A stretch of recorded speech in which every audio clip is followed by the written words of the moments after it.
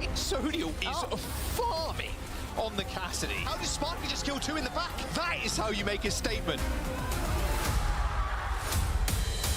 Kept it that much more aggressive. That's a beautiful blade. Absolutely picturesque. You just can't get enough of Hardy. There's the pin. Nice right hard. Yeah. Zen not going to try and play that anymore. Ooh, that is a sick shot. Oh my god. That is clean from Merit. Now there's no way to hire Sugar Free with a stick. Kai dead. Crazy Raccoon versus Team Falcons. Lip just throwing clips. They want overtime and they get it. This whole hog's pretty devastating when you're up in the corner. It is delectable. This might just be enough. And Crazy Raccoons have done it.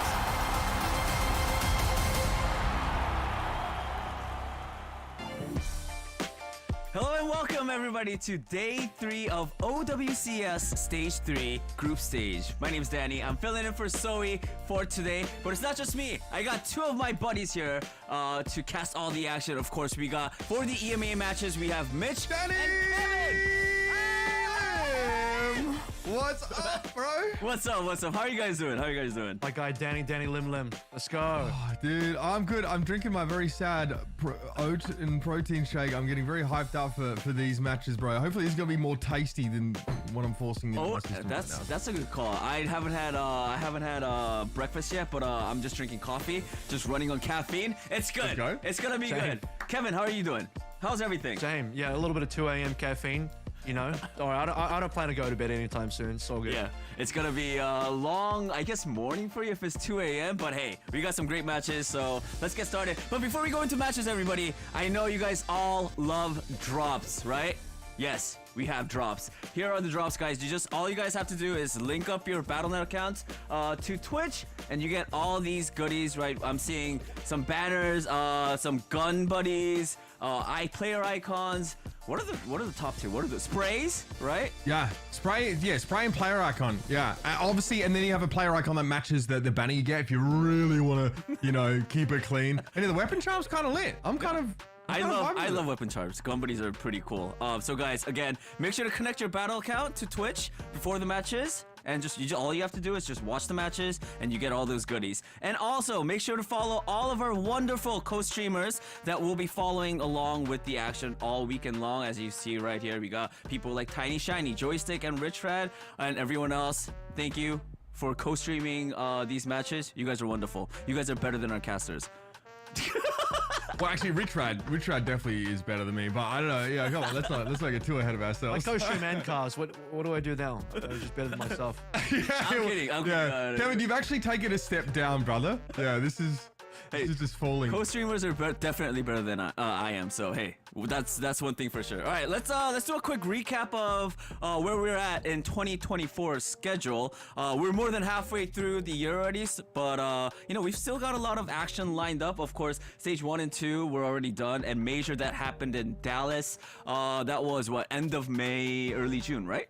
Yeah. Oh, it feels so long ago. So long. Yeah. It's probably because I didn't go to a certain event just recently and I just erased it from my memory out of fury. So that's probably why. But I mean, that was obviously like a huge like inflection point in storytelling for the year, where Crazy Raccoon had this dominant showing. We weren't sure if like it would be Team Falcons or Crazy Raccoon, and it wasn't close, and it has continued to be not close. Crazy Raccoon are absolutely out of this world right now. Yeah, They just wrecked Falcons again 3-0 last night. So oh, they did. Yeah. Yeah, they just played like very recently, like 5 hours ago. So, and it wasn't close, sadly. No. You know what, Kevin? Raccoons are getting away with it. Kevin, you bring up a good point, because I mean, you're talking about APAC region right now, and we're actually gonna sort of quickly highlight that as well, because we saw something very interesting. I heard in the APAC region yesterday happened. I was sleeping too, but yeah, I mean, I know Kevin's here to you know, give us all the details. It was streaming versus Zeta division, right? And we saw, you know, the thing that everyone loves, the C9. Tell us about it. Yeah, I was there live. Caught this one live on the co-stream on OWCS Korea. Essentially map 5. It's time bank, and all Alpha E has to do is triple blink to the payload. Pay attention to the top of the bar there. You'll notice this is 0.00. Yep. Oh, okay. You don't even. That's it. The payload literally didn't move. So essentially, Pokerface got held in spawn by the defense of Zeta Division. So when it flips the other way around and Zeta Division attack, if somebody touches payload straight away, they instantly win. So we actually got close to a map 6. No, we nearly got to a situation. So cursed, bro. We nearly got to a situation where we saw our first ever Circuit Royale draw, but it just didn't happen because look, where is Pokerface? They're just not on the payload. No one is on the payload. I mean that is like that is not reasonable also to play it. Bro, imagine when it's like 3-3 and then like you're like almost at the win and then like Alpha I don't think they were gonna win, but I mean, like, going out like that is blink bad. Twice. I don't think I've ever seen a 0.0 like meterage sort of total. I think on those kind of maps. I guess like I guess that's like escort maps. Like you can't draw them. So as long as you just like touch them, or you can draw right, but it's like very hard. The only way you can draw is if it's like 0 touch. meters or like at a checkpoint, right? Like that's. I'm sure it's happened in somebody's ranked game, but maybe it's extremely rare. Like it shouldn't be happening really. Okay. Fun stuff. Well, I'm just saying, but I mean, for fans, you know, they're all like gearing up for this moment, and then just blink, and then everything just ends. I mean, they thought it was like Pokerface and Zeta were laughing about it. Like they cut straight to player cams, and Pokerface is just like they couldn't even believe this. I was like, oh yeah, that's right. We're supposed to touch the payload. That's right. It was 0-0. So somebody had to touch. It just kind of. I mean, talk about spawn advantage though. I mean, like you're not winning that round anyway. Yeah. But the fact that like you don't even get on the card is it's rough, man. Hey, I mean, APAC. I guess APAC had some fun moments. Hopefully today we get some great moments like that. Is it great? That's great. I'm gonna say it's that entertaining. It's funny. Entertaining. Yeah. I call that funny. We need more memes. All right, we need the meme iceberg to be refueled. I think in this OWCS era. So I have my fingers crossed. I have my fingers crossed for more meme moments. But yeah, let's take a look at the standings. You know, to look at our NA and EMEA leaders for now. Of course, we have SSG and ENS for EMEA on top. Not that surprising. NA as well. Toronto being on top. Energy second as well. Anything that you guys want to highlight? Anything that you guys are, I don't know, maybe like happy to see, or like you guys are kind of worried? Any teams that you guys are worried about? I'm not worried. I think that's the story of like EMEA is VP just like clambering over people to get into that third spot.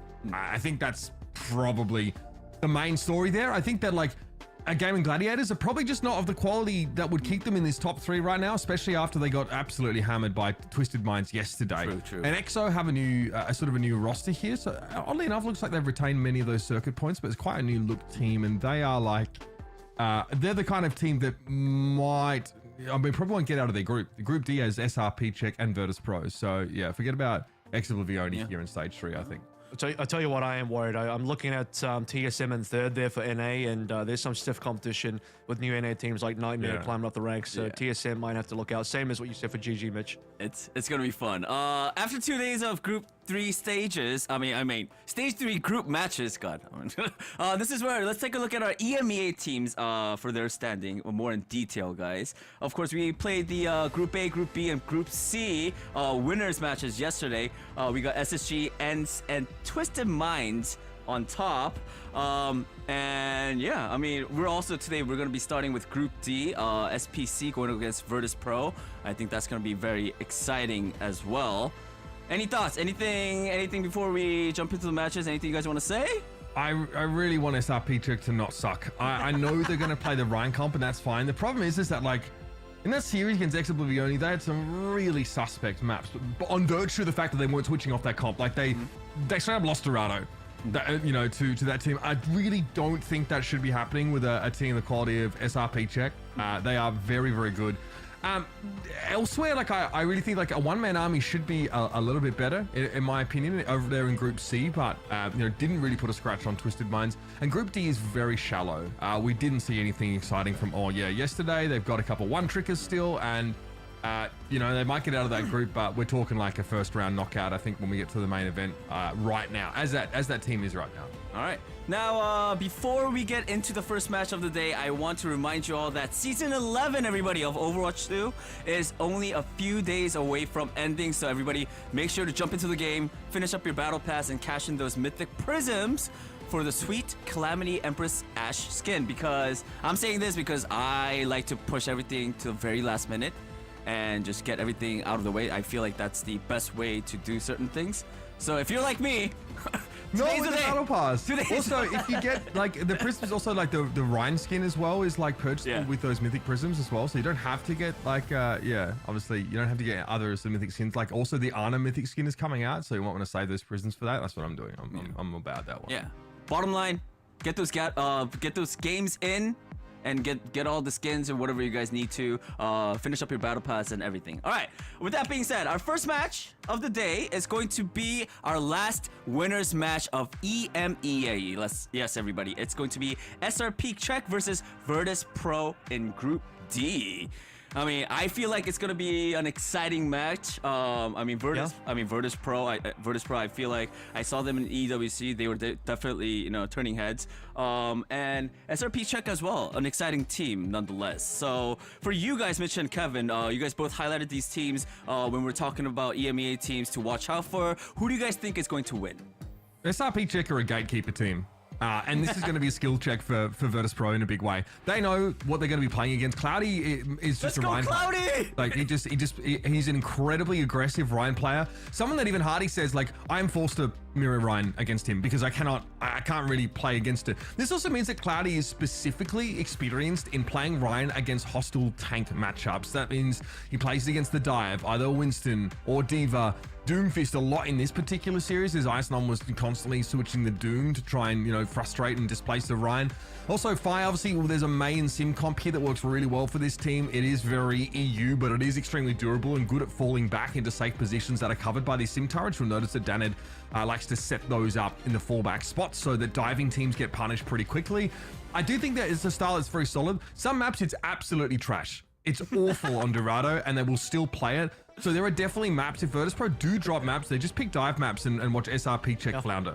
Yeah, there's plenty of the places that VP can go to, and on this roster as well, there are some particular members that can really, I think, abuse the lineup of SRP Czech. And I'm looking at Sauna because this is a guy that's played a ton of Fire. He's going to come through on stuff like the Echo as well. Tracer is what's going to be highlighted here. One of the key comps is going to be playing Tracer plus the Ashe. Shockwave, I'm pretty sure, is just going to play Ashe essentially the entire way through. He might drop in the odd castle or two, but honestly, it's probably just going to end up being the Ashe. I hope they have something in store for us, SRP Czech, because they're a known quality. Like, you know what you're going up against. You know exactly what SRP Czech are going to play. So far, SRP Czech have played a Danid Symmetra every single time. I mean, there's only a couple variations that you go through for that Ryan comp anyway. And as Mitch said as well, map choices do matter here a lot. So if there is a situation where VP do drop a map, go straight towards a Dorado, go straight towards a Paraíso. These are the types of maps you need to go to abuse the fact that Ryan is not going to be particularly good in terms of matchup there. And then obviously play as much Sauna Fire as you can, because that's also going to be really important. Yeah. I mean, that's our guesses. Hey, I'm a simple man. If I see Ryan, I'm happy, okay? That's all I think about. That's what I thought. I mean, we're seeing the viewer prediction here. Oh, surprisingly, a lot of, I guess, it's more favored towards SPC, 54% versus VP, 46%. I would have guessed Virtus Pro was going to be a little bit I higher, want to explain to you, like, branding 101 here as an Overwatch player. Step 1, be a Reinhardt one trick. Step 2, everyone ascribes you this incredibly masculine quality on account of Ryan being like the Chad hero, so you're just a Chad. And then it actually doesn't matter what you do. You make sure, step 3, you get into an interview and you give short answers that don't give detail, that also ascribes you a masculine quality, and all of a sudden you have a following of like a ton of 18 to 35 men. And then all of a sudden that's like, half of Overwatch, right? And then you've just got to, work your way from there. That is exactly what Hardy did. He's like, I'm just playing Ryan. Everyone's like, I love this guy instantly. It is the ticket to fame and greatness in Overwatch. Not gonna lie, I mean, it works. It worked for me, and I guess 54% It did of not the work viewers. for you. No, what do you mean? It worked on you. I love Ryan Yeah, players. I know you do. That's all I know you do. I wish I could put a leash on you when we play. It's crazy. Hey, I mean, now, Bumper fed for a whole season and made a name for that. So I don't just press W anymore. Anyways, guys, we're just rambling. It's time to go into matches. So, Mitch and Kevin, take it away. Thank you very much, Danny. Yeah, jokes, Chad Ryan jokes aside, Cloudy is one of the most experienced, one of the best players in that role, and in the past was utilizing top teams as a specialist. Now, now he's just forcing it in every situation. It does make for good Overwatch. This team is quality. They were able to take down Ex-Oblivioni with some very close maps, but you can see over the course of this series, like Kevin mentioned, quite a number of these maps can be pretty hostile to those Reinhardt compositions. Busan, less so. There are definitely some situations where you can make that comp work, and VP have actually obliged SRP by selecting it here. I think Peak Check are kind of lucky in the fact that Elios is not in the pool. Yes. And because if Elios is in the pool, they're in a lot of danger. That map is kind of unwinnable for the Rhine. Well, actually, maybe Lighthouse use some TP shenanigans. But as we get into this, you mentioned Cloudy's history a little bit. One of my favorite Cloudy facts, one of the stories is in season 3, I believe, when we used to have the old hero ban system, the one that people didn't really like back then. Cloudy was meant to play. He was on Glads. He was meant to come out of Ryan. He was meant to actually start on the Glads roster until Zoe's cat banned out Ryan, and then he never got to play. Oh, actually, true story. Actually gapped by Nori. That's amazing. Yeah. Nori ruined Cloudy's chance of starting on the Gladiators roster. I shouldn't laugh at that. I should not be laughing at that at all, actually. And I'm pretty sure Cloudy's locked in a Glad skin too. I don't know, he's got that purple skin out there. He's repping it. He's like, I'll make my debut today. OWCS stage, baby. Oh, man. That is brutal stuff. Okay. We're going to be out of the gates here in just a moment. It will be the Farah composition here for Sauna. Rajaro, going to be on the Ramatra, not an uncommon sight for them. And the Ash here for Shockwave, someone who can really outrange fire much of the time. SRP Checker playing the classic Ryan fall back to Sim turret composition. Already the Immortality field has been expended. Ram is a really good choice here for VP as well because it's one of the few tanks that Rajaro can definitely play that will play well into the Ryan itself. Ram versus Ryan is more than what you want to see in Gala. Specialist on the Alari, a lot of angles you can play through for Sanctuary. But he's already trying to get really aggressive and, he'll just die for that. Yeah, Cloudy gets a backhand from Rajaro as he charges in. Nemesis Storm are pretty comfortable here to pick up that kill for Virtus Pro. And they are definitely going to be ready to play around this Reinhardt setup. There's a question as well as the fight looking for angles to try and punish or put pressure down on Sauna. There are multiple threats to the Cassidy here. He's also completely and utterly outranged and power crept at times by Eliari. That is something to bear in mind here as Virtus Pro have all the tools. And this is the thing, how are you going to gap close into VP? You have a single teleport. There's a bunch of ways that VP can gap themselves out as well. They don't have a Lucio, but Sauna can throw in that concussive blast at any point that will really ruin your TPs. Cloudy's kind of died twice now trying to close that gap. That looks like a fake TP. At least one person took it. Yeah, not quite a fake one. We did use that to get the Cassidy and Symmetra in position on that right-hand side, but SRP check.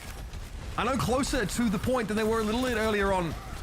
Cloudy already takes a face full of damage, and you see the attempts here at using the Simtaris to reposition. Cloudy will have to charge across the way. Danad, look at that position. Lying ahead of the Ryan Shield and not punished for it. SRP check able to establish now a little bit of position, but the bomb will have to be dealt with, and fire falls early.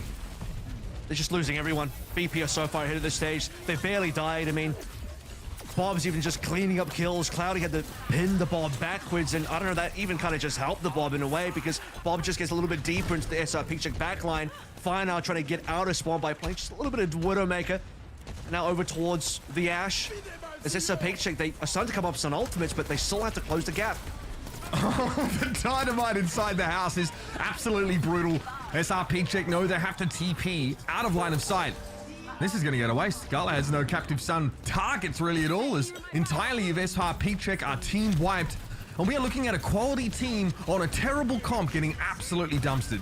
And Sanctuary shouldn't even be that bad for a Ryan team, but they just can't really get into VP at all. They can't take Rajaro down. No one can really take down Sauna. Fine, I'll come through on a Bastion, try and do something about it, but Cloudy's on point. The rest of his team, though, might just be a little bit caught out. At least they kill Sauna. Ghost gets picked off, though, by Gala, so that Iari again causing problems. Cloudy wants to try and make some space on this point here. You can see that the The outburst here from Gallus allows him to get back, and yeah, the Annihilation will chase Cloudy down, drag him to the depths as Virtus.pro take away the first round here on Busan. And I think what VP, or rather SRP, are really looking for here is they want to go towards that mecha base. Hopefully it becomes a mecha base that comes through for the second round, but in either case, whether it's mecha base or not, they have to win 2 rounds here because they just lost Sanctuary. Downtown's going to have to be a factor as well. Guess what? Downtown, great for Farah. Ash, plenty of high ground. There's going to be TPs to get you up there, and they'll have to get past, you know, their favored round, their favored submap to even have a chance to tie this one up and maybe round it out into 2-3, or rather 2-1 on opening map of Busan. This is where they're favored though. If you can't make the Rhine comp work here, then this series is going to get really dangerous for SRP check. Yeah, it's not just this map, right? I think if the Rhine comp doesn't work here, it doesn't work anywhere.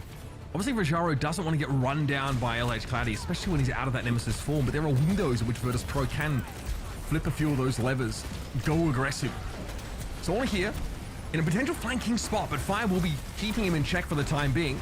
Trying to push up, trying to overwhelm Rajaro here. Bear in mind, there's a Life Weaver in play for Gala.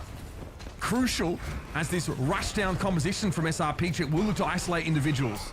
It's a little bit more dangerous for Sauna to play this map, right? A little lower on the ceiling, so Gala might just go for a few of those pulls to catch Sauna out into safety.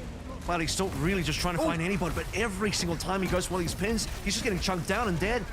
And that's a positional issue, nothing else there. I mean, Cloudy ends up getting split from SRP Check, who are playing on that main high ground. He's over towards the bridge, and Virtus.pro able to drag him down. Now it's really a matter of just flipping the point, which they've done so. SRP Check actually don't attempt to contest it because they're all stuck up on the high ground, which ultimately causes them to get staggered for a time. But both DPS are down for Virtus.pro.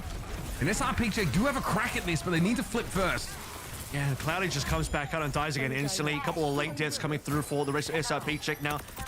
They did actually have a couple of early ultimates. Ghost was leading Canal by just a little while, but Canal's caught up now. I mean, that gap has closed very rapidly as Virtus.pro in position to counter-ult in plenty of different ways, and despite at least getting Sauna or Shockwave down, they couldn't clean up the rest of the members. Rajaro got a multi-frag in that previous fight. Kronos is so far away from a sound barrier, and that's just one of the tools they really need to be able to take these fights. Tree of Life, though, up for Gala in just a few moments here. And there it is. That's going to be the pull to try and presumably get Shockwave out of the fight there. Gets picked off. Cloudy chases Virtus.pro onto the point here, trying to force this fight. Lifeweaver ultimate, though, is going to make it pretty hard to bring Rajaro down. And those healing pulses are definitely more than enough to keep Virtus.pro hale and hardy for this fight. Deadeye for Fire. Hopes the TP through, but actually gets picked off. A rare barrage kill against the Cassidy for Sauna, who picked his spot marvelously. And now Ghost really is just getting staggered. Virtus.pro have been in control at this point the entire time, so they are happy to try and contain the BAP as long as they can. Yeah, nearly got a kill there, but Immortality Field expended by Canal. He doesn't mind that at all. And for SRP Check as well, you can tell from Cloudy's POV, he really wants to get into backline. He really wants to swing the hammer onto somebody. Managed to get Shockwave down, but it's so hard to keep up with him. How are Kronos and Ghost meant to really do too much? Because as soon as Cloudy goes in, guess what? Sauna's damage is going to come through. Shockwave's damage is going to be there, assuming he's alive.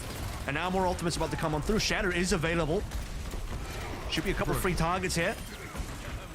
Canal gets picked off early here. I think, yeah, Virtus.pro are tracking this ultimate, Kevin, and they just split on that high ground as quickly as they can, trying to break line of sight. It has at least exposed their Baptiste to some of that damage. So we do have a flip here for SRP Check. Bob going to get thrown out here, and that's a mutual knockdown between Cloudy and the Bob itself. Gala, I think, avoids the scrutiny that Cloudy would have applied to him after that Bob gets thrown out, but that Shatter is still available for SRP Check. Timing for Ghost here as well onto Canal. Is there a window that SRP Check can use quite literally and metaphorically? They do have point control, but it's 98 for VP, so one flip and they take away the entire map of Busan. Still looking towards that Shadow. We talked about it for a while now. Gonna have to make it work. I mean, you're dealing with Farah and Ash, who are also playing from the high ground here, so it's Ryan. You don't have a lot of options. As Simi have even less, and yep, Dana got split off from Cloud. He couldn't benefit from that shield, and the Shadow, well, we're passed without a trace out of this wall. We have no idea what he was able to catch with that one. Odds are absolutely nothing. Here's the Annihilation. Gala, of course, able to dash away from the incoming Reinhardt as Ghost and Fire get dragged down, and Cloudy will follow them soon after. Virtus.pro with sheer weight of ultimates there, able to bring SRP Check to heal. And that'll be Busan getting taken away. That was dominant. That was super, super dominant, especially when you look over towards Mecha Base, which, as mentioned, should be the favored position, should be the favored sub-map and round for your Rhine composition to find value. I mean, that is the Brawl map. Typically, you look over towards these control maps, there's going to be one of these rounds where you're going to have something favored for Brawl. That was it, and they didn't get anything done. And you have, a couple of misplays there, maybe. Cloudy just couldn't find a shatter. I paid attention to the HUD there, and no one got stunned. 0 people got stunned, so that was just a 100% whiff. Dan had been caught out into the side room as well. Sauna, it's a freebie. You got no sim. No sim means you don't really have the mobility. The Lucio is there for the speed, but it's the TP that'll actually close the gap onto some members of VP. But it doesn't really happen because one other thing that's apparent on Mecha Base is there's still plenty of high ground. You want to play on the point? Well, you're not going to be on the high ground. And how do you catch players like Sauna and also players like Shockwave when they can just abuse the range as effectively as they can? And once you start wanting to brawl on the point as at Rhine comp, now you're getting off-angled really heavily. Starting on Sanctum here, I mean, first of all, I think it's really important to point out that this isn't even a conversation about the Rhine comp versus Dive. Rajaro is playing Ramatra for the entire map, and, it's really a more potent composition overall. I do think that the symmetry here is so punishable. Yes, if Dane can set up some effective TPs and get Cloudy where he needs to be and make these plays like we saw, frankly, from Twisted Minds yesterday, then this comp has a lot of potential. But all I see is Cloudy split from the rest of his team constantly. Well, and no one can really follow him up, and you're relying on Ghost throwing a gold medal discus there to be able to catch him with the ammo field. And Cloudy's just so far away because he's desperate to get onto the back lane. He's desperate to swing the hammer at somebody. I don't know if there's a more patient way they can play this and they can get around the map a little easier. Perhaps Busan just wasn't going to be their play. They need maybe a more favored Rhine map, go towards, I'll have a look at the map pool in a second, but maybe a Shambali or something like that. I'm looking towards Eichenwalder as well. But point being, go towards the hybrids, maybe Runasabi could be good, but you're going to go up against a poke composition the entire way through. Because what you really see out of VP, despite the Ram being there, what was it? Ashe, Pharah, and double flex support. That is quintessential poke. Now, if you play Diva or Sigma there, that is a perfect poke composition. The only reason Rajara is on the Ram is because he knows a Ram has a capable matchup into the Rhine. That's it. That's the only change that VP need to make their composition, their style, work against Cloudy and the rest of SR Pick Check. And if you're referencing maps like Shambali, Monastery, for example, or even Runasabi, you can just play the Ramatra. I mean, he has windows where he can trade with that Rhine quite happily. It's just the threat of the shatter sometimes that makes Ramatra players think twice. They don't always want to be brawling because obviously they have two separate states, and that Nemesis room allows them to throw down with Rhine quite happily. So you can play around it. You play around these more obvious windows where the Rhine is going to be stronger than you, and you have a sick poke comp to fall back on. When we saw Gala initially play the Iliari, very, very potent, I think, on that first map there. Really wide open map, of course. And, players like Fion Cassidy are just utterly outranged by her and will die, obviously, in a few hits. Then we saw the switch over towards the life weaver. So again, in those poke compositions, the weakness of them is individuals in that poke comp getting dove on or not being able to disengage. Well, you've kind of covered up that potential weakness of the setup here, and you're getting great value out of your Baptiste in general. So that's something to be mindful of here. This might not necessarily be a question of, okay, does Rhine suck against Dive? It is, does Rhine suck against Ramatra or sort of any other composition here in general? Circuit Royal picked up by SRP Check-in. This is a map that's, again, ripe for the poke comp. Well, actually, I do have a comment about this, and we discovered something in terms of the meta when we looked over towards World Cup, because SSG, piloted by Hardy, on that Rhine as well. So you can basically be Cloudy. You can look at SRP Chicken, just look over towards what SSG did over World Cup, and they played a lot of circuit, and they hard forced the Rhine comps, and it worked. It actually did work. There's a lot of situations where, because it's quite a flat map, yes, there is high ground, but very easy to go through the high ground and to use the TP to just navigate that situation. You can make a Rhine work on this. Hardy proved it was possible. So Cloudy's just going to follow the same footsteps here and try and force it into VP. But the problem here is still going to be the Fire. Sauna has no reason to hop off the Fire anytime soon. And all SR Picture can do is hope that Fire can do something with the cast. He doesn't really want to go towards Ashe because it doesn't work towards the Rhine comp, right? Ashe isn't really what you want to play him there. So you want to play the cast. The Bash is not going to work. Bash is going to have zero value versus the Fire. You need to navigate the Fire. So Circuit Royale, gonna be a good Fire map. Unfortunately, for SR Peak Check, just looked at every map, every single map pool, every single map in the pool is pretty damn good for Fire, actually. I mean, we've also seen Ents get a lot of value out of Farah on this map. very good at beating other poke compositions, you know, if it is like a Sigma setup. But yeah, I mean, I don't think this is super surprising, like seeing the Ramatra giving Virtus.pro a pretty middle-of-the-road option there. And yeah, okay, so do we get the Life Weaver? Because obviously, you know, being able to throw those pedals up to give Farah, you know, those staging grounds means she never really is going to drop low to the ground. And that's only one of the issues as well, because you still have the range. I mean, you noted that this map is still extremely good for poke, and it is. And you don't even have to play the Sigma. Again, Rajar is going to come through straight on the Ram, same as what we saw on Busan.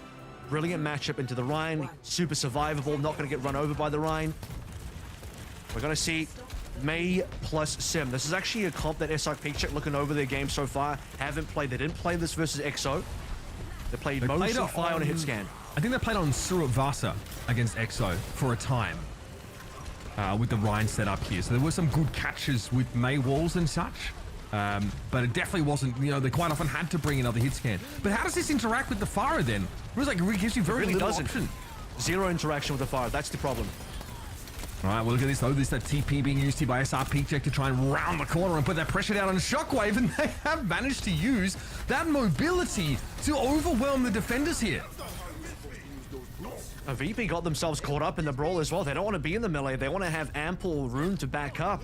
They know the TP is going to come through. They need to be able to be in a situation where, okay, you have room behind you, fall back to the hairpin, fall back even further to the high ground, abuse your range advantage, and can't be affording yourselves in a situation where you're stuck in a corner and suddenly the TP arrives on your doorstep.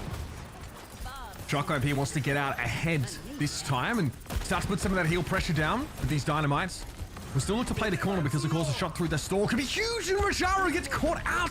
The M-Matrix, he's not ready for it, and he gets absolutely bowled over. This Peachek were ready for this map. They absolutely came to play on Circuit Royal. Yeah, and they just have all the odds to play through as well because they were so good in that neutral. Ghost was so far here, connected by at least 40%, and now the melee continues. More cleanups. Payload's not really moved. That's the only downside for SR Peachek, but they're getting all the kills. And, well, this is a matter of time for Sauna. He'll be allowed to get away as Fire's more than happy to push up. And this cart has not been moving past that checkpoint. So SR Peachek lose a little bit of cart progress here by all leaning on that fight, but it's kind of what they cop needs to do by definition. So they have a chance to regroup now and start that push behind a sound barrier, an ultimate that Virtus.pro don't have access to in general. It does kind of wipe away the last fight, though. It really means the last fight didn't count for much because you never progressed payload the entire way through. So VP essentially get a free reset. It's not like VP actually played ult anyway. Eventually, I'd also like to, by the way, speaking of resetting, see Gala off of this hero on the life. We maybe go back towards the Galari. There's no reason that Sauna can't get tons of value here. The only person that can really threaten him is Ghost, honestly.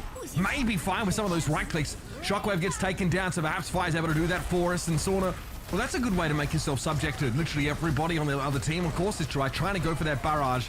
It doesn't pay off, and the Farah really hasn't been a big factor in this game so far. Now, yeah, Rajari, under so much pressure, pulled out and hopes to make use of this annihilation to stop the car from getting that second checkpoint already. I mean, the entire way you're supposed to be using the life group is to save your Farah from the rocket barrage, but that just didn't happen. So now they have to try and retake. The bomb actually misses the payload, so Rajari's going to have to be the man of the cap.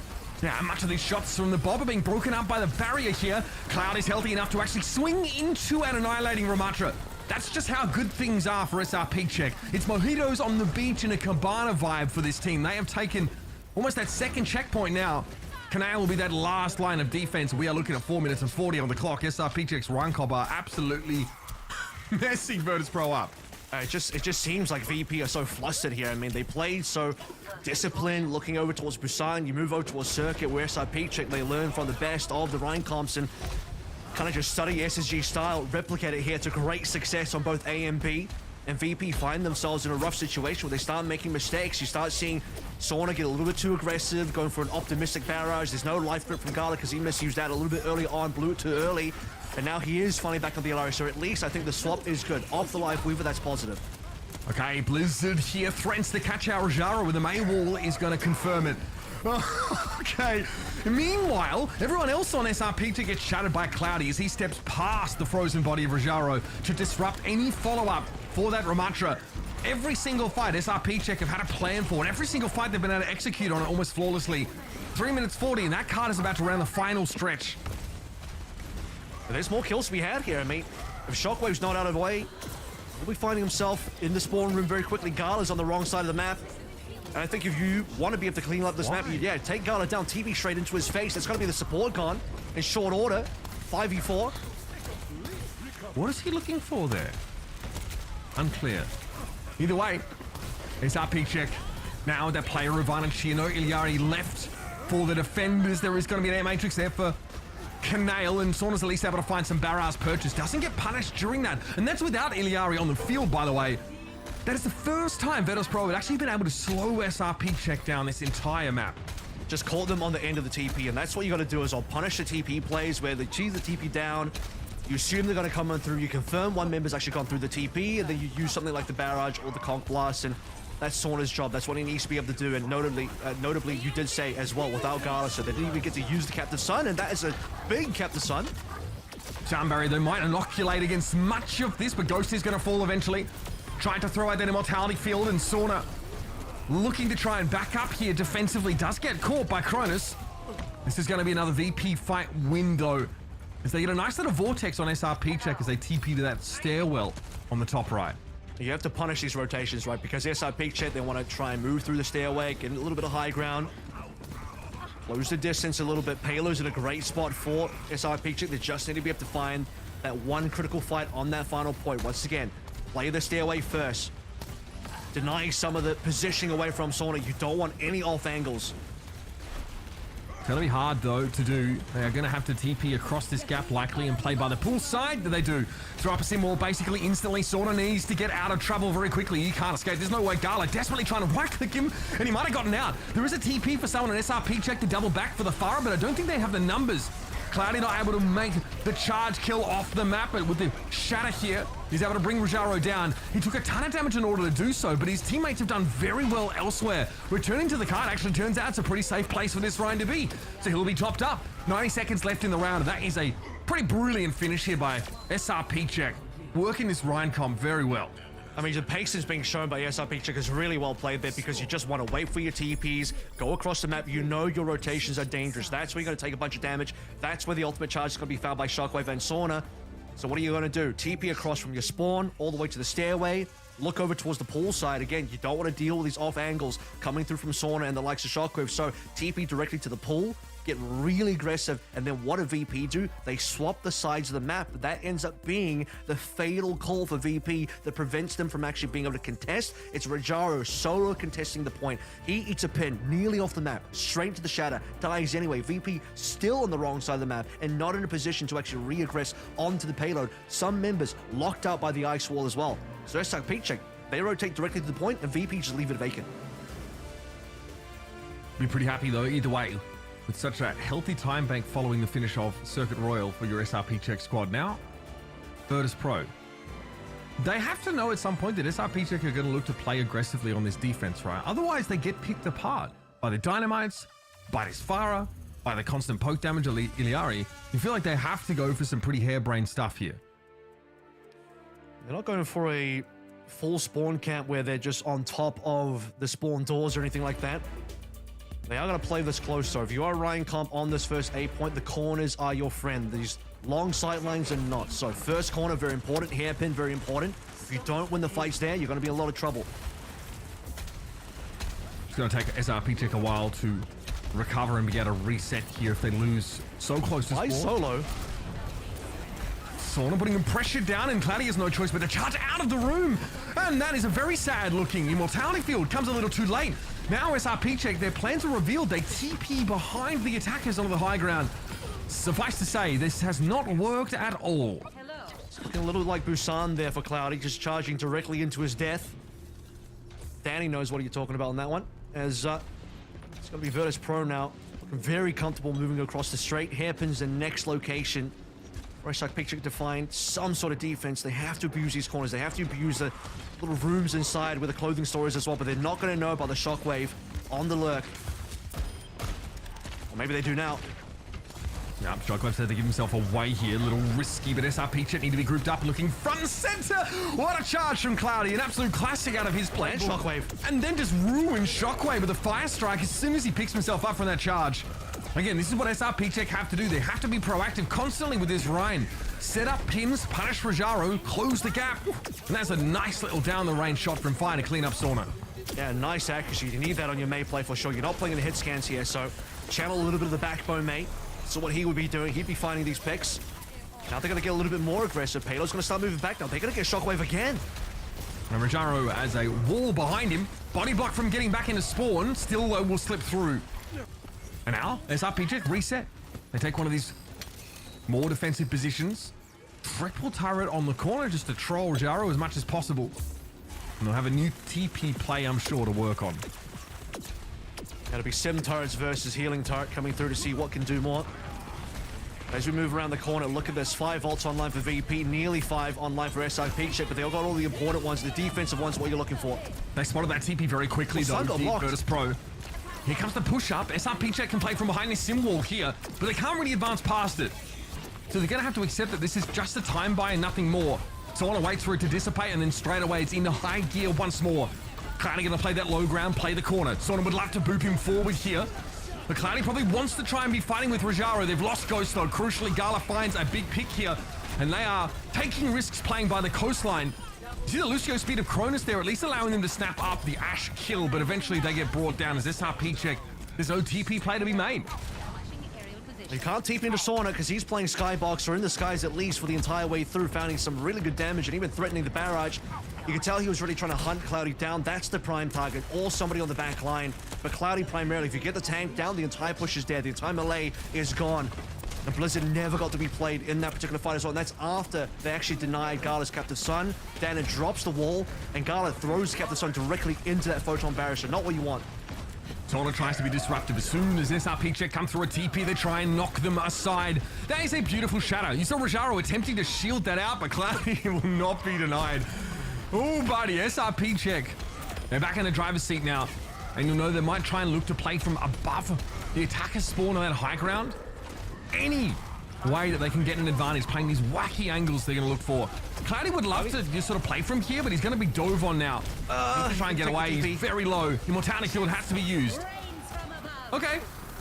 Okay, so why don't we take those? He expends the barrage, knows that the Ryan is definitely vulnerable to it. They don't want to lose Canale here. And they keep Cloudy overplayed his hand. Cloudy massively overplayed his hand there. He needed a TP to get out. The TP came through, but he goes for the charge instead to try and run, but he's going to take a lot of damage with that.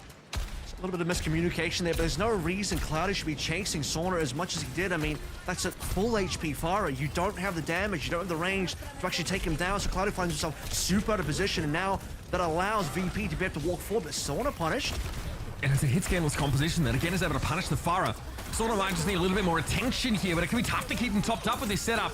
That is a dirty annihilation. Ghost is desperately trying to keep his team topped up, but that regenerative burst is not available, and Gala drops the sun on them. That is dirty. Brilliant Iliari ultimate there. That Captive Sun claims 2. And Virtus Pro, they look to be in trouble. Rajaro, frozen stiff, almost eliminated. They're able to recover. Just wait for all the other ults, wait for all the defensive utility to be gone from SRP. Chicken Sun and the Captive Sun. Didn't work last time. This time it's going to absolutely win you the fight. Gonna back up here. That symbol will at least allow Virtus Pro some breathing room as this SRP try and set a further forward staging ground with a Sim TP. Cover up the stairwell. Consistently, you notice Ghost's job consistently to clear these Iliari healing pylons. Cronus low. Oh, Cronus is so carefully. Oh, risky. All right, guys got stones. Sound barrier, though, plays out just as you'd expect it to, and Shockwave gets picked off by Danad. Fire here sees Rajaro, obviously in a bit of a flanky spot. He was actually able to reach in and peel out Cronus. Rajaro just falls. It looks like the reinforcements were on their way. The fire still could be an issue, though, and you'll notice Fire needs to land some of these shots on towards Sauna. There's no real healer, I think, right now for Cloudy. This is dangerous here for SRP Check, excuse me. The respawns are coming back in. That Rhine Shield, though, as soon as it drops, it should be the end of Cloudy. He's got to get out. He's on 1 HP here. He needs a lot of help. And Gala's taking down Fire, and Cronus has got to follow through. So the cap should come on in. 98% for Cloudy there. And unfortunately, Ghost 91, Cronus died in the previous fight. Cloudy was trying to hold on for dear life and just was unable to do so. Never really found his way back to his own team for that safety. And Virtus Pro will finally get onto last, but look at this time. I mean, 2 minutes versus 125. SRP Check will absolutely have the better time bank here. If VP finish the map at all, I think it's going to happen in OT. I think you might be right here. It's a little bit harder at some of these points for Sauna to be able to flank safely. Doesn't really have the skybox to play, but can definitely punish a wayward charge like that one out of Cloudy.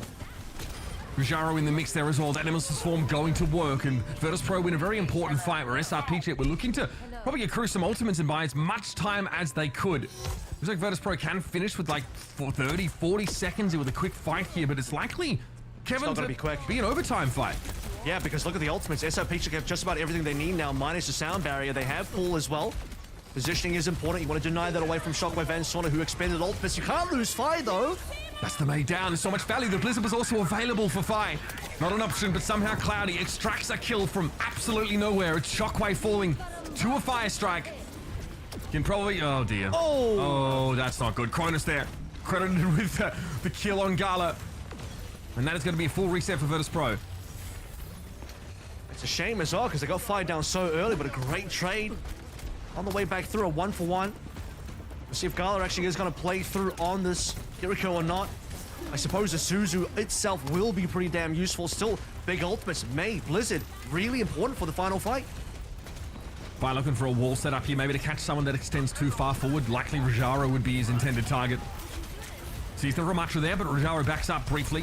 TP's now going to allow SRP check the transition back to that left side high ground. That's the wall thrown out by Fire to block them there. Rajaro's going to be caught. Suzu, can it get him out? He's trying to get out of the Blizzard, but it expires before it could have frozen him. Desperately, they try and keep him up. You can see Gala with the left clicks attempting to keep the Ramatra in the fight, but in Annihilation, he is still brought down. Cloudy now back to playing corners and back to getting value out of that shield. Charge in the direction of Chenale. It's going to be Shockwave to at least help bring him down. Now Fire on the card trying to contest, and Shockwave from behind putting some damage in. That is dirty stuff. Okay, the dynamite goes off. Puts a ton of pressure on those card players. Rajaro returns on the wrecking ball now, and Shockwave still has a pretty commanding position from this high ground. He's gotten rid of that immortality field. At least, can he be pressured? He is going to be so frustrating for someone like Cloudy to deal with, who can't really turn his shield in a safe direction at all anymore. Bob's available, going to be sent down, and that is dirty. Ghost peeks his head out for just a moment, has it ripped clean off. What a moment for Shockwave. Virtus.pro at risk of not finishing the map at all. Squeak one out. And you just see VP, they were trying to take pool control the entire way through. TP's trying to address that coming through from Danid, but all you can really do is see Fi drop in the ice wall and then drop back down to the point again, because you need to be playing the Blizzard on the point. They catch Rajaro, great, prime target, tank gone. But what about the rest of VP? You still don't actually have high ground control. You're a brawl team. You can't address all these threats at the same time. Too many fires to put out and only one fire extinguisher. And unfortunately for them, one of those tinders ended up being a blaze on the final point for Shockwave at the back of the point on the high ground, unaffected. No one could deal with Shockwave at all. And you have another situation where Cloudy, unfortunately, goes down to the 1v1 versus Canal. If he wins that 1v1, gets one more hammer swing in, or lands the initial pin, could have been a slightly different story. Would have slowed things down a little bit further, given SRP the opportunity to maybe regroup with just a few more members. Yeah, obviously make Shockwave look a little bit uncomfortable in that position if the Baptiste is picked up there. And it was a charge that missed by a matter of inches. However, SRP get to go on defense once more. That 2 minute and 25 time bank, which again, make no mistake, is huge on a map like this. It's absolutely massive. And it is a difference, of course, of 125. Something that Virtus.pro is going to hope to make up early on. Now, last time, SRP just got smashed in this first fight. They kind of tipped their hand. They showed they were trying to TP behind, and Cloudy got caught. Stop me if you've heard this one before, but that is definitely what they're trying to avoid this time around. Keep Cloudy a little safer. Try not to be forced to charge in. It's the same setup for both teams so far. You have Fi on the off angle, and the rest of the team. Oh, a big TP on the back, actually. Yep, this time it works out. Cloudy ends up in Canale's face, which is the last place you want to see Ryan. He clambers over the back line of Virtus.pro. Gala able to recover 2 quick kills of that Iliari and 2 important targets at that. Shockwave is able to time Daned's emergence from that teleporter. Virtus.pro do win the fight, but again, that strips already a decent 35 seconds off the clock. But it might just give VP some much-needed ult charge, because we are getting to a situation where once the neutral is over, first ult's going to be super important, so we're going to pay attention here. Ghost is leading Canale. And for SRP, they're going to need to hold around this hairpin. If the cap does go on through, things will get really uncomfortable. 1 minute's not a lot of time. And for SRP to win, I do believe they need to hold A. Fake TP potentially, only Cloudy ends up taking it. It was sniffed out pretty early by Virtus.pro, as they've seen that exact TP before in this game, no less. So we're not getting pretty close there. Cloudy low, and over the edge he goes. Gets picked off before he could have fallen, but that is going to be the Ryan out of the mix once more now for SRP Check and Virtus.pro. Just need to stick the landing here for this first checkpoint. They should do. Ghost goes down, and the rest of SRP Check are hoping to stall as long as they can. A boot from Cronus is good. It gets Canale at least. So it's a 4-player outfit for Virtus.pro looking for that first checkpoint. And now B is up for grabs for VP as well. And that's going to be really difficult because, again, SRP Check had to do all of this again on their own attack. They cannot stop A. This is already getting out of their hands. If they want to win this map, like I said, I think it needed to end on A. They can't afford to really allow VP to get this first checkpoint, but they wanted to TP out for the disengage, and they had to go around the statue, but that's just not where you want to be. You have to think Virtus.pro might have done enough on this map already, but it's time to see just how much more they can ask for. Rajaro has to hide away from this amp matrix. That means Akane can walk up on him. Ghost has to respect this. No one saw when he gets picked off. It's a sound barrier. And a very timely point here for Cronus that keeps SRP Check topped up. Captive Sun, though, is there any purchase? Doesn't look like it. Looks like it went straight into that little kiosk instead. But Danad always going to be weak without Reinhardt in the mix or in the right position. Gets taken down by Shockwave, and yep, they're doing it again, folks. Virtus.pro spent some big ultimates there. 3 of them, in fact, to win that fight. And now they're knocking on the door of B. Well, they got the ult lead because they win 2 fights in a row very handily as well. One at the spawn, one around the hairpin for the A point. And now they want a 3rd point. It does cost them ultimate, so eventually SRP Check is going to get one through, you'd imagine, but they also lose 2 defensive ultimates. They have to be able to use Wall to go in for the retake, but where is Sauna? He has the high ground. I like that TP. There's going to be a barrage here thrown into the dispersed mob of SRP Check. Unfortunately, Virtus.pro get off the card in doing so. SRP Check force them to stand and fight. 4 to 3. Switching sides. We really needed to see Sauna with that rocket barrage take down the Ryan of Cloudy. Looking like it was probably an SRP Check favored fight, if I was to be a little bit honest there. They're really good ultimates for that engagement. Wall to get the retake on the point itself. Obviously got Shadow to play through. Blizzard, quite difficult for VP to deal with unless they can find that range. And if you lose Sauna again, things don't look good. But we talked about this, Mitch.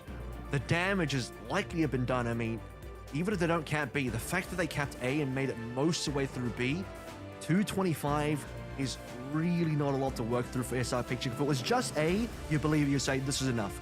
A and B, it's looking a little bit rough, especially when you consider line comps. I think they do struggle a little bit going on towards B. Now, yes, they did get a lot of distance on B on their initial attack, but I also think VP played quite poorly in some of the decision-making they had. They were quite flustered looking. Gala was on the Life Weaver this time. He just starts on the Life Weaver. That's the right call. I don't like to see the Life Weaver shenanigans come through. Play what you know you're good at. Play the poke composition. That's what's going to beat the Ryan. I mean, Virtus.pro have to have their eyes utterly peeled for these TPs because you don't get much of an opportunity to respond to them. When SRP Check throw them down and dive on them. The Shockwave and Canale especially, those are the 2 primary targets for SRP Check here. They take the Ash out. SRP Check are in good standing. Good little pressure here, and that is a beautiful concussive blast that catches 4 players. That means that SRP Check can't gather around that Rhine shield straight away. They use a TP, but we've seen this before. They transition to this high ground. This is something Virtus.pro have to have been expecting. They're trying to back away, but even with advance notice, will that be possible? Danad's under so much pressure, and Sauna sees an opportunity to take a kill, but he overextends into it. Ghost picks him up, and it's going to be a trade here. Rajaro, though, wants to push forward as Cloudy is down, and that is all Virtus.pro need. These trades are not good at all for VP. A late death of the Ghost 91 is crucial because that's now going to allow VP to regroup. They're going to try and catch fire here or something. You don't want to bite more than you can chew off because they don't have enough mims. 3 only, and they're going to get caught. Rajaro able to get away somehow, but Shockwave not nearly quick enough. That Sim TP means it doesn't matter how fast you are. You need to be away from the action if you're Virtus.pro and you're trying to regroup. That is a crucial stagger on Ash, who's really powerful on this part of the map specifically, especially when it comes down to those dynamites into the backline lobbed over the Rhine shield. It's just so greedy. I mean, why? VP, you didn't need a hunt for fire. You got enough kills. You got Ghost. After you get Ghost down, just get out, regroup with your team, play the hairpin. At least they're going to get the regroup here. SRP Check have to be a little bit careful. Full membership now back for VP and ultimates coming online. And Matrix will catch them. Rajaro's not ready for this. He's able to get away around the corner only just though. Cloudy tries to chase him in, but it was Gala with a huge pick on Ghost. That is massive. Rajaro could have just disintegrated there. He didn't really have much of a window to escape. And with that, SRP Check losing that air matrix. Yeah. That is going to hurt them dearly. Worst of all, VP have 5 ults now for SRP Check. That is disastrous. Remember, 2 fights, VP capped A. 30 seconds VP were already on to B by now. The time is basically gone. That's 2 minutes now. 2:25 we started with, 25 left now, and it's only seconds before we go into the OT. Barrage here. Immortality Field covers that over, so Sauna was safe, and Fire has to use an Ice Block and Wall pretty much prematurely. Captive Sun inside that small room could be good. The TP comes in though, and very quickly Gala had to outburst to escape it. Hit by the Captive Sun he was. Sound Barrier now is going to protect them, and Rajara's on the wrong side of the wall to be healed by Gala. He's desperately trying to keep this Ramatra standing, but SRP Check can even use the Sound Barrier. They've got to chase now. Virtus Pro have to take the fight. Cloudy knows it. Hits the shadow. Rajara is going to drop down. Can they get a touch on the cart to stop this checkpoint getting picked up? Sauna can't get there, and SRP Check have it. Now Virtus Pro are going to get staggered out. What a ridiculous TP 180. Shatter play from Cloudy. And he just turns around and counters the window entirely. That window could have been very disastrous. So Cloudy saves the day. It does cost him his life. He gets a little aggressive. He starts to come back from spawn now. One last push. Can't get off the payload. Window's still available. Sauna looking towards our ult barrage, but still Another far Matrix. away. Rajaro, though, he's got the Annihilation. He can work Rajaro down though in Annihilation with this Amp Matrix. The damage is too much even for the Ramatra to deal with. But here he comes. Rajaro pushes ahead of the Matrix. That's crucial. Takes the Immortality Field down already. They're going to run roughshod over SRP Check. Cloudy falls now, and the rest of them follow soon after like dominoes. SRP Check are felled at the final hurdle. That right there is some good Overwatch. Finally. What is that? The 11th map? We've had like we had 9-0 yesterday. This is what I'm talking about. SRP Check really brought the heat with this comp, but look what they have to do to mimic a fraction of VP's power, man. Yeah, it's still a 2-0. I mean, we might still get a 3-0 here. I really hope we don't, because SRP Check, they can show their capability to win, and Circuit Royale was so damn close, but man, it was the A point. They let the A point go in the time bank way too quickly. 2 fights, one and done, basically, for the side of VP, and then on their own offense, it took them so long to get the car started to finally cap. Now, some heroic plays, very good Overwatch, like you said, to be able to get that cap, but they didn't have time to play on B. Had they had even maybe one more reset available, 1 more minute to play through, even 30 seconds to play through, I think you play another fight on B, maybe they actually win, because they got close, just had 0 time to work through. Absolutely. You know, I did love the TP4, the sort of 180 shatter from Cardi looked very, very good. And quite often, right, like Rajaro, we talked about Ramatra. It's like it's a decent matchup against Ryan. You can't do what Ryan does all the time outside of those prescribed windows with Nemesis form and, of course, that Annihilation. And you do have to respect just the pure stopping power of Earth Shatter. And a couple of occasions, Clad is able to make good use of this. This little angle here from Shockwave is ridiculous. They don't win they don't end the map. Virtus Pro don't even get a chance to go to extra innings if Shockwave isn't in this position. The bob there is clutch. Rajaro comes back on the ball. It is massive. I just think VP are very good at knowing their win conditions there. Well, that was a nice little play. You didn't catch that. Just goodbye, Cloudy. But yeah, you have a situation where, again, the final point set up to even get us to a time bank for VP where they struggled on their offense for what it's worth is the fact that they know they have to get those off angles. They have to play a little bit of high ground for their DPSs, and they have to be able to bait players onto the low ground as well, because guess what? When you're on a Ryan comp, if you're SRP Check, you can't afford to split up. You have to be grouped as 5 for the most part, maybe a 4 and 1 if you want to get tricky, but you can't just have like your entire team go after, you know, too many individual players. This is the play that we're talking about, though, that actually gets an A point. Yeah, look, the 180 shatter into Blizzard. Canale like never moved from that spot for like 10 seconds. And then they staggered out. I definitely at that point I thought it was possible. But I think Rajaro makes a great position here. Watch the Ramatra. Goes around the Amp Matrix. Knows of the potential for him to get bursted by that ability, so just circumvents it. That is really important. I will say, though, as cool as it was to watch the players come through between the Blizzard and the Earth Shatter on the A point, it did cost them a lot, right? It cost them the map. Everything to actually get that cap, and that's on top of the fact that it cost them the entire 225 time bank. And they had a superior time bank, but just didn't seem like it mattered. And what was really important is that VP kind of learned from their mistakes on the A point defense, because you remember their original A point defense was completely weak. They got destroyed on the first TP play. And then on the time back, they learned, okay, now we can actually back up. We know the TP's coming. We know it's going to be. We're not going to get caught out again. And they didn't get caught out. Some decent Overwatch here. It's a 2-0 though, as the smoke clears, favoring Virtus Pro. A chance here for SRP Check to select another map that hopefully lends itself to the Ryan comps. Stick around, folks. We've got more of this first series after the break.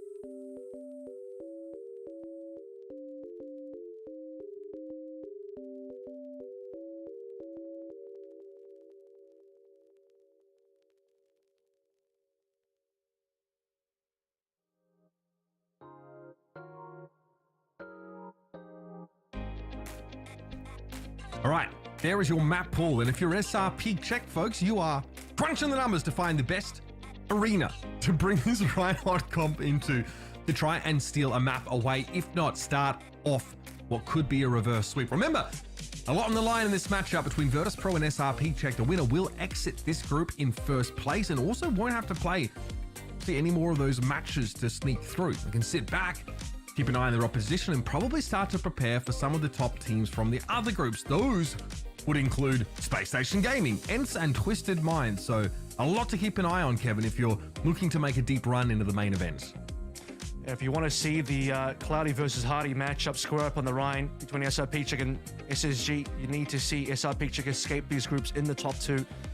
And a good way to do that would be to get a reverse sweep now. And in order to get a reverse sweep, I do believe hybrid should be the next choice for SRP Check. You want to remove the capability of the eventual Paraíso pick coming through from VP. So you don't really care that much, I think, if you are SRP Check about Flashpoint or Push. So leave those towards last. Those will end up being picks used by the side of Virtus.pro if you do start to win some maps, but you don't want to leave your hybrid pool open, so go straight to hybrid. I was going to suggest something like an Eichenwald, but honestly, King's Row also works here. You just want to avoid Paraíso at all costs.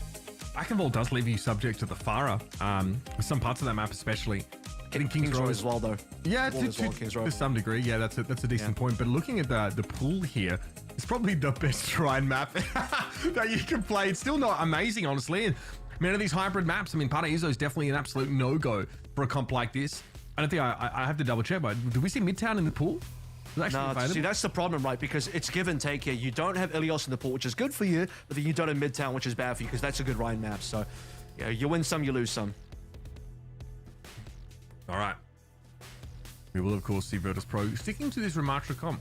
It gives Ruggiero definitely some windows and an edge against Cloudy in some cases, but he definitely has the harder side of the matchup and has to play pretty carefully. Yeah. It's just about living. You know, you just don't want to be in a Sigma. You don't want to be something that is brittle enough to the Rhine. You have to survive the onslaught. You have to survive the initial TP. And what better way to survive it than just hold your arms up in Nemesis form, reduce all damage, and just pray to God, pray to Kaneo that the lamp's going to come in through, the pocket healing for your double supports is going to be there, while Sauna and Shockwave clean up on an off angle. That's the play. And we talk about SRP, it's kind of one-tricking a comp, but guess what? VP are also one-tricking a comp, just that their one's working a lot better right now. Absolutely. Gala's been able to find some pretty huge eliminations here, and they're ready for Sauna. He very quickly is able to get out of there, thanks to the changes to Farah. Otherwise, that would not have been possible. Here's a TP, though, straight away from SRP Check. They get that pie ground now, then they've assumed the defender's position. This is where Virtus.pro start to sweat a little. But you haven't really denied the high ground, because look at this. Sauna can get back on any time. Gala has high ground control as well. We just swapped the map. We've swapped the map entirely. Cloudy takes a big hit, though, and honestly, the Farah looks fine here on the attacking side if you can get out of that initial spawn area. Sauna can now start to threaten here, and there's nowhere that SRP Check can play from that is particularly safe, except the hotel, which they eventually have to leave. It's not the bloody Hotel California. It's the Alderworth Hotel. Completely different. He's the one that they can actually kill. And Cloudy gets picked up there. Eventually he has to emerge, right? No choice. Beautiful stuff from Gala. I'm going to pick up Daned, who looks to be making a TP play to try and threaten some of those backliners here. And even though SRP Check flipped the map here, Kevin, Virtus.pro is still able to outmaneuver them. Well, that's because you just can't actually out-rotate Virtus.pro. You only have one TP at a time. It's got a long enough cooldown that Virtus.pro can always out-rotate you. And guess what? You take all the high ground away, you still have to drop at the point at some point. And that's when Sauna, Shockwave, Gala gets straight back on the high ground immediately. So you just lose that. Ghost down, got picked off. I think he was just lingering towards the back of the pack, Kevin, and now it's awkward. SRP Check have to abort. Use a TP to get them out to safety, but I use that with air quotes. They're still in danger here playing inside this building. Sauna moves up. And you can see SRP Check throwing up these, some of these sim turrets saying, okay, if you push us, we're going to try and punish you. But this is definitely scary for the attackers. They need a window on the point at this stage. They need something where they can have eyes on the point itself, challenge Rajara, force a couple of ticks to go away. And until you at least have some sort of buy-in, like, the sim wall to lock off angles, it's got to be tough. Oh, they lose Ghost. What is the wall doing down there? The air matrix on the ground. I think Ghost got knocked back by a conch, killed in midair, and I think he just was trying to set up a window that went horribly awry. Yeah, no, he must have clicked the window at the same time the conk arrived, so Sauna just entirely outplayed him.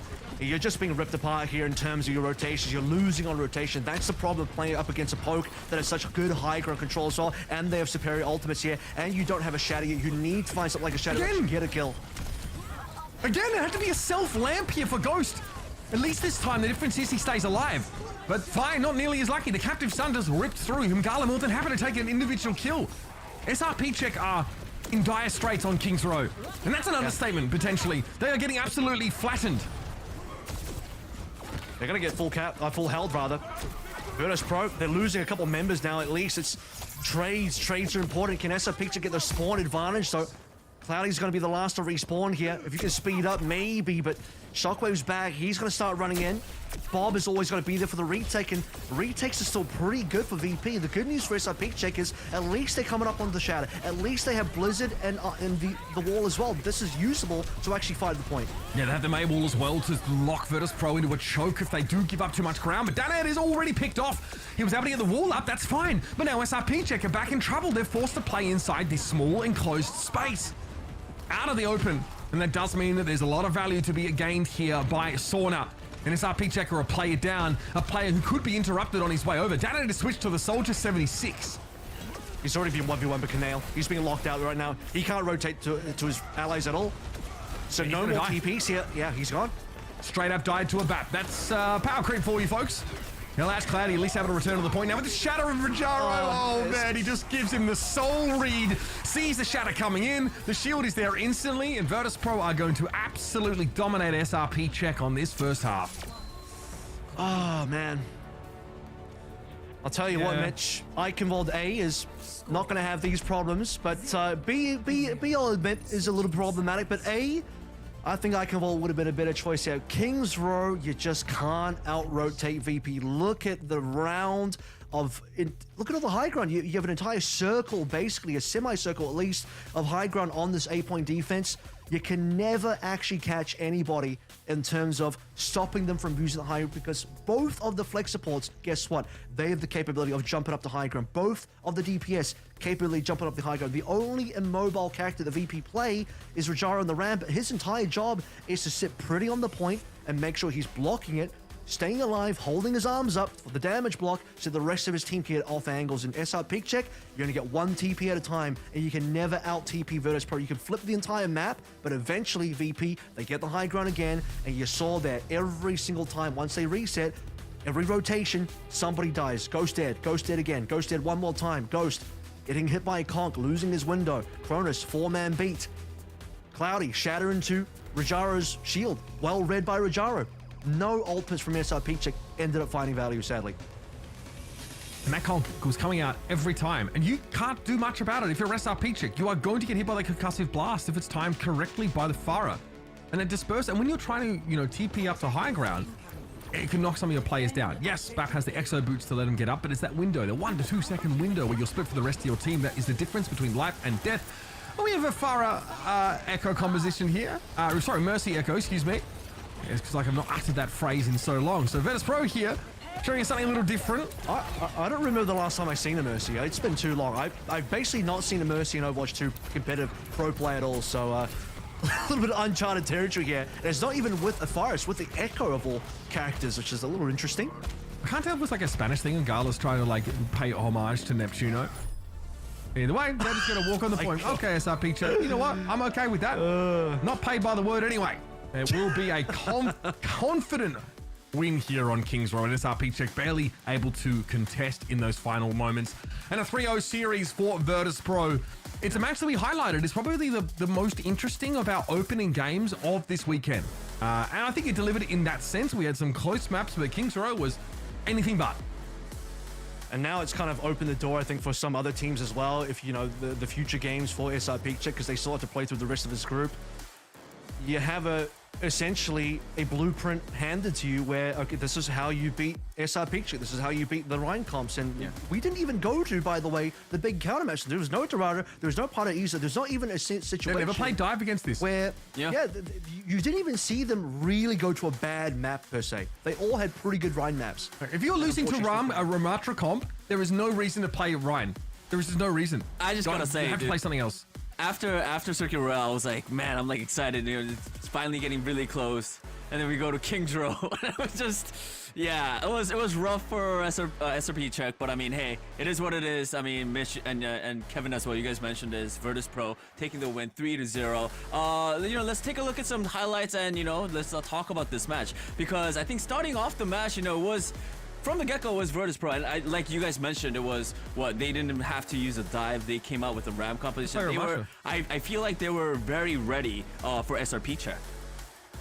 I think so. I mean, this is also a team that you can hear coming from miles away. Like, if you get told you're playing against LH Cloudy, you know exactly what you're in for. But I mean, Cloudy will play Ryan, and not only that, but the whole team comp will be designed to try and facilitate for this Ryan. Like, it's not just there's a Ryan, it's like this team is Ryan. And again, like we saw like a mecha base, which can benefit Ryan in some ways. Well, I thought the Circuit Royale strats were great. I think like there's a lot of room for making use of the sim TPs, just like the old London team actually started doing on Gibraltar and got the Shock to copy them that year. That was quite a lot of fun. So you do have great options here. It is a very high map, but this last fight here was great from Rajaro. I mean, going around the M Matrix seems very obvious, and it is, but that is the win condition for Virtus Pro here. Really kept a cool head in a very tight scenario with close margins. To me, it was really about mecha base. I think that was when you start to get the first real look at can they win with the Ryan comp versus this poke. And if you're not going to win on mecha base, I don't know that it gets necessarily that much easier. Yes, they did play very well at Circuit, but again, we talk about a situation where they never even had a bad map per se. It's Kings Row Circuit. These are reasonable maps for Ryan, and they just couldn't get it done. Kings Row especially was just way too ugly. I mean, I got a little bit of insight from the server itself, and after the first attack, Shockwave says that is some inspirational Overwatch, and Cloudy says, lucky win, guys. Next time you won't be this lucky. So that was after the first attack. Lucky. I mean, to say that it was lucky, I mean, I do, like I said, I think, you know... I mean, he's Finnish, so it's sarcasm. Yeah, I know. Yeah. but it's pretty funny. I mean, yeah, Virtus Pro, though, very, I think, you know, deserving of the win, and you know, just the DPS lineup as well. They're very surprising. I think they got some really good DPS players as well. I think at this level of play, if you are a team that says we have no choice but to play this one comp, I don't even want to see you getting out of this group. And if you do get out of this group, it's because your opponents are not good enough to actually exploit a very glaring weakness that your roster has. I love these players, and I've known Cloud as a player for years, but like this is not good enough for this team if they want to be a factor in the main event.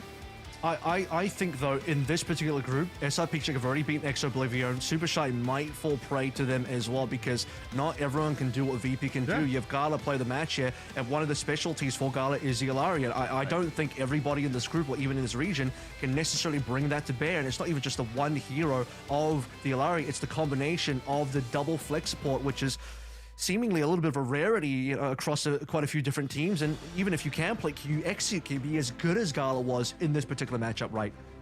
Looking at EMEA, like I still genuinely think that like there are only a few teams that can actually beat this comp. I think the most interesting matchup to me, based on like relative power level, would be a Gaming Gladiators versus SRP Czech match. Because yeah, there's a question to me is like, are they? Because they looked pretty awful yesterday against Twisted Minds. Unfortunately, they did not seem to be themselves, and they are still bouncing back, I think, after a bit of a rough run in Riyadh. But the SRP team is probably going to get out of the group. They probably will. But, you know, you want to hope that they're going to be able to get more in their repertoire. They won't, unless they sort of add a tank player or have someone to play alongside Cloudy and give them another look, another option. They're probably just going to look like this all the way through. Do you feel like, I mean... It really depends, you know? Mitch, can the other teams actually execute? Can Exo and Super Shy execute versus SRP Czech? I think they're going to get skill checked. They're the gatekeepers, man. Yeah, Mitch, you did say you felt like SRP Czech is going to move out of groups. Do you think like any other teams are probably, after watching their match against like today, do you think other teams are going to sort of copy, or, you know, can other teams do what Virtus Pro did to SRP Czech, or was this because Virtus Pro was so much better? Yeah, so like knowing what to do against this team is one thing, right? Like the theory about playing against a Ryan comp has kind of been around for a long time, but it's actually being able to do it you know, and be able to respond quickly as a unit to what they're doing. Circuit Royale is a great example of this. There's these like these sim TPs that will appear like with a moment's notice, and you have to immediately as the Pharah look there and get ready to conquer it, or at least start shooting at it, right? So you must be very quick to respond, and you need to have a good idea of what the win con of the Ryan team is. So the theory is really simple, but the actual execution, while you're also trying to fight against 4 other people, is not nearly so easy. And you saw multiple times even a team of the Carter Revertus Pro got taken by surprise by the SRP Check TP plays, and weaker teams are just gonna get absolutely rolled by it. So you know, I think this speaks more to just how good Virtus Pro are, I think, than anything else. Yeah. Kevin, how far do you think SRP Check could go? How long of a run do you They'll make it. They have a good shot at making out of groups. They've beaten Ex Oblivion already, Right. so Super Shy is the other team they have to look out for. It'll be. I'm not too sure how well they do against Super Shy. We haven't really seen them on stream yet, but yeah, probably getting out of groups top 8 would be, you know, that would be huge for SRP. That I don't know what their goal is, but to me, based on seeing what they've done so far, that would be their goal. Just getting out of groups alone would be incredible. But for VP, I've said this previously on yesterday's broadcast. I think they're minimum top 4 team. Wow. And really, there should be a top 3 team fighting against SSG Ents. They could be up in that upper echelon for sure. Yeah, I mean, judging by their performance today, you know what, Kevin, I do agree. You know, they are definitely up there with SSG and the other teams as well. We're getting ready for the interview, but I don't think the player is ready yet. So we're gonna have to talk a little bit more. We can talk a little bit more about like how this let's assume SRP Check can beat Super Shy, right? I think that like they are like a 6th. Whoa! Whoa, yo, let's go! Full screen me, baby. Finally, that course of my contract actually gets executed on. This is taking way too long. Actually. We're just gonna both interview now. Yeah, that's the all right. We're doing like a Zoom call. Whoa, yo, Kevin. Let's build the show while the show's live. What do you think, Kevin? Yeah, damn, I was hoping you could get one hand on each box and talk to them like soccer. Let's do Danny full screen. Let's get one of Danny as well. Yeah, give me a full screen. No, all right, no. Danny gets a full screen at the start of the show, and every time that's true. Break, right? Yeah, he's the only one that gets a solo. Danny actually dominates in screen time. I mean, deserved, honestly. Deserved. But look, this SRP Check team, looking at this group, right? Super Shy lost to Virtus Pro. You can't read too much into that. I do think they're a gatekeeper team, and if Super Shy are ready to go to that next level, then, you know, they will demonstrate that. They have to get through Ex Oblivion, who I actually thought were quite good at exploiting SRP Check's somewhat glaring weaknesses over the course of that series. It was actually pretty... You know the difference? From having seen that game as well, they obviously did super well on the Dorado, where Lauren got over towards the Echo. But looking at Lauren's, who is the DPS player of Ex Oblivion, looking at Lauren's Farah wasn't really inspiring, I'm afraid to say. And that's, you know, I'm not trying to shame this guy, but just comparing it to Sauna's Farah, it's night and day. This is the thing is, yes, VP have kind of exploited the fact that SRP Check can only play this one cop, but they can sort of counter them. But not everyone's got a Shockwave on the team. Not everyone's got a Sauna on the team. Yeah.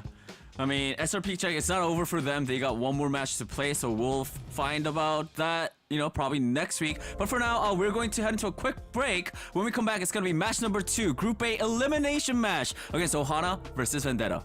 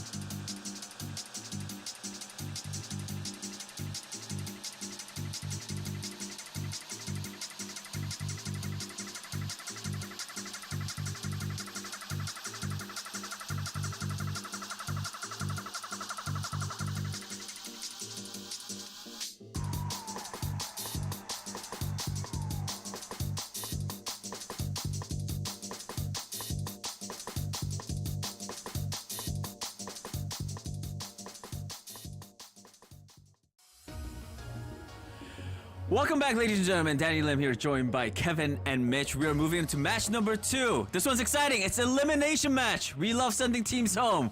Ohana versus Vendetta. Guys, what do you guys think about this one? Is it going to be close?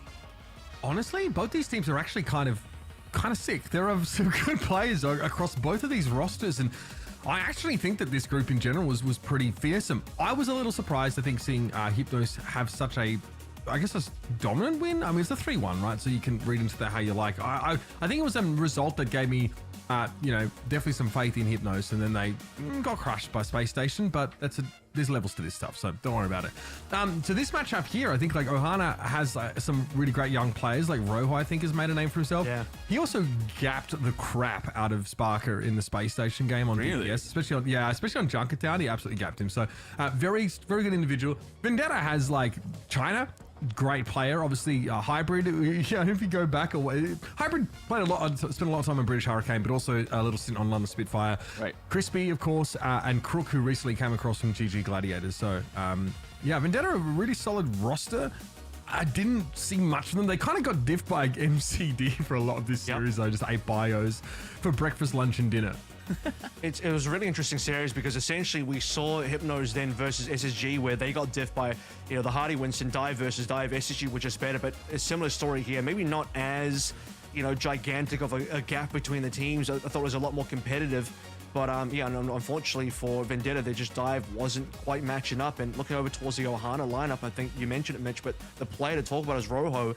And this guy is essentially, I've heard him described to me as like Court's little bro almost, you know what I mean? Which is, you could say, that almost sounds like a little bit of an insult, but it's actually, I think, pretty high praise. He's like the next up hit scan from Saudi Arabia next to Courts. And so Rojo's definitely one to look out for. This guy's got mechanics on him for sure. Yeah. I feel like it's definitely going to be an exciting match. Both of the teams, they do really want to win, right? It's an elimination match. You lose, you're done.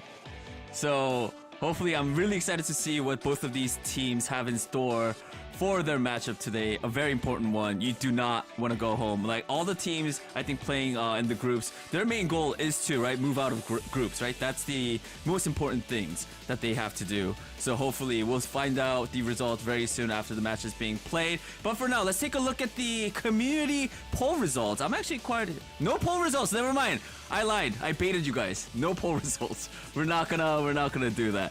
But I honestly don't know. Quickly, if you guys have to choose, who do you think is gonna win? I go Vendetta. Vendetta? And the reason why is because there's way too many unknowns on Ohana for me. A lot of red names on this team, a lot of players who this might be their first real competition. You look over towards Vendetta, way more veterans. You got players that have been around the block. So yeah, I trust that team way more. So for those that don't know, red names means that they don't have a Liquipedia Overwatch page. Thank you. Yeah, Kevin, I'm going to translate for you. But yeah, like a fair point, obviously, definitely some like lesser known quantities. We did talk about, I think Rojo's a great player. Margin also showed some great flexibility, I think, in their series. Some decent diva play as well. But I'm with Kevin on this one. I do think the Vendetta are favored. All right, well, let's get the match started, guys. Take it away.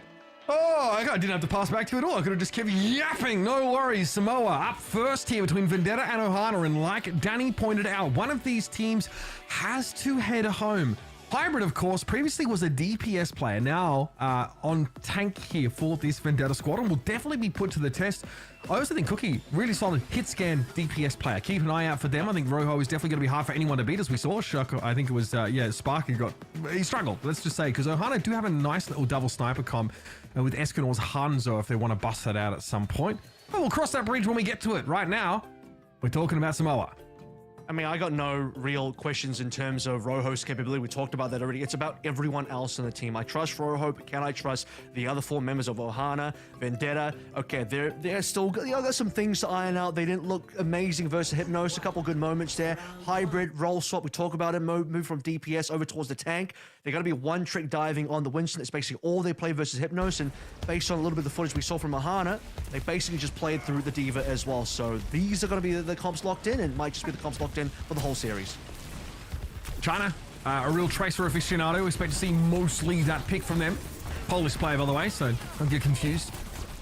We see Hybrid here as well, ready to meet Margin, as there is a group up here for Ohana around that left-hand side of the map. I think right now, Vendetta really just trying to get a bit of a measure of Ohana and also just how potent Rojo can be. They're about to find out. Margin here, able to dash through that Winston bubble back to safety as Hybrid returns from his dive, one in which he barely takes any damage. Ohana still want to try and make this push happen though, maybe open a little bit of space up for this Cassidy, who's not been able to do as much as he would have liked, I'd suggest.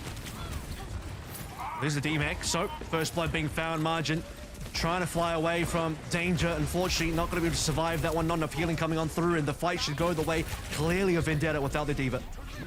Nice dive there over towards that Cassidy.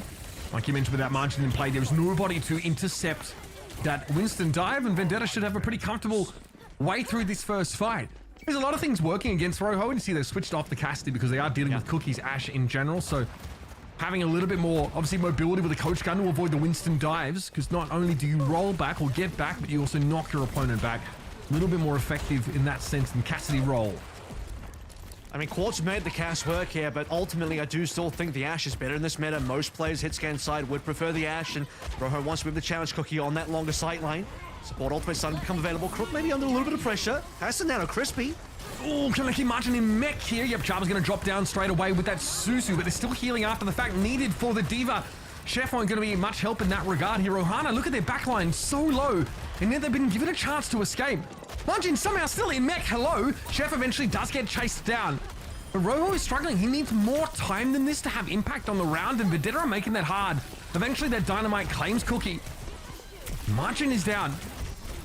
Ohana here have yet to really take the point for even a second. This is going to be a long fight, if at all. And Crispy with the big... Okay, with the big rally. Looking to back up here with a couple players still to maintain point control. Hybrid went a little too deep there. No more resources available. The rally is going to be there, but you're not going to get healed up super quickly. So losing Hybrid is going to cost a little bit of space. But like you said, points still in favor of Vendetta. Here comes the Bob. Not sure where that got placed, but does force a sound barrier. Do like to bring in a Diva matchup. So many free Inspire procs. It's just a free whip shot every time Margin comes calling. And they're going to be chased down. No chance to go for a self-destruct for a remake here as Hybrid does finally connect. This is very good for Vendetta. The dive comp looks very smooth. Cookie's follow-up has been excellent, making sure Margin not only gets DMAC but taken down after the fact here. It should be a pretty cut and dry round. Vendetta should have downtown wrapped up. Yeah, there's just no second round of ults here. Chubba is on 87. To see eventually a Bob coming through. Margin cannot find another remake from the self-destructant for Ohana. They got a couple of punishes in there. Rojo at least got his one. Can type that one in the chat. He got Cookie down at least the one time. So again, no questions on the mechanical side of that, but on a team scale, it seemed that they were just kind of outclassed in a number of those fights. You see Margin getting DMAX super early, and then initial neutral, and then subsequent fights. You sort of commented Margin, okay, he didn't quite die in a subsequent fight. He was alive, but his supports were so low. There just wasn't enough healing to go around. 3 members on Ohana, critical HP, and Margin survives for a little while, but eventually still ends up falling as you move over towards Volcano. This is going to end up being either Genjis or Traces coming through from Escanor and Cookie. All in comps both sides, but I think it's a little stronger look from the Queen. So Hybrid, I think, is on the better character. Margin coming through on the ramp. This might have been like an anti-dive answer here from Hybrid, but instead is actually going to get to face off against the Ramatri in the brawl. Like you mentioned, pretty decent for the Junker Queen.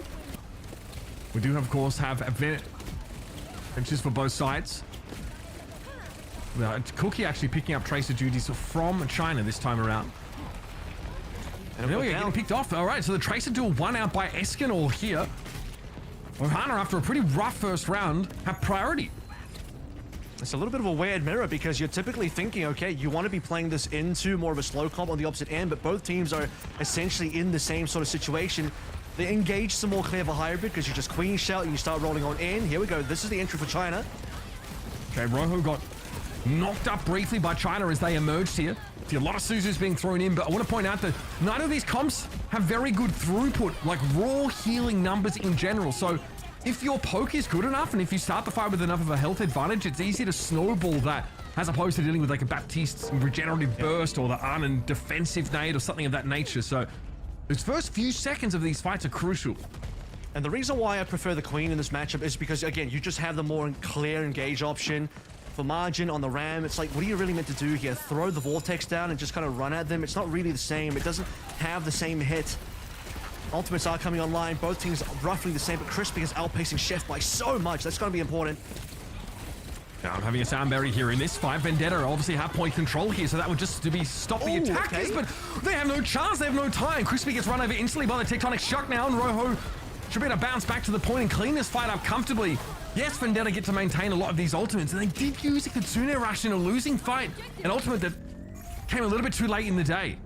Crispy wishes he ulted there. If he found an opportunity to test Sound Barrier, there wouldn't have been a counter by Chef, and Vendetta would have the advantage. They have a lot more ultimates coming on through, but the one they missed is Tectonic Shock, which Rojo had, China did not. So Ohana off the back of one really nice engage and pick from Rojo onto Crispy. Ohana find the lead here on the round.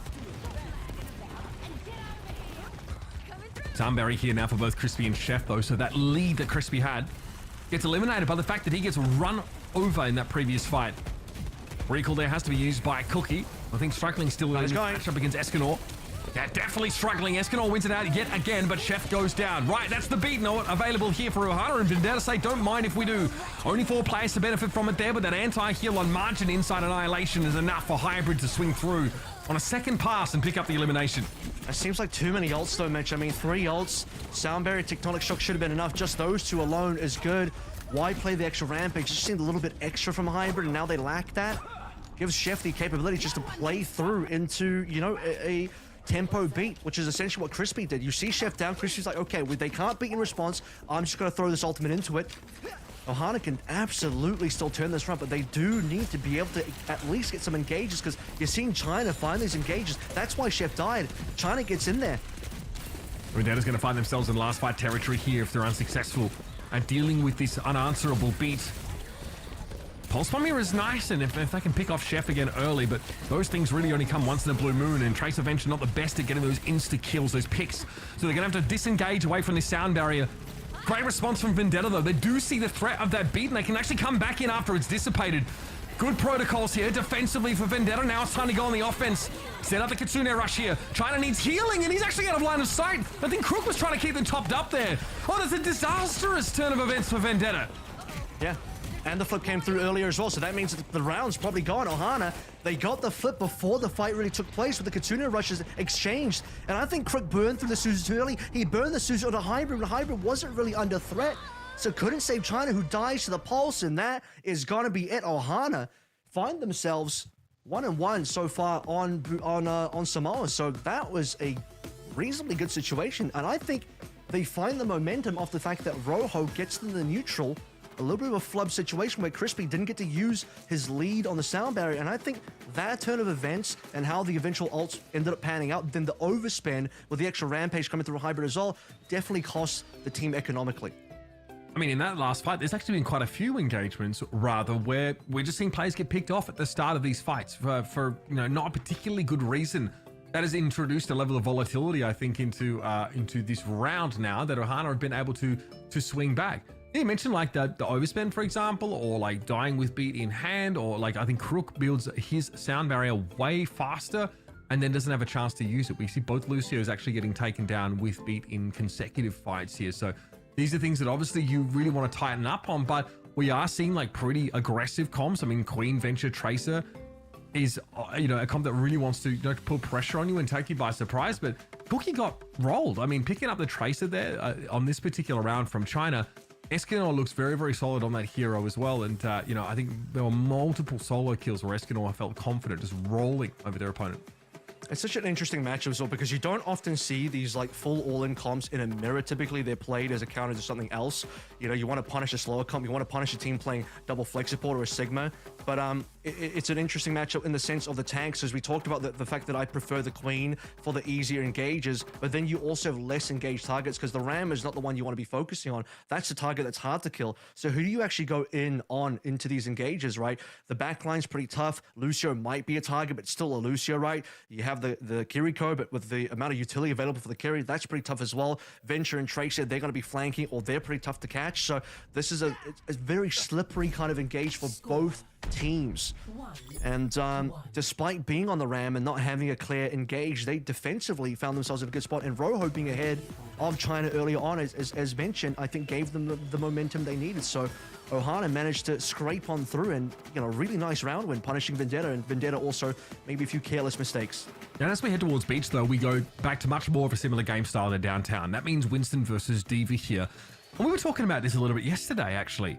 You feeling like D.Va's probably the tank to be playing right now, and some teams are still persisting, like Space Station, for example, still wanting to play primarily that Winston dive. We will also see Vendetta with the Brig Ana. I do want to point out again, I want to remind everybody that as Brig in this position, you could really farm that D.Va for free heals as soon as she dives in. Whip shotting her is also potentially quite effective. It will disrupt her for a couple of seconds. Those Inspire procs come easy in that D.Va matchup, and that's it. Every time it's off cooldown, you're going to see Crispy throw that. I'm actually not surprised Ohana on the Lucio Kiriko because I think that's an easier backline to navigate. I think the Brigana requires a team to be a little bit more advanced in how long you've been playing together and how well you know the game and your execution for a dive. And most teams, even on the D.Va, probably would actually be on the Brigana as Margins demeched again and Escorno's down. So very quick first bloods. How interesting. Ohana are definitely weaker in the dive matchup against Vendetta. We saw that, over and over again in that first round. They looked really good, I think, when it came to sort of playing the Ramatra setup here, but again, there are concerns. Having Suzu is great, which means you can obviously cleanse off that biotic grenade, but the heal pressure that Ash puts on your team with those dynamites getting, detonated, neither of those heroes, Chapa cannot really AoE heal, and Chef doesn't want to have to use, that's the heal boost, if possible. Keep that in mind here. Ash, of course, from Rojo still able to have some impact here as Escanor finds two. That's really the entry, right? Ohana, everything else they're doing on the dive is a little bit left to be desired, but at least Rojo's at clicking. He's doing enough damage, and even when he's not getting the kills themselves, a double dink of the crook at long range. Guess what? Escanor's there for the pickup, for the layup. So they'll still manage to clean up where they need to. Rojo is their man. This is the guy that's going to be able to get them across if anyone can do so. Rojo outpacing Cookie by a lot on the ult charge. Ohana now have the lead as well. China this time gets the chance to match up once more against Escanor as Cookie struggled a little bit in that previous round. Margin playing from a pretty annoying spot. Going to be tough to dig out of there. Rojo also with a bit of an off angle. China dares to challenge this. Rojo will be under extreme pressure. Perfect. That is beautiful stuff there from China, though not ready for the kunai from the backside. And Crispy got a nano somewhere along the line. And again, there's that Inspire proc. There's that rally coming out after the nano boost. So Crispy's been unkillable for the last 30 to 40 seconds, I'd say. And it should be Vendetta able to clean up the fight, but they need to flip this pretty quick. Yeah, Margin wasn't interested in remaking there. Maybe would have just died anyway as the baby D.Va because you're just looking into the face of a rallying Brig. So possibly smart have just held on to the ultimate. Ohana, no chance to really continue that fight. At least they are still ahead. 63 to 30 is a decent lead. Decent number of ultimates being played through by Vendetta is going to allow Ohana now to look towards some advantages on the backline. Sound barrier, tempo beat available, really important. And the Bob lead is going to be consequential as well. Rojo playing pretty safely here and looking hard to dig out until the pulse came in, and China back-to-back solo kills on the Ash. Looking straight at the secret weapon for Ohana, not so secret I guess. Looking at their strongest weapon and eliminating them multiple times. Chaba's got to be there. This is one of your strengths. You're playing the Lucio Kiriko.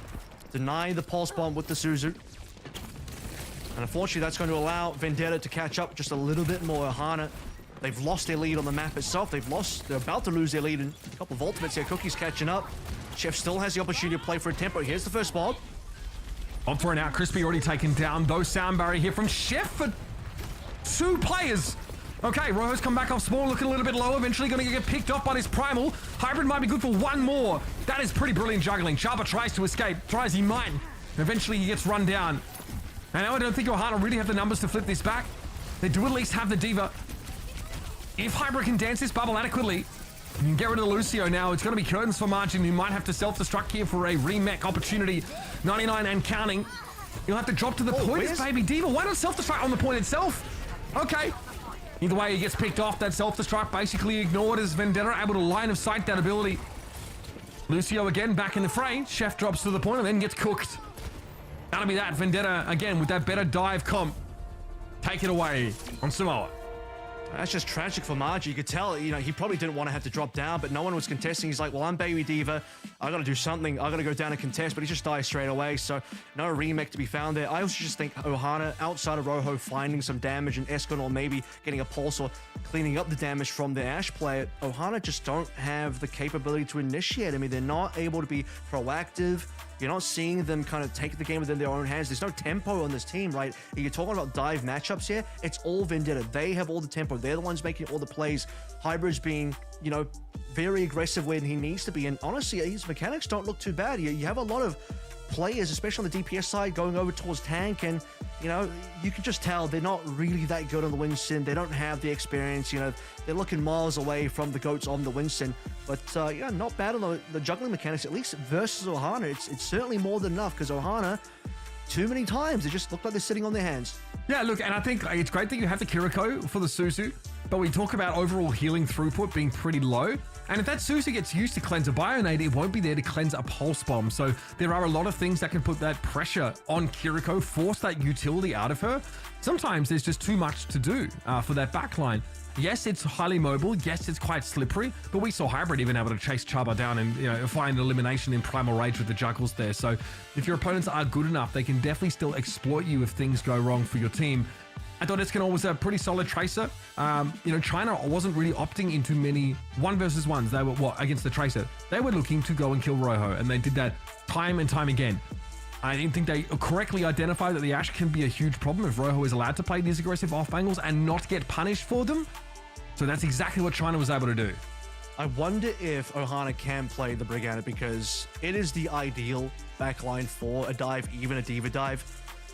You have just way clearer engages. You have the Nano play for the Diva. We've seen so many times, you know, you chuck the Nano onto a Diva play. Ents will do this. You chuck the Nano onto Vasola. He runs in there as a Nano Diva, and he's going to get kills. That guy is good for that. When he's got the Nano on, Diva is very good at getting kills in this particular map. Very strong hero. You have to abuse that fact, and beyond that as well, you need a situation where you can shut down the Winston. I think Hybrid's having a very easy game. Lucio Curry versus a Winston. He doesn't really care about any of those heroes. What are they going to do? But a Brig could be a little dangerous. You can lose your jump. I mean, a good whip shot denies your engage altogether. A sleep dart Bionade combination, that's really threatening to you as a Winston. So you got to do something to shut down Hybrid as well, because he's getting away with quite a bit. I would like to see a comp swap, but Mitch, I don't know if they're capable of doing that. I think they might just one-trick this comp, because this is all they know how to play. That could be a possibility. If that's true, then I think that Ohana are in deep trouble, because they are getting they're getting counted, I think, in their strongest parts of the team, right? At DPS, they're definitely getting shut down. And I would echo you. I'd almost go a step further to say, like, I don't want to see like the Lucio Kiriko composition when you're trying to play this Diva setup. You know, the fights are too protracted, too drawn out sometimes for those heroes to really get you a ton of value. But if you are trying to play that style, let's say, you do have, of course, you know, a couple of maps that you can go to. In theory, you want to be able to rush down and have these quick fights, maybe sort of collapse on a backline easily. But there's no easy about dealing with an Ana and a Brig. This is what you have to work with, of course. We still have, you know, Hybrid, Flashpoint, Push, and Escort maps to choose from here coming out of Control. I don't know if they're looking for a good dive map, because I think where they were strong was when they were forced to play Rush against each other on Volcano. Yeah, but then you have a situation where, you know, Vendetta don't have to honor that. Vendetta can always play towards a dive as long as it's a dive viable map. They did win in that particular matchup, but that's not even like a true brawl. That's the Tracer Ventures sort of all-in type of composition. It's closer to Jotes from, you know, way back, a couple of years back, then, you know, it's something more standard like a Lucio Baptiste. It's not even an identical style, and even then, their pacing lacked, man. I think that's the biggest issue right now. If they're going to play Lucio Curry, no matter what the type of comp is, whether that's going to be with a Venture Tracer or with a Tracer and an Ashe, whether it's going to be the Ram or it's going to be the Diva, they just need to be able to get the tempo underway and find their engages, have some speed engages, have some situations where they can get the upper hand, have some flanking plays where maybe the Kiriko wants to be able to move with the Tracer, or be in a situation where you can get that initial dive in first and not just be a team that receives dives, because you can't handle dives. When Hybrid jumps in, you don't have a Brigand and Armor to stop him. He's going to get away with murder. You got to be the team going first at least a few times. And we're looking at a map, though, that still is dive viable in many parts of it, at least, right? We've seen teams, of course, attempt to play the more static compositions. Diva and Winston are both valid here as well. you can definitely, especially as we get to the third phase of the map, you can think of playing something that is a bit more rush-centric, but there's no part of the map really where you'd be called crazy for trying to play that dive. So Ohana will be on that same comp, that Lucio Kiriko with the D.Va setup. Again, continuing to hope that Rojo can be set up for success here and not just completely flattened, clambered on by the dive of Vendetta, which is almost guaranteed to come out. Yeah, I think we're going to just see the same matchup for maybe the rest of the series here. And it's really up to Ohana to change things up because Vendetta don't need to change anything up. They know that they can play this comp and absolutely do wonders with it. And on the defense here as well, you know, might be a little bit more difficult to be proactive and it's going to be somewhat hard to resist these dives. So don't lose too much space here. We'll see if Cookie gets something off the initial pick-off, but unlikely, and we'll just go towards the Ash. Okay. Standard Widow pleasantries here. How ungrateful. Cookie going to be switching over towards this Ash once more. So China looks for a way in and gets checked at the door instantly by Escanor. But you will notice, of course, the Crispy and Crook combo here grouped up, looking to try and punish Margin, who's getting absolutely flattened. No sleep catch, but yes, the D.Va's going to be demeched. There's not enough healing to keep Margin topped up. And that's devastating for Ohana. No real tank to speak of on the field for them now. He's trying to off-angle. This is kind of similar to what Tread was doing yesterday in Game of Gladiators, where, okay, you're going to be there, but he instantly gets checked by two members. I believe the support line, even of Vendetta, just rushed him down and said, hey, there's a D.Va here. As soon as he starts flying away, unless the healing is there, unless the Suzu's there, you're dead, because you're not matrixing as you're running away, as you're flying away. So very, very, very easy demake onto Margin there. And that's what Vendetta needed. They needed to find one person on an angle they could abuse, and that one person was Margin on the angle. Quick first fight, as you'd expect. That is something that obviously Vendetta showcased a lot over the course of that Samoa map, right? Just being able to hit Margin within a surprising amount of damage very quickly or catch them. Make it hard for them to get back to that safe healing zone. And even if Chaba could literally just swift step in after the D.Va and still not be able to keep them up under that level of onslaught. So now it's up to Ohana. The onus is on them to make a good dive happen here, but Hybrid is still trying to start something up himself. I mean, they're just playing poke, right? But they're not even on poke composition. This team is functioning really slowly, trying to rely on Rojo to get the job done. That's at least a nice boop off to prevent the Nano Winster from getting value. Good damage again on Margin. The fake dives from Hybrid. He knows he's going to get booped up off of the top of the castle. And he's just letting that happen, waiting and looking to see if Margin will try and dive himself, and he goes in low. Margin tries to dive at like 60% HP and will be desuited as a result. China is there, hot on his heels instantly. Cook here under some pressure briefly, but that Bob placement really makes it impossible for Ohana to do anything about Vendetta. Then on their march, up the hill they go. Huge fight win for the attackers. I mean, Ohana do a good job of at least denying Hybrid from getting the dive in, but the payload's still underway. You have to contest. And as the payload moves up, eventually Ohana has to play the ground. Margin decides to do that, but you only have so much Matrix, and he has to fall back towards the spawn of Vendetta. That's not where you want to go, and that's how he gets taken down. Hybrid getting pummeled on the here. way for Vendetta. I think Hybrid might have had to jump away. Yeah, drop down at the very least here. But there's another D-suit for Margin. First casualty in every one of these fights, and it's, again, happens before the Lucio sound barrier can keep her in mech. Bob here, desperately used to try and save the day. Crook is down, so it's just Crispy's healing, but Hybrid does have the Primal Rage to lean on should he go that way. And Chef gets eliminated by a whip shot. Crispy looking confident here. Rojo finds something, yes, but it's always too little in these fights. And Ohana have to switch. Decent part of the map to do it. Go to Bap Ramatric here. And that D.Va is, yeah, very Jova. Yeah, I know, that's not going to work for them. They have to know it by now. Margin is on a constant respawn simulator. Flies in, dies, flies in, dies.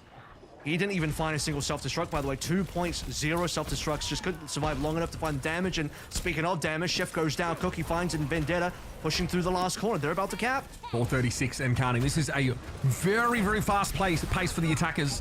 Losing a total of 0 fights over the course of Icon Vault, so no surprises there. Hybrid's Primal here mostly is used for threat generation. Please touch. Okay. Escanor able to drop down on the car and keep this one going. Margin will emerge eventually. China very low. Recalling up onto the high ground, but gets a cookie from the Brig and is ready to go again. Beautiful little laconic throw around the corner from Escanor. Does take the Brig out of the picture. And her shield was down. She was not able just to strike that off. Finally, Ohana makes something happen here. Escanor is effortless with that pulse, able to chain a couple final blows together in this fight. Yeah, finally starting to... That's their first fight win, so they've got something done now. Escanor really gets it going because he's the one that touches at 1 meter. You said please touch, and I was thinking as well, is that going to be a C9? This is looking pretty rough for Ohana. Finds then the 3-point shot onto Crispy with that pulse bomb and saves the day. Really, a Margin on a Ram just holds up the right click and doesn't die, and that's what you need because Margin's been, again, dying over and over and over and over. Just staying alive is providing his team value. Here comes Crook with the Nano here, so Hybrid actually switching over to the Doomfist instantly enough. There's not much actually to really hinder the movements of this Doom in general. Rojo's down already. Hybrid, of course, gets that Nano. Looking very dangerous now. It's Margin, frustratingly for a rush tank, will be disrupted and displaced by their Doom consistently in that nice little finish there. 3:12 to play. Vendetta almost having basically a flawless run through Eichenwald. Ohana, a token resistance buys them 40 seconds. And it nearly makes you believe. You're thinking, okay, can Ohana do this? They did lose A and B quite handily, but you're starting to see a glimmer here. You see a tiny glimpse of what the light at the end of the tunnel actually looks like, but it fades so quickly, Mitch, as Ohana, they just get flattened by the Doom. And I was questioning as well, do we really need a Doom here? This is a little bit risky coming through from Hybrid. A Winston be a lot safer to play through, but he is explosive. He doesn't even allow Ohana really time to adjust to the Doom. He's inside the back line, multi-fragging away, and Vendetta, they don't really drop a beat there. They just continue where they left off. 3:12 is still a commanding finish on Eichenwald. Yeah, that is a lot of time banking. Still looking towards a situation where I think it's likely Ohana get full held. Playing the rush here into this Winston comp. This is actually an interaction we don't get very much. Again, like playing defensive dive here is possible, but there's not like I guess neutral high ground here that normally defensive type teams like to use, like think outside of Dorado spawn, for example. Less of that. Hybrid can still sort of jump onto a backline here and try and catch people out, and you're going to see a lot of rotations from this Winston to try and disrupt. Let's see if there's any angles that Ohana can find here. The anti-Widow tech. into a winning position. One. Attackers incoming. Yeah, they're not going to have to make use of that triple stack here behind the Brig Shield to try and kill Widow, but still lets them play that corner a little bit. Slightly obnoxious. Yeah, that deep look for Ohana makes a lot of sense here, but again, it's been a comp that just has not played out well for them over this series so far. They are moving quickly, though. This is an improvement in pace. What you want to see, you can't have Ohana just standing by and waiting the entire time. Rojo can't do everything for your team. So take a little bit of space. Can they move along the left side? Margin is getting bullied out slightly. They are seeing the point. China, though, controlling these flank angles really well. Cocky. Lucky to be alive, I'd have to say. Getting knocked out of the way. Vendetta very, very low at the moment here. You can see Crook really working to try and keep them topped up. This would mean quicker support ultimates if they can win this fight out. Rojo under pressure. That immobility really starting to hurt them now as Cookie comes up with a kill credit, but they get Hybrid. Arguably the far more important scalp. That's capable situation. Rojo's got the better spawn as well. Just need Margin to survive. Suzu cleanses. Excellent timing, but still the mech is gone. They got the D-suit. It's so hard to keep Margin standing. Again, there's not enough throughput. There's just not enough raw healing numbers on this Ohana roster. And now China's getting built pretty close to that pulse bomb. Hybrid has had enough time now to return to the fight. This is dangerous for Ohana. 2 minutes 42 to still work with plenty of time. China needs to respect this now, able to recall out of that low health situation.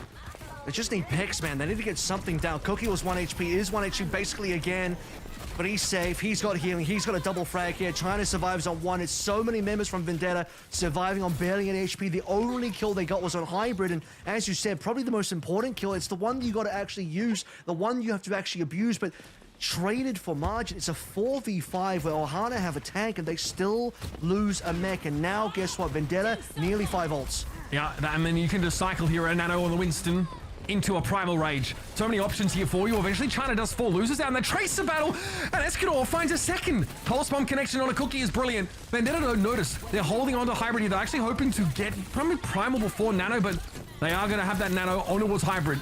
Can he pressure? Look at the damage. Again, how low Ohana is because of that healer composition they have. Still, they're able to stay alive. Crucially, though, Vendetta stall a little bit. They're going to give up a couple of ticks, though, and some. Hybrid returns. Here's that sound barrier now getting thrown down. Chaba might have been inside the Winston bubble and unable to benefit from it, though. Primal still up for Vendetta. They can stall forever here. Briggs locked out. Well, Hybrid doesn't primal that one, so they're going to let the point go. Crispy was locked up by the Bob. I think Crook might have been as well. So well plays coming through from Rojo. He just plugs the hole in the wall and no healing available, but Hybrid, strange decision. I think if he goes for the primal, eventually the Bob goes away and they can still save the A point. Was that a decision? Was he knocked up by Bob at the time when he got picked off? It's kind of hard to It's say. still primal. You can still primal. It's not a stun. I mean, there's nothing to stop him from primaling, in my opinion, so he just didn't do it. Okay. Was that the right call? I mean, again, when you finish the map as quickly as you have, it's not always about getting that full hold on A.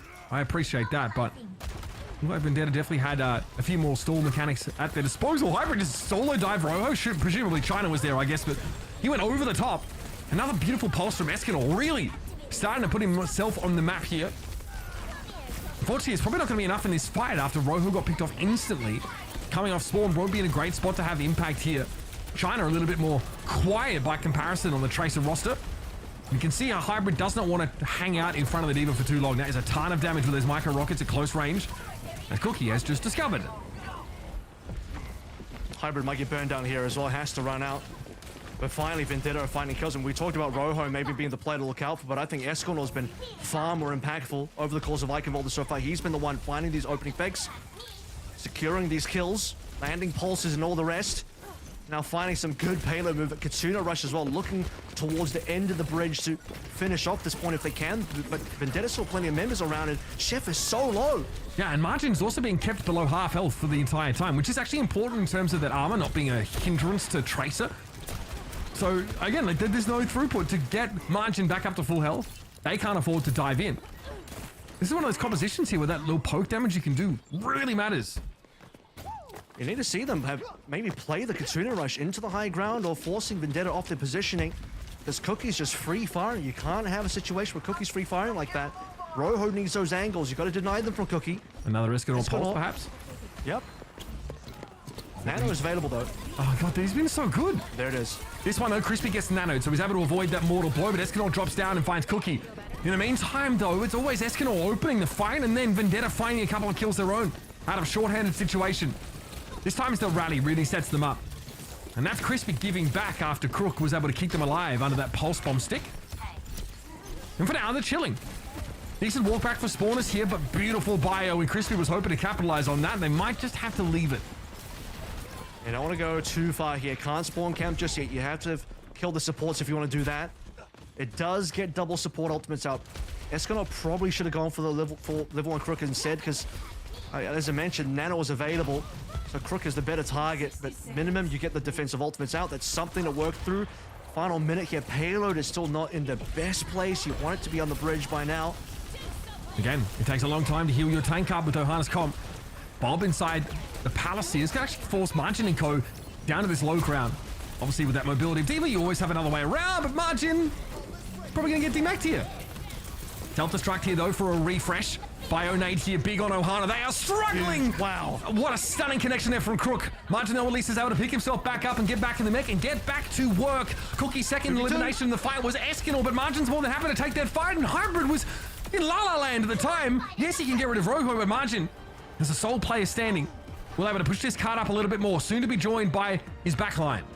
That's the best Margin's looked all series so far. He managed to win that 2v2, getting 2 players down. But can they have enough to play through for the final push? Because as mentioned, payload distance wasn't very good. Can't threaten it just yet. Pulse, though, doesn't find any purchase. That was one that Escanor was really hoping to get.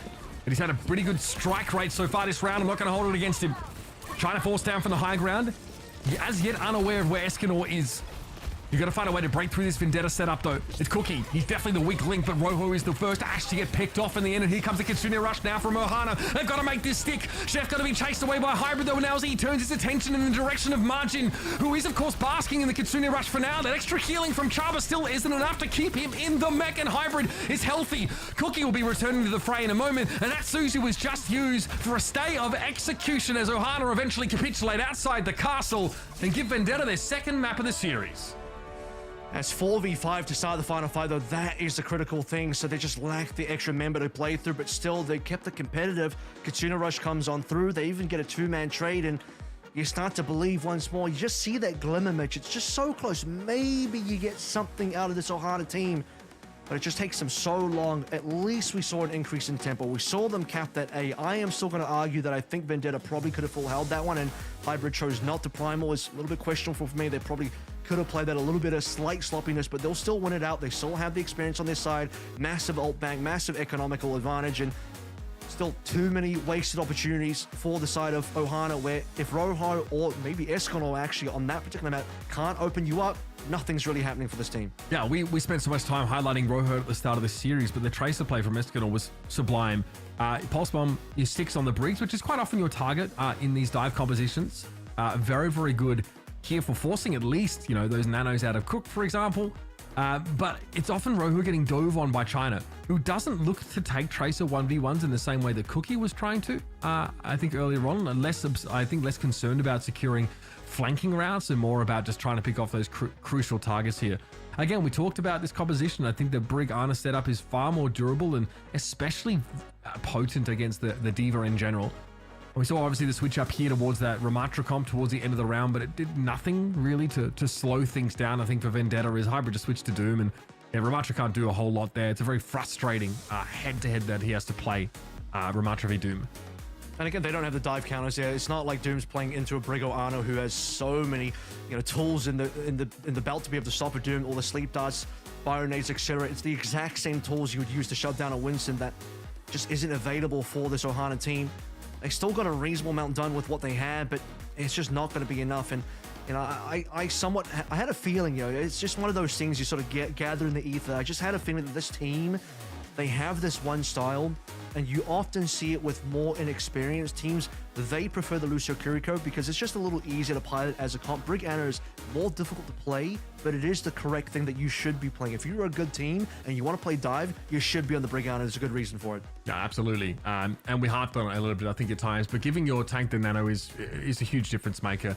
Having the extra durability, and of course, just that little greater margin of error, something that we saw Hybrid sort of use pretty extensively here to play aggressively and sometimes, you know, play solo when he had to. So very, in general, strong showing for Vendetta. I think their composition is a little bit more well-rounded.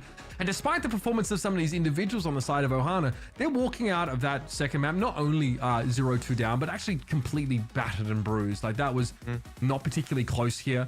Definitely wasn't something that resembled what we saw in the first map, where they looked better in that rushdown style. And we discussed this in the previous series, Kevin. I don't think there are many maps where you can actually try and force the rush style. I mean, there are always going to be relevant dive maps available in the pool here, and even those rush maps, you can opt out of them, still try and play the Winston. So we'll see how that pans out. Ohana have some time to try and select their battlefield to suit their comp as well as possible. We'll see you on the other side of the break.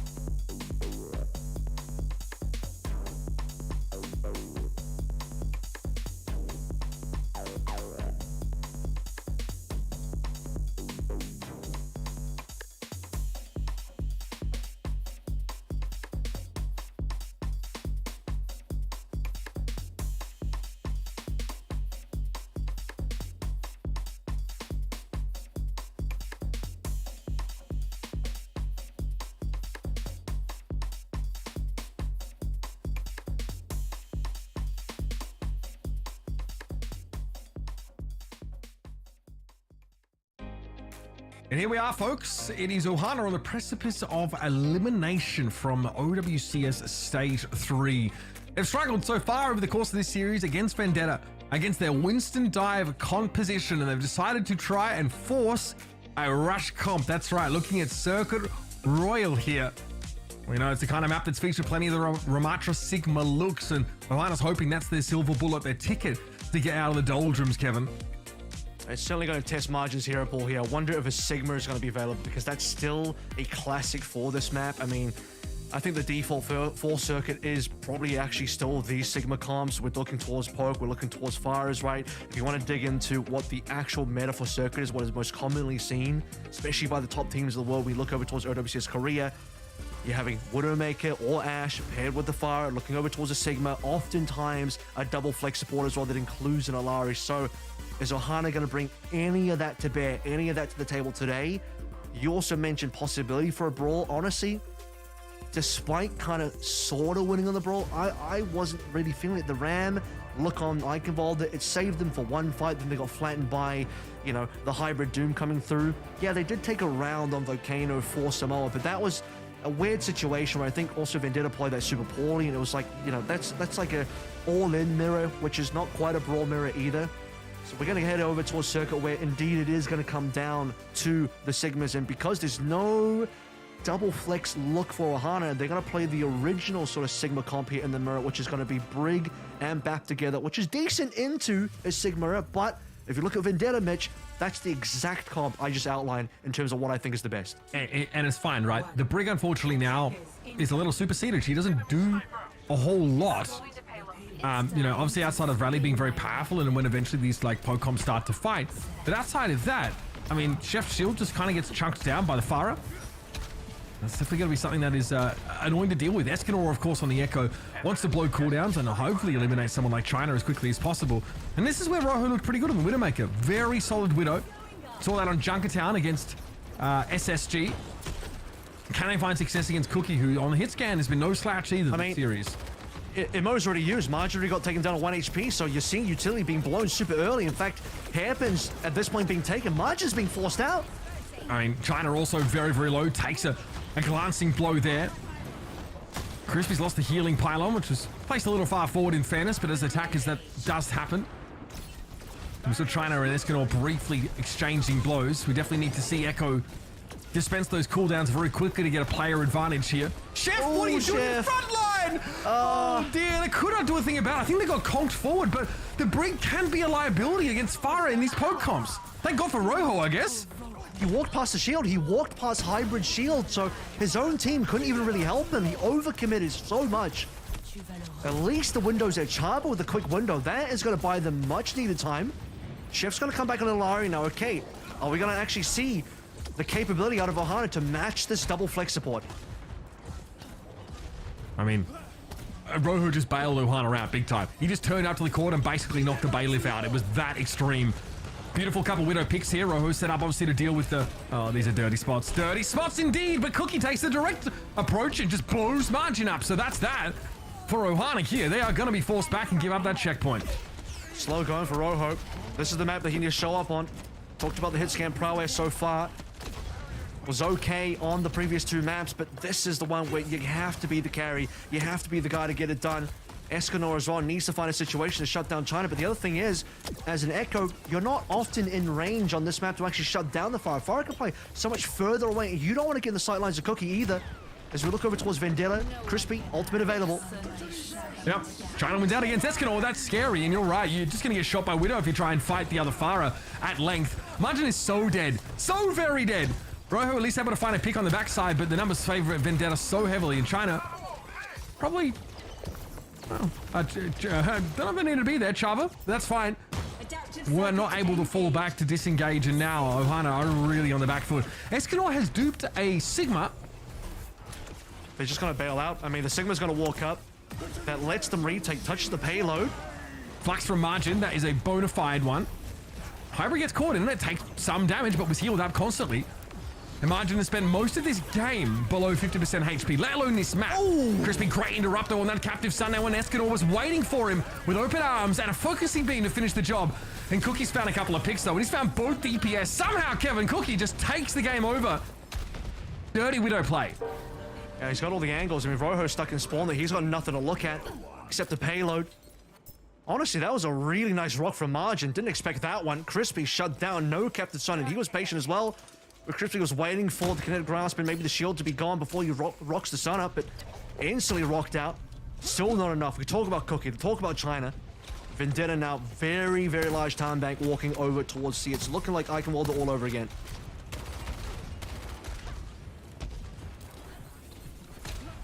Rojo again finds those 2 kills that bails Ohana out of a really compromising situation in an early point A cap from Vendetta. Since then, it's been a pick here, a pick there.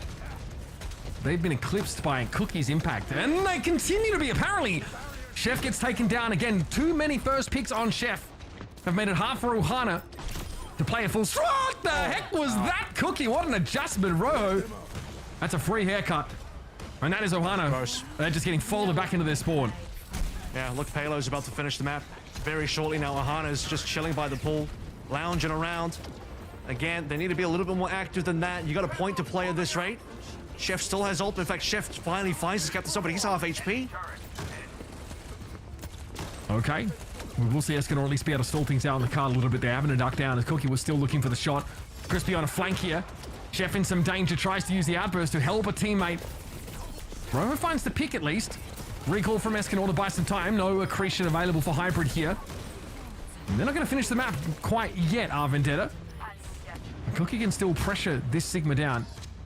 Thinks better of it though.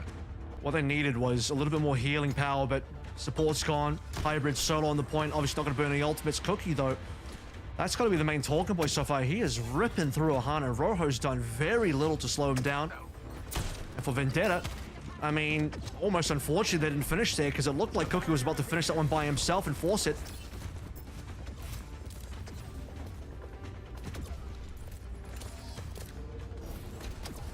It's high ground now. He will see the Sigma set up as per the usual. You'll notice that the Widow is conspicuously absent. It's just the 4 players here for Vendetta, and I think that Escanor's cottoned onto this and is looking for Cookie. Great Captive Sun catch though. Karuk has to be careful here over the top. Ohana can detonate that. But the Immortality Field keeps him standing. It won't be available now for the Flux Aftermath. And Margin wants to barrel into the corner, pile in. I think there was a regenerative burst though available for Crook. It came out at a great time and causes Margin to become overextended. The Flux play looked reasonable, but the follow-up was not there. And the cooldowns were available for the bat. And the pulse has gone here as well. Hybrid just chomped that one up. And now Vendetta, this time they have the numbers to finish the cap. This time Ohana don't look like they have the capability to stop it. No more ultimates. Cookie still firing away. Mech has gone from Margin. It might just be over. I think it is. Yeah, now it's going to be Chava picked up once more. And with a minute 40-ish on the clock, Vendetta get the map done. Now, considering how fast they came out of the gates and how fast they got into this last part of the map, Vendetta gets slowed down pretty drastically towards the end. I mean, you just see how much they're throwing in and not finding purchase as well. Captive Sun from Chef. Catches 3 members. Saved by a lot of healing. Lamp being thrown in there. And then on top of that, then you see Margin throwing in the Flux as well. And he dives in. He's desperate for some kills, but the healing is just too strong. The staying power is so strong. And Vendetta refused to lose members. And that should have been a wipe. Combination of those 2 ultimates should have been enough for Ohana to be able to hold on and at least slow things down. I mean, time bank 139 from over 4 minutes is what we started on C, is a significant shave down of the clock, but yeah, Vendetta were going to finish no matter what. They were always going to finish that C point. The question was just going to be how large was the time bank going to be? Again, I think that the real bright spots for Ohana here, I wouldn't say any of them came from their backline. I think that was the struggle for them there. Chef and Chava really, they're really going through it and getting pressured very, very heavily. Crispy, of course, on this Ilari, definitely able to have some great impact. Margin's going for a couple of plays. We saw that Gravitic Flux towards the end of that round, where he drops it in over the wall, tries to fly over, follow up on it, ends up getting caught out. Ohana here as well are often sending Escanor off to deal with Cookie, trying to chase down that Widow, which makes perfect sense, but it does leave them short-handed here when they are actually taking these proper all-in engagements. I tell you what, Cookie dominated on the offensive Widow. It's typically, I think, better for the defensive Widow in terms of sidelines, and Rojo struggled there. So what I'm trying to get towards is if Cookie had a good time on the offensive Widow, he's going to have an even better time defensively.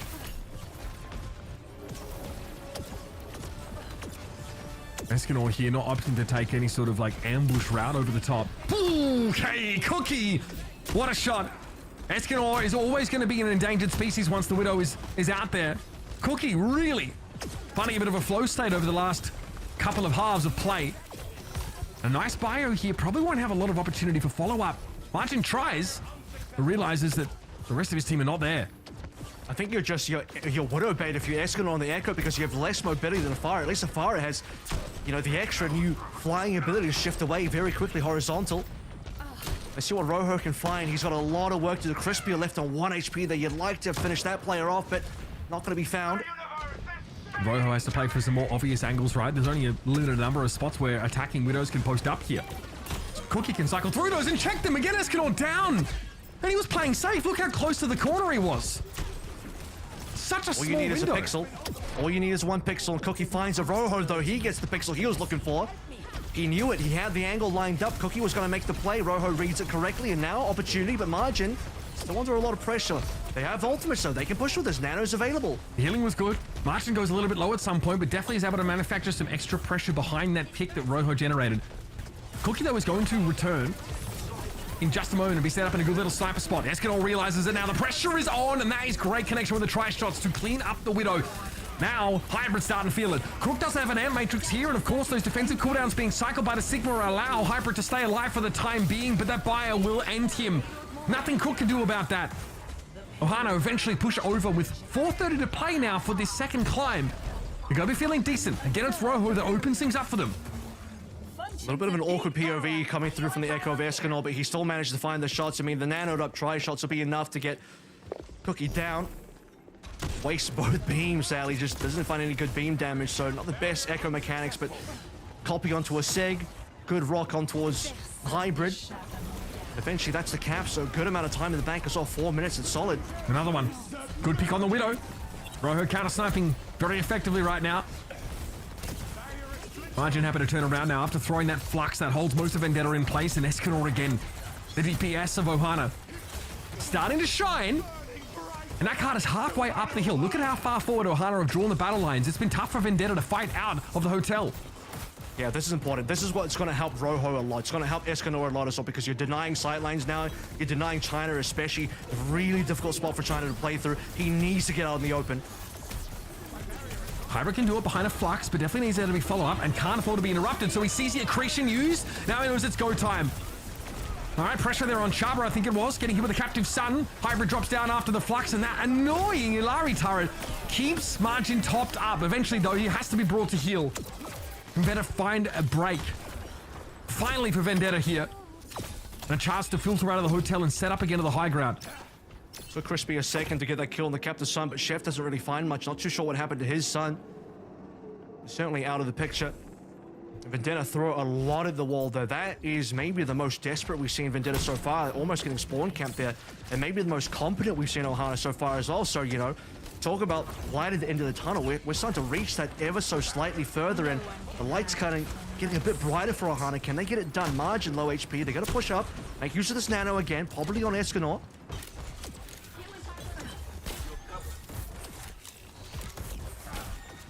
Yeah, that nano, of course, being available here for Chaba. The options are more limited. It might be Escanor that gets that extra durability. Should be the Echo. Allowing him to dive a little bit harder, or maybe you can sit defensively here. Oh, buddy! Well, great shots here coming in from Escanor. Sticky Bombs claim China. And that was really just a neutral fight win for Ohana. They do find the pick, and it was Nano over towards Escanor in the end, allowing him to be that much more aggressive. So a time bank extension coming up here for Ohana. Yep. Pretty respectable at that. 3:28 to work with. So 2 minutes of time bank lead, essentially. You know, I was ready to criticize the Ana inclusion to this comp as well because I was thinking, no, the comp should be Ilari Bat, but that locks you into this kind of Vendetta poke-style gameplay where Ohana are just kind of losing that. They're losing them, or they need something different. See, the Ana comes through. It gives them offensive capability that's a lot easier to realize. Just nano your Echo in. Declare target to have something of, you know, some strong initiation. Nanoing the Sigma in, just he can't really walk up, but the Echo can instantly fly in. This is going to be a slow down though. Rojo's had the better cookie for a while, but now will die. A little bit harder here. Ohana get kind of caught in between positions. Vendetta find a good little spot to accelerate. Okay, finding Crispy unlikely to be all that impactful, especially as it's resulting in Escanor trading. Now Vendetta can set up over on this balcony and also, of course, that back window. Still have to respect the fact that Rojo has some long sidelines to navigate now. There's definitely a question of how long he wants to remain on this pick. If there's the option to force this all the way down Vendetta's throat or not, but that time is ticking already. See if Cookie knows he's got an advantage here as well, because Rojo cannot match the infrasight. And infrasight timing means that Ohana basically can't check or peek at all once it's popped by Cookie, if he decides to do so. He'll hold it to counter, surely. It depends whether he knows Rojo's behind or not. If he thinks Rojo has it, then he'll hold it for sure. Defensively, definitely don't want to let the Widow get the jump on you. In fact, Cookie uses it here. They've lost China, though, to the focusing meme. That is the more pertinent issue. Captive Sam eventually claims Chopper as Cookie was able to detonate it, find the kill. Escanor with a dupe on the Sig. Very annoying for someone like Cookie, who basically can't be firing past that shield, and Vendetta have to go full regroup. But as it stands, Kevin, they're going to have a time bank lead. And Crook just jumps into Escanor there as well, so it's a freebie for our Echo player who's going to go down, traded by China, brilliantly played. Does that give Vendetta enough? Chef still has ultimate. This is still enough to cap. It's the flank angle for China. It actually is pretty powerful here. I don't think Rojo has a good sideline on it. There's the dupe, another Sigma on the field. A lot of shields here to break up these shots coming in from that Widow. Margin goes down. China gets to use these cooldowns, a kinetic grasp here to let his team push up. He actually gets behind some of Ohana here. Backs away before being able to build the flux, but it doesn't matter. Vendetta have still bought themselves the breathing room they need, and now they have a Matrix to lean on. Just a little too excited there for Chef. I mean, blows the Captive Sun before the kinetic grasp is even out, so the easiest eat of Hybrids live. Goodbye, Sun. As Vendetta will happily be able to take that ult away and then come through with their respawns and overpower this Ohana offense, which at this point, it's going to come down to an OT push. At least they're threatening an OT push. They're threatening something. China's got to finish this one off on the Venture. Actually, a really good pick for Circuit C. Just one of those headshots for Cookie would have been curtains for Ohana. Finding one of the supports there would have been massive. Escanor gets Nano now. It's about making use of it here.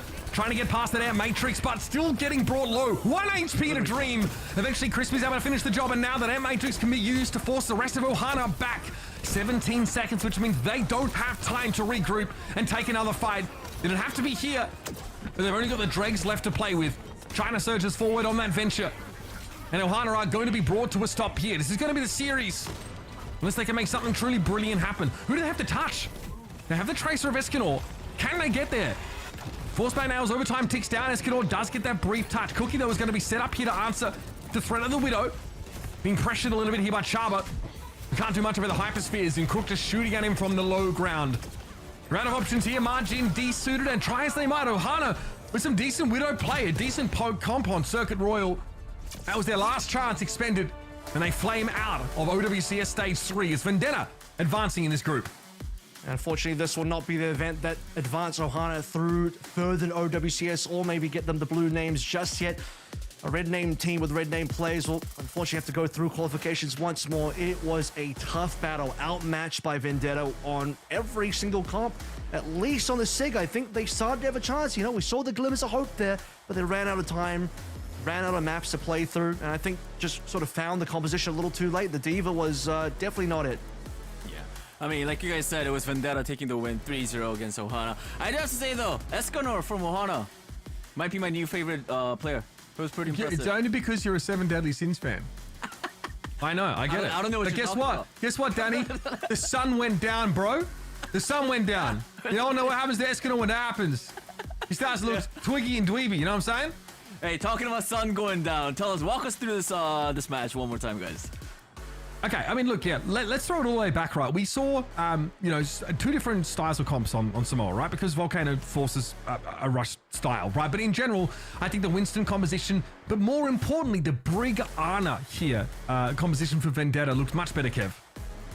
Yeah, I think the Lucio Kiriko is just not really what you want in this particular mirror. Maybe if you are like a very aggressive team, a team that's have the mechanics to make that sort of style work, but defensively you can't stop the Winston dive. Defensively you can't stop the Doom dive as well. And Hybrid showed what you can do on the Doom on this final point is you just sort of melt by. Lucio Kiriko can only do so much for you when a Brig Ana could have stopped the Winston, could have stopped the Doom.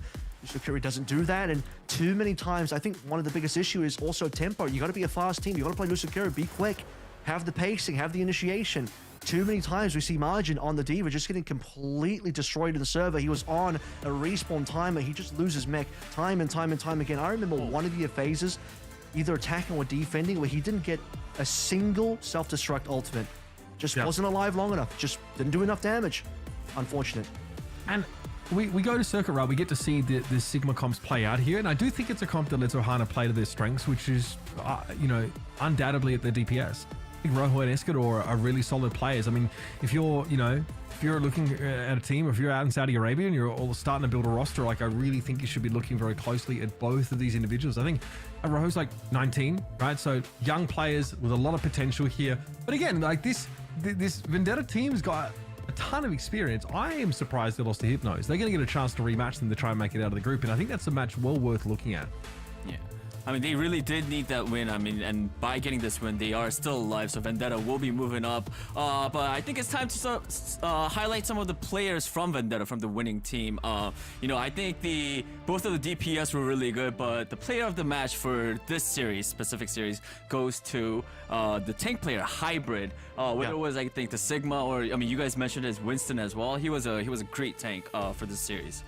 This is a player that surprises me because, these role swaps don't often work out. And, typically DPS is the mechanically more demanding role, but oftentimes we've seen DPS move over to tank and it just doesn't really look that good. It takes them a while to get comfortable on it. But really, if you turn the nameplates off, you'd think, yeah, this guy's been playing tank for a while. You'd think that this guy is pretty experienced because you didn't really see some of the key things, some of the key markers of like, oh, that's inexperience on the tank. He's got the clean mechanics for sure on the Doom as well. And that's a little bit of a trademark our DPS players having from Overwatch 1 Doom being moved over to Overwatch 2 Doom. You got that here that you can always play. But most surprisingly, Hybrid on the Sigma was not what I expected because this is a very specialist hero. Most tank players, even in the main tank's position especially, can't effectively play Sigma. But Hybrid just comes in and he's hitting shots and he's playing their Sigma well. Yeah. How surprised were you guys when Hybrid pulled out the Doomfist? It is actually a pretty good answer to like Ramacha, for example. It can be really annoying for Ram to deal with, and also lets you like get past him. Because trying to run past Ramacha is actually really annoying. He'll like vortex you and then start punching you in the face. So if you can go around or over him, you can start to find some leeway. There are a couple corner cases where I think Doom is good, especially if it's not against Cassidy comps. He hates the hindrance from the flash. It's like a real problem for him. So if you don't have to play against that, if it's like Ash Tracer, okay, yeah, Doom can work. Yeah. I mean, Hybrid definitely was our player of the match, but there's another player that really stood out in this match, and it is going to be our post-match interview for today. We got Level 1 Crook on standby for a quick post-match interview. Crook, how are you doing? I'm doing great, thank you. Awesome. It was a nice match. Congratulations. Yeah, it was a very nice match. Big congratulations on getting the win. I'm just gonna start this off. How do you feel right now after getting this win? This was an elimination match, and because a lot was on stake for you guys. How did you guys play out the match? Well, we were confident we would beat them. We've beaten them before in the Swiss stage, so it wasn't really a shocking win, to be honest. Okay. I mean, obviously you, Crook, there's a bit of a reset for you now, of course. Your time with that GG roster has sort of come to an end, but you've joined a team here with like a ton of potential and a lot of players that like have a ton of experience. You actually end up losing that game to Hypnos though, which is, if someone is maybe looking at like the roster, maybe they're expecting you guys to be able to do more in that matchup, and you're going to get a chance to go up against them again to get out of the group. What do you think went wrong for you guys last time you played them, which was, like a couple days ago, and, what do you sort of think needs to be tweaked for you to get out of this group? Because after a game like that, you guys look like you have the caliber to be fighting for, that main event. Well, I think honestly we just played like clients. We're definitely clients of the week with that match. We didn't really play as a team, unfortunately, but we're gonna look in for the match when it actually counts, because that match didn't really change anything, right? But now we gotta win. So we're gonna look in for that one. So you've obviously, again, to sort of speak on your past a little bit, you obviously have come through from Game Gladiators, playing through the World Cup and all that. Now you're onto a different team. So, you know, what kind of growth do you have as a player now moving forward on a brand new team and probably maybe having a chance to go up against Game Gladiators in the future? I mean, what are you guys looking towards as goals for your team? Yeah, I guess that would be the vendetta, right? If we go up against Gaming Gladiators, that would be the matchup I'm waiting for. But to be fair, no bad blood between them. They made their choice. So I'm happy to play. I'm just chilling. Gonna do university anyway, so I'm having a great time, enjoying that I can be here. All right, well, Crook, thank you so much again for this amazing interview. And again, big congratulations on getting the win. I'm excited to see more from you and from your team moving forward. All right, thank you. Have a great day. You too. Thank you so much. Okay, mate. Great guy, Crook.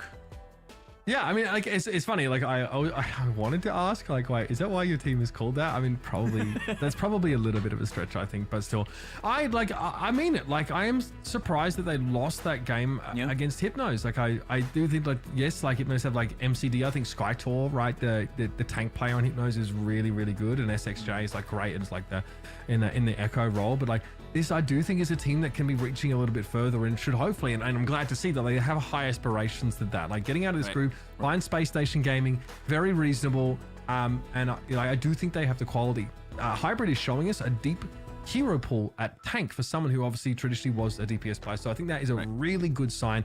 And Cookie is kind of cracked there at Hitscan. Yeah, and I think they got good players on this team because you also have Crispy, who came off of Twisted Minds, was briefly on Ants for a little while. Gumbo was looking to put him on the roster, hit a master at one point, so has been sort of scouted as that next up-and-coming main support player. So you have a lot of players on this team that really have good potential, and Vendetta for a reason, right? Players that have recently come off of rosters that they'd like to potentially get revenge against. Yeah. I mean, so yeah, with Vendetta getting this win, they are going up against Hypnos. That will be played out in the future. But for now, guys, we're going to head into a quick break. When we come back, we're going to start with match number 3. Another elimination match between Meta Boys and Wasp. Oh no! Stick around.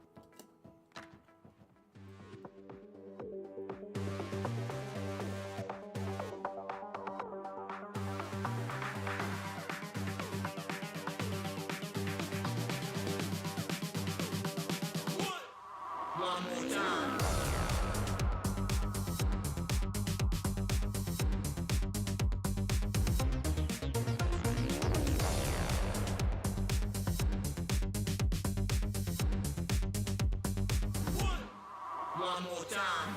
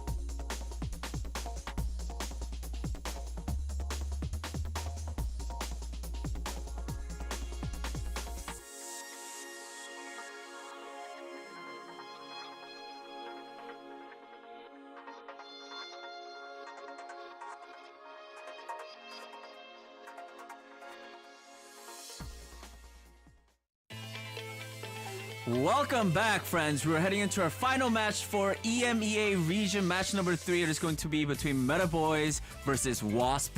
Oh no. Very cool name. Wasp X. Do I say the X or no?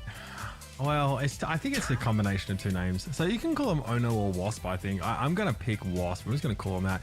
We'll ask them if they win the match today, because they do need that win, right? They're not winning the I match wonder today, but I wonder how many times I'll say, oh no, today. Be like, oh no, just something happens bad. So it's like, oh no. Oh no. Not again.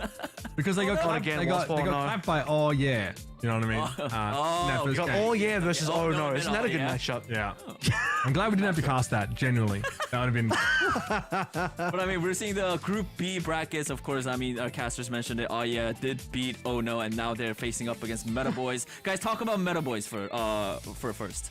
Yeah, I can talk about it a little bit, right? Because there was one game to watch. It was their game against Ents. They got spawn camped every map. They got spawn camped. They got 100 owed on Samoa constantly. Spawn camped every map. Fake Jake looks decent. He's definitely like a player that like I saw was, you know, on a level that could at least put some pressure.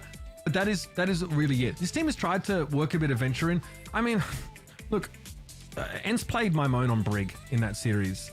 Like it was very unserious in general.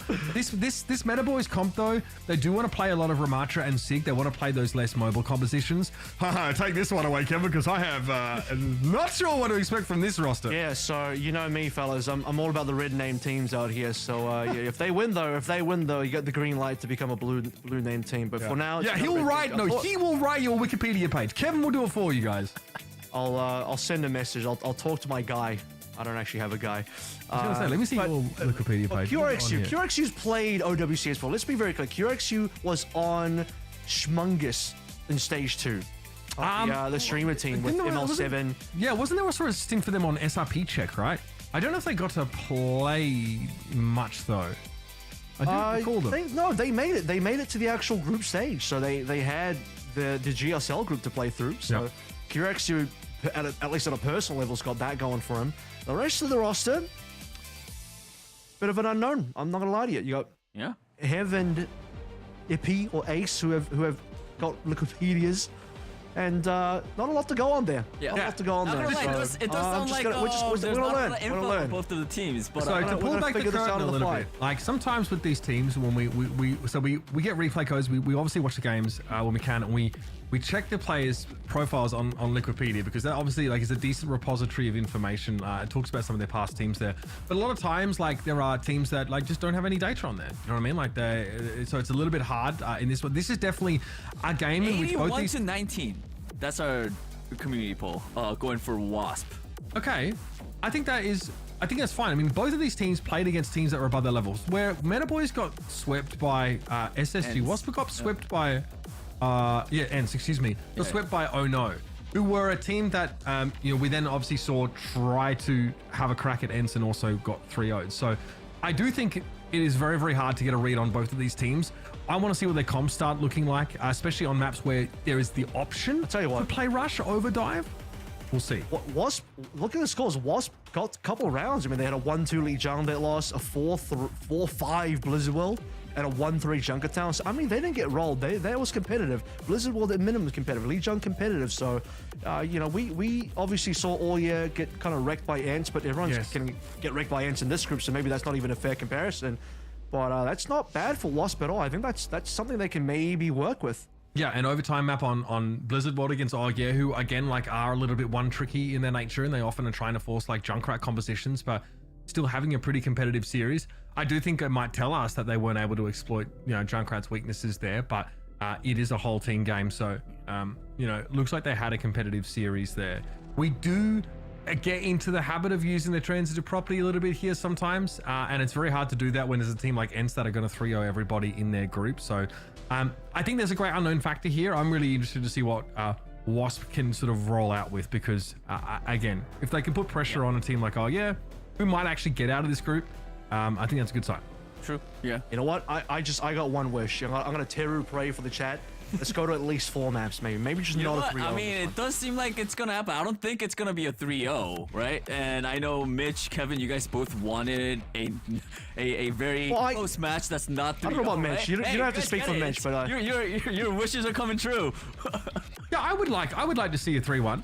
A closer series here because again, I don't really like getting out of these groups with like complete sweep series, but it is the nature of this. Like these teams all qualified through Swiss, by the way. So like before we've seen any of these games, these guys have still played like 9 rounds of Swiss, which is grueling, by the way. Hard to do, and also it pitched you against teams with the same record as you go. That's obviously how Swiss works. So these teams have really had to overcome some trials and tribulations to even get into these group stages, to even get into the main event. There's so many stages to play through here, and it also presents a lot of opportunities for improvement for these teams to grow here. So let's see what Wasp have been able to do developmentally to take down the Meta Boys. All right. I want to see these Swiss teams, these low-ranked Swiss teams from EMEA face up against the same teams in NA. I just want to see who's the better region of the low. Is that the best way of checking? Is that the best way of deciding who the better region is? Right? Just like I just want to see what the low tier looks like. We've seen the high tiers, Toronto versus SSG every time. That's boring. Yeah. I mean, we're gonna like a.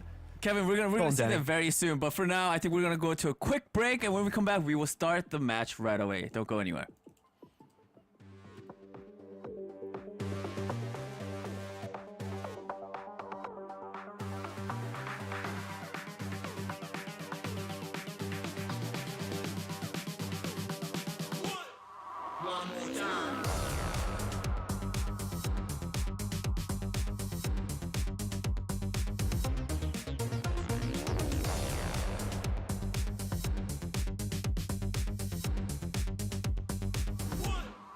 One more time.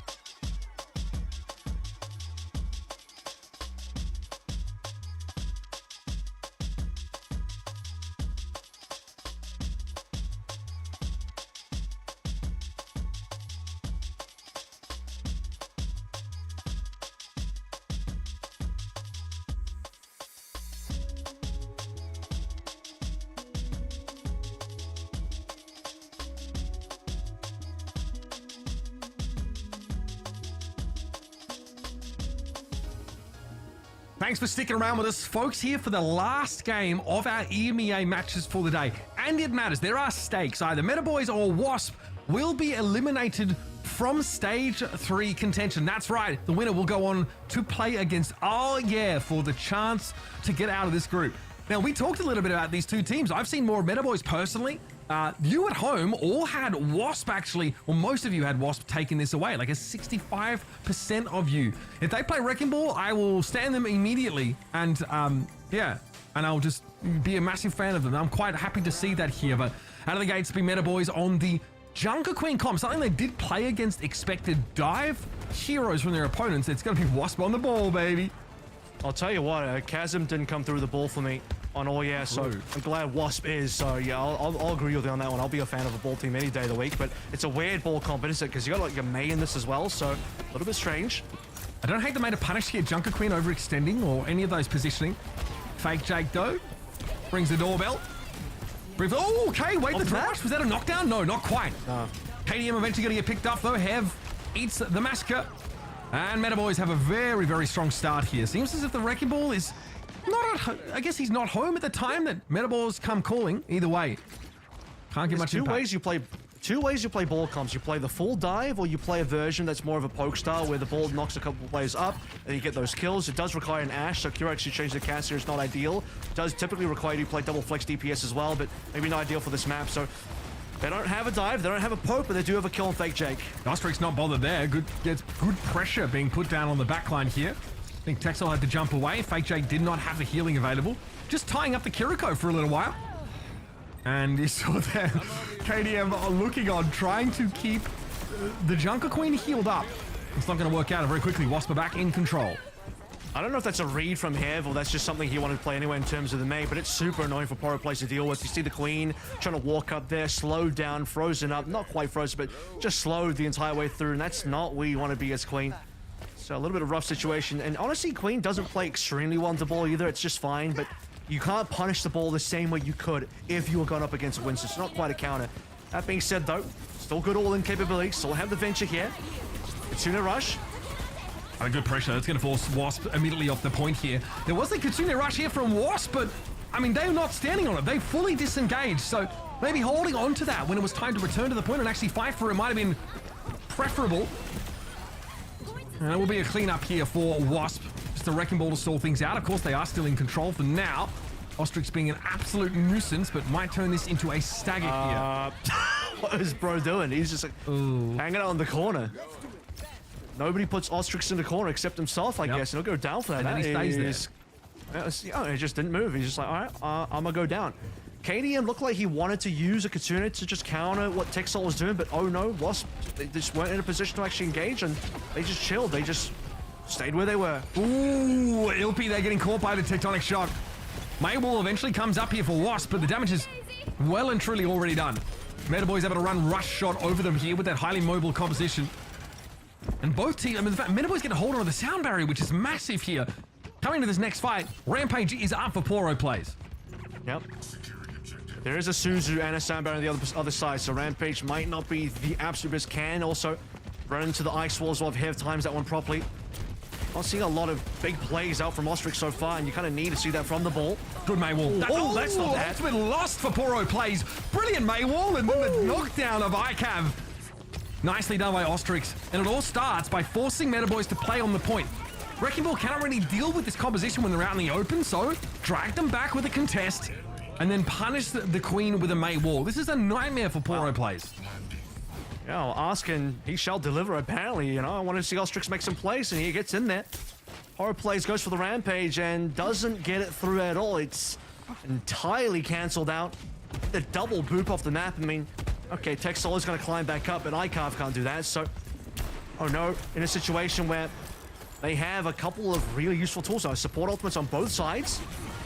Here we go again. Once more, it's the attacking Kitsune Rush. This time, though, Wasp actually try to fight for it. The Maywall, though, makes it virtually impossible to do so. They get onto the point, but when most of that sound barrier has already dissipated, Ilpi gets caught out there in the open, and Kraxu falls to a swing of the axe. And this should be the round here. Wasp not really in a position to contest outside of the Wrecking Ball, who I think ate a hindrance grenade there. Still able to get away now and hope to trigger it once more, but Ostrix doesn't quite have the route nailed down. You can just see that Wasp can't stop Metaboys from going for the all-in play there. The double support ultimate is being used, and despite the Ice Wall being played, that's realistically the only thing they can kind of do to slow things down. As this looks like the Rampage Axe, is it? Yeah, Rampage Axe. Bro uses it on 10 HP. That's all in him. I'm sorry. You can't be doing that, mate. That's not going to help you at all. So, I think after you see the Maywall, you probably cooked. You don't have a Baptiste composition, right? That would be an easy fix. Throw a lamp down and allow the Queen to walk away, or at least have something with higher throughput. But you're playing Lucio Kiriko, which is fine. But in terms of getting you out of a jam, you don't have a lot of options. Aside from the Rampage, they still win. And the clear difference here for me is that Wasp can't defensively do anything against these aggressive all-ins from MetaBoys at all, because Ostrix is not a real tank unless he's engaging. But defensively, what is the ball going to do for you? Your entire 4-man backline crumbles once the Queen gets Sound Barrier plus Kitsune Rush rushing into your backline. Yeah, in a 5v5, you have to be the aggressor with this Wrecking Ball style. And at least here, a really good point for ball to play around, one where you can guarantee for the most part that MetaBoys have to fight here. Okay, no worries. Easy little pile driver to make sure that Ostrix ends up on solid ground and not sleeping with the holographic fishes. He's taking a bunch of damage out. He's got to be a little bit careful. Waiting for grapple to be available. Stunned up briefly by the hindrance, able to walk away again. But to what end, I guess, is this for Oh No? Ostrix is taking more and more damage. It's getting harder and harder for KDM and Ilpi to keep them topped up. That takes attention away from someone like Kraxu there, who probably needed some ministration, some healing. And Fake Jake come calling. And now they go aggressive. Why not? You have a player advantage. You force that May wall upon which Poro is on the wrong side of. Commanding Shout, though, keeps him in a pretty comfortable spot. And this will be an extended stagger now. You can just see how hard it is for Wasp because they take so much damage. They're losing every single trade in terms of the poke. And Ostrix himself is taking so much. And some of that is just due to just bad pathing. He's pathing through the enemy, getting slowed down and hindered sometimes. Grapple unavailable, and he's just chunked down half HP. Another situation was super low, so can't engage. You need tempo on this ball combat. He doesn't have it. Yeah, and you also need probably to be split from your team and not have attention on you. But right now, every time Ostrix steps up, there's a knife that comes in from Junker Queen that will interrupt the Wrecking Ball. Here's a Kitsune Rush, so this is a very fast-moving Wasp composition. Commanding Shout here obviously can be combined with that Sound Barrier, but not before Fake J gets picked up. Texel also used the Kitsune Rush, so there's a layering of support ultimates here, and ICAV actually can't zero in on a target. Grenade there being used. Yes, Ilpi will be brought to heal, and it's now Ostrix again, who turns up to the party far too late. It's too low to contest. Has mines way too late here, so he needed mines a little bit earlier to actually play into that fight. He's just died too often. Hasn't had the ability to get any damage done. We've barely seen he did successful pile drives and basically count them on a couple of fingers, which is not what you want to see out of a ball. Here's the mines now. Thrown out in the absolute open. Okay, unclear if there's going to be much value to be gained from that. Fake Jake pops up. Going to be doing it so in front of a May. Kraxu, though, gets brought down. Texel able to find a crucial kunai kill on the otherwise pretty slippery Tracer. Poro plays is sitting on that rampage as well. Dangerous territory here for Wasp. That Susie will be crucial once that Junker Queen comes in. No connect on the knife, but a little bit of poke now as that Wrecking Ball will continue to be a nuisance. It's about keeping Flipper alive. And how does Hef go down from that range? The right click there looked like extreme range from the Lucio. Oh, another one. And coming back in with a tectonic shock. Flipper's had a great couple of kills, and Fake Jake will catch Ilpi with that ultimate. So Wasp, okay, points for style will give them that, but in terms of getting real good use out of the Wrecking Ball, that's been a little bit harder to see here. Ostrix now in an awkward position, forced to leave the point. I'll tell you what, Mitch, you know, I'm a bit of a ball enjoying myself. I do enjoy watching Wrecking Ball, but unfortunately, that was not it. I'm a little too blessed to have seen too much Jumbin Wrecking Ball from Crazy Raccoon, and when that guy's on the ball, you see no mechanical errors. Unfortunately, looking at this game from, you know, Ostrix, way too many. He's just crashing into terrain. He's like a driver with the L plates on there, still learning, still trying to get his license. He's not quite ready to take on the roads just yet because he's just hitting all the cones, mate. It's not clean at all, sadly. He's just hitting all the cones, yeah. Oh, there's so much entendre in that statement. I don't know if like foreigners understand the L plate thing, but yeah, when you're a learner driver in Australia and New Zealand, you have to put plates on your car to indicate that, and you have to pass tests. Oh, you don't indicate it in America? Not really, no. Sometimes you might have a sticker on your car. The learners just on the road? They're just like chilling? Kind of, yeah. Yeah, that's crazy, you can do that. Like, yeah, I had to bloody become a learner in America all over again. That's a different story.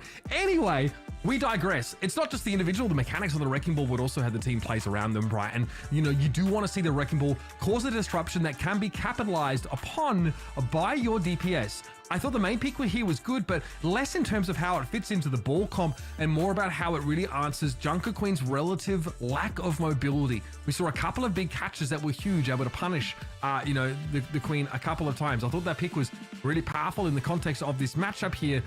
The Wrecking Ball, when it worked, it looked quite good. Look, you see this dive here, though, from the Queen's composition. That was the first fight, right? Charge in with that venture, knock them off. Hev just gets caught by an axe swing here. Very, very good. That's the tempo you want to see from any team actually at this level. MetaBoy's definitely capable of it, which is good.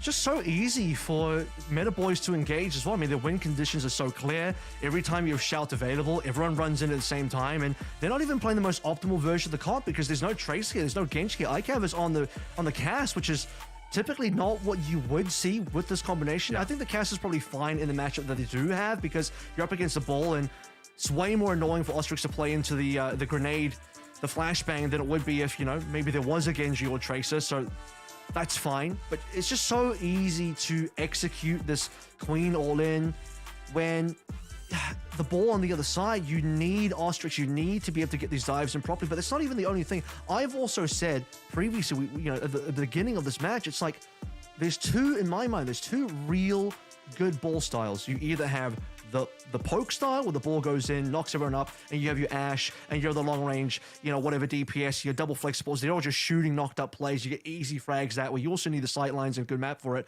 Or you're going to play the dive version of ball, or you got maybe a Tracer and Echo. You got something that's really dive heavy. You're not doing that with a Mei. It's just too weird. And we can talk about, does Mei do anything versus the Queen? I'm not interested in what the Mei can do versus Queen. I'm interested in how Wasp can actually, execute their comp and their win conditions. I'm not seeing win conditions, unfortunately. Yeah. And the Mei also isn't stop Poro. Poro's still getting in there. Yeah, Poro obviously able to get in and basically, still look to hit those knives. And, essentially they want to be in the middle of the fight. And at some point, Wasp have to come to play. They have to step up and take that engagement here. So, we've seen Wrecking Ball from this team. That's what we're working with right now. We don't really know if that's going to be something that we see from them outside of these control maps. Maybe a dive comp if they have that available to them. I will say that Meta Boys are probably going to opt out of dive mirrors and try and counter them if they can. It does mean that we see the Junker Queen picked up again. They did try and do that on control. That's definitely a way that they want to play control. But in general, they're definitely more than happy to play the Ramatra compositions. And we actually saw ENCE mirror Ramatra and then switch to Ryan against them. And sort of mix that up a whole bunch here. But for Meta Boys, the levers that they pull tend to be like switching between Tracer and Venture, trying to make something happen there. We often saw aggressive tank play from ENCE against Meta Boys. They struggle to deal with like Chase Torches, space creation abilities. We're going over to Blizzard World here, so it's definitely a map that lends itself to dive at times. And Meta Boys why have they called themselves this? Why have they called themselves Meta Boys? I don't know. It's an oxymoron. It's a full Polish team, by the way, just for a fun fact for those that want to support the team for whatever reason. But I actually thought maybe if you're Wasp and you want to play ball, Suravasa, in my mind, is one of the best ball maps available. Just go straight to the absolute best ball maps. Because I'm thinking, what are the good ball teams want to go? What are the teams that really play around the ball? What do they always do? And they go straight for the Suravasa. So that would have been my choice. Blizzard World is obviously fine. We've seen, even in the last year or two, ball being played here ever so often, so it is viable. And they've shifted their comp. Hev is off the Mei. I like that. They're now slowly moving towards something more representative of what you'd like to see surrounding the ball. All right, so it will be obviously Wasp trying to make this Wrecking Ball work on the attacking side. The Ashe, like you said, maybe a little bit more suitable combined with this. Poro plays wants to push up here, and by and large, they're ignoring the Wrecking Ball, trying to disrespect it. They're definitely worried about Caraxu's potential to follow up on these pile drives. It'll also be a bit of a nuisance in terms of this poke damage. Wrecking Ball can 1v1 backline and says, wow, okay, ICAV just turns into a pancake. OWCS finds and he ends up being the follow-up to the damage done by his DPS. Either way, you got to get the damage in there. Poro plays in, and maybe a bit of a situation here. Is burning down, but healed up. OWCS again. Look, he's just bumping into everything. He's like a pinball in a machine. Eventually brought down. Those are the way the adaptive shielding changes for Wrecking Ball now means it's less of an individualistic ability. One that can confer shielding to your teammates. So you really do want to pile in with a Wrecking Ball. It actually makes that poke style of this comp a little bit harder to use. Poro plays wants to play corners as much as they possibly can. Build up that ultimate. Already a Kitsune Rush online, but whoa, Hev goes in for the assassination. These picks have been great for Wasp. Now they need to convert, and they will get Poro, who was completely isolated. Now Cap and 2 ticks. OWCS finding a little bit of scouting on a mission through onto B already, and it doesn't look like it's going to be contested. Meta Boys are going to give it up. They had ultimates, they had the capability, but maybe just didn't trust the positioning, they didn't trust where they were standing in. fake Jake down super early. This is going to be Wasp just taking early kills. They do lose one. Much better. Okay, Wasp here losing KDM. Maybe a little more concerning for Ostrix, but fortunately they are very self-sufficient. One of the most self-sufficient tanks in the game, in fact. Poro plays, though, he gets to move up and play in this choke here, which is definitely what they'd like to fight, but it's about pressuring that Ash position of Craxu. The Bob is going to make that harder to do now. There came the pile driver. Bob thrown indirectly in the mix, and ICAV now needs to deal with a very, hard-to-catch Hev. Tracer picks off the Kiriko, pardon. And ICAV's going to back away here after making use of that Deadeye to make a bit of space. Still has to deal with Ash, who will outrange him here. And he's well and truly out in the open. Wow, Hev's done a lot. I mean, where was this Tracer early on? This could have been so good on Lejang Tower. I'm glad it's here on Blizzard World, but it just, it's a bit of a head scratch. It's like, why was he even on that May? Because this Tracer's doing real work and working with the ball as well. You're now looking towards something that represents a real dive, and as long as Ostrix can make this work, nearly gets flippered down. I'm here for it. They want to answer this wrecking ball. It's a problem for Meta Boys. That's a good sign for Wasp, but you're not really forcing Meta Boys into addressing the ball, which was something they didn't even have to do on Lejang Tower. So, and Sombra is still not good. Yeah, you can hack the ball, but outside of that, she's not a good character right now. Virus not connecting there, so Cracks were able to drop down. Got healed up, I think, got a Suzu for their trouble. Minefield going to be used here. Cracks who's still at large and still unable to be caught under the thumb of Meta Boys. Now we're starting to see why I think this Wasp team able to have such a long game on Blizzard World or take it so close against, definitely looking comfortable here. And I'm glad we got to see this match because Meta Boys, we're going to watch them in real time, try and find an answer to this wrecking ball, not only on this map, but probably across the entire series. Might get a little bit difficult now. This is not a good point for the ball typically to play. Unless Ostrix can get really creative here. He's going to just transfer a little bit of healing over to KDM. Happy to take that damage.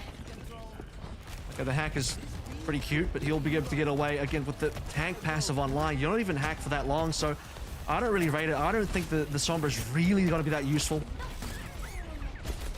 I guess, still value that Sombra ult, but it doesn't really do anything directly to shut down this wrecking ball. That's kind of a tough thing to do. Rig comps can help. Maybe Bionic Grenade also goes a long way.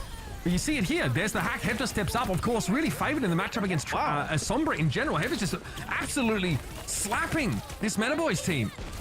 Dude, he's legit. He is legit on the Tracer, nearly a 5K.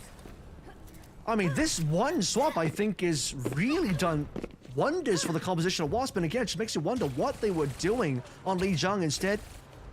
And now Kava's going to go over towards the cast. Even the Malga, the Meta Boys are desperate. They're throwing everything at the wall to shut down the ball. And Ostrix doesn't care because the more attention they get, the less attention their team does. Here's an EMP that catches just Craxu, and there's a sound barrier instantly from Ilpi. Sombra pick, an absolute complete and utter waste of time. Malga time, baby. Poro plays cycling through these sort of brawly tanks to try and find an answer. The damage is good, but Ostrix just rolls up, picks up a Mega, and goes about his business. This has been enough at least to slow Wasp down, but it cost him a sound barrier on the Meta Boys side. Katsuna's up now, so Wasp in a position to start pushing along. Ball's going to roll straight through, straight down, and as long as Pro Plays doesn't have a cage available, there's nothing really threatening Ostrix at all. Hev's still looking to chase. Out Flipper burning down, that's an easy pickoff. Dancing among the minefield now as we saw a Poro Plays try and make a bit of space and instead just ate a face full of damage. Oh, this guy is absolutely cracked. What's going on? Hev is just popping off, man. Hello? Dude, this guy is good. Where's this guy been? On the wrong hero. On the wrong hero. I'm saying now, if Wasp can turn this around, and maybe we do get a 3-1 or 3-2 or whatever the situation, if Wasp win this series, I'm looking at Hev right now, early player of the match, because that is a performance and a half. He is absolutely taking it to the Meta Boys who think Ostrix is maybe the problem, but Hev is the one they got to shut down. Hev is the real issue for Meta Boys. Because he's the one that's actually getting the kills. Ostrix is setting some things up. He's being way more useful on this map. Still a couple of slight fumbles on the mechanical side, but for the most part, Wasp are making it look really good. 226 is a very reliable time bank as well. That was a solid attack. Brilliant. I mean, this is a treacherous map to try and finish at the best of times, and having more than 90 seconds, I think, is a very, very good sign. Not only that, but Meta Boys end the round still not having decoded this composition. They still not figured out how to play against the wrecking ball. It's looking a lot more disruptive now, and I think the more attention that Ostrix garners, the more hero swaps on the Meta Boy side that Ostrix forces. the more impact they're having, I think, as a tank in terms of doing the tank's role of occupying space and attention. It always really looked like they struggled. And I think it does help that Hev just walks in and gets to, you know, take liberties against Meta Boys with a pretty outstanding tracer play. You've seen a little bit more Meta Boys than I have. Do they play any Brigana? Because that would actually be the backline combo that does the most in terms of disrupting the ball. I don't think so. It's the same thing we talked about in the previous series. It's the Brigana, the Sleep Dart, the Bio Nades, the Whip Shot. That is what you need. Oh, I didn't see a lot of it from them, I'll be honest with you. They played some Zen on that's not gonna help Dunkertown. you. That's about it, though. They're definitely more invested in this kind of setup. At least they have the Baptiste here, which is going to help with Malga's survivability. But we are playing Malga on Blizzard World Attack, folks. Definitely, Meta Boys probably ought to change their name. There's definitely a little bit off the wall, stylistically. They're going to look to try and take the high ground, maybe made walls to trap this ball in place, but even that, it's not a sure thing. It's an anti-dive comp. They want to get towards the point. They want to force the dive to come on and then try and punish these divers again. Hev should be the target. If they can get Hev down, that would be the start. KDM, though, nice shot into Texel. That is the BAP gone, the MO gone. Okay, Tracer is gone, though, at the very least. Ostrix wanted to follow up that Dynamite. Still good pressure down. Remember, this is a defensive Wrecking Ball setup here, so this pick's definitely favoring the Wasp side. And Meta Boys have to double back and get the Baptiste out.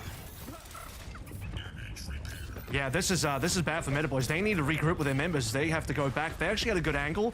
If it wasn't for the fact that Texel goes down, they flip the map, and Meta Boys was in position to come through from a retake position. Decent power drive. Okay.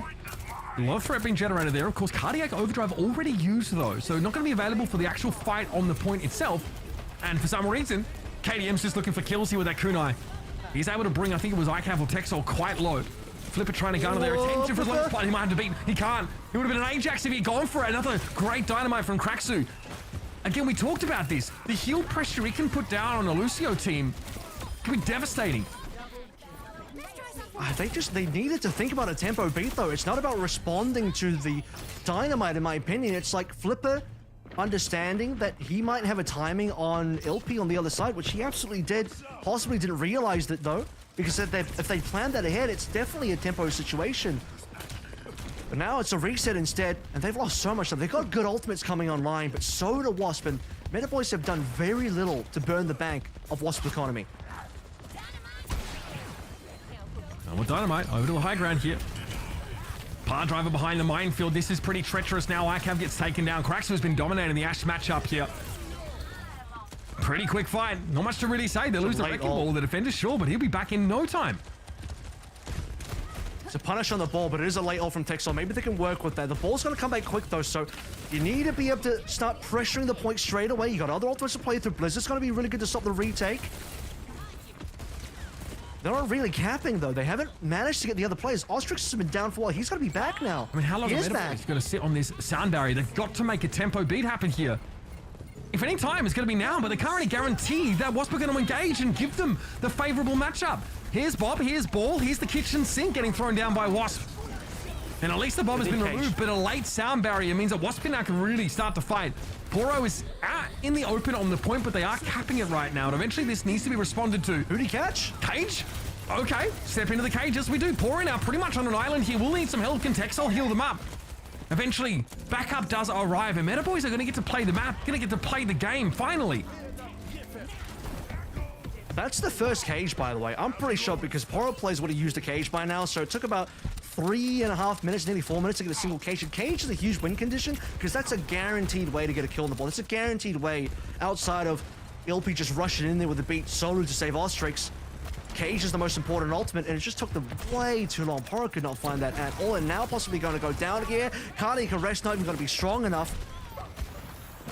So the push ends before it even starts. Yeah, and you've got to connect with the Tracer, the Life Stealer. Hard to do when Hev is constantly buzzing around the big bulk of the Malga.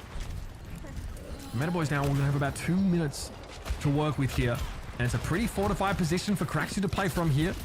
It'd be very hard to shift this Ash away, especially with Ostrix dropping down at their own volition. Bam, comes on down. Kraxu goes a little bit low there, but that disruption that Ostrix just inflicted makes it hard to chase that kill. The Echo here, of course, can give you an option to try and burst the ball down. Focusing beam, nothing to be sneered at. And Texel is happy to shoot Ostrix, force him back. It's just annoying damage that Wasp actually can't initiate on that damage, and even now, Bob finds Ostrix somehow, and have the hyper carried down, so Metaboys, they survive the onslaught of Ostrix continuing diving on the archway, but again, it's just, it's only a little bit of damage. They need to be able to hard engage onto that damage to actually get those kills, and it just wasn't happening. Who are they hard engaging on? That's the question. Such a mobile comp here from Wasp. Poro trying to clear these mines as well as they possibly can, but not before ICAV again loses out to Cracksuit. Again, it's not really a fair fight as ICAV got pile drove just prior and was dealing with the minefield as well. Poro hoping to make some use of that Amp Matrix with the Bunny Blaster and a lesser seen combination. Unfortunately sent back to spawn with nothing. Poro plays' comp, Metaboys' comp is now really confusing because they're still running the Lucio BAP, and I thought maybe Texel would swap. Yeah, he got double, but that's disgusting, so good tech there. I do enjoy that. Solid ball tech with a double boot. Texel not going to be happy about it. Another chance to swap though. Maybe Lucio Kiriko can come back in. Texel still on the Baptiste here, which is pretty average with Echo and Diva. Just quietly. You're allowed to play Ana. I just want to point that out. That's true. Doesn't seem to be of interest to Texel. Bob available here for Cracksuit, who's looked really good. Hard to stand out against alongside Hev on your team, but Cracksuit's definitely had some good moments finding that opposite number of ICAV. With 20 seconds to play. Hev with a pulse. Wasp basically with everything they could ask for in terms of those big ultimates. Kitsune Rush, sound barriers there. Hev looking for another pulse bomb stick to open this fight right on up, and ICAV is playing an off angle here. A little vulnerable, a little exposed, but still able to catch the sound barrier out now as here comes Bob. Cracksuit sends that one off, and look how low Poro plays is. Self-destruct trying to get a remake here, but Flipper's going to be taken down by Ostrix. It's at least Fake Jake to find one, but that is going to be it.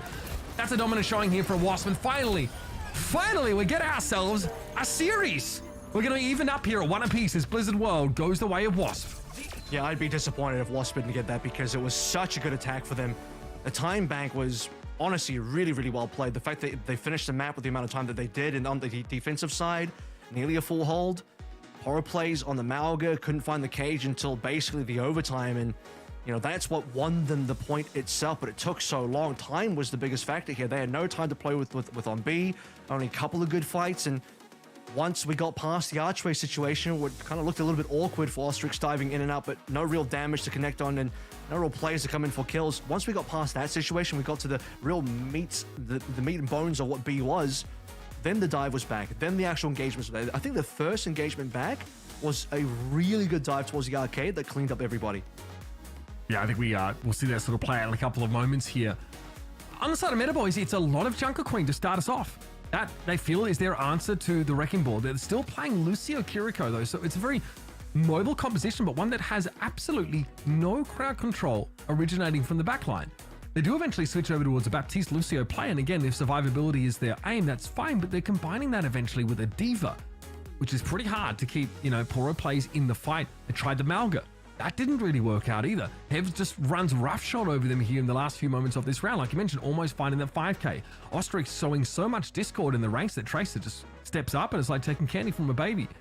This was, I guess, at least where we saw Metaboys get started. Poro plays just presses Q, really has an opportunity to catch an Ashe inside the arena. And Ostrix tries to dive on in, but it's pretty hard to get Malga's attention as a Wrecking Ball at the best of times.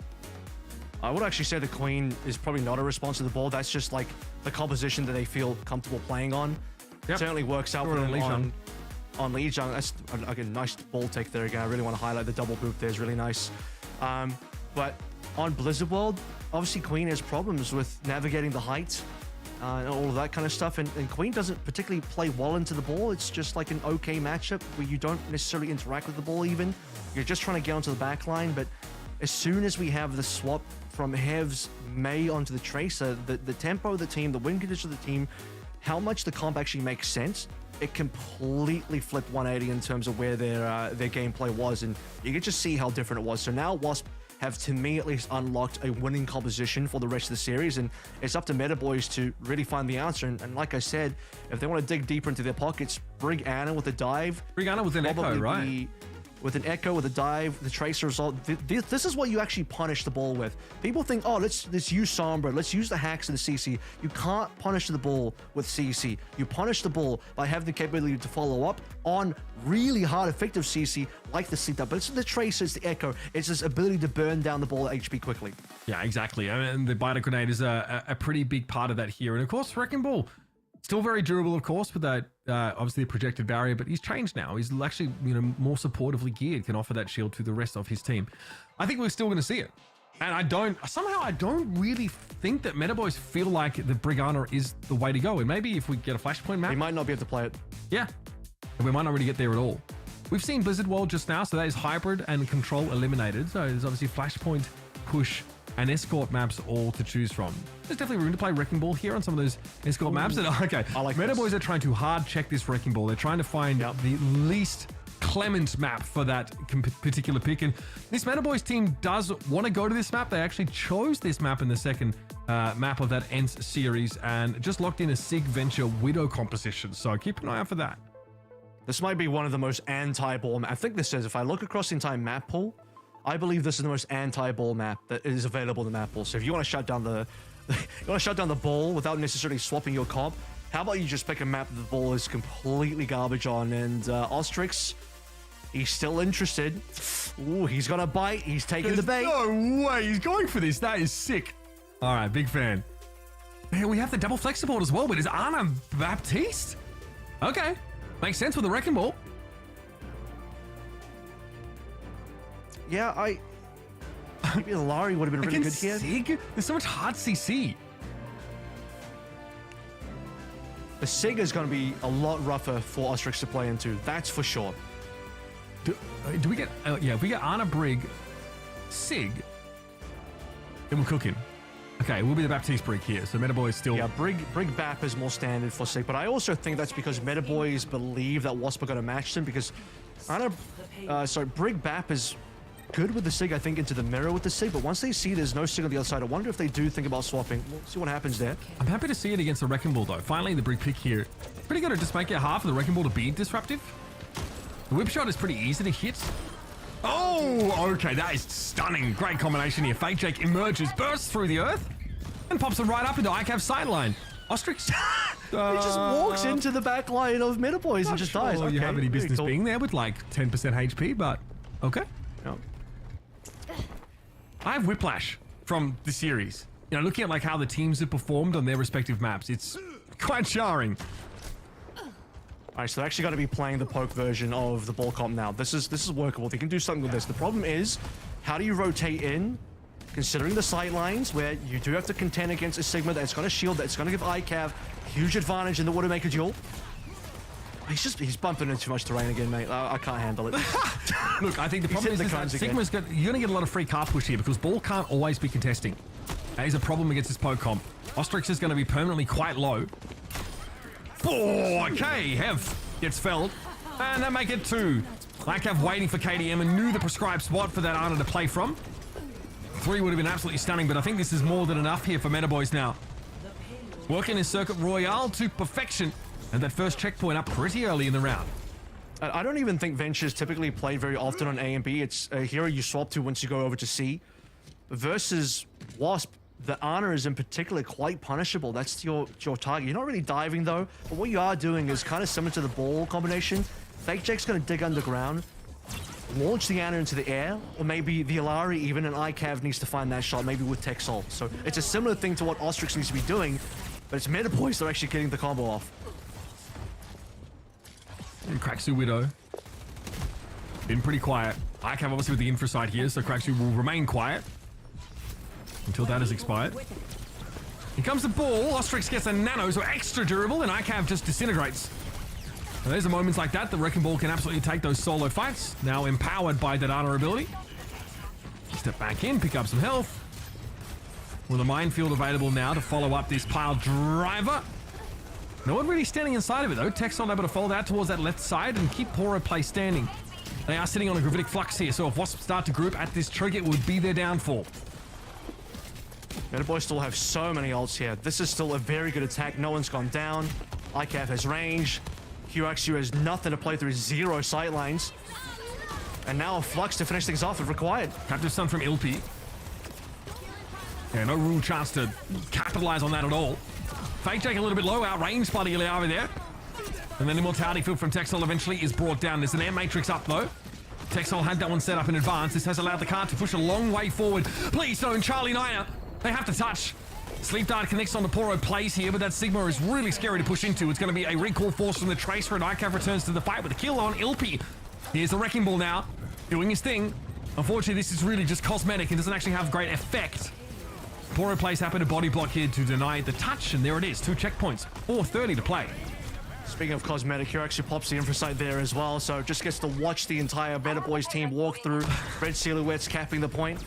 What a waste. And it is going to impact QXU's ability to play into ICAV's infrasight a little bit later on. 4 minutes plus in the time bank. It is plentiful for Meta Boys to finish the map with. And we'll talk about the fact that Ventures is a pick you typically see on C point. Well, we got past A and B, so this is where Ventures actually going to be strong now if the Venture wasn't already good. ICAV aware of approximately where Ostrix was waiting. Looking like Shelob up there in the rafters. Always have to be wary of the ball, who again gets the nano, and we know that ICAV gets insta-burst here by this. Yeah, nothing that could really be done about that. Ostrix has bought yet another minefield, or built that up, rather. In a good position to pressure Flipper, whose shield is about to break, which means they will be picked off. Nice little solo play there for Ostrix with the nano. It's not bad there.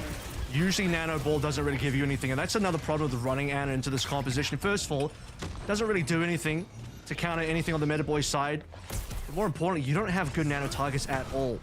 So the fact that Ostrix got as much done as he did, to be fair, it was on ICAV. You went Nano Ball versus probably the most susceptible target in the entire Overwatch roster, which is going to be a Widowmaker.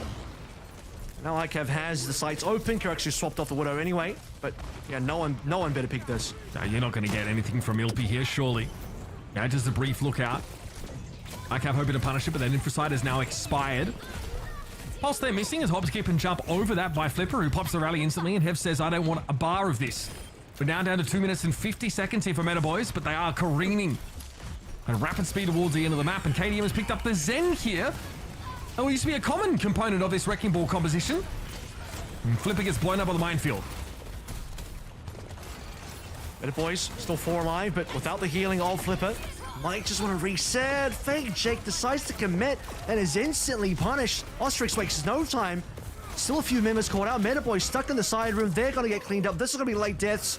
Staggers as well. That's what you need if you are Wasp to slow things down, because we were looking at a 4 minute plus time back, moving in towards C. Half that time is gone now, and to speak over towards the Zen as well, Mitch, yeah, you do actually start to see some Zen play come through on the C points. FD God obviously stayed on the Zen for Game of Gladiators on Blizzard Wars C, but your back is against the wall means you can't get flanked. Even with that accretion, catching Ostrix out, he does not care. He just rolls away to safety, and now can continue to harry from the rear. Craxu here on the Cassidy, both DPS, hit scan, DPS rather, switch over to the Cassidy. But Cadian does get caught out. See, Fake Jake goes upstairs here to try and win that fight out, but Cassidy can outrange the Venture here. And Ostrix came to the rescue pretty quickly. Fake Jake again goes upstairs. We hear a Captive Sun go off elsewhere. That's Ilpi throwing that one out. And in a pretty safe position to look to detonate that debuff. But it was Fake Jake who found Craxu in the end, returning to the high ground, just battling out against that Cassidy. KDM with a quick double though. There's something here for Wasp in the Transcendence now to buy a bit of time.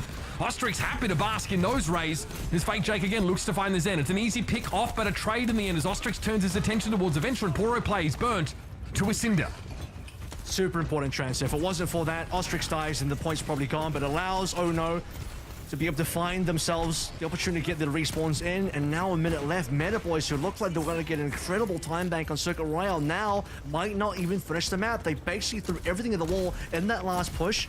No more ultimates to play through, a pure neutral, and they're going to go up against Mines. Deadeye could be a problem here as well, especially if QXU's on the high ground. No one can really contest that. That's a huge issue. I can't believe that in the current year we're watching Wrecking Ball on defense on Circuit Royale, and there might be an inability for the attackers to actually finish the map. Minefield in a small room, that's scary. Texel loses the Immortality Field, and Ostrix wants to make sure some of these players actually contact these mines.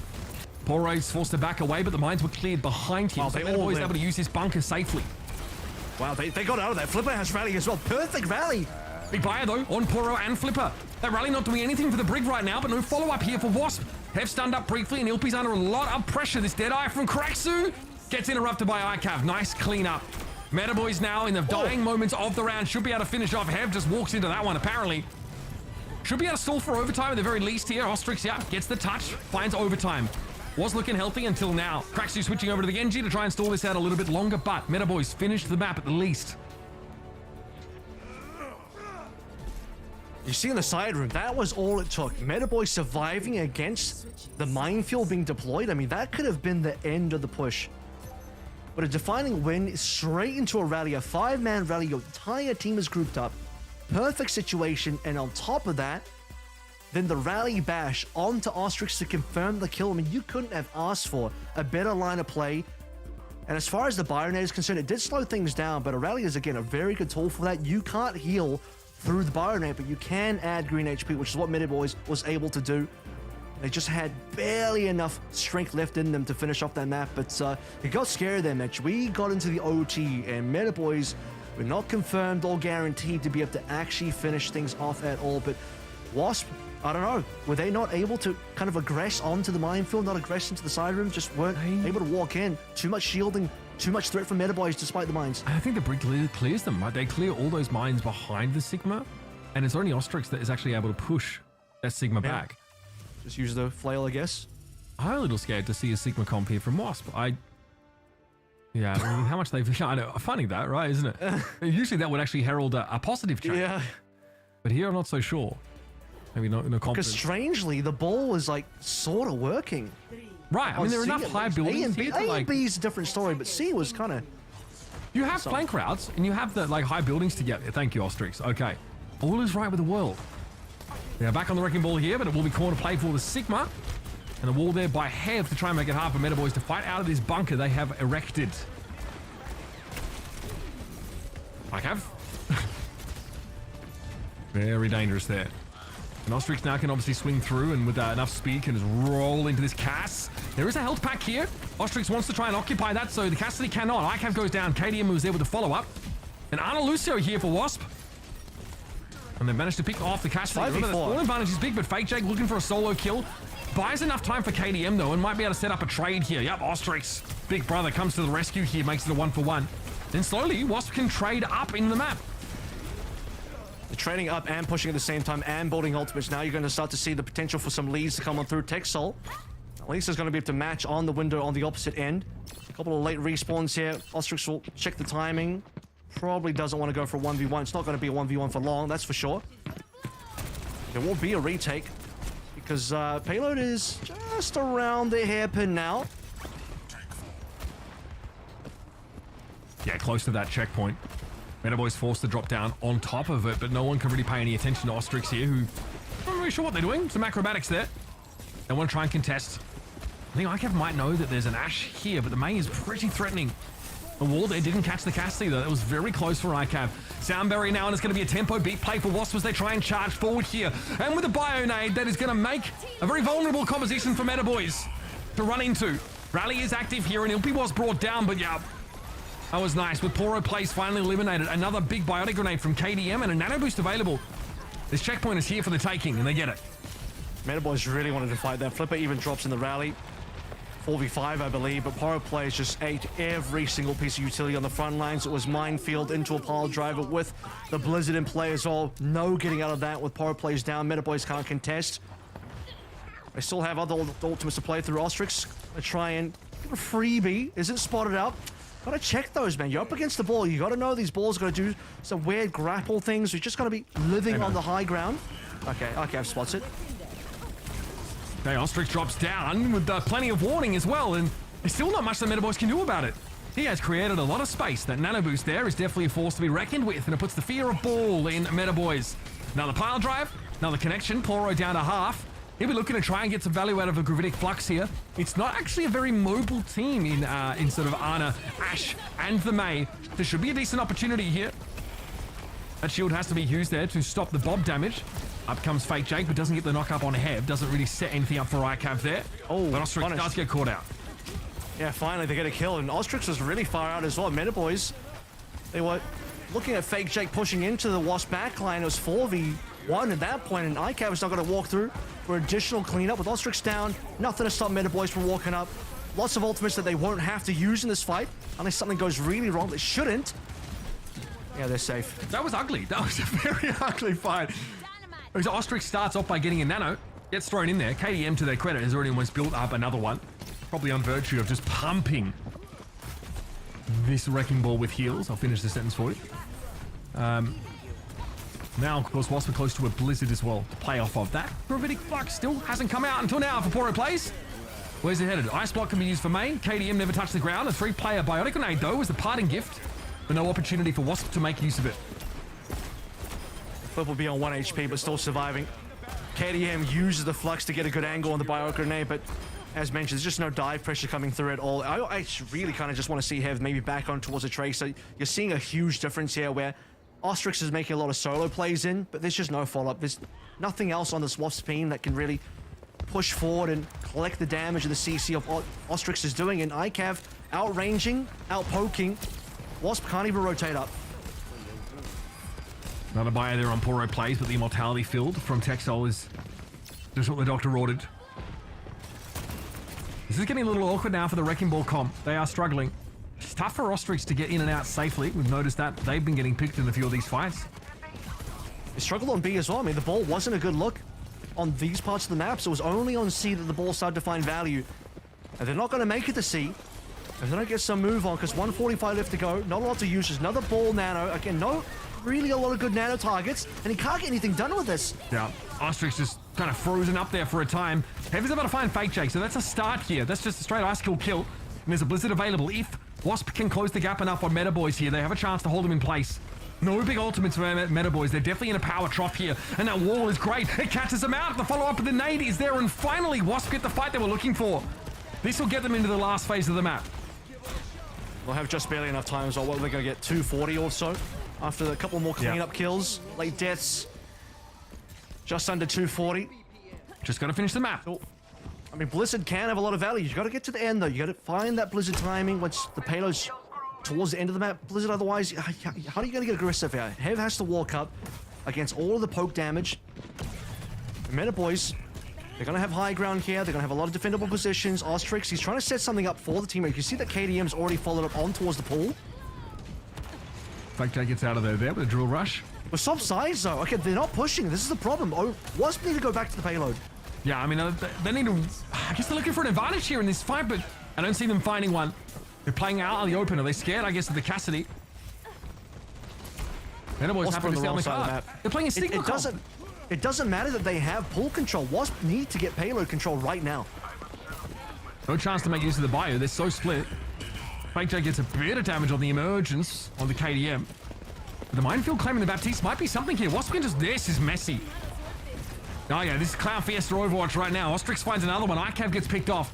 Fake Jake not garnering much attention for the time being, but that's about to change. There's no other options to pick off.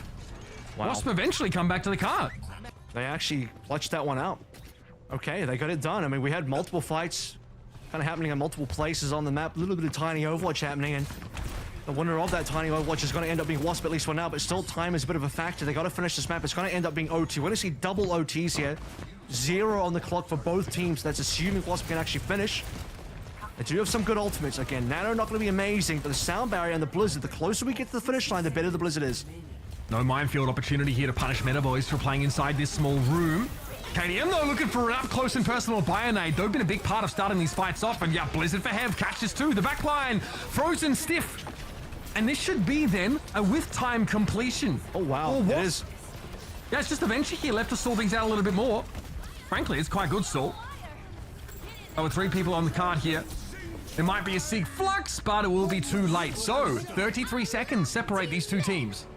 Huge. I mean, this is the type of situation where Wasp kind of turn back time and they say, we lost on the side room before. Meta Boys used that to get the cap on their own attack. This time on our attack, we'll make the same play, similar, inside the side room, but the addition of the Mei blocking things out, playing the Blizzard there. I said the closer we get to the finish line, the better the Blizzard is, and finds a situation where it doesn't have to be the Blizzard on the payload. It's going to be the Blizzard on the side where Meta Boys is caught out. No one can run, I believe, like 3-4 plus members all frozen up. So a huge number of kills, and the payload was pushing at the same time. So it's not even like Wasp overcommitted to the side room and forgot the payload. They were pushing while they were winning, and then still had Bob and Nano and Soundbearer to finish things off with a 33-second time back advantage. It's probably not going to be the biggest difference here. It is a 50% plus difference, so you know it's significant in that kind of way. But 1 minute to 1:33, you're roughly looking about the same type of push here, and it's all going to end on A. It might give you an extra fight potentially, but the likelihood of pushing past this first stage of the map is really unlikely. It'll definitely be in overtime if they are able to. And Wasp, as an attacking team, can't always stick to the cart that well because the wall wants to leave it. See Metaboys on the attack first. Fake Jake showing is what you can do with Venture here. And ICAV had some brilliant shots to start off. Remember, capitalizing on the knock up of the Venture to get those easy headshots. Escort the payload. Expecting QX to be able to jump up there. Ostrix is, he's deep. He is looking for the flank, and he finds himself, I was going to say a lonely Widowmaker, but not lonely for long. No, they were definitely expecting Ostrix to turn up. I don't think ICAV can do anything about this here. Ostrix now is going to camp the mega spot and just keep rolling back down. So ICAV needs to find a way to find good angles here whilst under harassment, but all of Wasp have folded back. I think they're concerned about the Sigma shield. So they've allowed this card to push up quite significantly here. 20 seconds left. No real fight yet in this round, and Wasp eventually going to have to start one up. Yeah, they have to. It's on them. Metaboys, they're happy to just continue pushing with us. So Wasp are giving up ground. And every single time, Ostrix has to fall back because he's on half HP. More ground gets taken. Ostrix looks to drop back a little bit. There's the pick. It's Craxu from Wasp. Finding the Baptiste of all picks. Finally, the Widow strikes. Now, can he do more? Under pressure from ICAV on that high ground, but KDM gets that healing in, and with Poro as low as they are, without that healing throughput, this is ugly. Texel switches to the Kiriko, so it's a quicker route back to the fight. And Fake Jake at least is able to find the Widow. No Widows left, no presence on the cart, no chance here for Metaboys. They're brought to a halt. There's not a lot of distance. That is extremely winnable for Wasp. And Mitch, are we really going to see Wasp win Circuit Royale with a ball? And he played ball the whole way. He didn't swap off a single time. It was 100% ball gameplay. With 133, it is so doable. I wonder, maybe Poro just goes for like a Malga right now. Is it possible to find a cage in that time? Can you just go for a pure counter dive, knowing that Ostrix probably is never going to swap? Because if they go Sigma, I mean, it could work, but it's also a risk. It's not guaranteed. They didn't push enough at all. This is a very dire situation. I mean, Wasp are definitely coming out on the wrecking ball. There's no doubt about it. There's just a limit to how much ground Metaboys can afford to give. Quite normally this Sigma comp without actually having a full fight. Happy to back up to that last corner before the checkpoint and then fight there. They don't have that option anymore. You're going to notice the golden box of victory is on that first corner. So that is the second fallback position for this Sigma composition. I would have really liked to have seen maybe a brawl composition, something different. They can play for a spawn hold, something that's really good on this corner. Look, they can delay a while in this corner. I do believe that, especially with ICAV on the main. This is a delay tactic. Okay, this strategy allows them to basically just stop the payload moving past the corner at all. Hev can lock them in there with the main wall though. We saw that from Wasp on their last attack. But I don't like the win conditions. It's still hard for Metaboys. You can certainly get locked in, like you said, and how are you supposed to really fight? Wasp don't have to push out. They just have to keep pushing the payload if they can. Craxu with a little different angle here. Doesn't opt to play that left side. Okay, Ostrix able to walk out there. So the main switch here for ICAV. Disruptive, but they don't have this long-range pick potential.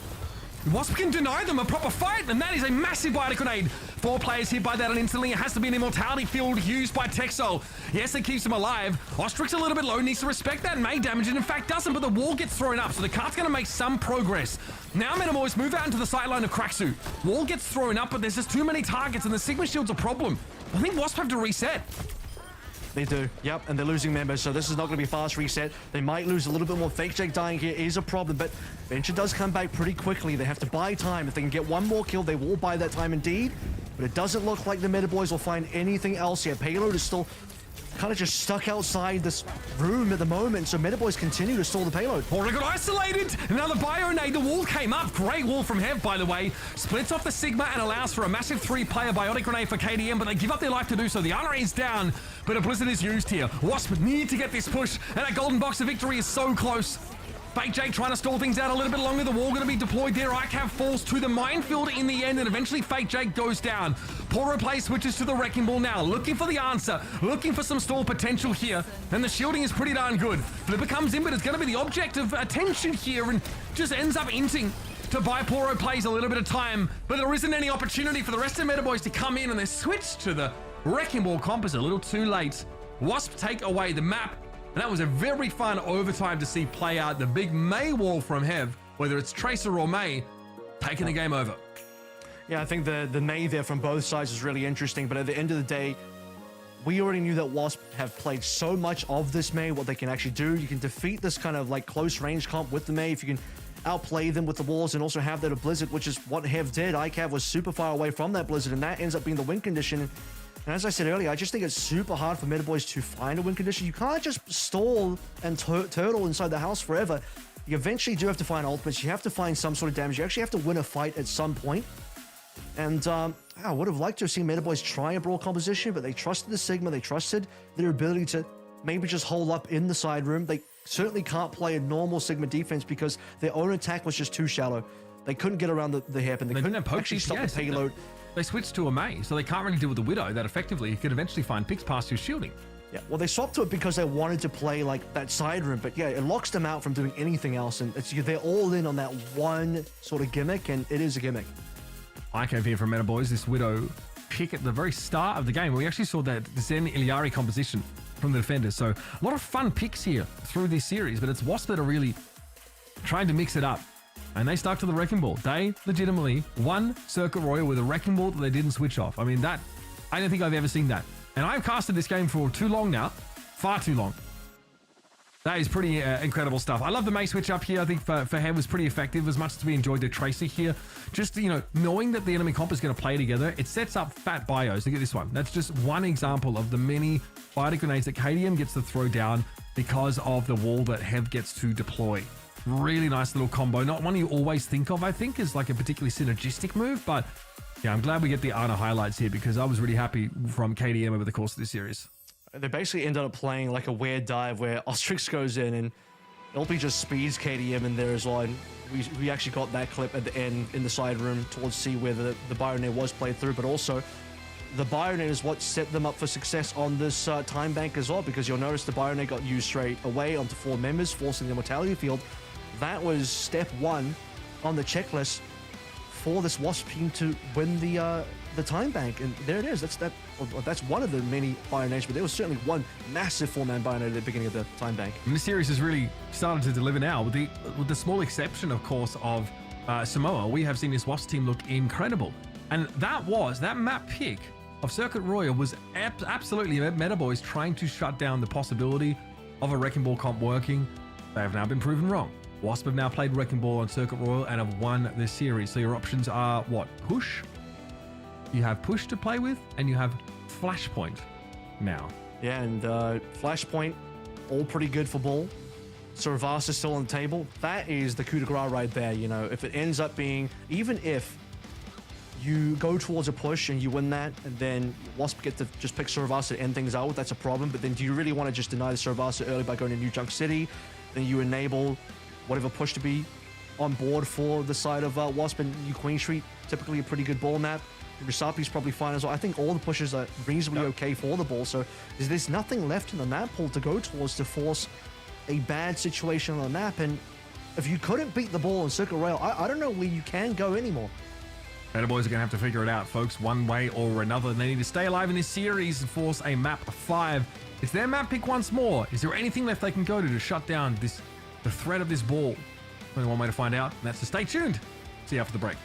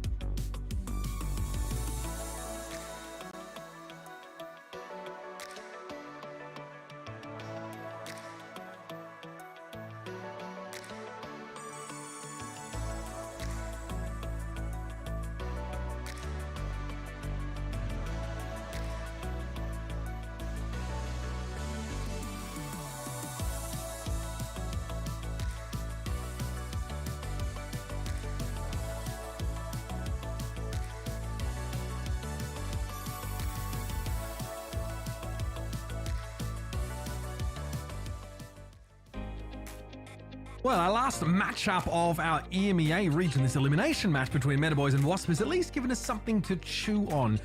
I think for Meta, though, it's a little bit more grisly than would have liked, because that Wrecking Ball, I couldn't answer it on Circuit Royal. The one map we really probably would never have expected to see it. I definitely didn't have that on my bingo card ever. And I've never seen that over my many years of casting this game. So, Meta Boys now have to go to Flashpoint, or at least they choose to. And there's going to be New Junk City, but like we talked about before the break, Kevin, thanks for joining me, by the way, it's the decent map for Wrecking Ball. It's not as decent as Survasa, so the choice here ends up being, okay, what do you want to deny and what do you want to leave open? They're going to leave open push, which is all reasonable for Wrecking Ball, but of the Flashpoints, there's one map that is like actually quite damn good for Wrecking Ball.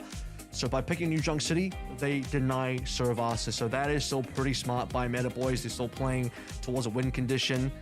But they got to figure this out, because no matter which way you slice it, New Junk City is an improvement for the Wrecking Ball over Circuit. Any map is an improvement over Circuit, and yet they still did not win Circuit versus the Wrecking Ball, which is a gigantic problem. Meta are really lost right now in terms of what they need to do. I have still mentioned the Brigana, but I just don't know if this team can play. I don't know if that's within their wheelhouse at all. Well, they don't want to either way. Whether they can or not, they just, I mean, I don't think that they're unaware that that is definitely an option available to them. They don't want to do that. They want to play the Brig Baptiste if they can. And it's not apparently really in their wheelhouse. And we've talked about it a lot. That means they lack that hard CC to stop Wrecking Ball in his tracks. Now, you don't have to do that. You don't have to stop, hold down, and kill the Wrecking Ball. You can try, counter dive yourself. But this is a team that prefers not to. They want to play like the more rush style, maybe something slower. I think if they really could have their cake and eat it too, they'd play Ramatra comps. I think they go back to Queen. New Junk City is a pretty good Queen map. Yep. They want to play Lucio Kiriko anyway. They look good on it on Lejang. Go back to what was working there. Pray that Hex is not on a Tracer. I mean, I pray that Hex is not on Tracer, but that's only when I play with him. That's true. So, yeah. Well. But yes, have on there on the May, that was huge as well. A lot of great walls to set up these picks and set up big biotic grenades, right? And then I think there's like a 3 or 4K then towards the end of that attacking side as well. So they're pretty nasty no matter what they're on. I just think May is not as valuable here. May is super good on Arena. So if you're going to see a May, Hev should play the May straight off on the first point. But everywhere else, the May starts to become, pretty rough. Especially there's some pretty open maps as well, At least 2 out of the 4 other points are very wide open, where the May is just going to have nothing to play with. So you're in a little bit of trouble. But even on the other, it's maybe the one. I think it's maybe like Junkyard and Bomb Flats, where it has some like Junkyard and Bomb Flats is not good. But the other 2 are fine. It's the green one. I forget the name because I just don't bother calling them by the names. The green point? Yeah. That one is still okay for the May. Okay. That's about it. That and the Arena. If you are playing, or if you force the low ground, you obviously we've seen May like force through the entire map at times, right? So there are going to be points where it's like better or a little finer is what it's called. Yeah, Bomb Flats is quite open and you can circumvent them unless you fight them in the chokes, right? Which is, we have seen a few teams try and do that to get value out of May on points, which is otherwise a little bit weaker. This is your Wasp team, someone who many of you at home voted for them to win the series. We were a little bit dubious about it, but we saw Wrecking Ball and all of a sudden we were instant fans. These guys have really not deviated from this comp. They've worked in a couple of different things around the Wrecking Ball. We even saw the Zen, we saw the Iari composition, Baptiste has been there.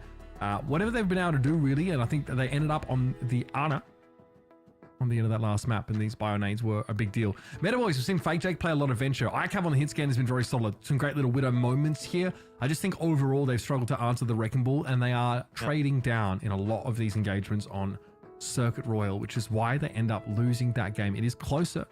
Both teams come down to sub 2-minute time banks when we go to extra innings.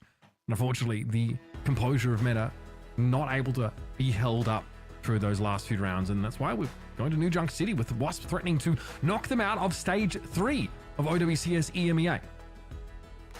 I'm very curious as to what the opening compositional choice for Meta will be. We know what Wasp is going to play, that's not a question.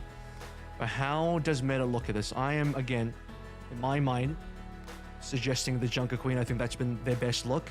I think it plays super well in New Junk City. I think for most of the points, they're going to have the advantage with that comp as well. Arena's going to be rough, though. Arena versus a May is going to be pretty rough with the Junker Queen in there, but they could still power through that. They powered through it on Lejang City, Lejang Tower rather. So on New Junk City, I think it's more than possible. And even if you lose Arena, the other 4 points become much better for you as the May becomes a weekend. And, you know, Ball will have some good gameplay on the more open, you know, type of arenas. We're talking about Bomb Flats and Junkyard is going to be good for Ball, but then Ball kind of might have some problems on the Refinery and Ducks. That's right. Yeah, Refinery it was. Is the area that we felt it was a little bit of an issue. And of course, the winner of this game goes on to take on Oh Yeah. And that's something Wasp have already done. Now, there was a 3-0 win for Oh Yeah, but when we looked a little bit closer, we went through the Wikipedia logs, we noticed that obviously there was some very close maps, and Blizzard World especially was a close one there. So Oh Yeah would definitely put under pressure. That's a series that we feel that can go either way. Meta Boys against Ents, well, they got spawn camp for the entirety of the series, so it wasn't an opportunity for them to show what they were capable of. So heading into a match like this, we really did not know what to expect. Now I think we've had an opportunity to take the measure of both these teams, and you know, Meta Boys looked fantastic on the first map. They really answered the Wrecking Ball comp very well on Lejang Tower. That's it. You know, the best part is if they can win with a Queen comp or find some sort of winning comp on Lejang City, I think they can transfer that to push as well. It's really then playable on the push also. So this is a thing for Meta to climb back in the series to get the next 2 maps and get a 3-2.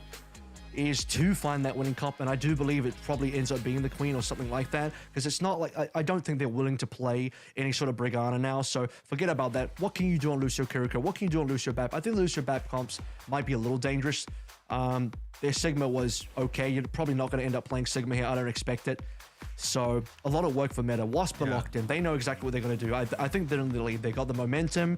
They won a super difficult map that probably shouldn't have won, but Meta just could not get past the ball, or the May or the Tracer coming through as well. So yeah, Wasp, they're favored right now. They're looking like they can 3-1, and Meta have to be the ones to find an answer. If we see the May into the Queen, though, I don't hate the Baptiste here, because again, you really can't get your Junker Queen out of that situation with the Kira Colosseo, because often the throughput isn't really enough to deal with like the focus fire that the Junker Queen does take, and you can Suzu, right, for a moment. That can cleanse off the slow briefly, but you are still going to take a face full of damage, and your invulnerability window is pretty short. So that's just something we noticed a couple times. Poro play getting caught by May walls on Lejang Tower, but as we kind of discussed, the May wasn't really like that operative part of that composition. It was just sort of there to answer the Queen, and it was fine, but they didn't win the map. Obviously, guys, you have drops enabled right now, up to 10 hours here is worth of rewards, starting of course with these icons and ending up with this fantastic weapon charm as well. That nameplate looks pretty darn good there, so make sure you tune in on Twitch and YouTube at OW_Esports. This is stage 3, so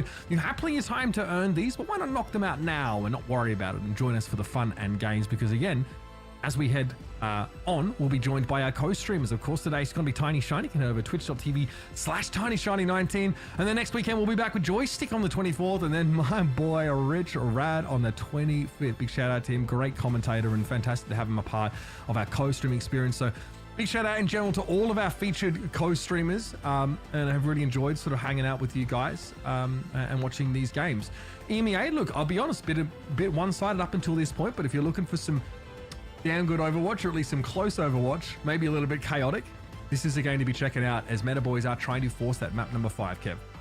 Well, you know what's interesting about EMEA? I think the top level is way closer. It's more interesting than NA in that way, because we have like this locked in top 4 with a couple of other teams kind of knocking the doors, you know, in the name of the game of Gladiators. But Space Station ends, Twisted Minds, Virtus Pro. It's such a solid top 4. When you see these 4 teams finally face off, it's going to be pretty electric, because I think most of these rosters, if they have struggled, they've made upgrades. You got Virtus Pro, which is a little bit newer in terms of just collecting the best pieces of a couple of other rosters that have been around since Dallas. And I mean, they were 5th seed, right? Ended up being the top performing European team at Esports World Cup.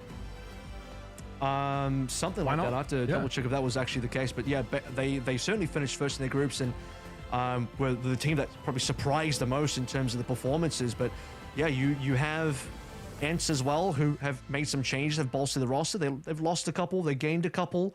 SSG are still really strong. I think Twisted Minds are coming back, and that's exciting, because I feel like we lost Twisted Minds over a bit of time. They dominated stage 1. They were one of the top teams. Stage 2 was very disappointing. Dallas was also a very disappointing performance from them. And now team are back, and so you have another strong roster to contend at the very top level. And part of the reason why this gets exciting is only 3 teams get to go to Stockholm, right? So you don't have enough space for everyone. That's right. Yeah, it's going to be pretty competitive to make it into the top 3 here in EMEA. We're going to go to a break because right now Meta Boys are trying to sign an ANA player, so stick around, see if they can get him into the roster. We'll be back after this.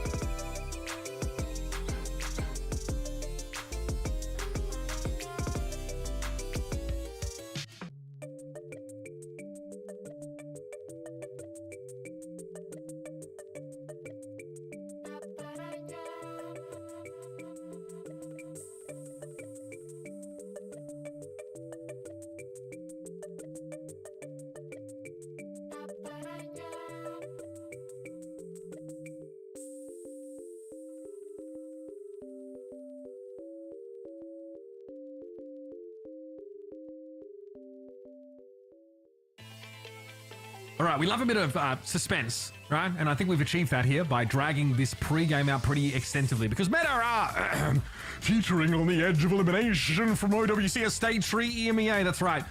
One loss here will see them exit the competition, and Wasp will have secured their chance to fight once more against Alger for their chance to make it out of the group into the main event. It's been wrecking balls, it's been balls to the wall, it's been balls from start to finish. The sun go up, the sun go down. Ostrix hasn't been switching. We might see a change up here. No, he's just trolling. Stay on the wrecking ball now as we head to New Junk City for map 4. Is that a real Junkrat? It is a real Junkrat. Kaya lives on in Wasp. I mean, oh yeah, still there as well. The Kaya's there coaching. Gurkmeister is here with the Junkrat play still, don't worry. Yeah, Gurk might have to look at this VOD and see what QX is going to be doing with this, but straight away, Ostrix waiting for the high ground play, and as expected, look, I did say power plays might want to look towards the Queen, indeed he does. Yeah, the Junker Queen's going to be picked up here. Kraxu definitely needs to be mindful of getting dove upon. But ICAV doesn't want to get comboed and blown up instantly here. As remote mine come up a bit short because Ostrix made too much space for Kraxu there. Still, Porter plays get slammed by some of these grenades here. Notice the spike traps are being thrown down pretty consistently by Kraxu. As soon as you catch someone with that, you are laughing. There's going to be ICAV first of all. Loses out there as Hev is able to strike the final blow. The Metaboys are in control of the point early here on account of having the comp. That's far scarier to fight in a pitched battle. Fake Jake's forced out of the action. They've sustained super well here as well because Wasp are heavily down in terms of HP. Hev did get an up in trade. In terms of kills, power play a little bit low here. First ultimate's about to come online. It's double supports from their meta boys and a kill. Yeah, there we go. The shield being conferred over to Wasp here, but Fake Jake basically ignores it, doesn't care. Kraxu and KDM fall, and Meta Boys are actually looking like they might have this flashpoint dead to rights here. One more fight, and I'm using air quotes here because Wasp don't really have enough time to have a full engagement. Not now, anyway. The junk definitely wasn't really helpful for Wasp, and now QX is going to go back over towards what he's known for, the Cass. And we did talk about the fact that if there was one place to bring out the main that was going to find value, it is the first point on Arena. But Hev, with the Tracer, does have Pulse Bomb, takes a bit of damage though. Is there going to be a read contest or not? It's unlikely. The Wrecking Ball can get there at the very least. There can be a touch. Kraxu here is an off angle, but loses his opportunity, missing 4 of those straight shots here. Any one of them could have put Texol under some serious pressure. Ostrix here, the gatekeeper, trying to prevent Metaboys from getting in, but they've already taken Kraxu down. Hev at least is able to respond and deal with the mobility element of Metaboys and the sound barrier as well. Metaboys happy probably enough to give up this fight, but they do want to invest the Kitsune Rush as they are in a 4v4. It's not a short-handed engagement, but the minefields are probably for 4 plays. Wasp looks like they're going to get this one. Flipper might not want to have an ult here. He is going to come back to players that are not looking super healthy, and it's a 3 versus 4, I believe. Nice stick on the outside. ICAV is going to really make this one interesting. 40% though, Wasp still in control. There's no flip on the point. They still have sound barrier at least, do Metaboys. They did spend, though, a couple of ultimates in that fight, and it doesn't result in a flip. Metaboys are trundling back to the point here. And ICAV gets some damage and is forced to recall. Kitsune Rush versus sound barrier here. Can they make use of it? Rampage on the way. He's beelining for the backline here, Kev. The pathing's a little awkward. Oh, he can't even power drive up to the high ground. That is the sound barrier now from Metaboys. So maybe Ostrix happy. He didn't end up getting to grips with them there. Rampage still in play. Possibility of being used here. 1-for-1 trade so far. Horror players thinking about saving it, but now I have to think about using it. Low members on Wasp, but they're just not dying. Ostrix still alive. I'm not going to get him. Ostrix now getting back to half health and more. KDM keeping him topped up. Rampage available for Poro plays. That would be a way to shut the Wrecking Ball down. And yeah, with that anti-heal, Ostrix can still shield through the duration of it. Goodness. So they haven't flipped it yet. Metaboy still looking to try and take control of the point here. It's going to be Ilpy going a little low, but hell of it's a pulse bomb. Susie used instantly there, but Texol gets burned to the ground. Kraxu comes back on the Symmetra and no longer fight. He takes it. I can't believe Wasp have taken his flashpoint first. That is ridiculous. I mean, I favored them to take Arena, but not like that. They were heavily behind. That was like a 0-99 comeback on Arena. And for Wasp, they barely even touched in time. Ostrix gets in there, and then the Motor Boys kind of just fall apart. They start losing plenty of members. That is so tilting. A lot of trades back and forth, but even with a really nice pulse bomb from ICAV, they just still didn't have members alive to cap. Pressure on Texol, maybe try and force that swift step out. What a pain! Look at Ostrix, he just imposes himself in between Metaboys and Poro plays, and there's nothing the Junker Queen can do. She's out in the open.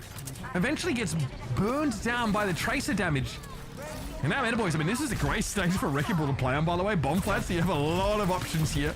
A lot of axes from which you can engage. It's not bad for Meta Boys either, but you have to find your way onto members. QX is actually on a sim. That is potentially a bad call. Now you have a clear target. Meta Boys were finding it hard to get a dive target. That is now your dive target. Okay, Fake J gets to the point here. They do have, of course, the Tectonic Shock up. Fake Jake being respectful of Kitsune Rush, and so he should be, but it's going to be Texel getting taken down by Hev yet again, back on the Tracer and having instant impact. Just to add water, folks, and this guy is taking the game over. Ilpi does fall as Fake Jake held onto that shock for quite some time, but Hev finds their second in this fight. Crucially, though, it's not Lucio, Ilpi and Flipper both down. The latter, though, had a sound barrier to use, or at least has accrued it since then. Good damage on the Queen, but Poro able to turn around and find one shotgun shot. But Wasp already have 74, 75 and counting. Yeah.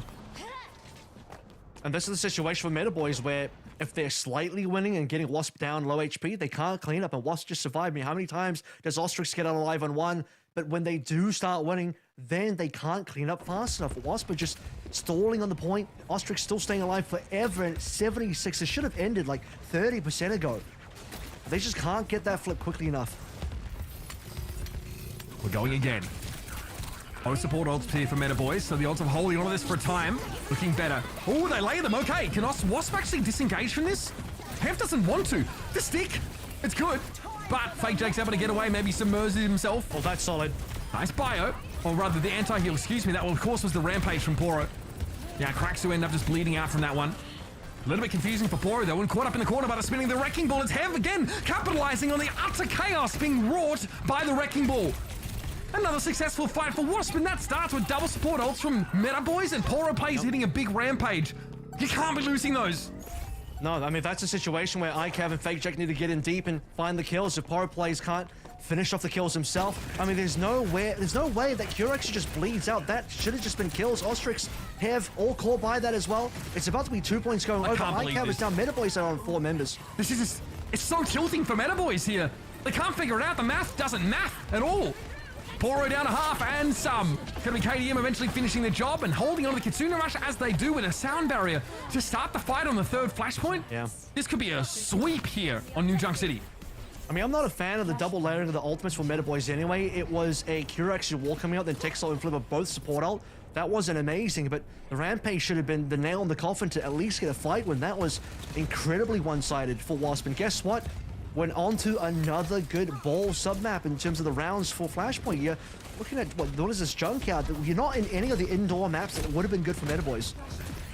Again, they're aware of Ostrix's presence, but it doesn't seem to matter. ICAV has to blink out, doesn't have a recall, doesn't want to use it. Wow. No! Getting picked off at the start of this fight is devastating, and there's no backline pressure here. And also nothing to chase Ostrix down when they get low and have to run.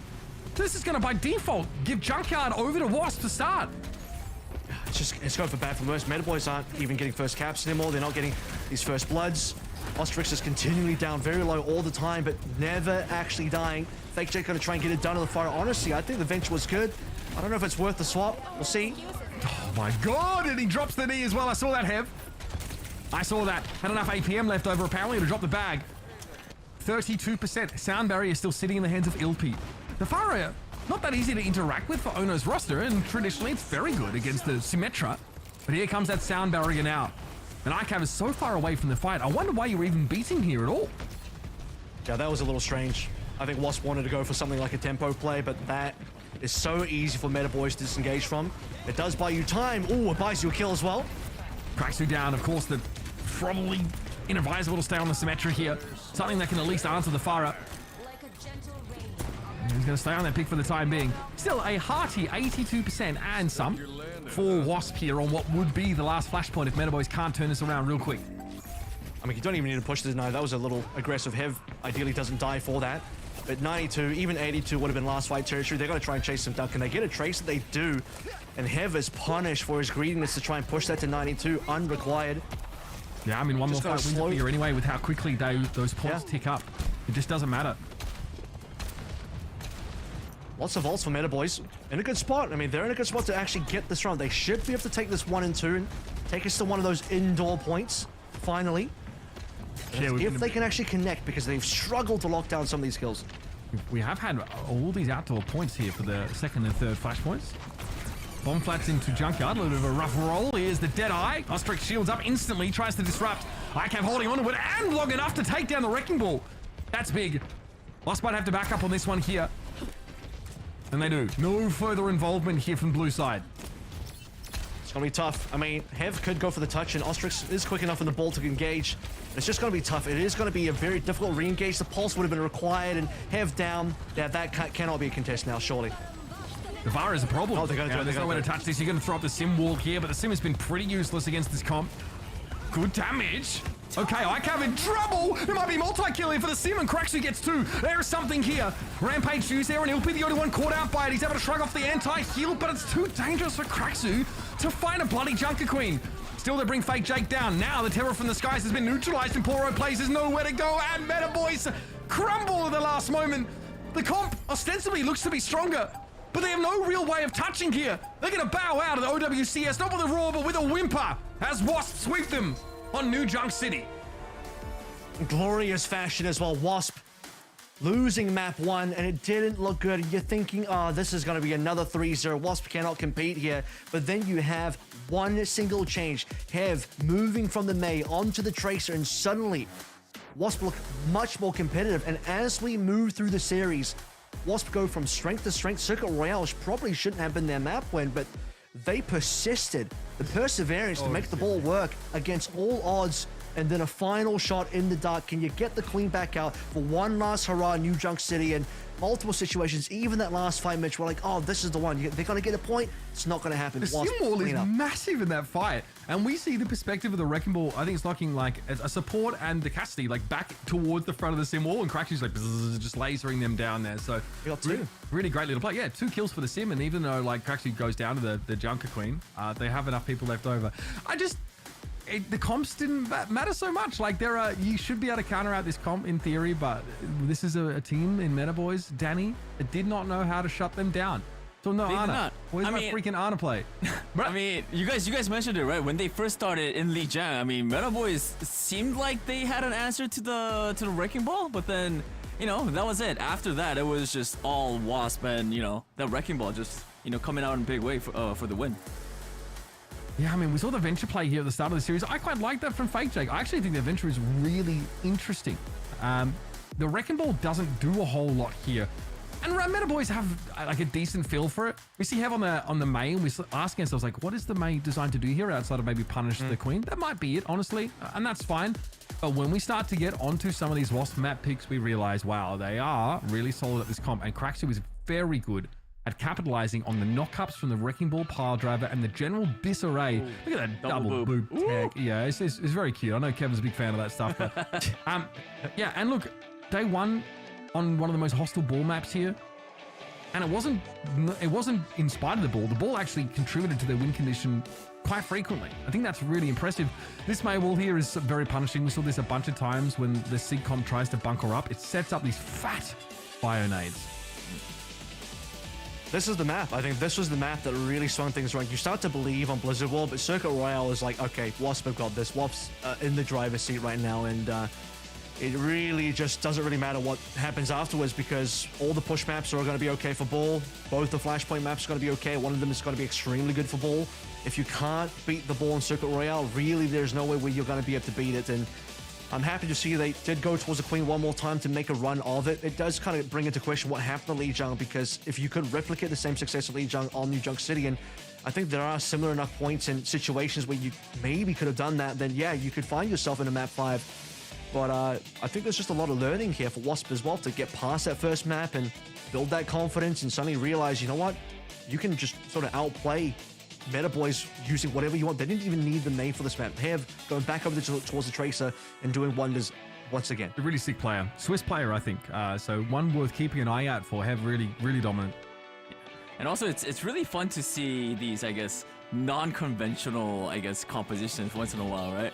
And like making them work against a team like Meta Boys. I think that really, makes the groups very exciting for me, at least. The contrast between SRP Check playing Ryan and getting absolutely pooed on, and then Wasp actually able to make this Wrecking Ball comp work over the course of this, I think is important, right? Yeah, different levels of what's that? Why is Europe full of these one-trick teams? What's going on? I feel like we just see so many. Enjoy it, Kevin. What's wrong with one trick? It's entertaining. I'm curious. I'm not attaching negativity to that. I'm just curious. Yeah, sorry. So because you spoke about it, we assumed you attached negativity to it. That's the problem. You know what I mean? That's the problem with being a very. See, Kevin, folks, is a very picky analyst, right? Like he has very high standards, so it does seem like he's poo-pooing something. Not really. But in matches like these, right, where we are dealing with like the 3rd and 4th place teams in a respective group, I'm really happy to see teams stick to their guns and also try something new, right? That's fine. Yeah. And also, I mean, we're seeing on screen the player of the match, and Kevin, you called it early in the series. It is going to be Hev. I mean, this guy, whether it was, I think, the May, we're seeing some May plays, but Tracer as well. He was definitely, I do believe, was the standout player. I think as soon as you got to their second map and the gigantic turnaround from where we were on map 1 to map 2, I was like, I think this is the guy. And I had a good feeling about it. Just something about what I was seeing gave me some good vibes, some good aura. I think I just detected the aura, and the aura flowed through for the entirety of the series and did not disappoint. Is aura the new word? Is that different from Riz? Yes. So Riz is more in terms of charisma. Aura is just... Yeah, it's something a little less tangible than Riz, you know what I mean? So can I say Skibidi Ohio Aura now, or? You mean Skibidi... Skibidi Sigma? Aura? Sigma Aura? Sure. I'm so confused, guys. That's fine. I mean, I might be the youngest guy on this broadcast, right? That's actually crazy. No, wait. I've got 2 kids, and I'm the youngest guy on this broadcast, just quietly. Damn, you guys making... Unfortunately, you guys both look younger than me, which sucks. So we need to work on this. That's on you, bro. You don't know a good skincare routine? Kind of skill issue. I mean, what do you, Danny? You just don't go into the sun. That's your trick. I know yours. Yeah, you can tell, right? All right. I mean, hey, we were talking about how great Hev was, but another great player from the team is, of course, KDM is here for an interview. Very quick interview with KDM, and then we're going to move forward. KDM, can you hear us? Hello? Hi, KDM. Hello? Yeah, I can. Hello. Oh, you can? Oh, okay, no, okay, all right. Sorry, all right. Hey, yeah. Yeah, I was kind of getting scared. I was like, can this guy hear me or not? But hey, anyways, great job today. I'm gonna start this off. I want to ask, about this match in particular. In first map, you guys, of course, did lose. What sort of went on? What do you think were the mistakes that your team made for the first map? I would say we were not very used to playing Venture, so we needed some time to adapt, and I mostly play Ana normally on Lejang, and we wanted to try Kiriko because we kind of knew they were going to play some Queen comps, so we had one map to adapt and try to get better at the comp. Yeah. So yeah, we were kind of learning while playing the match. Okay. I mean, we definitely, I think your Ana was got great finished a lot in Lejang. Yeah, I mean, a tough map, I think, in general. But I think what's impressive about you guys is that you managed to win Circuit Royal with a Wrecking Ball composition. Your Arn looked fantastic over the course of that map. I've never seen a team win Circuit Royal with a Wrecking Ball comp, especially up against the standard Sigma style. What's the game plan here? Because you guys really wanted to play that ball comp. You look really good at it. Even with the ball May, the wall set up, your bio grenades look really good. But on Circuit Royal, which is a really hard map to play ball on, what is the game plan here up against the Sigma comp? Yeah, so basically we had to kind of create a game plan because we never played Circuit Royale. We kind of knew they were going to pick it because they know we have a ball OTP. So we played in a small warm-up before we tried this comp with May inside the room to play May with ball. It didn't work out as planned in defense, but it worked better in attack, as we could see in the first attack. And the plan was basically Ostrix making a lot of space on ball and have being able to wall off whenever one player was making a mistake, and then I could get free nades. And when I get a nade, I think they're just dead based on the comp. Yeah.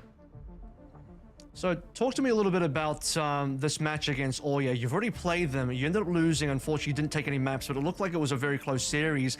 You have to play them again in a rematch. And what's interesting about this matchup in particular is obviously you guys look to be a ball team. They have Chasm on their team. I don't know if he played versus you guys in the previous series. Maybe he will in the future. This could be a ball matchup. How are you going to reapproach this rematch now versus Oya after losing? It was a close game, right? Mm.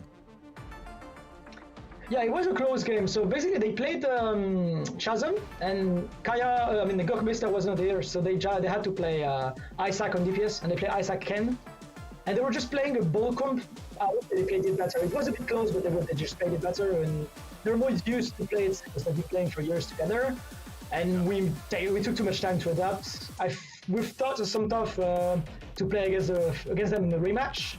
We have some strategies, we have some ideas. Maybe it will work, maybe not. I hope it will. But we'll make it. I think we'll make it a bit closer than what happened previously. All right, KDM, thank you so much for the amazing interview, and good luck moving forward. I'm definitely looking forward to that rematch. All right. Thank you. Thank you. See you guys. All right, yeah, I do feel like that rematch is gonna be very fun. Definitely keeping an eye out for that one. With that, I think all the matches for today for EMEA are done. Let's take a quick look at our updated Group B bracket first, and see where we're at. Yeah, I mean, we have ourselves a rematch set up. I can tell you that without seeing the graphic, because I do have a basic memory. So it will be like we talked about, Wasp going up against Oh Yeah, and you know, interesting to hear that like they put Isaac on DPS, and still Wasp are, you know, struggling a little bit there. But you know, I think they do highlight that this Oh Yeah team, even though we talk about one tricks and stuff, like the core of this team has been together for a long time, and they can put their tank player on DPS and play a ball comp and win against what we saw from Wasp. So that's a pretty good sign for them. It was a 3-0. But it was close. We had, I think, Blizzard World go to like 5-4 in terms of points here. So we are running extra innings. That is a game I think that is worth watching, especially if you do like that Wrecking Ball style and you want to see two teams that aren't afraid to play to their specific strengths as opposed to sort of being slaves to the meta. Because again, that is the team that advances alongside ENCE and will inject into our top 8 something a little special, a little bit different here in terms of like the standard Winston comps that we've been seeing so far. So that's a lot of fun, I think, just on that basis. And there are a few teams that might make into the top 8 that look to do the same thing. Yeah, I mean, we're seeing the groups for EMEA that are the standings currently. Of course, you know, you see the first and second for Group A, B, C, and D. Guys, how's EMEA playing out for you guys? Is it as expected? Any surprises? I'd say so. Far? I mean, the top 4 are super locked in. Really, it's about who else can sort of get in there. GG is still knocking on the door, right? SR Peak check of a good shot, but their group, I think they're actually in the group of death, Group D. D for death here. They have the most competitive group for sure. It's going to be really interesting what happens between Oya and Wasp in the rematch. One of these ball teams is going to make it through, and Hypnos versus Vendetta's another rematch as well. So a lot of rematches on board, which I think is exciting. Yeah. All right, we had some great games. That means we also had some great plays as well. We're going to take a look at 3 great plays from today from EMEA region. What's going to be the first one? Take a look. All right, let's start with this is Shockwave. So he gets in a high ground flanking position. Cloudy gets absolutely wrecked from this spot because he doesn't know where to turn his shield. And this spot, you don't end the map. This is Virtus Pro, by the way, they end up winning this entire map, but you don't finish the map here if Shockwave doesn't get into this spot. This is game changing, game breaking, and it's what gives Virtus Pro the match win. It's a dream setup for Shockwaves. I mean, any Ash player, any hit scan wants to be in that situation to be able to carry. And second is going to end up being level 1 Crook coming through. Yeah, it's just a nice little nano save coming through. Yeah. Teammate Crispy. Following up, of course, with that nice little sleep. I think Margin got pretty exploited there by the Brig Ana composition. A lot of free heals to come off that. And look, I think that Escanor was a problem at times for this team. So Crook did a great job here of staving off that attempt at an elimination. He knows that, that's a real game changer. This one, Kev, I mean, this was what we talked about earlier.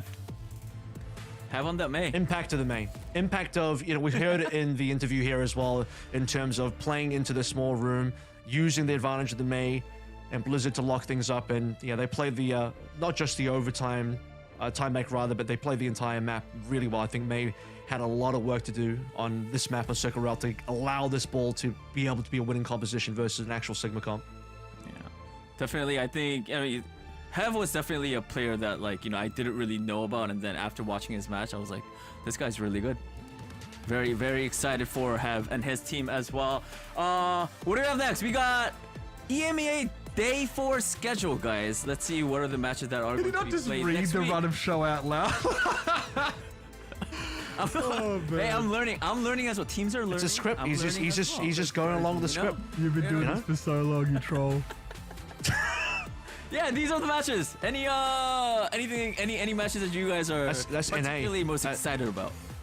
Oh, sorry. Yeah, there are some EMEA games, rather. There are some NA games there too. No, I think Hypnos versus Vendetta rematch should be a really good one because now we've sort of seen Vendetta again. Mitch, you sort of, along with me, kind of questions like, man, Vendetta losing to Hypnos at original time seemed a little bit strange because this team has a lot to show. Some good plays on this Vendetta squad.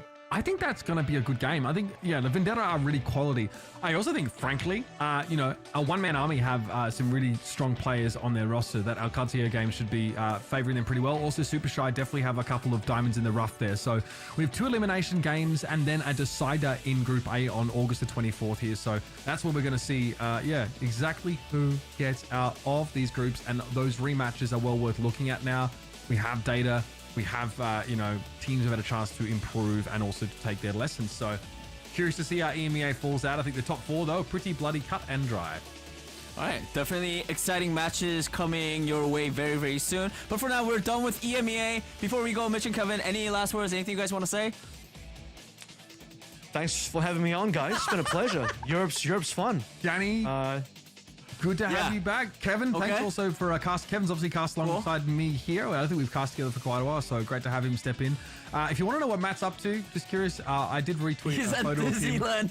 He's in an embarrassing family trip t-shirt at Disneyland, so head over to Ubershouts on Twitter to see that. Cool. I'd love it if you sent that to the moon, because it is bloody funny. A fan found him, we got a photo with him, and I found a photo, because I always do. Very good photo. I did click that like. Anyways, guys, we're all wrapped up for EMEA. We're going to take a quick break. When we come back, we're heading into the North America region. See you soon.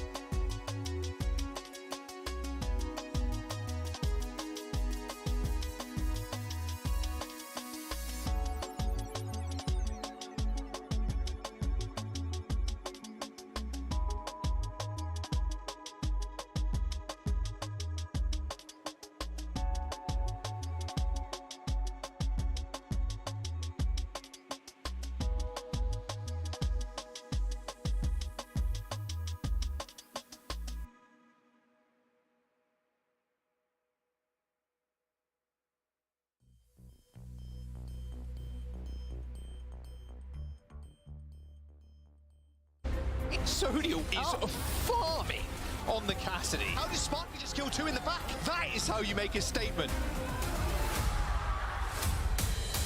Kept that much more aggressive. That's a beautiful blade. Absolutely picturesque. You just can't get enough of hockey. There's the pin. Nice right hard. Yeah. Zen not going to try and play that anymore. Ooh, that is a sick shot. Oh my god. That is clean from Mirren. Now there's no with a higher Sugar Free with a stick. Kai dead. Crazy Raccoon versus Team Falcons. Lip just throwing clips. They want overtime and they get it. This whole hog's pretty devastating when you're up in the corner. It is delectable. This might just be enough. And Crazy Raccoons have done it.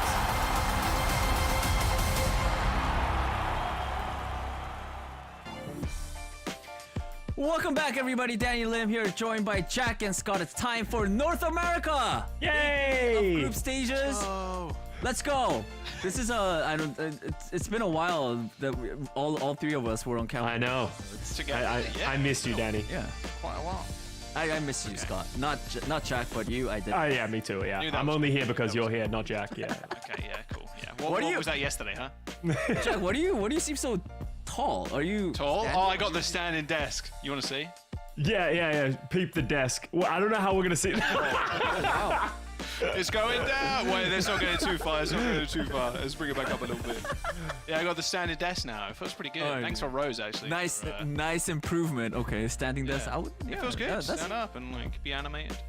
Yeah, pretty fun. And you could stand and cast as well. I mean, hey, we're gonna have a lot of fun casting the matches, watching all great Overwatch matches today. I did hear though, someone is not on broadcast is having fun somewhere else. Let's take a look at the tweet. I think this is from Uber, Mitch. It's from Animal. He found, I think, Matt over at Disneyland, right? Disney World, I think. Wow, dude, and, Matt's so happy. He looks so happy. What is this? You guys see the T-shirt? I think it does say Morello Family. What does that say? Is it actually Morello family trip? No, it says Morello Family something. I'm pretty sure it says that. Vacation. He needs to wear that on broadcast. Next broadcast, he needs to wear that.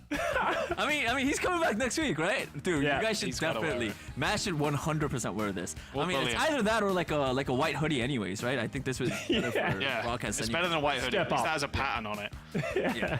Oh yeah, Matt, have fun. We miss you. Hope you come back very soon. Not really, yeah. Well, I mean, no. Not really. I don't know. I don't really care. Let's take a look at the schedule, guys. 2024 schedule. Here it is.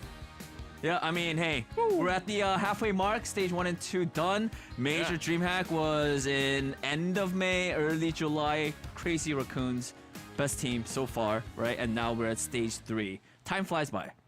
Yeah, it is crazy actually. Man, DreamHack was so sick. It feels like a long time ago, and it kind of was in a weird way. We had that big gap, obviously, but man, DreamHack was so sick. Stockholm's going to be even better. Like crowning a champion is going to be 100% awesome. November 22nd to 24th. November 22nd is my birthday, by the way. So you guys have fun. Happy early birthday, Scott. Thank you. So DreamHack Stockholm. Everyone remember to celebrate on that day. They put it on for you, Scott. That's what they were like. We're going to run DreamHack Scotland for Scott. Hopefully, I know Jack's gonna remember it, so he'll probably say congratulations. I will remember. Yeah, on 22nd. Yeah, I won't, make sure you remember. I will remember. Yeah. But more important than the schedule, hey, we're looking at the circuit point standings as well. EMEA, of course, we got the top 3 SSG, ENTS, and Gaming Gladiators for now. NA, Toronto Defiant, not surprising. I do think they are probably one of the best NA teams that we have so far. Energy and TSM coming in 2nd and 3rd. Yeah, I mean, Toronto is so far ahead. But Citrus Nation and Nightmare are both 10 points away from the 3rd, right? We talked about it yesterday, how like these points really do matter to the accumulation. Like it is a very close race because, as we said, we're expecting Toronto to take that 1st seed. NRG is pretty far ahead. For these 3 teams, every match matters, and how far that they can get in stage 3 and stage 4 and those points is going to be so integral for them to make it to Stockholm for my birthday. Yeah, great job. Yeah, I didn't see that one coming. Oh my god, Scott, so suave with birthday.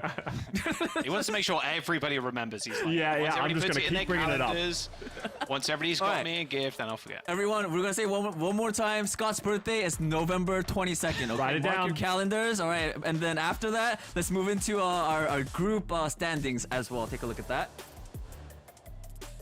Boom. We got Group A, right? Toronto, and then second place as well as Group B. We have first place Energy. Group C, Fluff. They played yesterday, right? Yeah. Yep, Fluffy Right, Dreamland. Yep. Yep. I think that was a very fun match. And of course, Group D is going to be winner's match. It's going to be our first match of the day. It is Nightmare versus Timeless. Yes. And according to Jack, it's going to be a certified banger. Yeah, this is match of the day, at least for NA. Nightmare versus Timeless obviously one apiece right now, and then they are very, very close in terms of standings too. If you remember back to the points graphic a moment ago, pretty close in terms of score. So Nightmare win here, you know, kind of propel themselves forward and hopefully make a deep bracket run in the main event. Like they could be seeing a little bit of Sweden's beautiful snow in November. Well, it's also worth noting as well, like Nightmare's had a couple of really big pickups between Stage 2 and Stage 3 as well. You can see this roster on your screen. You know, we've had CJ coming in, Infected, you know, went on loan and then said, I like it over here, and is just going to stay on this team on Nightmare. So, you know, Lethal's just sitting on the bench. Like, there's a lot of great players on this roster. Yes. That is important, not for right now, but like the amount of depth they have as well. Clear's sitting on the bench. This is a really strong roster that is trying to break into that top 3, and I think can make waves in North America. Yeah, this DPS lineup is just cracked. Lethal, Zera, and Seeker just kind of vibing out. There's not much that they can't play at the moment. And, you know, it's been rough for hit scans recently, to be really honest with you, especially with the Diva buffs and whatnot, but it doesn't stop them just going absolutely monster on the picks. Yeah, definitely. I mean, the DPS lineup is a very scary trio, I guess. I mean, Seeker is one of my favorite DPS as well, so I'm definitely excited to see him play today. Let's look at their opponents. Timeless, they also got some big names as well. Yeah, this is a roster that's sort of was previously under the banner of Anomaly, a lesser known team, but Timeless picked them up heading into Stage 3, but maybe a lesser known team, everyone knows these players, right? Kuffer coming from Australia, well-known tank within the tier 2 scene. He's Australian. And then we have Doomed, obviously great player. Luke Mino's been in the league. Squid's been around since the beginning of time. Like, a lot of these guys have been around the ringer, and this is a roster that you can expect to be able to put up a big performance, and that's why we expect such a banger against Nightmare today. Yeah, I remember Squid from Pro Am, like way back. 2023, the start of 2023, right? That was a really sick showing from. It was nice to see a lot of the tier 2 teams play against the Overwatch League teams. There were a couple of little upsets there as well. Like, it was a really entertaining way to start off the year. And yeah, like you said, they've been around for a long time in this scene. But Nightmare, man, they've just got so much name value on their team. I'd have to give it to them if I was predicting here. But yeah, Really?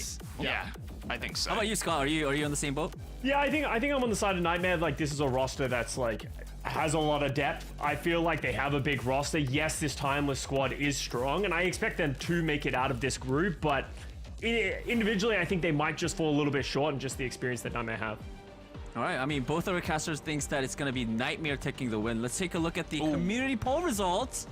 Yeah, 85-15. You know what, guys? Hey, the 15%, I'm with you guys. I'm going to go with Timeless just because Jack and Costa said they're going to go for Nightmare. Because he hates us. You know what? That's I'm fair. with you guys.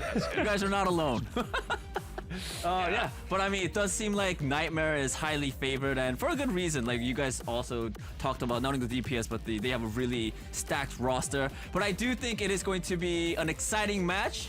Yeah. Are you guys ready? Oh, I'm ready. I was born ready, Danny. We've been chilling. Me and Scott have been chilling in Discord. We've been vibing, watching a little bit of EU. Now we're ready to jump into NA. I'm excited to see how NA is kind of going to evolve too, because EU, you know, it's sometimes a little bit of a silly region. A lot of May or a junk ratch. Yeah, so I'll say I'm from there. It's all good.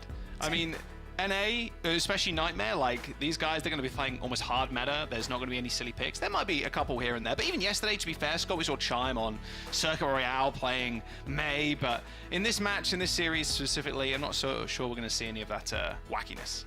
Yeah, I think in North America, people usually trend towards playing a lot more meta, just a consistent style of composition, while in Europe, people just favor playing what they're good at, even if it is a little wacky. So for both of these teams, just looking at the players that they have in their roster, I expect them to be playing pretty stock standard. But, we look at the map pool here, there's a lot of different things that you can do with this map pool because the loser will get to pick. So we head over to Nepal, though. Nightmare get first pick as being the #1 seed. And yeah, Nepal's a pretty stock standard map. You can do so many different things. We saw yesterday on Sanctum, you can play some of the Sigma, but then as you head over to Village, you kind of want to be playing faster compositions. Yeah. Yesterday, which was a little bit wild. Orisa low-key broken, that was an interesting take we heard yesterday. I'm still not sure. We'll see. We'll see if the meta does end up developing, but just how fast you can go now with the D.Va and the Winston, it seems like Orisa might just get run over. Well, not Orisa getting run over, the rest of the team around Orisa normally getting run over before she does. So we'll have to wait and see if that does end up coming out, but I could imagine just a bit of a D.Va Winston here. Well, I want to see who Nightmare are also going to be fielding too. Seeker took a little break, so obviously Zera and Lethal were kind of starting here, but I'd imagine we're going to see Zera and Seeker start for Nightmare. Yeah, it really comes down to, do they want Seeker to come and play this hit scan? You said earlier, right? With how strong D.Va is and with PG racking up 22 deaths, anything is possible for these players. Great players are struggling to make hit scan work. So maybe just playing players that can play the Echo, the Sombra, things that are less easy to dive, but it's just one of those things of maybe you just play Seeker because Seeker's Seeker, and he has that X factor sometimes. Yeah, I mean, he's still cracked at the hit scan. I always bring it up, man, but when he was playing for Boston, I think that was in 2022, right, when we were casting together? Yes, I believe so. Yeah, and there was that... Valiant. Yeah, before he went to Valiant, yeah. And he kind of exploded onto a team that was not doing well at all. And he came in, it was like, wow, this guy's kind of sick. Goddamn, I hope we see more of him. And obviously now we are seeing a lot more of Seek, which is always a good thing. Season 11, by the way, it ends soon.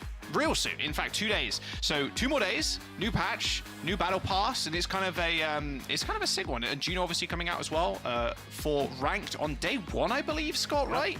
You can play Juno in ranked. My goodness, we are not doing on day #1. I remember what happened with Life Weaver. What do you mean? What do you mean? Just because we played Life Weaver when Life Weaver came out, we went 0-7, under-reported us to the developers? He did, yeah. I don't know what you're talking about. It'll go great. Hunter reported us to the literal authorities, is what happened. Because griefing Life Weaver duo, my bad. Well, not my bad, actually. It was Scott. It was Scott's bad. So I don't be playing Juno on day 1. It's not my fault Life Weaver wasn't very good on launch. Life Weaver was really struggle busting when it came out. I expect Juno to be in a lot better spot. A little better. Yeah, a little bit better than the Life Weaver. But yeah, don't forget to, you probably completed the Battle Pass already, but if you haven't, that's fine. New one's coming out soon. Pretty nice theme as well. I'm actually quite excited. New Kiriko skin, which actually looks pretty good too. So yeah, that's all to be seen in a couple of days. I'm sure most people are camping their rank to this point, but as soon as that silly little 7-day remaining banner comes up, I'm like, nah, I'm good. I'm not playing. There's no way. Everybody is just super, on one side excited for the new season, but on the other side just panicking to try and get a ranked, and it's not happening. No, there's no way. Absolutely not. Especially with rank reset coming around the corner as well. That'll be something fun.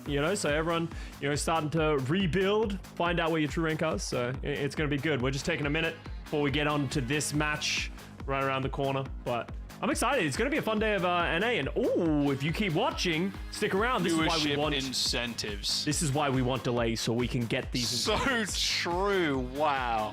Spray, name card, a couple of icons there, or a couple of sprays, the name card, profile picture, and the charm as well, if you want to rock that. Obviously, this is for the group stage, so yeah, you a lot of chances to earn it. And there are a couple of the co-streamers as well for the different days over this weekend and the next, so you can go tune into them if you want any kind of maybe a little bit of a different feel to the broadcast. But yeah, we're just about to load into the first map. Nepal Nightmare versus Timeless. Both teams very close in terms of circuit points right now. Want to make sure they make it all the way to Stockholm, where they're going to get beaten down by Crazy Raccoons. No. The NA is going to rally for the back half. I've heard rumblings from people in North America that Crazy Raccoon is falling off and NA is on the way up. Okay, who did you hear that from? ZP. So, Okay, so it's a lie. It's straight up a lie. Z propaganda. He's back out in force once again. I mean, come on now. Hey, we can hope and we can dream. Obviously, Toronto playing very well just recently, but and North American teams are bolstering with the fall of M80. It's kind of scattered it to the wind, but they could come back stronger. I believe in Toronto. They had a rough time in Dallas, but yeah, this time they're going to be able to just get in and just make a name for themselves on an international stage. We're going to jump to a quick break. Do not go anywhere. Map number 1 just coming up soon. We're just sorting out a couple of technical difficulties, but it will be Nightmare versus Timeless after this.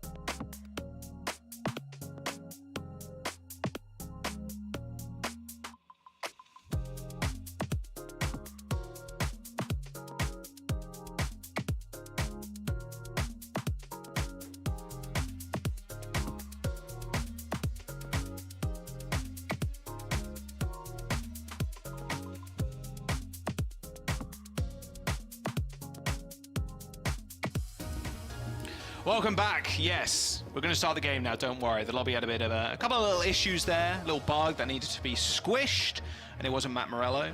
Nightmare versus Timeless. Our first series up today here in North America. Scott, they're pretty close in terms of league points this season, this year. Timeless need to be able to come up with a win, but it does feel like a Nightmare game. Infected, Zera, Seeker, CJ, Admiral, just a lot of history, both in the Overwatch League and just in general in Tier 2, and been on a lot of strong teams. And, well, it's up to Timeless ready to kind of knock them down a peg. It's kind of funny just seeing the Nightmare roster as a whole, right? Like, it really is just a hodgepodge of so many players from all over the place throughout the history of Overwatch Esports. You know, the same thing about Timeless, but, you know, you just said it. League points Timeless are behind. If they really want to get through to DreamHack Stockholm later this year, these are the matches they need to win. They need to prove they deserve to be there. All right, let's rock and roll. We've got the Rams here, no divas. Makes a lot more sense, actually. Yeah, Ramatra on this map feels a little better, I feel, than the diva, especially with the high ground control. In fact, you're just casually winning the 1v1 against Cuffer. Small assist there from Seeker, but I think it was mainly Infected that got that kill. It seemed like a weird first fight. Cuffer ended up on an island completely alone, and Infected just able to isolate. Nightmare just getting complete control. His team are on low ground. Timeless being on low ground, they ended up using the lamp, and then Seeker just had the high ground advantage and just started shooting the gun. And that was it. That was it was pretty much all over from there as they try and now regroup and wrap around onto this high ground. But pretty treacherous one. Nice little dynamite there onto Seeker as Vision trying to take positioning.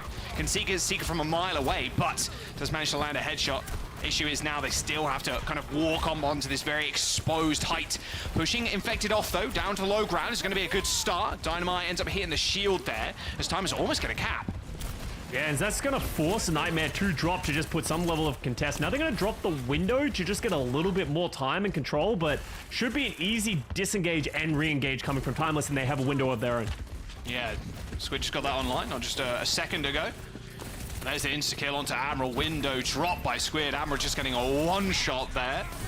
No Ajax, thankfully. Didn't even have the sound barrier. This window on the point is going to be very annoying to deal with. Vision does end up falling here for Timeless. You can see the Bob on the point just kind of holding the fort down, and now you can just play around it. Seeker just ignoring cover for the most part, helping Admiral take out Doomed. And, well, Nightmare, they're still in control. They got a pulse bomb. Zera can kind of hang around the point for as much time as possible and gain maybe even 65%. 64, you take that if you're Nightmare. Yeah, as much as Nightmare eventually do lose that team fight, they were on the back foot from the beginning when they have to use the window earlier. Yes, Seeker throws the bomb away, but what did that give? Another 15, 20% potentially? So I like the decision, but now they're playing into a wealth of ultimates from Timeless, so they need to find a way to play this macro game well, where when they engage with the bomb just like this, they don't lose members. All right, here comes the bomb from Vision.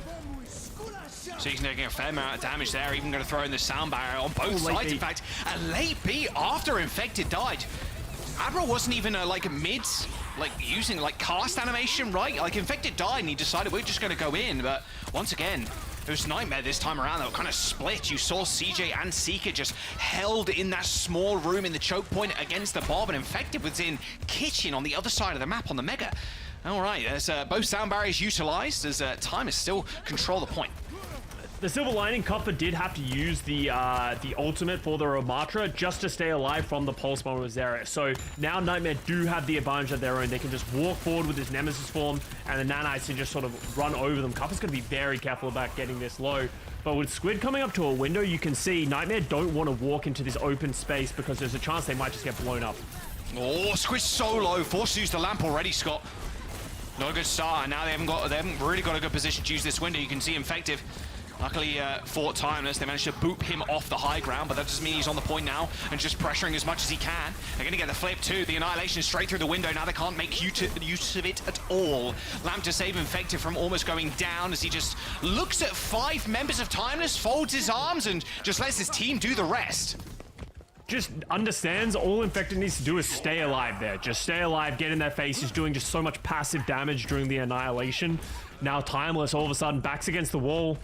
85%. They're getting close to the sound barrier and the Bob, but because of the lack of time, they're not going to be able to go through the high ground. They're going to have to funnel through the low ground, and you can see Nightmare waiting to pounce as soon as they step out. Bob on Seeker as well. Yeah, Vision is 10% away. It's a shot on a little bit there. Doom with the pulse bomb. Here's OT. They do manage to get it. As well, Vision's actually just pushed out of the fight completely. Bob on the point, sound barrier only on 3 there from Lucamino, and they're not even got any position whatsoever. Seeker's Bob, sure, ends up going down, but Zera's pressuring the backline. A pulse bomb in hands too, looking for something, but no, it's Bob that found him first. Vision with a nice little off angle there in Kitchen, keeping Seeker busy and the rest of the team too. Seeker manages to finish him off eventually, but his time is taking over the point. That sound barrier onto 3 from Lucamino. It looked almost hopeless for Timeless there, but they actually end up coming out on top, and Nightmare now have to struggle to get back to the point. Yeah, because the flip came through in the middle of that fight, all of a sudden the percentage started ticking up, and Timeless is now in prime position. Zera. Can Zera get there? Yes. Only just. Oh! Oh no! Rough. Recalled at the wrong time there, unfortunately. Well, he had no other choice, to be very honest here. 4-man sound barrier there, 4 Nightmares. They try and push themselves onto the point. Infected back on the ball now, but Squid dead. Good start. Annihilation, this is going to be the difference maker. Cuffer's just going to sit on the point, fold his arms, and let Nightmare come to them. Lucamino with a double, and that should just be about it. Not enough rolling, unfortunately, can be done by Infected. Was 1 HP, not much chance there to retouch. 100 to 99 is Timeless. You know, they looked almost out there, Scott, but a couple of small clutch plays from Vision, especially not going down after getting shot by Seeker in the fight before, and deploying that Bob near the point really swung it in their favor. Both teams just have complete respect for each other, playing the exact same compositions, and it was just a couple of little things that made the difference. A couple of early ultimates, players getting a little out of position that ended up turning it for Timeless, but looks like it's going to be a very close series if both teams are just willing to play this from Marcha, because toe-to-toe, pound for pound, it feels like there isn't a lot of differences between these teams. All right, I mean, so we're just seeing a lot more Ramatra. It might just be like a control special, you know? See as the kind of series develops, where we end up going next. Wow, Cuffer's just on his own. Yeah, completely. Had to get escorted there by Lucamino, but he's great boot in. Currently LOSing his healers, yeah, but there's an additional boot there from Admiral. Is going to force the rest of Timers to back all the way up. That's a big dynamite too from Seeker. He's already up to 40% to Bob. Oh yeah, he's just doing so much damage with these dynamites. Vision also hits a big dynamite at their own. Zera! Oh, Zera! Just checking what's on the next stage as well, you know? Looking ahead. Yeah. Looking ahead, guys, don't worry. I know which one we're going to next. Admiral super low, saved by the lamp, but now Nightmare on the back foot as Time is picking up that 1 kill. Which is going to result in that point being capped. Seeker is getting up to a very quick Bob. This could be the difference maker for this next fight. If he gets up to the Bob, there's going to be so much damage and positioning, but Vision's down already to Seeker, so they might not even need it. Trading DPS at this moment in time. Seeker finds yet another one. Just a crack shot on the Ash that whole time is on the point, Scott. So Timers weren't even able to kind of deal with him, even on this off angle. And Ash alone, normally pretty easy to dive. Coach Gun is pretty effective at getting away from one person, but not against a team of a Lucio. But Nightmare end up flipping the point. Importantly as well, Squid uses that amplification matrix. So I don't really know where that one was, but that's a huge tool that you kind of need to take the space early on in these fights. So this is going to be difficult for Timeless to get into this. Vision going for a flank, unable to find anything just because Nightmare's just completely stacking up on this pillars. They don't need the flanks, they don't need the control. They're just more than confident to sit here and hold the positioning. And now Nightmare have the advantage, right? They got Bob, they got Window. It's going to be hard to really turn this fight in any which way. Pulse bomb from Doomed ends up hitting the floor, hitting the lamp. Bob down at least, but you can still buy some more time. There's just so much that Nightmare can throw in this fight. Timers, they're just infinitely far behind. They got 0 ults versus 4 from Nightmare. They are coming up to them though. Window goes down from CJ. If they can disengage once again and keep Cuffer alive, okay, they're not in a terrible spot. Yes, they've lost time and percentage on the round, but now they can come in with their own ultimates. Still 3 ults here. That Pulse Bomb, the Annihilation, you got Sound Barrier. Seeker looking towards the point now as Doom tries to distract him for a little bit. A beat, an Annihilation, there's not much you can do about that. Let's be real with ourselves here. And then Nightmare is just going to force this into final fight. They need to be careful about getting staggered here. They are still playing somewhat aggressive, even though they're down members. You see Cuffer getting very aggressive. Yeah, has to at this point. Vision dead again. 2 Seeker of all people. And now Zero with the Pulse Bomb doesn't want to let it go just yet. Annihilation beats. How about some of them apples? Twist, Timeless, sorry. Now moving on forward. Backline dead. It's all good. You can give this point up. Not too much of a problem. You got 99. Too. He's still flying on the point. Down. They should be able to clean him up. Even with Zera here, it's going to take a little bit of a miracle. Okay, Infected kills 3, sure. I mean, now you can just go in. Coffer's super low. Nemesis form coming up in a couple of moments, I would imagine, but no, Vision rejoined the party after being slain by Seeker not just a moment ago. That was dicey. Yeah, Timeless holding on by the skin of their teeth. Infected somehow coming up with 3 while completely alone on the point, but Nightmare only need to get the 1 flip. Don't have many ultimates to speak for, so they might just have to try and get Seeker space. You can see them giving Seeker a little bit of room to breathe, because if you give him the space, he can find picks like he already has in this round. In a nice forward position at the very least, I suppose. Squid's got the window too. Fire. There we go. They are on fire. They do get lamped. Ball comes out on the point. Kind of pepper in the backline. They do end up instantly killing it, of course. The window's there to kind of aid that. Dynamite can't be connected there by Seeker, unfortunately. Infective, yeah, he's on the wrong side of the window. Lamp to kind of help him, but the Annihilation is going to have to get used. Oh, he's like single-digit HP there for a couple of frames. It's actually Nightmare. They end up finding the flip too. Timeless aren't going to be able to get back to the point. They do touch just a little bit. Who goes next? Next is the Lucid Tracer again. Ain't happening. Desperation. Yep, CJ with an off angle of the window. Nice stuff from Nightmare there. As Timeless only managed to go on at 56%. And as long as these fights go, it feels like, I wouldn't say like an experience gap or anything. They're pretty close in terms of experience level, but Nightmare, the longer the fights go, the more in control it feels like they're having. It's when you're playing these mirror matchups, the big difference comes down to cooldown usage, right? How much value you're getting out of the Dynamites, how early are you having to pop the Nemesis form as the Ramatra, when are your Baptiste lamps coming out, right? It's the little things that really differentiate between these top level teams. So Nightmare doing a lot better job of cycling their abilities, hitting big Dynamites. You called it out early. Forcing those Dynamites lowers the HP, forces the lamps out earlier, and the Nightmare are able to capitalize. But as we head over here to Shrine, we have a completely different composition for both teams. Oh, it's all Winston. It's all Monkey Watch now. But CJ Admiral going the Ana Lucio, and then you got Brig for Lucamino. I like the Brig so much more in this setup. I feel like Lucio can be so difficult to play, harder to get value and help out the rest of your team. Like, keeping Infected alive without the Brig packs can be very difficult. CJ's going to have to put so much more focus on healing the Infected. No follow-up, though. Wow, that sucks. Squid and Lucamino went purple there. But this is such a good angle. If Seeker can kind of hold up here, kill the bubble first, or at least get his teammates to kill him. Admiral dead, however. Cover taking that kill, but Infective still in the mix. Sending everybody pretty low with that Tesla cannon. Slowly but surely, they are finding kills in this fight, and they got the point too. It was Zera and Doomed who was sent to the point individually. Did you see that bait? That was actually so funny. Squid hides himself in the corner so that when the jump comes from Infected, what most Winston players do is they drop the bubble so that the Ana can't sleep them. But if the Ana's hiding behind him, there's nothing that's Infected could do. Just absolutely gets slept and falls over. Funny heads up play by Squid on the Ana, and that should get the flip. There it is. Nice little flip. Yeah, without the Winston, you got no point presence at all, really. In your high ground presence, you need to force the supports to low, which they are now.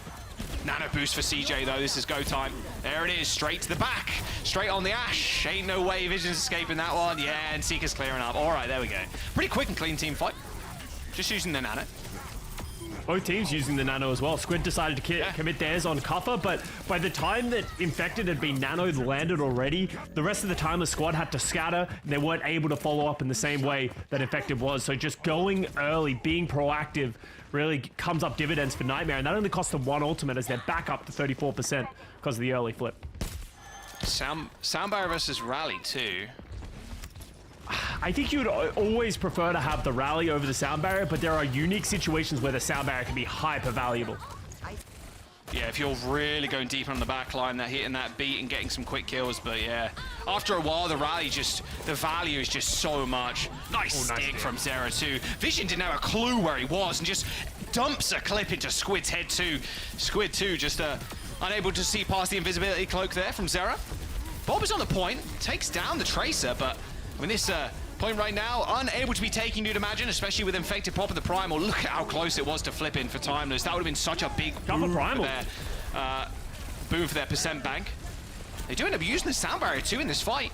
knowing Cover can kind of stay around, maybe Squid and Lucamino popping their heads in as well. But I mean, this extended fight is getting worse for Timeless as things go on. A nice nade too. Vision and Cover are just going to fall over. Yeah, Zero with a blink smack straight into the back line. And this is final fight for Nightmare. There's 10% to go, and Timeless, they have no bodies near the point, let alone like in spawn. Timeless used so many ultimates just to keep that fight going, just because of the chance that it might flip around, but they just kept committing. Sunk cost fallacy just kept committing, and now they can't even touch. And that's going to be the first map to Nightmare. It felt like Timeless had their moments of being in control, but Nightmare, their composure just too strong.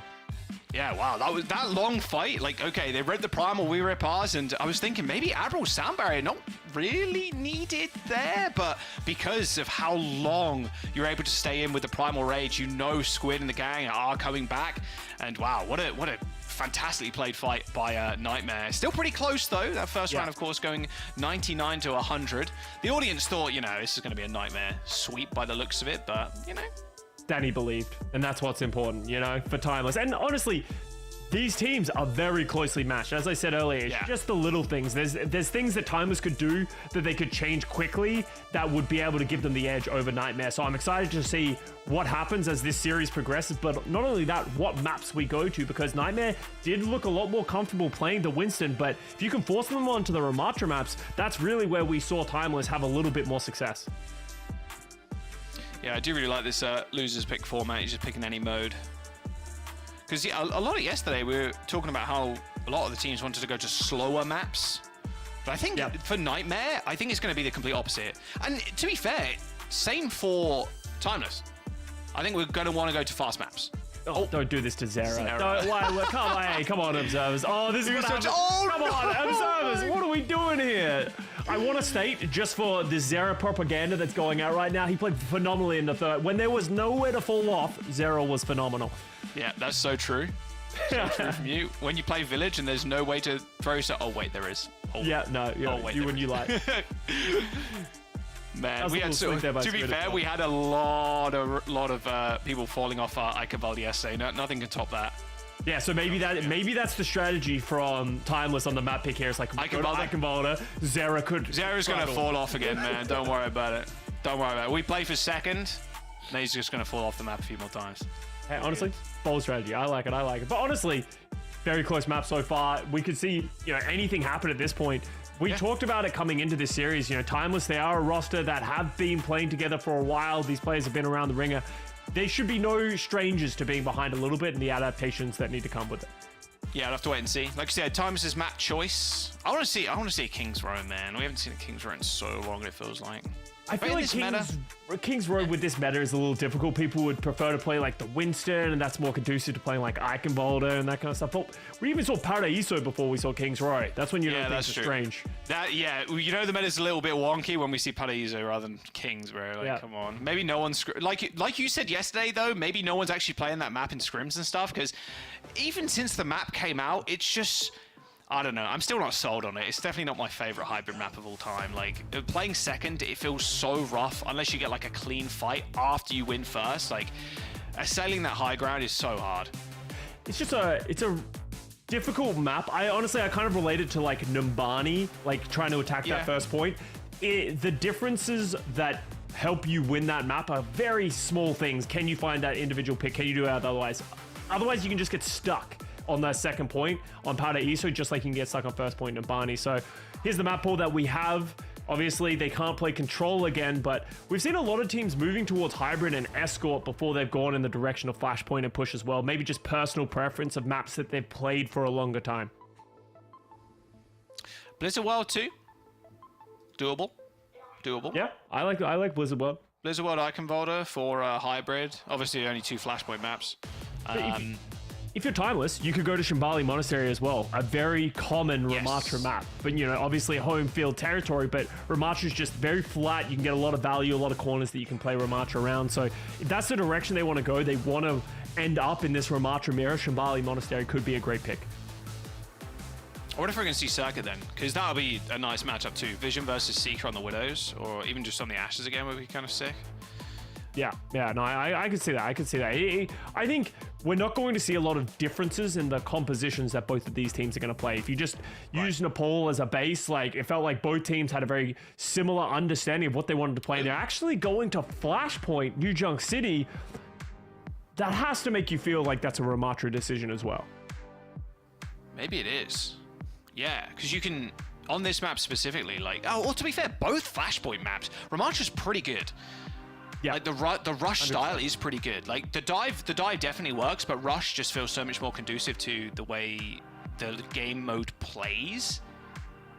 Yeah, I agree. I think it's a good pick by Timeless. I'm kind of curious to see what both teams come out with in this series, because so far both teams pretty similar. I expect them to be able to sort of like find their spot, but also Flashpoint and New Junk City specifically. People are still working it out, right? People are still throwing like, where's the best place to hold? Where's the best point to attack? Obviously, it's different every single time. So we'll see what Timeless are going to come out with. I would love to see the Junker Queen, but I feel like Junker Queen does struggle at times against certain the other rush setups. There's no way. Yeah. I wouldn't say there's no way. I think there's definitely a world where you can make it work. Kuffer gets the Australian buff as well, so that really gives him 20% more damage. 20%? I was going to say 5. Yeah, recent patch, Australians get 20% recent buff. Patch? Bro, Scott's in charge of the patch notes again. Yeah. Get him out of here. I think they're going to run it. Okay. This is a little spicy here. Vision on the Venture, and then Queen for Cuffer for Timeless, and then Nightmare just with the full rush with May Reaper. Okay, two very different styles here. And so we'll find out how we feel about the Queen against the Ramatra. Obviously, the Queen can get a lot more value if you're hitting the jagged blades. You can isolate targets. If you can just hit people with and get the bleeds rolling, Junker Queen can be very solid, but how easy it is to get value on Ramatra is generally why a lot of people lean towards this hero, because you can just hold your hands up, cross your arms, or just run at people and punch like we're seeing right now.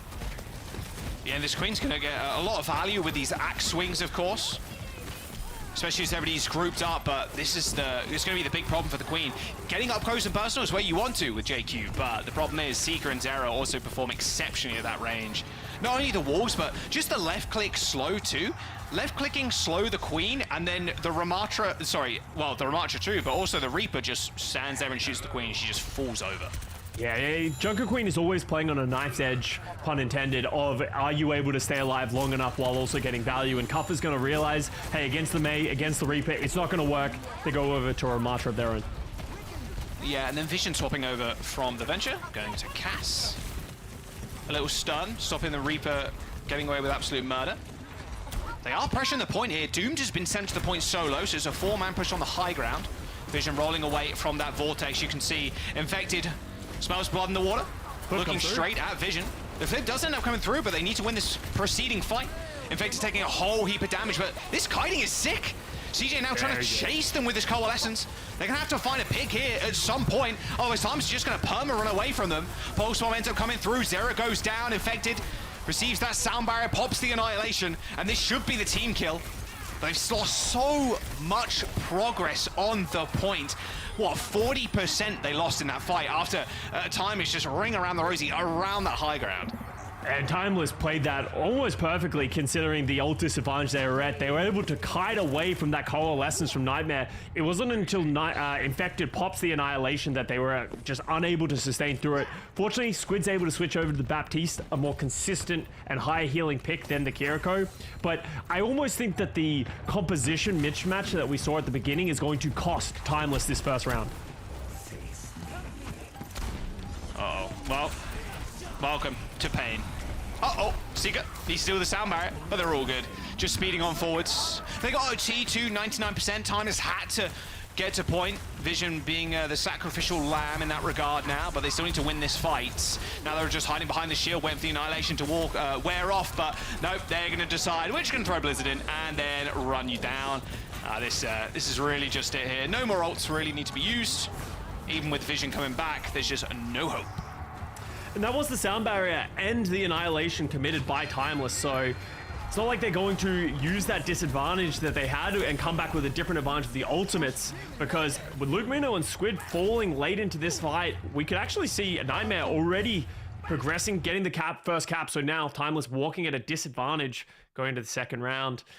with CJ with the Coalescence, that's really difficult to deal with if you're Squid on the Baptiste, because they can just burn through that lamp, burn through the amount of health that you can do and the healing that you can do. So we'll see how Timeless are going to approach this fight.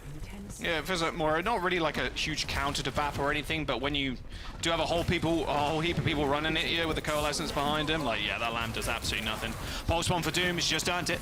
Coalescence coming out, and Vision just trying to hold this fight, or at least slow it down with that high noon. But look, I mean, Seeker and Infected, just pure WM1. Oh, and okay. Hit him with the walk. You know you had to do it to him, Seeker. As the kids say, aura. You know, look at this guy. I was learning from Danny coming into this. No, okay, people should know about this. Danny in the pre-show, well, before the pre-show started, was like, I learned some new words today. And I was like, oh yeah? He's like, yeah, skibbity riz aura. I was like, please just quit the stream now. Just hang up the call, it's over. It's so over for us. Timeless used all their ultimates as well. The highest percent ult is Kuffer at 45% on the Ramatra. So this is another round where they're in such a bad spot. You can see Nightmare recognizes. They're like, we're just going to stand on the point, wait for them to step up, and then use ultimates of their own. Good dive here from Admiral. He's kind of alone right now, though. Hey, pop that sound barrier. It's all good. We win the fight, right? Timeless just getting run over, despite them having a mate of their own, Scott. I mean, Vision's just getting no space. It's so rough to play the Casti here. I'm curious if they just want to switch over to the Reaper, in all honesty. Yeah, because the Casti is solid if you want to just, like, play slow, get the damage in. But right now, Nightmare's not giving Timeless an opportunity. Every time they step up, they're just all-inning with the ultimates they have. And 88%, 89%, I think Timeless is just going to give this one up. Yeah, looks like it. Yeah, just get a better position for the next point. Yeah, there it is. All right, it's across the map. So Tom is making a heads-up play there, making sure they get to the point first, and then they can set out with Vision, right? You can make a little bench, you can make a little campfire, you can kind of chill, you can vibe with Squid and Vision. Smurf on the support, yeah, he plays in North America now. Squid and Vision just kind of at arm's reach, just try and keep everybody kind of away from you. So we'll see if Nightmare choose to just go in hot and heavy with the Blizzard. Wow, how's that? Not anymore. Just a double headshot there from Doomed, I'd imagine. Instantly taking down Zera. They're still committing ultimates. Oh, what a shot by Doomed. Doesn't matter though, apparently. Yeah, the Death Boss from the Annihilation, just a pure AoE Overwatch is what we're seeing. I was trying to win. He is trying to win. Wow, great play. An opposing Annihilation just rips through the enemy team. I mean, Nightmare just fell over. That looks so losable there for Timeless, and Cover just rips the arm and just runs at him. Well, they got the early pick, and I really like the decision by Nightmare. Just commit a couple of ultimates that will overcome the player deficit that you're at. But Cover's able to live just long enough and recognize if I pop this Annihilation, the healing isn't there for Nightmare. CJ falls, and all of a sudden they're going to get that round. And that was, once again, expensive for Nightmare to try and take. So now they're going to have to step up. Oh, now Doom's turn to fall. Yeah, there's the cold damage or Vortex in the back. Sound barrier used. Same with that high noon again, trying to slow this fight down. Coalescence only doing a little bit of healing now, not much damage, but the Blizzard on top should be enough. Just ult dumping, and now maybe even staggering Cover? Oh, a little bit, not a crazy amount of stagger there, but all right, Nightmare control the point now. Mate players are so good with the right click these days. Like, just the consistency in which they hit the headshot. It does so much damage if you can hit the shots, and also allows you to draw and build very quick blizzards. So now it's going to be Doom's turn. They have the window for Timeless on Squid. They have Doom with the Blizzard. How are they going to utilize his ultimates? They need to find a way to isolate specific targets in Nightmare. Oh, this is a really good way to do it. Yep. Blizzard comes in, however, speed amp there from Admiral to make sure Infected stays alive. Squid first to fall, Vision second, as Seeker also found himself in a nice little spot just to give us some free back shots there. 70% and building here for Nightmare. Scott, Timeless. One fight remaining, and they're getting chased all the way to spawn. And you can see Nightmare recognizes they can get one more pick. This is just going to get a stagger. Doom's going to fall, and now Timeless, they're looking in a dire spot for this fight. The only person who's going to be able to touch is likely Lucamino. Can they find him as he tries to approach? Yep. There he is. Lucamino. Can Lucamino get out? That's the question. Nope, doesn't look like it. Secret chase him down, and Nightmare. Woo, that was a quick and clean map from the squad. I mean, just pure rush. May, Reaper, WM1, play the Moira too. Man, there was not much that Timers could do to slow that map down. You saw him every time, like, pop in the high noon, like, don't come near us, and then they just pop Annihilation after that and Blizzard, and man, that was a rough map for Timeless. It's one of those situations. We saw the same thing yesterday in our first match, where if you play the Mei Reaper, you're able to just live through all the amount of damage that can come, and you can just have unbridled aggression just running at the opposition. And that's kind of the cost that Timeless were risking when they decided to play the Junker Queen. The Junker Queen can work if the opposition team isn't playing the optimal composition, but because they had it, all of a sudden the Junker Queen can't do anything. They had to switch their comp, which cost them a round. Then they had an ultimate disadvantage because they tried to get into a previous fight, so they lost the second round for free as well. So the map just seemed to snowball away from them just from that one decision to run Junker Queen at the beginning. So maybe they just need to be like, okay, that was a mistake. Reset, but now their backs against the wall, 2-0 down. They need to find something in the tank to be able to take down this very strong Nightmare roster. Well, I mean, maybe the audience was hit the nail on the head there. I mean, a lot of them, it was like 80+% or something. Yeah. Voted for Nightmare. 85%. Looking that way right now. Yeah, it's looking that way. Unfortunately, Danny, don't think Timers can come back in this one unless they pull something out crazy. They get another map choice, Scott. Probably don't want to go to a rush style again because they didn't really want to play the Reaper and kind of got caught off guard with the Junker Queen pretty quickly. Yeah, it's just one of the... Oh, that was a very nice shot with the right clicks. But it's just one of those situations where, you know, it can be so difficult to work out what you want to do because, like, now are they confident in playing these rushes? You know, we're talking about that was their best look here on Nepal, but then it didn't work out on this map at all. And I do want to speak to, like, there was some individual, I guess, team mistakes. Individual team mistakes doesn't make any sense. But team mistakes... It's an individual that happened as individuals were stepping out. Like, that's a specific situation. The Mei drops the Blizzard, but the rest of his team runs away from it. So therefore the team just runs past the Blizzard, takes down the Baptiste. Those are the little things that I think Nightmare was doing a phenomenal job of, like, isolating and punishing the mistakes from Timeless. Yeah, all right. Where would you want to see them go then in that case? I mean, still got Hybrid on the field. Now we've seen New Junk City. We've got Push as well, Escort.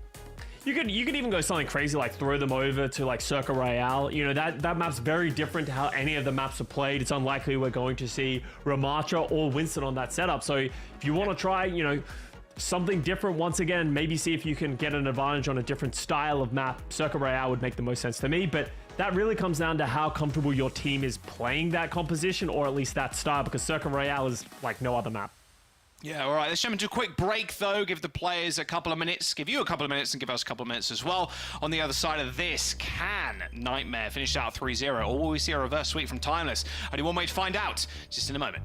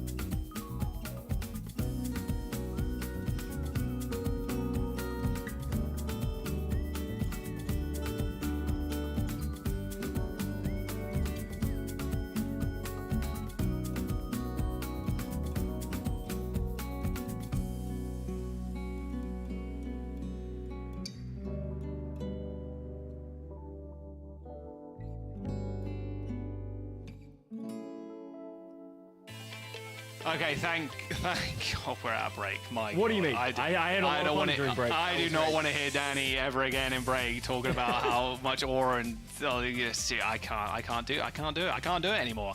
You know what I can do though? More Overwatch and more Overwatch casting. Nightmare versus Timeless. Currently a 2-0. In favor of Nightmare. Just there's no answers apparently from Timeless right now. I thought this was going to be a very close match. I was predicting maybe a 4 or 5 mapper.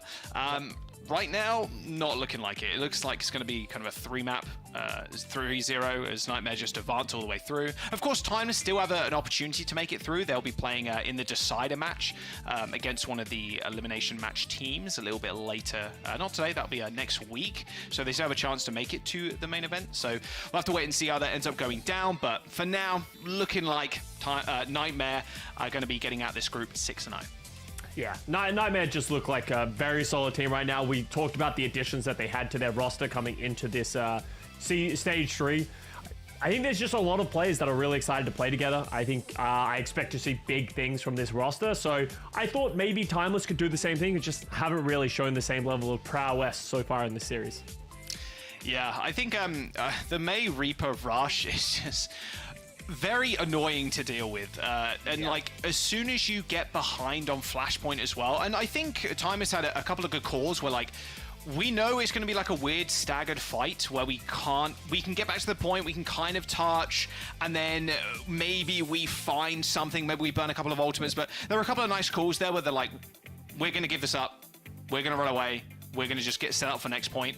But I mean, Infected and Seeker, especially on this map, their access to the backline was just free. It was like a warehouse without a lock on the door. You know, you just walk in, you take the stuff. Their stuff being the dead bodies that you're carting away. And yeah, it was not much that Vision and Squid could do to stay alive and actually be impactful in that fight. I will say there was an interesting thing that's been happening throughout this series as well. Doomed has been prioritizing playing on the flanks and then like putting point pressure on whenever they decide to go aggressive. The issue that's happening there is that they're walking into a 5v4 because during that time, Doomed is on the point. Yes, he gets a flips every now and then. What's happening is they're just losing the fight and then they're coming back and capping the point, or they're contesting before they can really do anything. So maybe they need to just be willing to take more 5v5 fights, just ignore the point for now and just sort of try and win the overall fight to get the capture and then have better control over those situations. What is Bo doing? I don't know. Bo's just sniffing around. He's just curious of what's going on. Hey, Bo, what are you doing? Bo. My guy is... Okay. I was like, he's trying to escape through the window. He's trying to break out. Get him in there. If you can see, my blinds are broken. Culprit number 1. Okay? Oh, yeah. Just this guy, the worst. You owe me $100, Bo. $100? Oh. Yeah, new blinds. Expensive these days, Jack. Damn. Okay. All right, Circuit Royale, another very expensive place I'd imagine to live. Yeah. Nightmare versus Timeless, and yeah, you mentioned it before. Maybe you take it to somewhere that you can actually slow the game down. Yeah. And like, it's just such a different map towards anything else you can play. A lot of people play Sigma.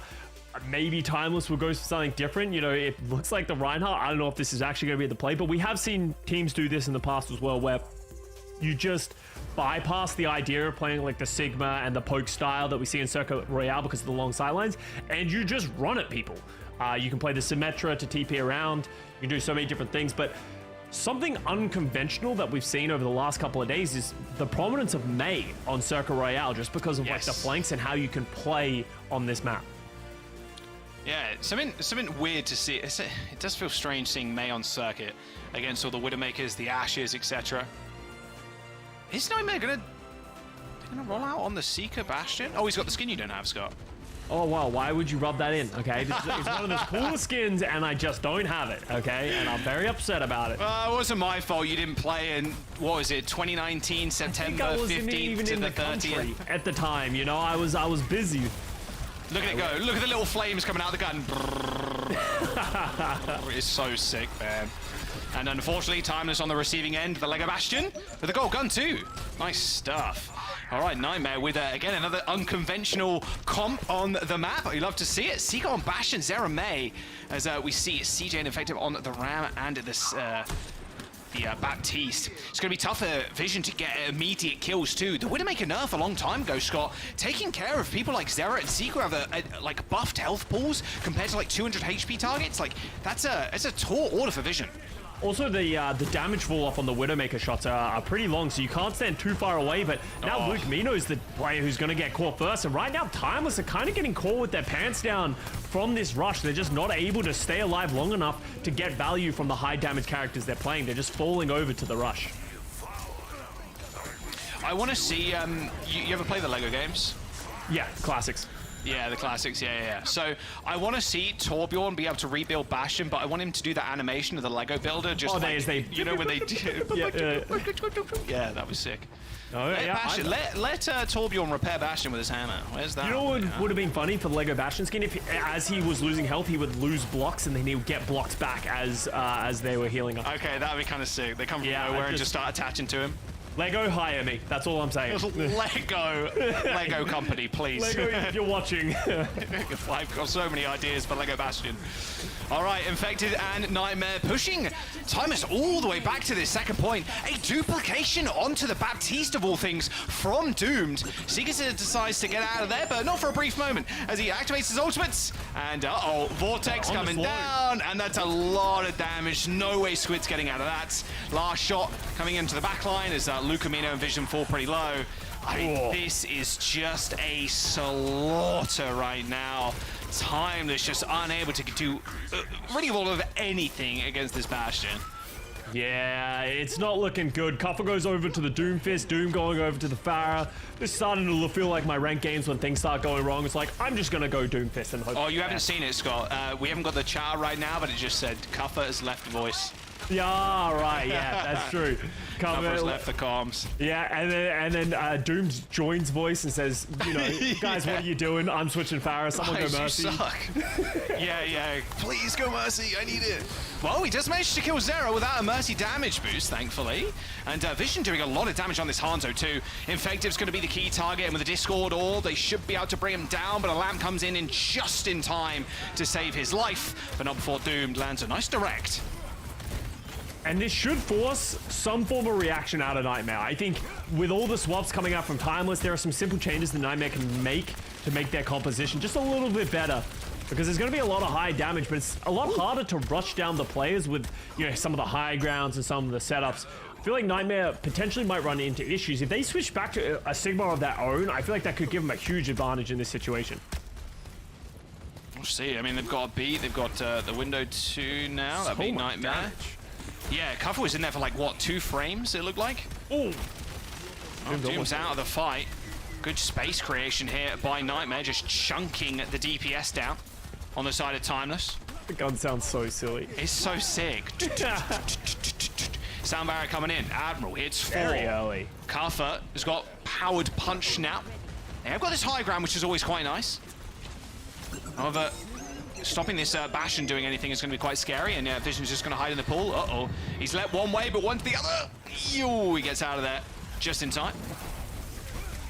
Kuffer looked like he wanted to use that Meteor Strike on top of Seeker, but I don't think there was any way he was going to get out of there alive. Power Up Punch hits the payload, puts a dent in the F1 car. That'll be a $2 million repair bill, that's for sure. A nade through the window, instantly killing Lucamino. My word, it's feeling like stage 1 all over again. That was pain. That was pain. 3.5 minutes to go for Nightmare, Scott. They got an Annihilation, and they got such a good position too with this Bastion. Oh, nice Dragons though. Dragons Barrage in the back line. Doom Division taking the game into their own hands now, as they eventually managed to team kill Nightmare pretty much. 3 minutes to go though still. I like the Seeker swap here over to the Widowmaker. I feel like this is going to force someone to switch on Timeless. Yeah, Doom goes over to the Tracer, recognizing they're going to need somebody to put pressure on Seeker. Zera over to the Tracer.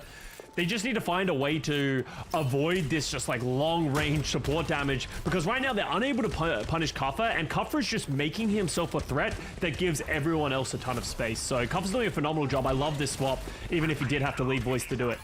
Yeah, you don't need to go too aggressive on the Doom either. Just have the orb attached to you, just kind of peek around the corners, just force Seeker to look different directions as well, so he doesn't have a free shot on the back line. Double support ultimate for Timeless. They're in a pretty good spot right now, but Vision tries to get away from the double support duo from Nightmare, who went super aggressive, too aggressive, you must say, as CJ just gets double shot with the Storm Arrows. This is a stronghold. Third point. This part of Circle Royale is just so difficult to attack, because it takes so much time to be able to get into position, find the flank routes, and then the defensive side has such easy, safe positions that they can play out of. So they need to just not get picked for a long period. Now Infected's going to switch over to the D.Va, maybe giving him more options and a lot more control to be able to move around the map. Stops the Doomfist getting instant kills too with the shotgun fist. All right, now a lot better. Kuffer is going to be in trouble here. Hasn't got ultimate either. He's got the power block, and what time they're going to do? They're going to completely ignore the Doomfist while he's doing that. Meteor Strike used. Infected just sits on top of it. The Suzu stopping all of that damage. Suzu moment, number 76 of the series so far. Or of the stage so far. I've only just... I was going to say, wow, yeah, that was a lot of Suzus that happened in the last minute. No, okay. I was being hyperbolic. Come on now. 3 meters to go. Sound barrier comes in, and they are in the spawn. Oh, Lucamino switches to Mercy, gets the res on Vision. But unfortunately, it's all over. 1 minute and 17 seconds in the time bank. Good.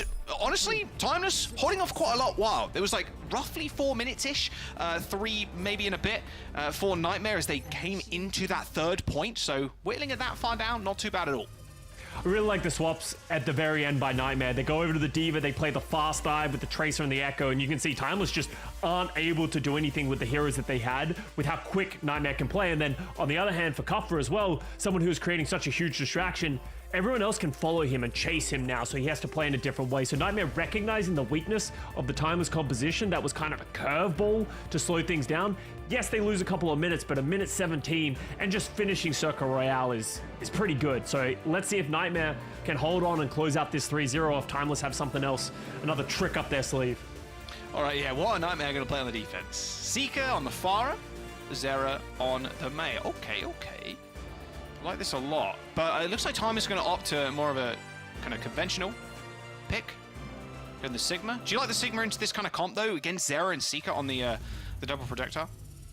Yeah, I worry for Timeless. They're on the attacking team, so they can make swaps earlier. But yeah, you've seen that Nightmare have the ability and understand how to play against these Sigma compositions. If you're going to try and anchor and play slow, we're just going to run at you time and time again. And I wouldn't be surprised once Timeless see this Nightmare composition, they switch off some of their heroes. Okay, Vision, Hanzo, Doom, Pharah. Okay, so they're kind of matching Nightmare here and the Pharah at the very least. Dislodging the Mei is going to be kind of annoying though, although the Pharah should have an easy time doing that. Zera's in trouble here. They're forced out the cooldowns early. Nightmare's going to have to go aggressive and do something to help Zera out, otherwise Zera's just going to fall. Zera is just going to die. Yeah, there you go. Infected comes out with a nice little response there. They do have to use the lamp yet again, but Zera is just so far forward. Good shot from Doomed. Pressuring out that Mei, who can be so annoying against the Sigma. And Luke is taking out Seeker. Well. I also really like the Illari pick into their comp too. Yeah. The Illari pick from Timeless is really nice. You can just stand so far back, and your pylon just does all the healing, really. You just kind of pop it down. And getting a free ultimate off here from the Illari. There's no Kiriko on the other side. There's no D.Va. There's no Sigma. They can't eat the ultimate. Like, it can be just so effective. One arrow will set off will detonate the little effects there, the little sunstrucks. And it's just, yeah, it's a lot of damage. And Infected not respecting that damage as well. Tries to step up and just takes too much to the face, and all of a sudden Timeless looking a lot better with this composition. This is how it's supposed to work. Feels like you're just supposed to stand back, shoot, and anytime anyone tries to step up, then they're just going to take too much damage to be able to do anything, as we see a flying Bastion a little bit. Wait a second here. Effective on the Rhine, just pins straight to the payload. Nice little window. No way Lucamino survives that. There you go. Barrage high in the sky there is Infected. Oversteps his mark around that corner. Meets a whole pile of missiles in front of his face. Now it is Zera on the point trying to hold it down, but they still have the Blizzard. Throws it at the feet of Cuffer, but he's around the corner. Yes, they do manage to get the freeze, but is the healing enough? No, Squid even pops down the window, but they still manage to secure the kill onto Cuffer. And Seeker with a sick grenade against Doomed. Oh, you know he's typing in chat after that one. Yeah, that was like actual simple geometry moment from the Bastion player. Just learning from Hanzo, bounces off the wall, catches the Hanzo. And look at the ultimates of Timeless. They use so many ultimates to try and close that out. And this is when it gets difficult for Timeless, because now they can walk up, but Nightmare's just going to wait. And then as soon as they step up a little too far, they're going to be rushing into them. Seeker coming up to the ultimate as well, so maybe they can engage with the artillery strike. Yeah, there you go. Short. That was close. Yeah, wall a little bit short. Seeker even turned into turret form there. Was very ready for Cuffer to get trapped.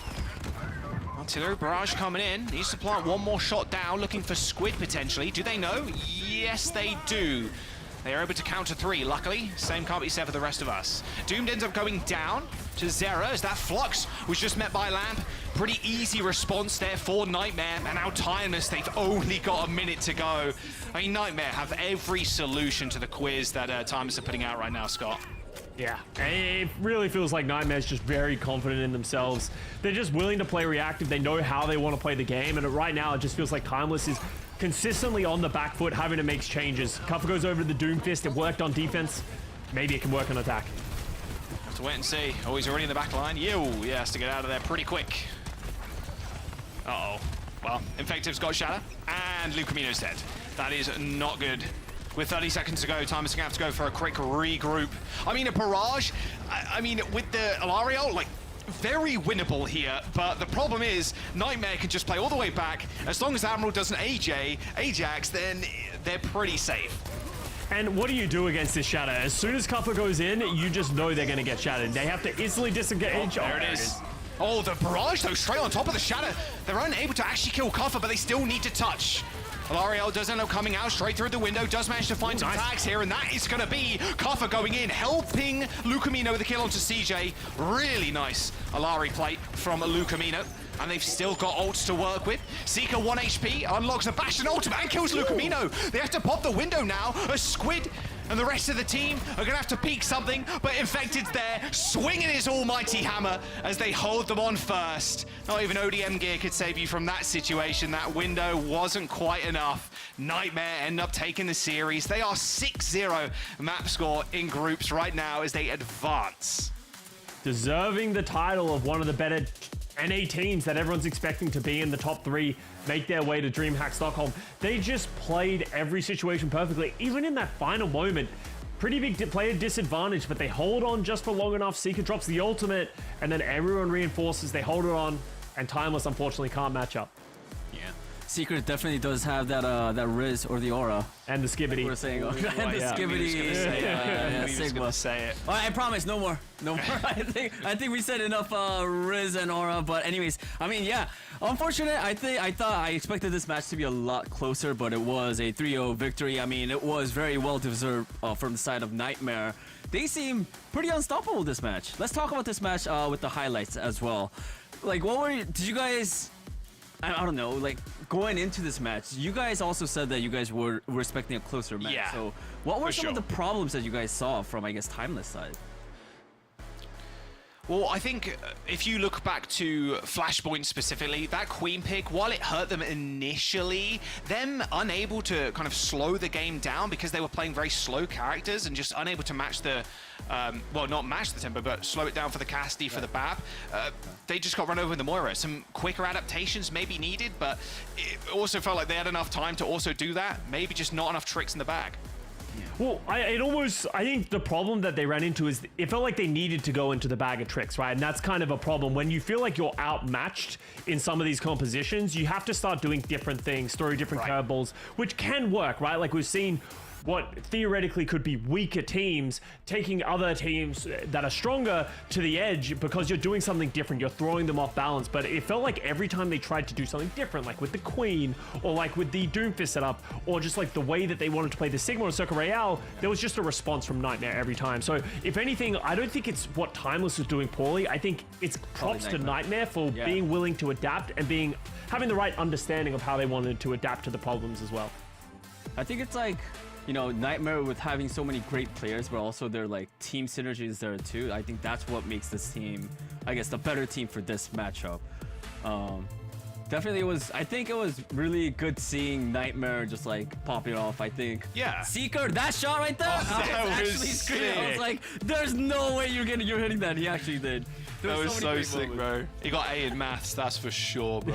Even A in advanced maths too. Yeah, it was. Didn't they lose like what? I mean, how many players? And then they somehow they were able to turn it around. Nightmare. It was ridiculous. This turnaround was a little ridiculous. Like Infective getting back that quickly, and then Seeker just even getting one kill with the artillery barrage. Like, how is that even possible, man? Like that ultimate is pretty hard to hit at the best of times. But when the fights do end up breaking down, it can be tough to really position yourself in a spot where you're not going to get hit with that ult. I think Nightmare. I said it yesterday. I think Nightmare are vying for that like top 2 spot. I want to see them against someone like a TSM, like an Energy Shock. I really do believe this team can go far. Yeah. I mean, you know, it's we always talk about the I guess the tanks and the DPS, but like DPS and these players are able to pop off because they have players like CJ right in the back. They're helping up the team, and CJ is our player of the match. What are your thoughts? I love this pick. You know, CJ, the unsung hero sometimes of these kind of matches, but able to just keep his team alive. You know, Infected was playing hyper aggressive a lot of this game, trying to give that space to his DPS players. And if a tank's playing aggressive, they're usually getting a lot of heals. I liked the Moira pick as well. You could see them playing around the tempo of the Moira. And like the big hallmark of a great support player is how many times did you think, oh wow, CJ fell first or made a mistake or was caught off guard? It felt like CJ just played very cleanly, was there when he needed to be, and he just did his role. So props to CJ, playing great. He's one of the new additions to this team, one of those new additions that could potentially take them to that next step. Yeah, he played on LA Valley with Seeker, like in that last year. Like that was. Oh, that's true. Yeah. That was a very fun team to watch. And yeah, so they've been playing together for quite some time now. So it was cool to see him actually join Nightmare.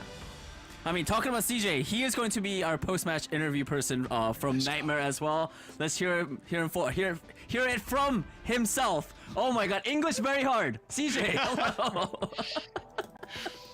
Hey, big congratulations on getting the win, man. I mean, I feel like a lot of people, like we were talking about it, I thought this was going to be a closer match, but I mean, you guys came out, you guys did your thing, and it was, you know, you guys, like fantastic performance all around from Nightmare. What was the game plan coming into today's match against Timeless? Honestly, we think we're just the better team, so we're just gonna come out confident. First map, we were like all a little bit nervous, so that's why I was like a little closer. But as we got more and more confident, it was just easier for all of us. Yeah, I'm curious, going into the main event, like TSM and especially NRG Shock, like those are really kind of the top dogs, trying to define kind of, you know, on a planet of their own. But where do you see yourself kind of competing against teams like Shock, for example? I think we're like very like tied, if not like a little better than Shock. So I think we could probably get like second place from them. But yeah, I think like TSM is probably like fourth. Oh, okay. Interesting. I think it's cool to sort of see the jostling for position in the NA region. Well, let's talk about you. How has the transition been coming onto this roster? Obviously, you're one of the new additions alongside Clear and Lethal. How's that been, and how's the synergy been coming along? It's been really easy because I've been like friends with Infected and Zero for a while, and also I was on a team with Seeker, the LA Valiant. So it's just been like honestly not that hard to just transition and mesh and get our synergy back up to where it was. Sweet. Yeah. All right, I mean, that is it for the interview. CJ, thank you so much for your time. And again, big congratulations on getting the win. Hope to talk to you soon again. All right, thank you. Thank you for having me. Thank you. Thanks, man. All right, that was CJ from Nightmare. Great interview, great guy, a great player as well. Just like Jack. Great aura. Yeah, you so know, all the true. important So things. true. And he had to throw that one in there. He needs some, needs some rep with us now after he has been bashing us off stream. I mean, yeah, with that one, Nightmare advances to main stage. Yeah, Nightmare! Let's go. And then, but thankfully, Timeless, you know, they're not knocked out yet, right? I mean, they have one more match. They will be facing off against the winner of Team Z and Fries in the Bag. Fries in the bag. Is it Team Z or Team Z? Is it Z? Well, I think Z is the British way of doing it, you know? I'm asking you, Danny. Yeah. I don't know. Yeah, let's go with Z. Yeah, let's go with Z. Yeah, we got him. Team Z. Team Z. Team Z. Another a fantastic name, by the way. It's honestly one of my favorite things, watching strange team names make it through Swiss and then jump into groups, and it's like, okay, so what team names are we going with this week? If it's not an amalgamation of like Citrus, Nightmare, and Timeless and all those other teams, it's like just Fries in a bag. I actually love it. I feel like there's a lot of sorry, Scott. What were you go. I'll go after you. No, I was just gonna wrap up. I just want. It's one of the hardest things whenever we do these Swiss stages. You're like, oh, this team is this team's name. They used to be called this, which was also silly, but then they were before this, and then they added these 3 players, and now they're this, and you're like, wow, I'm lost. But you know, it's always talking funny. about names, I think this is a good segue because next one we have after the break we have Absolution versus Timeless Ethereal, another Timeless. I feel like there's going to be a lot of Timeless. So that match is coming up right after the break. Stick around.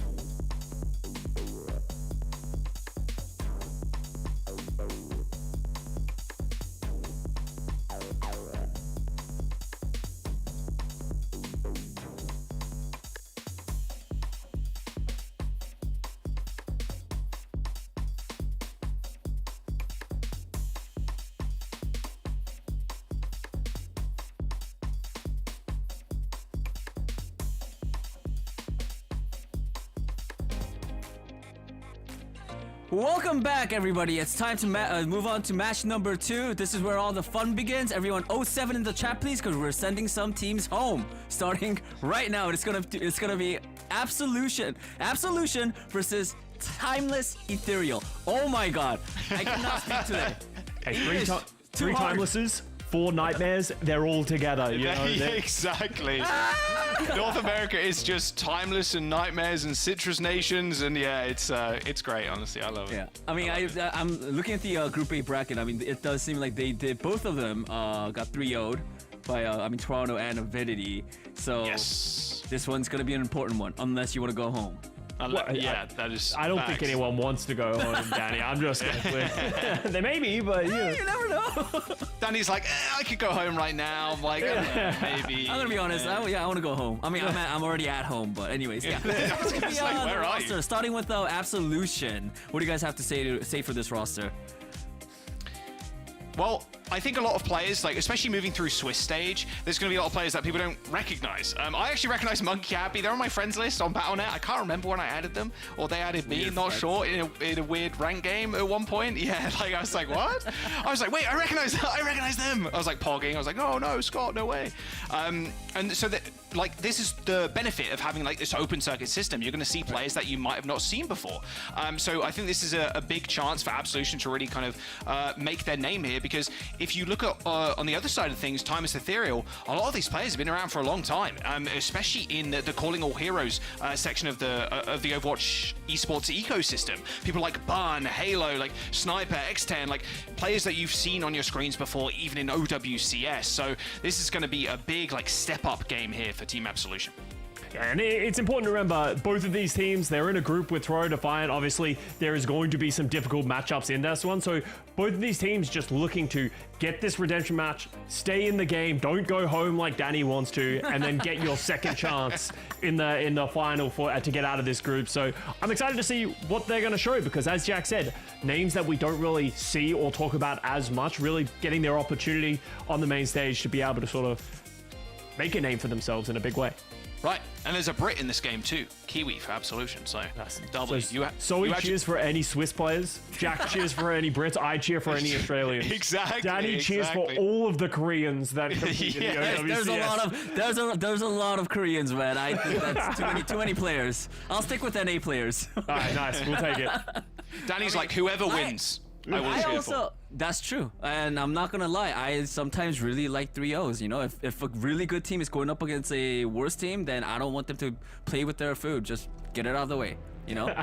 Just Danny loves Toronto Defiant. He's like, man, I love Toronto Defiant. A quick 3-0, easy does it, Chan. Yeah, but I mean, I also agree with you guys, you know, like seeing these, I guess, newer players or players that we're not so familiar with, you know, seeing them play, you know, on stage, not on stage, I mean online. I think it's a good new and refreshing, I guess, matches as well. With that being said, I think we're gonna jump right into the match. Scott and Jack, take it away. Oh my God, Skak, that's a new one. There we go.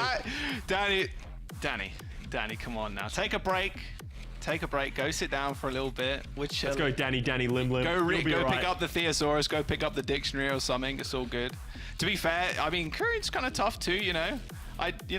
So maybe he just speaks in Korean and then just we fully don't understand. We'll figure it out. The broadcast. Yeah, we'll figure it out. It'll be all good. Timeless Eternal versus Absolution Scott Lejang Tower. Our first map. Timeless Ethereal, not Timeless Ethereal. That's my fault. I did say Timeless Eternal earlier. You did. And I've implanted it into Jack's brain. Yeah, I got him. So Ethereal.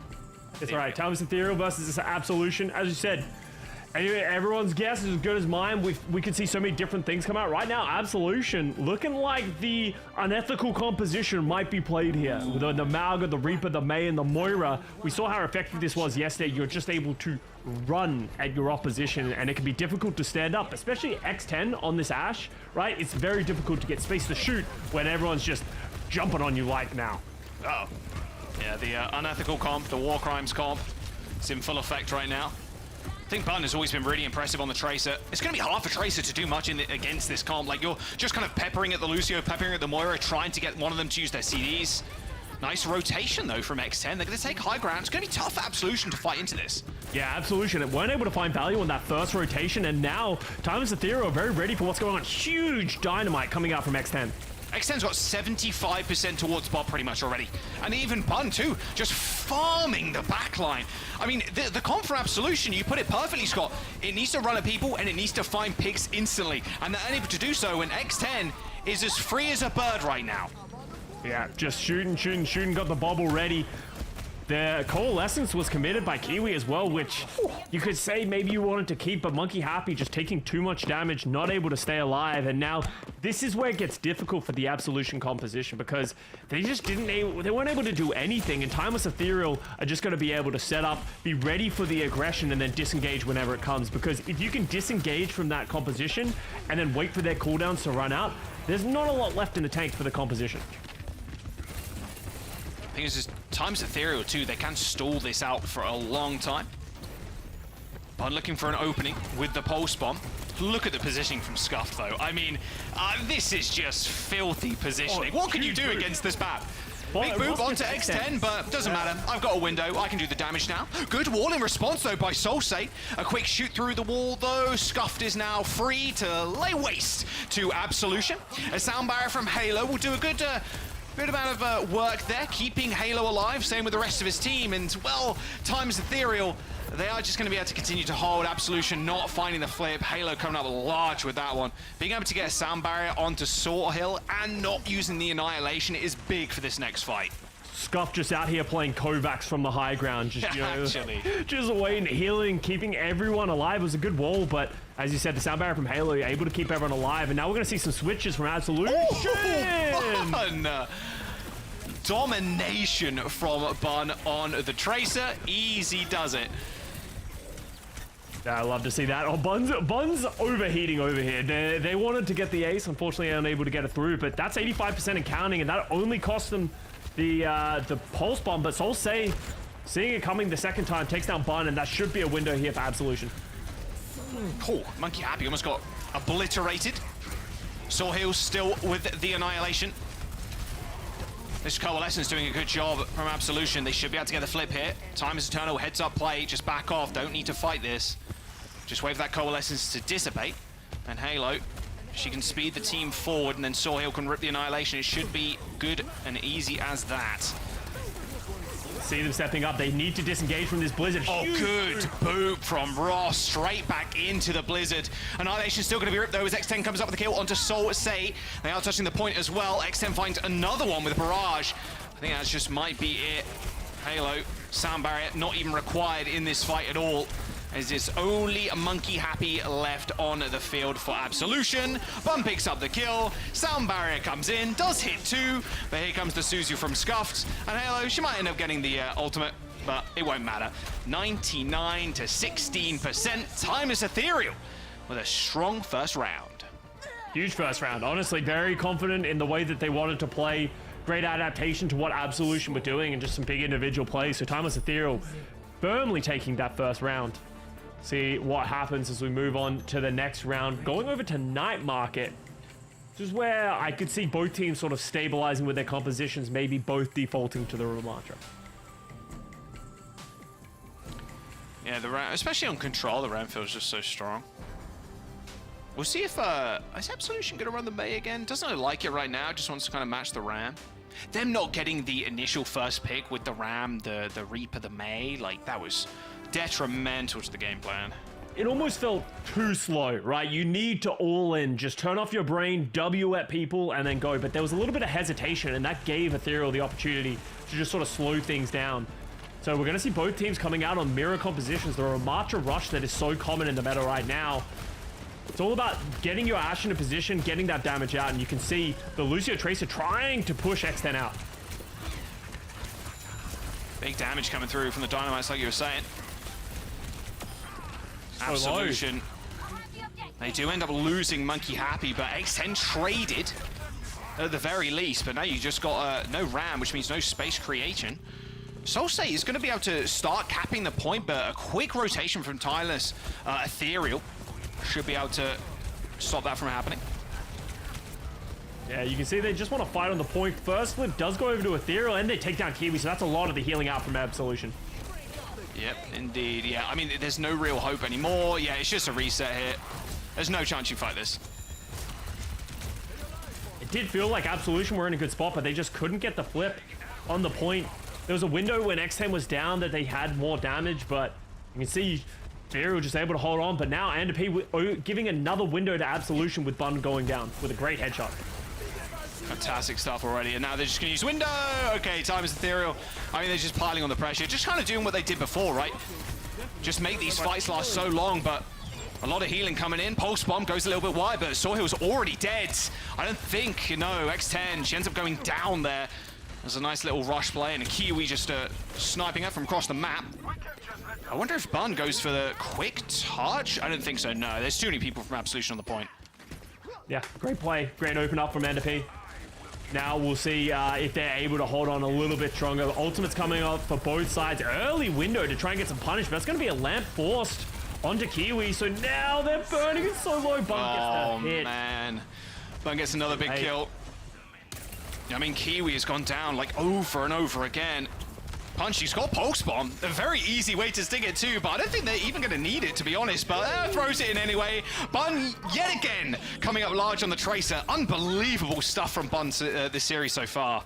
Yeah, absolutely going nuclear with some of these Pulse Bombs and just being a consistent threat to and a thorn in the side of Absolution. And now you can see them setting up. It looks like they want to set up a flank play here, try and get aggressive as soon as they see Absolution step up. Wow, X10 was betting herself there a little bit, but all good. Sawhill's arrived, straight into the spawn, and Kiwi is dead again. That's what you get for being British, unfortunately. That's what Scott would say to me in my I would games. never say something so mean. Absolutely I'm not. a big fan of the British. as a member of the Commonwealth. Also, doesn't get the Nemesis form off there. They had it available, but they're going to let Monkey Happy go. But Monkey Happy's just getting peppered down by the Tracer Lucio. Does get one. Oh! Monkey Happy does end up killing Bud. Halo goes down as well, so 2 members dead for Timeless Ethereal. Should be a flip. There's a bit of an overextension there, you gotta say. Yeah, a little bit get aggressive, but great play from Monkey Happy, honestly, finding some of those picks. And now we're gonna see Timeless Ethereal trying to get back in. They do have the window, potentially trying to isolate someone early. Pulse Bomb does hit, but the lamp is out there to save them. Oh my goodness, Scuff just tanked that. It was like, yeah, sure, why not? Solse comes in with a nice little blink smack there onto the Baptiste. Halo dueling the Lucio in the sky. Can they get him? Oh, yes, they can. Halo wins the fight. And now she just gets back to the point. Nice little boob. Didn't end up connecting, but doesn't matter. Bun's there to clean up.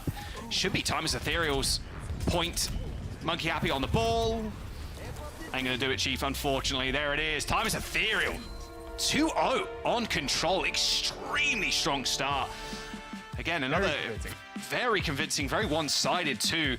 Maybe another 3-0 potential in the future if this kind of keeps up. I mean, Bun was going crazy on the Tracer. X10 too. I think both DPS had such a phenomenal start to the series. Just see a lot of experience coming out from this team. We talked about it earlier, calling all heroes. They're a team that have been playing for a while. They've always had very strong performances in it as well. So maybe just showing a little bit of that experience and also understanding of like how they want to play together. But you pair that with individual performances from Bun, like you said, there's not really much Absolution feel like they're able to do. I like the idea of trying to play something different, try that Malga, but it didn't feel like they had the understanding of the win conditions, or at least they weren't committing to it 100%. Well, we'll have to wait and see where they want to go to next. We jump into some highlights real quick. I mean, this play from Scuff too was sick. Just sitting off on the high ground. It's like, what can you do when you're playing this comp? You put the wall up, sure. I mean, Solse did end up throwing it down, but that's about it. Like, Scuffed is so free. And then Bun, of course, hitting 2 double pulse bombs. She really went crazy on the Tracer. X10 as well, with some nice flexibility too. It's good to see a little bit of Farah again. I think obviously everybody was sick of Farah at one point, but there's situations where Farah just does so much work, especially against comps that want to rush. I think X10 had a phenomenal performance both on the Ashe and the Farah of the series so far. There's the second double pulse on kill, followed up with a nice little spray down there on Monkey Happy. That's something that I think Absolution needs to be really aware of here now as well, because it feels like Bun is almost going completely unchecked while playing on the flank right now. So they're able to just put out consistent damage, hit up a lot of pulse bombs, and if they just go unchecked, it's going to be easier to hit these pulse bombs as well. As here's one for good measure onto the Wrecking Ball, trying to get onto the point. But yeah, Timeless Ethereal honestly stepping up in a big way.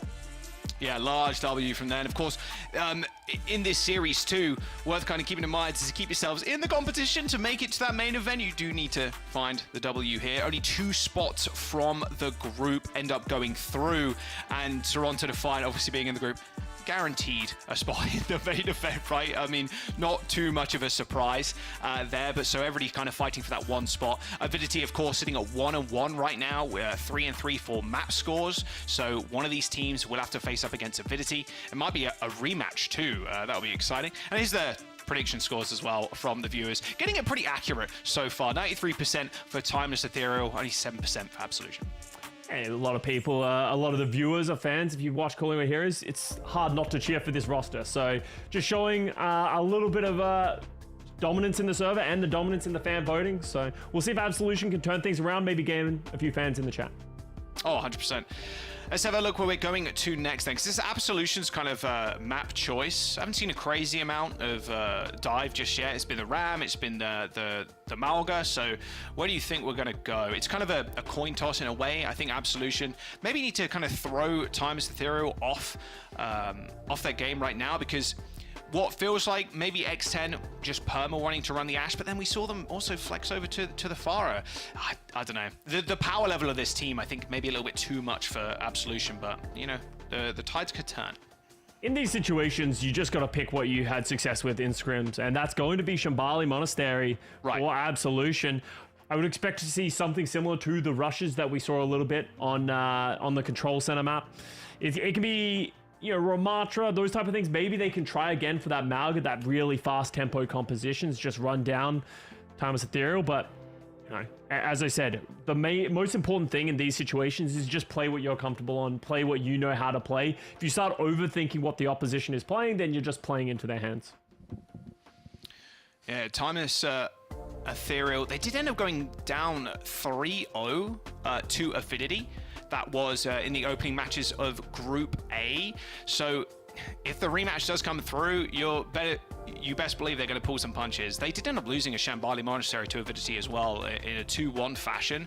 Obviously don't want to repeat that here. They want a clean sweep ideally through here so they can get the nice little rematch. We'll see if Absolution can come back. Obviously being your map choice, you're going to be more confident maybe compared to a Control. Yeah, 100%. It's one of those things, if you're just able to play in a way that, you know, you can play to your own strengths. You know, everyone has their scrim results. Everyone knows what they're good at. You know, everyone has their maps that they just do not want to play, right?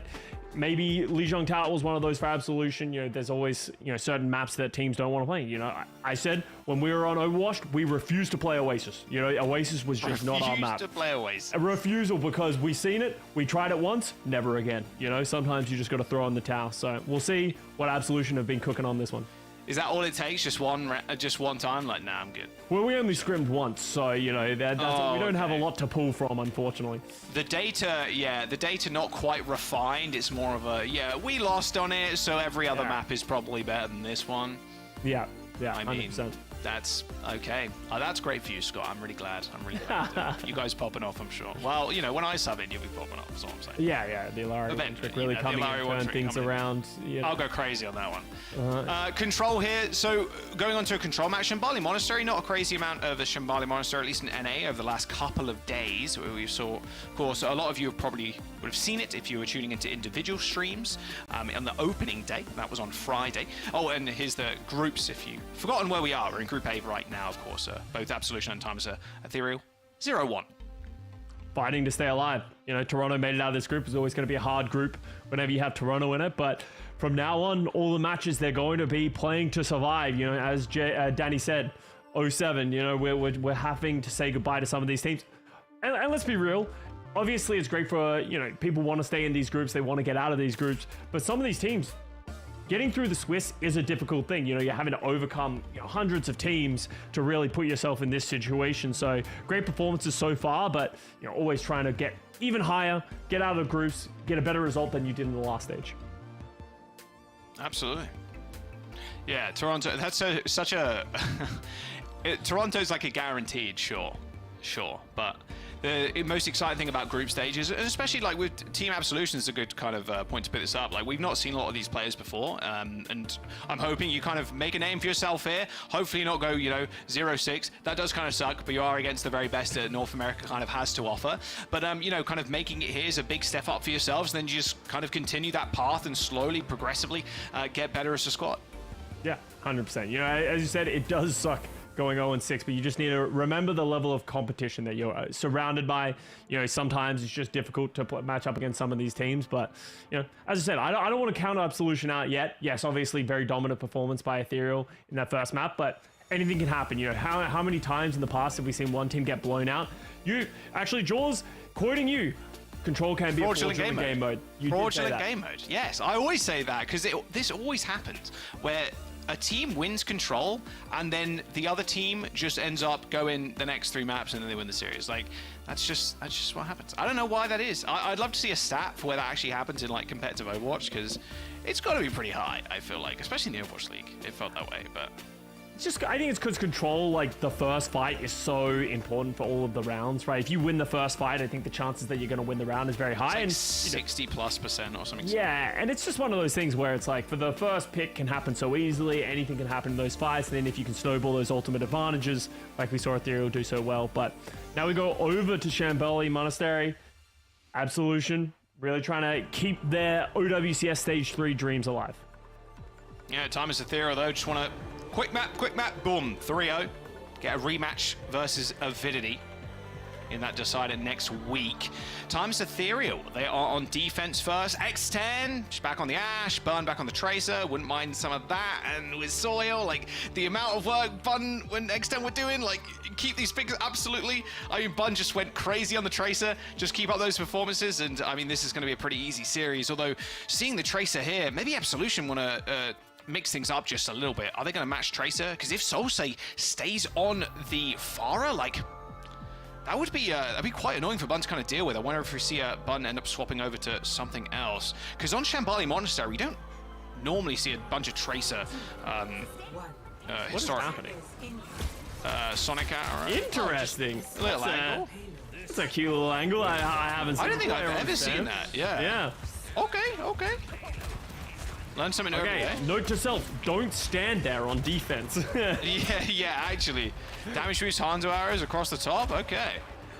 Looks like Solsei is going to match the Tracer against Bun. So they can put up the same kind of performances here. And as I said from the last map, I really want to see Solsei do a better job of punishing Bun for trying to play on these off angles, try and take this position. Because that, if you just let Bun run over your team, you're going to get the exact same result that we saw on Lejang Tower. You're going to see Ethereal getting a little bit aggressive here, going into the room, and they're just going to crunch him as Bun takes down NP. Yeah, easy kill for Bun there. Just absolutely crunched. Halo, just speeding Bun around. And you're going to need Ross to be able to help NP hold that position, right? If NP's going to try and take this off angle on the right side, someone needs to protect and sort of put some pressure against Bun, because you can see they have 4 players stacked up here. Bun's playing on the left alone, just making sure that flank isn't taken. And look how much damage X10 has done already as well. 60% towards the Bob already versus Andapi with only 22%. Bun finally slain by Solsei as Monkey Happy and the rest of the squad trying to march on forwards. There's the window. Not sure Sawhill is going to be staying around for much longer. Nope, they end up going down. Good window and good initial pick too. Shutting down one of the main carries for Timer's Ethereal. It's a great adaptation from Absolution, recognizing that they do need to deal with Bun. Solsei comes over, helps them take him out. And now they've got the car moving. This is where it gets really difficult for the attacking team, when the backline of the defense is able to sit on these high grounds, play the long sidelines, and then you can just park your Ramatra on this corner, just get constantly healed by Scuff. It's almost like the Lejang Tower setup once again, but you can see Scuff wants to set up at the window. Yeah, big window though from Scuffed. Should be pretty easy. And oh, X10, what a flick. Easy does it. And then Bun too. I mean, it really just has been the Bun and the X10 show this whole game so far. And then Bob just giving a little hello and goodbye to Solsei there. 1 minute and 44 seconds. This first initial push took so long, Scott. Yeah, 100%. And that's the problem, is like you lose that second fight, all of a sudden there's a lot of positioning that's lost, and that's 2.5 minutes off the clock. And once again, Bun is lurking with a pulse bomb. We've seen her be just so deadly with these. Another double kill. Oh, sneaky, they don't know sneaky. Oh, and there's no way. Yeah, Bun. The easiest setup in the world there for Bun. The Vortex, you can't move, and the cracked aim, well, don't even need it, to be honest with you. They're moving that slowly. A minute to go, and Bun, yeah, still lurking. 007 mission here. Trying to get another highlight reel, I'd imagine. 60 seconds.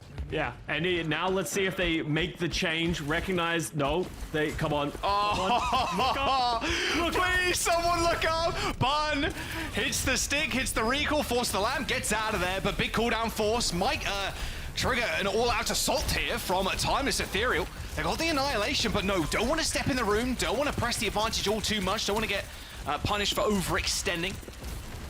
Happy just trading. You see Bud once again triple blink into the front line. I mean, why not? I mean, even Soil doing the same thing too. There's the window now. Soil has to back all the way up. Annihilation also popped. It's got Annihilation of their own though, but X10 on a filthy angle right now. She's almost got the Bob too, 10% away. It's gonna be tough now for Absolution to kind of cross this chasm. However, with Soil going down, no one really left to hold that corner. And I'm not sure as much X10 can do. Nope, they end up going down, and there it is. OT, however, for Absolution. 3, 4, 5 Xing the payload, but Halo, she is up first too. So Timeless Ethereal, they should be able to get back to the point, at least for one final touch. Soil is just peeking over the edge, and there it is. Bun, triple blink onto the point, gets the touch. They have to stay on the point. Bob goes out, window goes out, so they're gonna have the damage and the healing to stay alive. How's Absolution gonna get through this? Absolutely no way, I don't think. Not with X10 behind the window. Yeah, there's just no chance here from Absolution. They get another touch, but yeah, it's all over. An unbelievable, like a perfect hold from Timeless Ethereal. Really nice touch too. They had, what, 0.94 meters or something silly. Bum with a triple blink, gets the touch, then Soil goes on. You can see the experience of this team really coming to the forefront. And Absolution getting, well, absolutely blown out there, unfortunately. Yeah, it's just one of those situations where Ethereal do a phenomenal job of just balancing who's on the point, getting X10 in the perfect position to do that damage, and honestly, got to give huge props to Scuff throughout this entire series. Been doing a great job of getting in the right spots to be able to heal the team, keep them up, and Absolution haven't been able to get the opportunity to be able to get on top of Scuffed, slow down the healing, and so it's just a slow bleed out from Absolution as it feels like they're just constantly getting crunched by not only Soil in the front line, but Bun in the back, just sort of, you know, pushing them in, forcing cooldowns early, and then eventually Absolution's the ones who are falling down. I mean, even X10 was on an angle as well. You don't normally see an Ashe rotate that far around when the payload's on this, not on this corner, the corner just down below this hill here. X10 was on the platform, like, and Absolution were pushing through the small choke point to try and get around the corner up the hill, and you rarely see that. And it was, you can, again, the trust in the team too has got to be, you know, 100 out of 100, because you might just get crunched, but Halo, of course, obviously kind of always hanging around, make sure they've got the speed boost available to get X10 out of there, but didn't end up mattering anyway. See if X10 can find a cheeky little shot. That'll platform up. No, sadly not. A couple of cute little ideas at the beginning. Our first pick here is huge. It's one of those situations where it's definitely worth the, you know, couple of seconds it's going to cost your DPS and support player, because if you get that pick, it gives you the entire first corner, and then all of a sudden, you know, we saw it took Absolution 2.5 minutes to get through this area. All of a sudden, you can just almost forego that kind of time, and wow, it's a great Ravenous Vortex. Doing so much damage, slowing them down, but Bun again. Again. The Bun is everywhere. All at once. Rough stuff from Absolution. Bun, the second kill of the fight. Again, just been lights out on the Tracer. I think this might, well, I don't want to call it over just yet, but 3 minutes, a quick and clean team fight. Absolution, however, Andre P is going to be able to hold this high ground in the Ashe, getting a nice little vantage point. Kiwi 2 holds super far back on the BAP. It's going to be hard for Bun to get an off angle now. She's either going to have to go, what, top right and wrap around, or just kind of play and fight in the caves. I think Bun's more than happy to just sit in this room, push the card a little bit, but you can see they found X10. Gets caught off on off angle, and now Ethereal's straggling a little bit to try and find some value with Bun going down as well. There's no damage players up for Timeless Ethereal, and this needs to be a reset. I doubt they're going to try and commit. Are they going to window? Never mind, I lied. Okay, Soul says he's going to go in. Okay, has to hit the recall. They're still trying to fight around this window. A bit overeager, I think, there from Scuffed. Thinking potentially they can win that fight. They did find a pick. Monkey Happy just trying to clean up. Yeah, with a rotation of cooldowns there, it's going to be tough for them to find much else. Saw Hill going down last. So Timeless Ethereal, I'm going to reset. ambitious by Scuff to try and turn that fight with the window. I think maybe that's getting a little overzealous with, you know, how much further ahead they've been throughout this series so far. But these are the type of things that can cost you entire maps. You know, we've seen fuller holds happen all the time here on Shambali Monastery. Stepping up with Kiwi's window is going to have to be a disengage from Timeless. Ethereal Soil's getting so low, though. Pulse Bomb. Oh, what a stick! Someone just dove in front of that. Get down. I think that was that Halo. Just get down, Mr. President. I'll take the Pulse Bomb for you.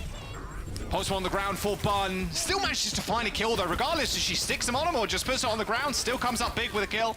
X10's Bob finishes off Monkey Happy, and Scott, this might just be it here. Absolution, the closest all they've got is this Bob, and it's 15% away. And Bun just playing with her food right now is Kiwi. Oh, devoured by Bun. Minute and 20 seconds to go. Doomfist for Monkey Happy comes back. Only just to get sent back to spawn as Timeless Ethereal making it look easy. A 2-0 to start off the series as Absolution can't even get that first point. Yeah, just Ethereal showing that they are potentially the better team so far in this series, even at a player disadvantage. They're confident in their own abilities, the way that they're feeding off of each other. Just impressive how well they're able to just manipulate their opponents and then just I don't know, bun diff, honestly, a little bit. On Actually, at this point, yeah. Just, it's not even the picks that they're getting, it's also just on top of that, flanking around, putting a ton of pressure on, getting big picks, like, just being a threat that they're constantly having to turn around for is just giving everyone inherently more space. Yeah, the Pulse ones have been sick. Like I said, don't even need to connect them sometimes to grant these skills. A couple of times a bit over-eager, maybe just kind of ego-checking Kiwi a little bit. There was a couple of times they went down, but I mean, you're just pushing the backline to their limits. Even if you're doing that, you're forcing all of the cooldowns, and it's really tough to get much done. Here you go. 007 Bun in the back. It helps when you have an invisibility cloak like Bun. Yeah, you know, actually, yeah. Where are they going out from? Hogwarts? Like, what was going on?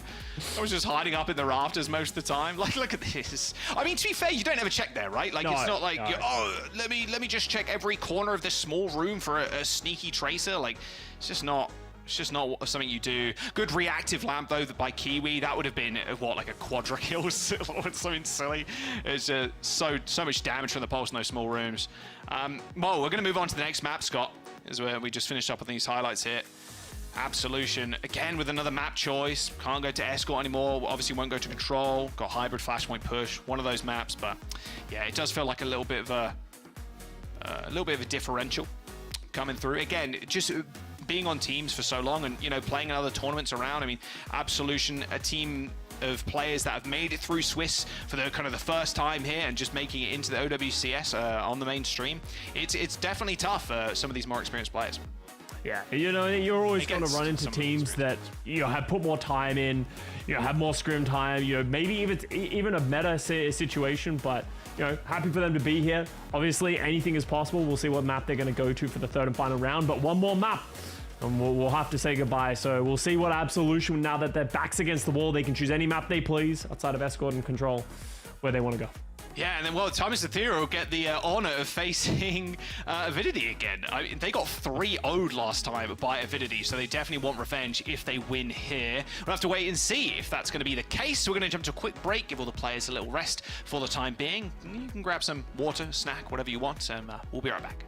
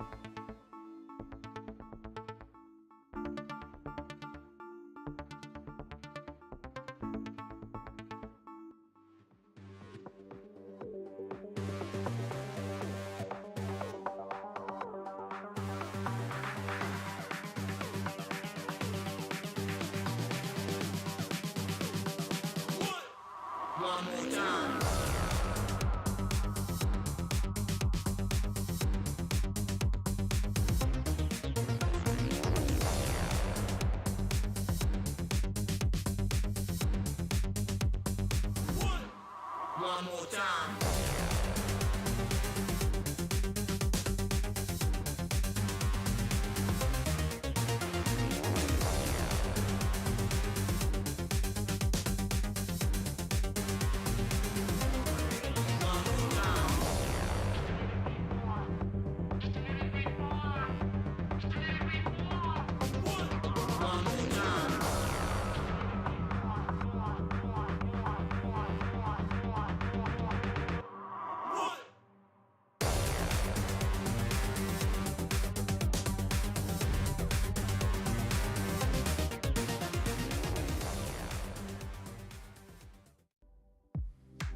Welcome back. Timeless Ethereal 2-0 in the series against Absolution after they full-held Shambali Monastery. Suravasa is going to be the map pick here for Absolution. As, well, Scott, I don't want to make the pun again, but it's absolutely terrifying going up against Timeless Ethereal right now if you're Absolution, because you're just kind of getting slapped around. It's been really tough for them to find any semblance of team fights. They did come in, this being Absolution, is this 13th seed into stage 3. So yeah, you're kind of, you made it in, you got there, you're in the big leagues right now, and then you go up against a team that is also experienced at this kind of this top level. It's going to be a tough upwards hill battle here if they do manage to find the win and potentially get themselves into a reverse sweep situation, but right now it's looking quite unlikely. Yeah, I feel like Ethereal kind of has the upper hand in this series, and you know that's just the way things are. You know, you come in at the 13th seed, happy to be here, but you want to keep moving forward. You got to beat teams like Ethereal, you know, because let's be real, you know, Timeless Ethereal, they are coming out of a situation as well where, like, if they get out of and win this one, they have to play against another team that they've already lost to in Avidity. So yeah, lost you have to just keep. Yeah, you have to keep beating better and better teams if you want to stay in this competition, if you want to go further and further. So Absolution needs to hit, you know, some kind of, like, I don't know, Space Jam level water consumption to be able to hit the next gear. They're going to turn this around. Got a double clutch, not single clutch, you know. Oh dear, the pigeons are back. What's wrong it's with only pigeons? This map. Oh, you haven't been here, Scott. No, I haven't been here. What happened to the pigeons? Nothing happened. No. Don't worry about it. You hating on pigeons? No, don't worry about it. Don't worry about it. Jack loves pigeons. Okay, according to my insider source from the inside, Danny just said Jack loves pigeons. Okay, so true with that. Let's get to the game, shall we? Let's get to the game. All right, Timeless Ethereal, they're going to run with the ram again. In fact, mirror comps on both sides, just keeping the Ash, keeping the Tracer, just hoping they can do the tango in the middle here in this first point. See if Bun can have the same level of impact. Gonna take this longer route here. I really like starting this side if you're Ethereal, especially with this long range on the sideline for the Ash. Yeah. It feels so oppressive to like peek if you're Absolution because X10 just has such a long sightline. Yeah, and you're able to do these jumps onto the high grounds. It can be a little difficult because there's nowhere to really back up to. Hold the sightlines if you're Absolution. You can see first flip will go off to Ethereal pretty easy. No one has fallen, but it feels like Ethereal just have complete positioning on the point. Yeah, just a little out rotation there. All good. Monkey Happy stepping forward. Rocking that Nemesis form. The problem is, you're just taking so much damage. And look at how often Absolution can peek around this corner. It's like, okay, we have to wait for this, the shield to come out from the ram, and then we have to back off. We have to wait and then back off. And then all the meanwhile as well, Bud is off on an off angle, just pressuring out the DPS, making them look two different directions. Absolution going to try and make their play now. Nice lamp coming out from Scuffed. Ends up saving Sawhill's life as the flip comes through. A kill onto Kiwi, those a good start. Bun once again putting up numbers in the kill feed on the Tracer. And still alive too. Soulsate trying to chase her down. Still managing to, and Halo comes into the rescue. Halo from the top rope, boom, straight on the head. Dude, Halo's just everywhere at once right now. Yeah. And unfortunately for Absolution, they did get a flip in the middle of that when they played that aggression. They were doing well. They start, Halo, where are you going? Yeah, wait. Halo. Wrong spawn. Actual wrong spawn moment. Yeah. The rest of the team's like, Halo, wait. They're like, hey guys, there's an enemy at our spawn. Wait a second. Taxi. Guys, come on. Taxi. That's funny, but honestly, the Ethereal gets back to the point a little bit late. Both windows go down, both lamps go down early. It looks like they're really gonna hold on. Ross. Yeah, the bot from X10 just kind of disintegrating that overhealth. Bob's going to be able to cap. Little OT. Absolution. Are going to be able to get the flip eventually. Kind of a messy fight there. Ross going super early with the sound barrier, but Timeless Ethereal, they're just sitting on theirs. And Halo's just going to go in. 4-person sound barrier there as Timeless Ethereal just going to run it down. No chance for Kiwi on the #1 Bun most wanted list there at the back line. Yeah, take some additional damage. Yeah, nice stuff. Just build up towards another sound barrier using that Bob to its full effectiveness. Good recognition from Timeless Ethereal to be like, hey, if we just use the sound barrier to get through the aggression of Absolution, get past the Bob, we can just run down the backline, because there were no tanks to speak of, because they're both fallen down, and that will be them closing out the first round, and Sawhill still holding on to an annihilation of their own, so... And they're going to get onto the point first, so Timeless Ethereal firmly in the lead with this map as well. All right. Uh-oh. Bun's got a pulse bomb. It's got your name on it, Kiwi, I think. Oh, just dash straight in. Uh-oh, there's the lamp. It's gone down. Oh, pancakes on the floor. Gets a little bit of damage, but that's about it. Monkey happy. Just absorbing a lot of that annihilation. You saw Timeless Ethereal, good idea there. Just send Bun into the back line. Maybe they get a stick. They force the lamp. Then they end up ripping annihilation to try and push on. There's Absolution now stop the cap coming through. Halo, she can't end up getting it. It's a couple of pixels away, in fact. But yeah, Sawhill just overstaying their welcome. Yeah, and that's just a pretty big mistake. And I was saying that Timeless Ethereal pretty firmly in the lead. That's going to cost them a lot. Oh, as we're going to see Halo getting a little aggressive as well. Good window response there from Kiwi. There's no chance for Sawhill to stay alive. Yeah, you're so slow when you're crossing your arms as the Ram. Don't want to lose anybody. Yeah, nice little safety lamp there. No, not afraid to use that just to make sure you stay up. You're not going to need it. No big cooldowns coming through from Timeless Ethereal right now as they're on the retreat. And we're going to see 45% of counting. They're trying to get in the spot. Doing a great job of clearing Bun. That's something that they need to do a better job as the series going on, because Bun is just able to run around, put too much pressure on a Kiwi in the backline. Bob engagement from X10 and Ethereal, but Absolution is just going to run through it with the sound barrier. Yeah, straight through the window as well. There you go. Nemesis form straight into the annihilation. Not sure X10 nor Halo are going to be able to survive this one. Nope. It's going to be a team kill from Absolution. They should be able to get this point too. 80%. Halo is spawning. Yeah, spawning now. I mean, this is looking like a very dicey fight if they want to take it, but nope, there's absolutely no way Halo gets there, and that is going to be a point for Absolution. Yeah, and Timeless Ethereal, they finally starting to meet some resistance from Absolution as they cycle their ultimates really well. One mistake from Sawhill with that aggressive annihilation, and now all of a sudden Absolution starting to bounce back a little bit. Ethereal, they're hiding here. They're trying to catch Absolution unaware, trying to step up and maybe catch them off guard, not ready for this level of aggression. Well, they definitely know now. Pulse bomb. Yeah, that does absolutely no damage on the Ram. Tickling the Ramatra. Yep, that's about it. And now Bom's got a pulse of her own. Bob coming through. What's Bomb going to do? I mean, receive the beat would be nice. Shooting Bob in the head a few times. Sure, why not? Get it out the way. Overhealth is going to dissipate now as Timeless Ethereal now rotate to the points. There's a big ultimate used there. Absolution could take full advantage of this. They've got a window available. It should be a pretty easy point if Andre P can get some damage in through this window. And yeah, they end up capping. And in fact, Monkey Happy is going to push into the backline too.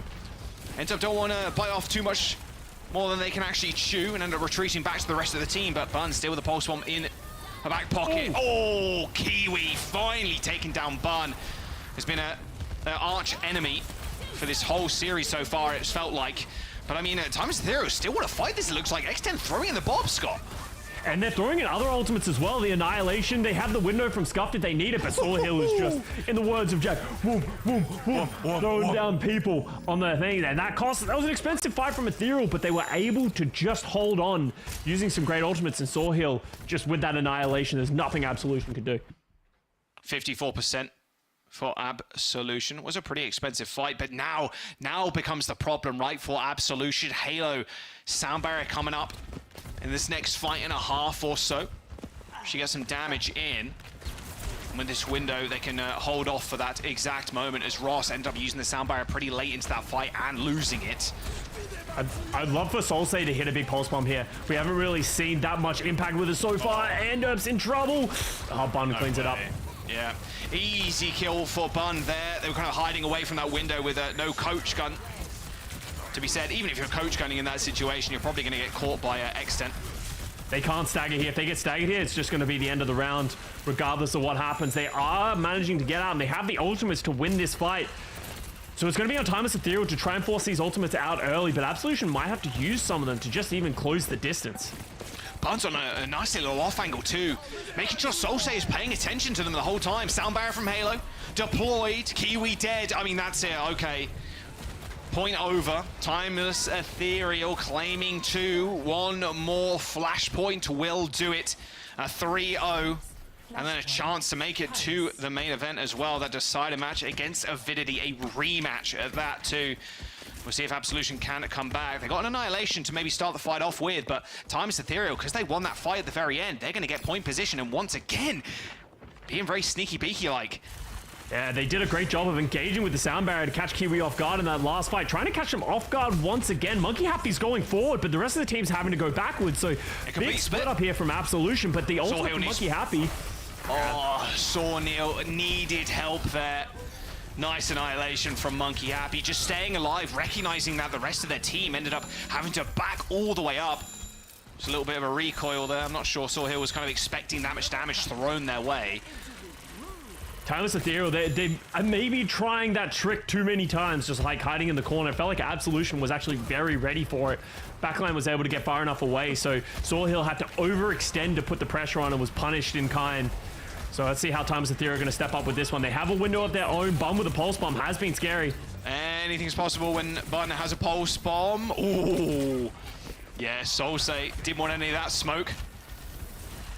Has to back off. Look at the ultimates though from Timeless Ethereal, Scott. They got 5 pretty much on the board, or 4, sorry, pretty much on the board, but X10 only 5% away from that bob. Nice headshots coming through as well. Are they just going to rotate onto heights? Looks like it, but X10 just taking an off angle right now. Taking a couple of shots there from Andre P, but Sorneil was in the back line. No lamp to kind of deal with now. However, the sound barrier from Ross is going to prove a thorn in the side for Sorneil. He's just moved around. So much damage, yeah, and that window as well just meant Timeless Ethereal could not step up. But Spun, again with a pulse, kills Ross, and X10 comes up big with 2 kills. How do they do it? How do X10 and Bun just continue their reign of terror? X10 just cleaning up the rest of the fight. We don't need a tank in this situation. We got this. Well, Sorneil just drew so much ire from Absolution, just putting themselves at the forefront of the rest of the team, just taking so much damage. Yes, Sorneil eventually falls, but Bun and X10 just taking that space and putting it to good use. And now, 35% accounting, Timeless Ethereal in a pretty good spot. They have a window, but now Absolution. Solse, I said I wanted it last time. Pulse bomb goes a little wide. Hit marker, yep. Hitting through the window from Scuffed. Dealing Sorneil all the way up. It's going to be a slow fight now. No crazy ultimates coming online. It's just going to be about the neutral. Yeah, and you can see that Monkey Happy's taking so much damage, but they are getting up to the Annihilation, which is going to be the big ultimate that they're going to need. Kiwi as well with the window. Last time we saw these ultimates be available for Absolution, Ethereal went hyper aggressive with their sound barrier. Let's see if they do the same thing. Well, they are going up to high ground. Yeah, Halo backing off for the time being. And now sound barrier set up. There it is. There's the engage. Hits 4. Bun, the only one getting that one, and Halo is in. Annihilation pull from Monkey Happy, so that overhealth is just going to disappear, but can they come up with kills? Bun, a little bit scared of this window, perhaps, but no, there's no touch! Oh, Absolution couldn't get there. The fight was definitely going in their favor, but it doesn't matter. Timeless Ethereal takes Surabasa, a 3-0 in the series. And now one final opposition before they can potentially punch their ticket to the main event. My word, that Absolution was so close from getting the win there in that team fight. They just needed to touch. Didn't happen. Well, Danny just crushing Absolution's hopes and dreams. Yeah, it didn't happen. Later. I'm just spinning facts, you know. could have made it work, but it didn't. I mean, it was Timeless. They looked really clean. They were absolutely fantastic. I was very surprised with Timeless Ethereal's performance, definitely. Guys, let's look at some highlights. Talk about this match. Anything you guys want to talk about? Honestly, there's a lot of different pieces that you can talk about from this Timeless Ethereal team. Like, obviously, Bun, I think, having a phenomenal match on this trace. It didn't feel like Absolution really had a lot of answers to say. Just feeling very confident playing this Ramatra Ashe. It feels like this is the meta that a lot of North American teams are just trending towards. You know, just a very rush heavy, play together, give space to the Ashe. And I think Timeless Ethereal played it to a high level, and there wasn't that level of play from Absolution, sadly. Yeah, the way Bum was playing too, a lot of the times on these off angles, like just pure patience, just holding out, waiting for the team to set her up with kills. You saw the Vortex kill there was really nice, like not needing to use the Pulse Bomb at all, because you can just follow that up with some easy peppering, just only clipping someone's head as they're super slowed down.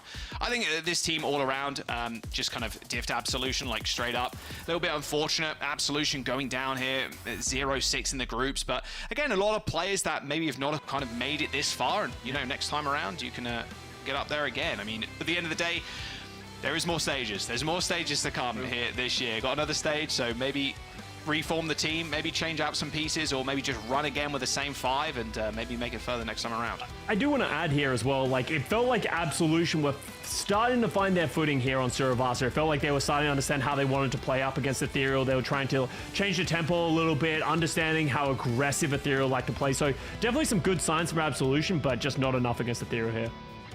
Yeah, I mean, Absolution, I think they did try their best, but it was just, the better team wins at the end, right? Simple as that. And it was Timeless. It was so close. That was super close. The BAP was like falling. You know that there's like a slight point where the actual like hitbox of the checkpoint itself is like not against the wall, so you're like just falling into it. That's so sad, man. Yeah. But hey, Timeless Ethereal looking good, and they are having a rematch, right? Their next match is against with, Avidity, who beat them 3-0 last time as well. So that's honestly gonna be a good question, right, for a post-match interview.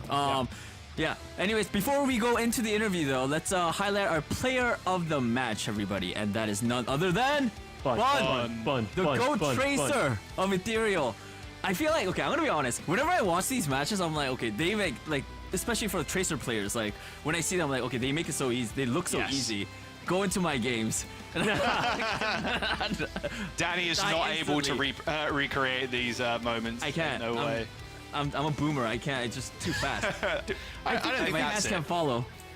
It's the pulse bombs that get me. Like they're so consistent with the pulse bombs. How much they stick. Like even me, like I play Tracer and I'm like go to throw the pulse bomb, dude. I yeet that stuff in the opposite direction 100% of the time. The consistency that they're able to get in the face, get the punishes and just take players down. Bun really putting on a clinic of how to play Tracer at the highest level. I mean, it is one of the hardest heroes in the game, if not the hardest to master. I don't think we've still not seen like the tip top of Tracer gameplay just yet, as the game just continues to evolve year by year. But man, yeah, the pulse bombs, like something that I think we pointed out yesterday, Scott. Every Tracer right now is going for the 180 pulses, and they're doing it like it's nothing. Back in the day, like that was like a crazy thing to do, but now everybody's just doing it. It's just like normal. I feel like, is it just me, or I feel like just general level of Tracer players has just risen? Oh yeah, for sure. Like, every single year, just in general, like here's a life meta point. Like back in 2004, like people were pretty bad at games, but people thought they were gods, right? But every single year, people are just getting better and better and better. And Overwatch is no different, right? Yeah. 2016 Overwatch. Scott, you look like a bot, bro. No, dude, you see me walking around. We were just like walking around, just like a bot. Just hanging out. You could have been like a hard bot, like Lucio Aura, just kind of walking around. And you see players now, like, even at this level, like not even like crazy raccoon, like world beaters. Like the play is just exponentially better than it was, like even a couple of years ago. 100%. I feel like it's always just so fun to watch all these different, I think, just players in general and DPS specifically. Like you could see like the sort of a different style or different approach to how they play that specific hero, and I think that's also a fun thing to sort of look out for in these matches for OWCS. Yeah, 100%. I think it's just something cool to see. Everyone, all these new players stepping up in a big way, really putting on these, world-class performances. It's always fun to just like see people and watch them just like go crazy on these heroes. Yeah. As Jack said, we go back just a few years. there's these players and household names. We have these other players now coming up, a new generation of players that just sort of put those players to shame. So it's always cool to see, you know, players stepping up and other players like, you know, let's use Jae-Hong, for example. I'm sorry, Jae-Hong, you know, don't use you for example. The goats of Overwatch, you know, that we remember since the beginning of time, you know, and then you see this new generation come through and they just, they put us to shame. So he had to drag Jae-Hong like that, really? He left his legacy, just let I'll drag myself. You've seen Overwatch play. Old Ocean, okay? Old Ocean. It's gonna be tough for you guys. I still believe. I want to see Jae-Hong in Stockholm. Okay. Yeah, 100%. Please, I believe. Please win. Yeah. All right. We're having some technical difficulties right now, so let's take a quick look at Group A brackets. Of course, you know, Toronto staying on top. It's Toronto Defiant, right? Yeah. With this win, Timeless Ethereal is going to move up and going to go against Avidity for the decider match. I mean, like we said, it's going to be a rematch. I hope it's not going to be a 3-0. Do you guys feel like it's going to be another 3-0 for Avidity? I mean, judging, I feel like if Ethereal just plays how they play like how they did today, I could see them maybe getting a map. No? Yeah, it was decently close anyway. Like, it wasn't a complete blowout. Like, they weren't just going like, oh, it's not like a Toronto Defiant game where they just spawn hold you and then there's nothing you can do and they just full cap and then they spawn hold you like over again. Like, that, it's going to be a close game for sure. Yeah, ideally it goes to 5. I think that'll be really hype, and you know, getting a little bit of revenge is always a nice storyline for Timeless Ethereal. We'll have to wait and see. Obviously, that'll be next week. Yeah, I mean, hey, we're ready for the interview. We'll just ask the player right now. It is going to be Bun, who's going to be joining for our interview. Bun, can you hear us? Yeah, I can hear you. All right, hey, big congratulations on getting the win. We've been talking about this rematch that is going to come up, your decider match against Avidity. So I want to ask you about that before we head into sort of talking more about this specific match. So yeah, rematch. I mean, you guys did unfortunately lose, but I mean, you guys are going up against Avidity again. Like, what's the game plan for that match? I mean, you guys already know what Avidity is going to do, so what's the game plan going in? Well, I don't really want to say what we're gonna like do exactly, but in our previous match with them, like, I don't think we put up that much of a fight. Like, we weren't used to the comp they were playing. Like, they were playing Winston Brig everywhere, and like, we just didn't have a good plan for that. But I think we'll be more prepared for next time. More prepared? Awesome.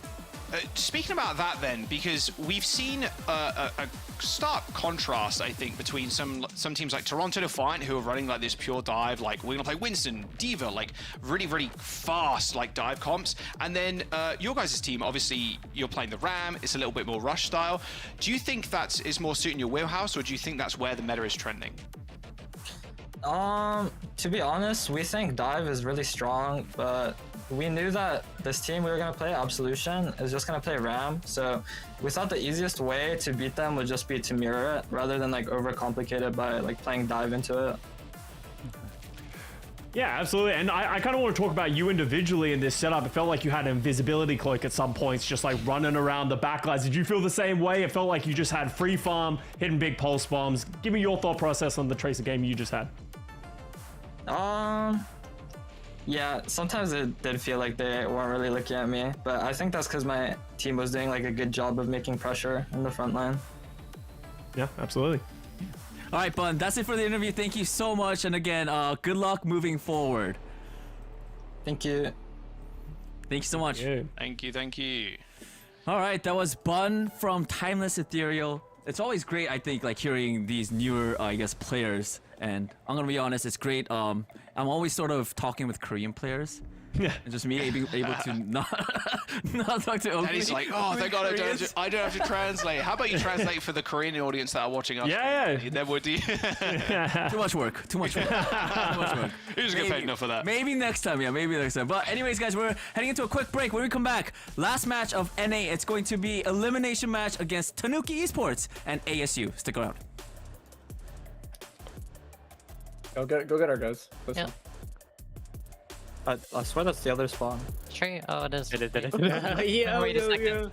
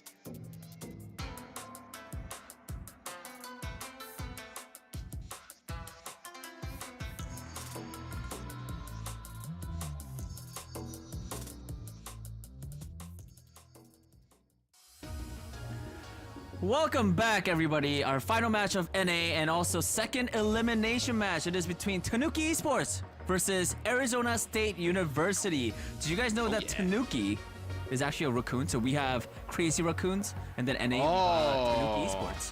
So I'm pretty sure Tanuki's Japanese raccoon. I might be wrong. People on X or Twitter, let me know. Pretty sure you're correct, but yeah. But anyways, yes, this is another elimination match. You know, winner goes up, loser goes bye-bye. 07 in chat. Yes, that is how things are gonna play out. Looking at Tanuki Esports, guys, what are your thoughts? I mean, they're, again, another team that hasn't really had a lot of showings in OWCS so far. If you look at back last couple of stages, another kind of absolution team where hopefully moving forward, good kill onto PG. There you go. W against Tree and PG. I like that they're showing highlights against this. This is fantastic.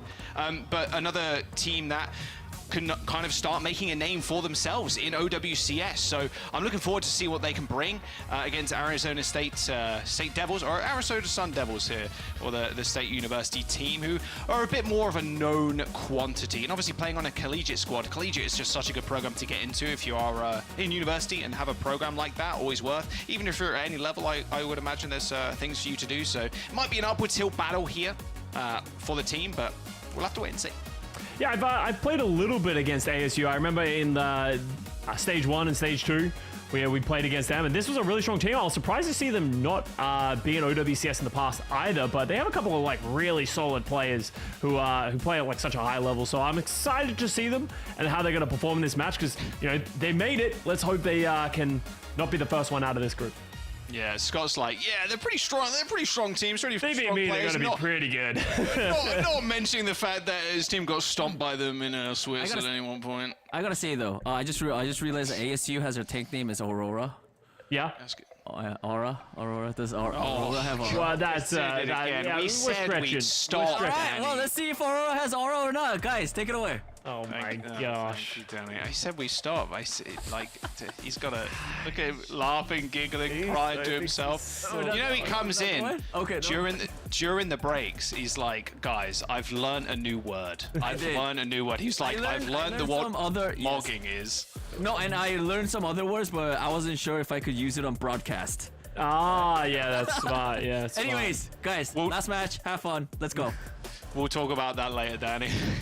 But probably not. Let's be real. All right. It's like when you're teaching a kid swear words in a different language, and like Danny's just giggling to himself every time he learns one. We gotta stop this, man. We gotta stop this guy. All right, here we go. Arizona State University versus Tanuki Esports. This is Group B. This is the NRG Shock and TSM group. Obviously, both teams right now 0-1 in the group. Also 0-3 as both TSM and NRG Shock just kind of rolled through them. However, still fighting for their lives, and going to have a little bit of a rematch later if Arizona State University ever got anything to say about it. We'll have to wait and see what they want to play here, because going back to the May, again, more rush, Scott, for Lejang Tower. The Ramatra just seems like a prominent pick here in the North American space. You're going to see the Cassidy versus the Ash. Obviously, the Cassidy has the Hinder Grenade, and you can do a lot more consistent damage up close, but the Ash Dynamite is just so valuable. ASU's getting a little bit of space, but unable to find any picks. Yeah, good stuff so far from Arizona State. Yeah, J-Man with some nice damage. This off angle is kind of nasty. Someone's going to have to look at him at some point. Good wall. Arsona is going to have to back off. I mean, Tanuki Esports just getting bullied in the front line right now. No picks, but the damage is just too much most of the time. Anu's got a wall to their back, so they're going to have to back up. Nice little lamp, though, to save them. Even just the left click there, just forcing Aura to pop this Annihilation just to try and get something done, because they've already lost Lich. Arsona gets the Annihilation very quickly, doing a lot of damage, but unable to find any value with it, and they're so low, but they're getting kept up. They might pop the window to keep them alive, or no, they're just gonna back up, go next. Yeah, Arsona was just desperation play there, just pop the Annihilation. Losing Lich like that early, you lose so much control over the team fight because you haven't got the walls anymore. This ASU just kind of dominating this first half. 50% already on the board, and they can play super close too. They got Blizzard. Yeah, they can just wait for the team to walk through, drop a wall, drop a blizzard. Seems like they're actually going to give a little bit more space than I would have imagined. So they are going to back up. Oh, great wall here by Tanuki from Lich. Window goes down as well. Response. Disengage is quite solid here from ASU. Yeah, really nice response there. Disengage. Even the window coming in, and then instantly saw Anhu just pop up that wall. Aurora already dead. That's not a good start. I mean, look, you can still potentially win this fight if you want to expend a couple of ultimates, but being 75%, you're more than happy just to go down, reset. Tanuki using that Bob and the window to try and get that fight done. ASU using just the Blizzard. Yeah, so the Blizzard, the Blizzard was a good idea, but Aurora just falling before anything could happen. Aurora wants to use this Annihilation quick because Arizona's rapidly getting another Annihilation back up, almost going to be lapping in that department. They have broken through the choke, and they have to be careful of this Lich Blizzard. They're walking into a trap of their own. You can see Lich, sneaky beacon like on the right, going to yeet it. Oh, they've actually separated Aurora. Can they get the focus fire? Yeah, everybody in comms, man, just screaming the Rams' name. Sound barrier comes out, or a late one from Tanuki Esports. A better one for sure. The Annihilation from Aurora pop just to buy some more space and time for his healers to get back. 40% in building now for Tanuki Esports as Lich goes pretty low, and now the pressure mounting on ASU, and they're just crumbling to Lich's right clicks. And that's just Aurora, just HP bar just never went back up. There was a lot of healing coming out from Z Panther, but Aurora's just taking so much damage. Pretty much compounded ever since that Blizzard just split them off from the rest of the team, was unable to ever get their health back up. Now Arizona, I talked about it, getting the Annihilation back online, walking into a window. Tanuki firmly in control right here. And J-Man, they have the high noon, but how do you utilize this ultimate effectively on this map? Window already being popped. J-Man is cowering for dear life. That window just pinning them behind that little Mars rover there. Able to stay alive though, which is huge. And now they're coming back in with a Blizzard of their own. High noon, looking at a wall. Oh, no, it's not anymore. Scott right around the corner. Oh, it didn't tag the Lucio. I thought there's no way he wasn't going to fire it off there, but it doesn't matter. Arsona caught on the sidelines. Zapantha ends up picking up that kill, and with Tanuki Esports, they're closing in on OT, but it is all ASU this fight. Yeah, ASU do a great job. The Blizzard just used to split the team, and then the value of the high noon. But Tanuki now, they're the ones coming in with a huge ult advantage. ASU, if you're ASU, you want to catch Tanuki off guard, because if you let them take this fight on an even playing field and let them get value from their ultimates, it's going to be difficult. They're going to pull something quick. Yeah, Tem's just going to use that Bob to get to the point to at least have some pressure on it. Annihilation. Oh, look at him go. Arsona's just trying to run down J-Man. Oh, the Bob tagged him at the very last moment. That is so sad. J-Man was running for their life as Tanuki Esports end up claiming that first round. Really heads-up play there by Temp. It was on such a good angle too. Just threw the Bob down the center, hit the point, started the capture, and then just forced ASU to just run away from Arsona. Nicely played from Tanuki. Pretty close so far. Yeah, 100%. Zip Panther actually got hit by that Bob as well, knocked him into the air, takes them out. So great play there from Tanuki, really finding their advantages and playing their ultimates very quickly. I felt that Arizona really utilized the value of how quickly they got that Annihilation and then snowballed that further down the round. So we're actually going to see what looks like a different look here from Tanuki, going to slow things down a little bit, play the Sigma double flex support, where this is a very effective composition if you're given the freedom and the space to shoot. But on the other side for ASU, they're going over to the Echo Winston. They're going to play in the complete opposite direction. They're going to try and dive and set up the space. So if you're Social and Tanuki, you need to be careful on this Alari from getting isolated by this Echo. Yeah, you've only got one shift, sadly. They should have two shifts to Alari, I think. No. Oh, okay. Well, Winston's in. Aurora and Anno just dominating with the dive, yeah. Solazendo ends up coming out with 2 frags and lamps themselves too to get onto this point. It's a really mean backline when they got like space to use and space to just kind of lay down some damage, but they are ASU is not going to give them any space or time to do so. Point almost flipped, but it will be J-Man with the touch. Arizona switches over to the Diva as well. Recognizing how hard the dive's going to be. 10, great kill on a J-Man. That might give them the opportunity to flip this around. Might do indeed, yeah. Yeah, ASU, they might not be holding on to this point for too long. Dude, the D.Va micro missiles are so strong right now. Just Matrix into the micro missiles, into just thrusting into somebody, you just insta-die. And there's the flip, only 11%. That's as little as it could be. Yeah, and ASU really getting pinned against this wall right now. They're trying to set up the dives. They're just going to be careful about losing someone early. Well, Pulseman goes wide from Lich, so now that should give a window for ASU to set up the dive. Temp down early again. Temp down super early, yeah. Window coming in from Solazen. Gonna stop the advance right now from ASU, but they can just rip this primal rage straight into the backline. Yeah, there's the outburst. There's absolutely no way the Alari's getting away from this one. Well, she ends up taking to the skies, but quickly dealt with. I think fired the ultimate into that shield too. Rough way to go for an Alari. Again, though. Solson does come up with a couple, and Lich is going to be able to make it even with the J-Man. Ah, great play by Tanuki. Really able to withstand these early picks from ASU. Now with ultimates on the line, though, they're going to have the duplication. They're going to have the Kiriko ultimate and the Winston Primal Rage. They're going to be able to go very deep with their ultimates. How are Tanuki going to deal with this with no defensive ultimates in their arsenal? Anu just got paid a little visit there by the D.Va. So this duplication is going to be absolutely massive. Wow, really early dupe.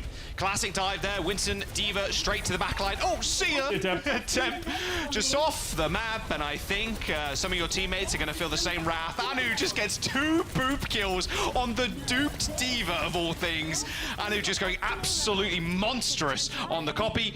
And ASU, they're going to claim the point, but still Tanuki with a big lead, 77% on the board.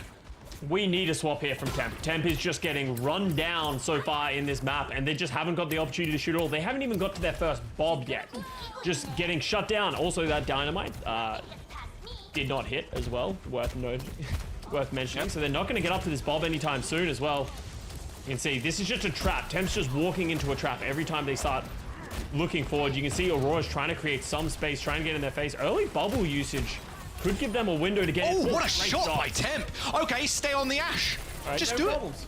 All right, no problems here. Lich ends up coming up with a kill too. Tanuki Esports just running over ASU right now. Have just lost control of this fight completely. After losing your Lucio like that and your sound barrier, mind you, ASU just falter on almost the final hurdle. 77% for Tanuki Esports. They're going to get the flip, and now it's up to ASU to come back here. But look at the ultimates Tanuki have saved. Yeah, ASU really just were trying to find a window to get in, and then while they were looking, Temp that is an early. That's a two-man beat. Angelic hits the two-man beat, only hits Anu. I mean, this is disaster. Lich has the pulse bomb too. They've got self-destruct, they got the window. Looks like heads-up play there from Lich, just jumping back to the point, knowing there could be flankers coming in from ASU.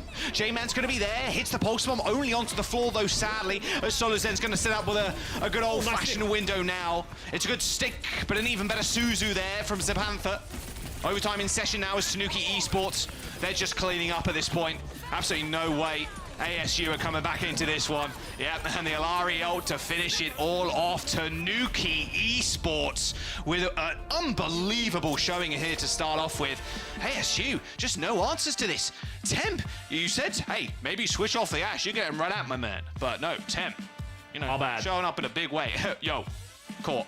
That's on me. You know, sometimes you say the wrong things, and yeah, you got to live with that Temp. Yeah, true. Making the Ash work in a big way. It really felt like ASU were getting on top of Temp throughout. Instead of switching the hero, it felt like they changed the way they were playing. You know, Temp was playing way further back. They were anticipating this aggressive dive coming out from ASU. So it felt like ASU were just trying to go so early, and we were just seeing great adaptations from Tanuki Esports. So I really appreciate that level of adaptation on the fly. I also want to go back and look at what happened with that angelic sound barrier, because it felt so early.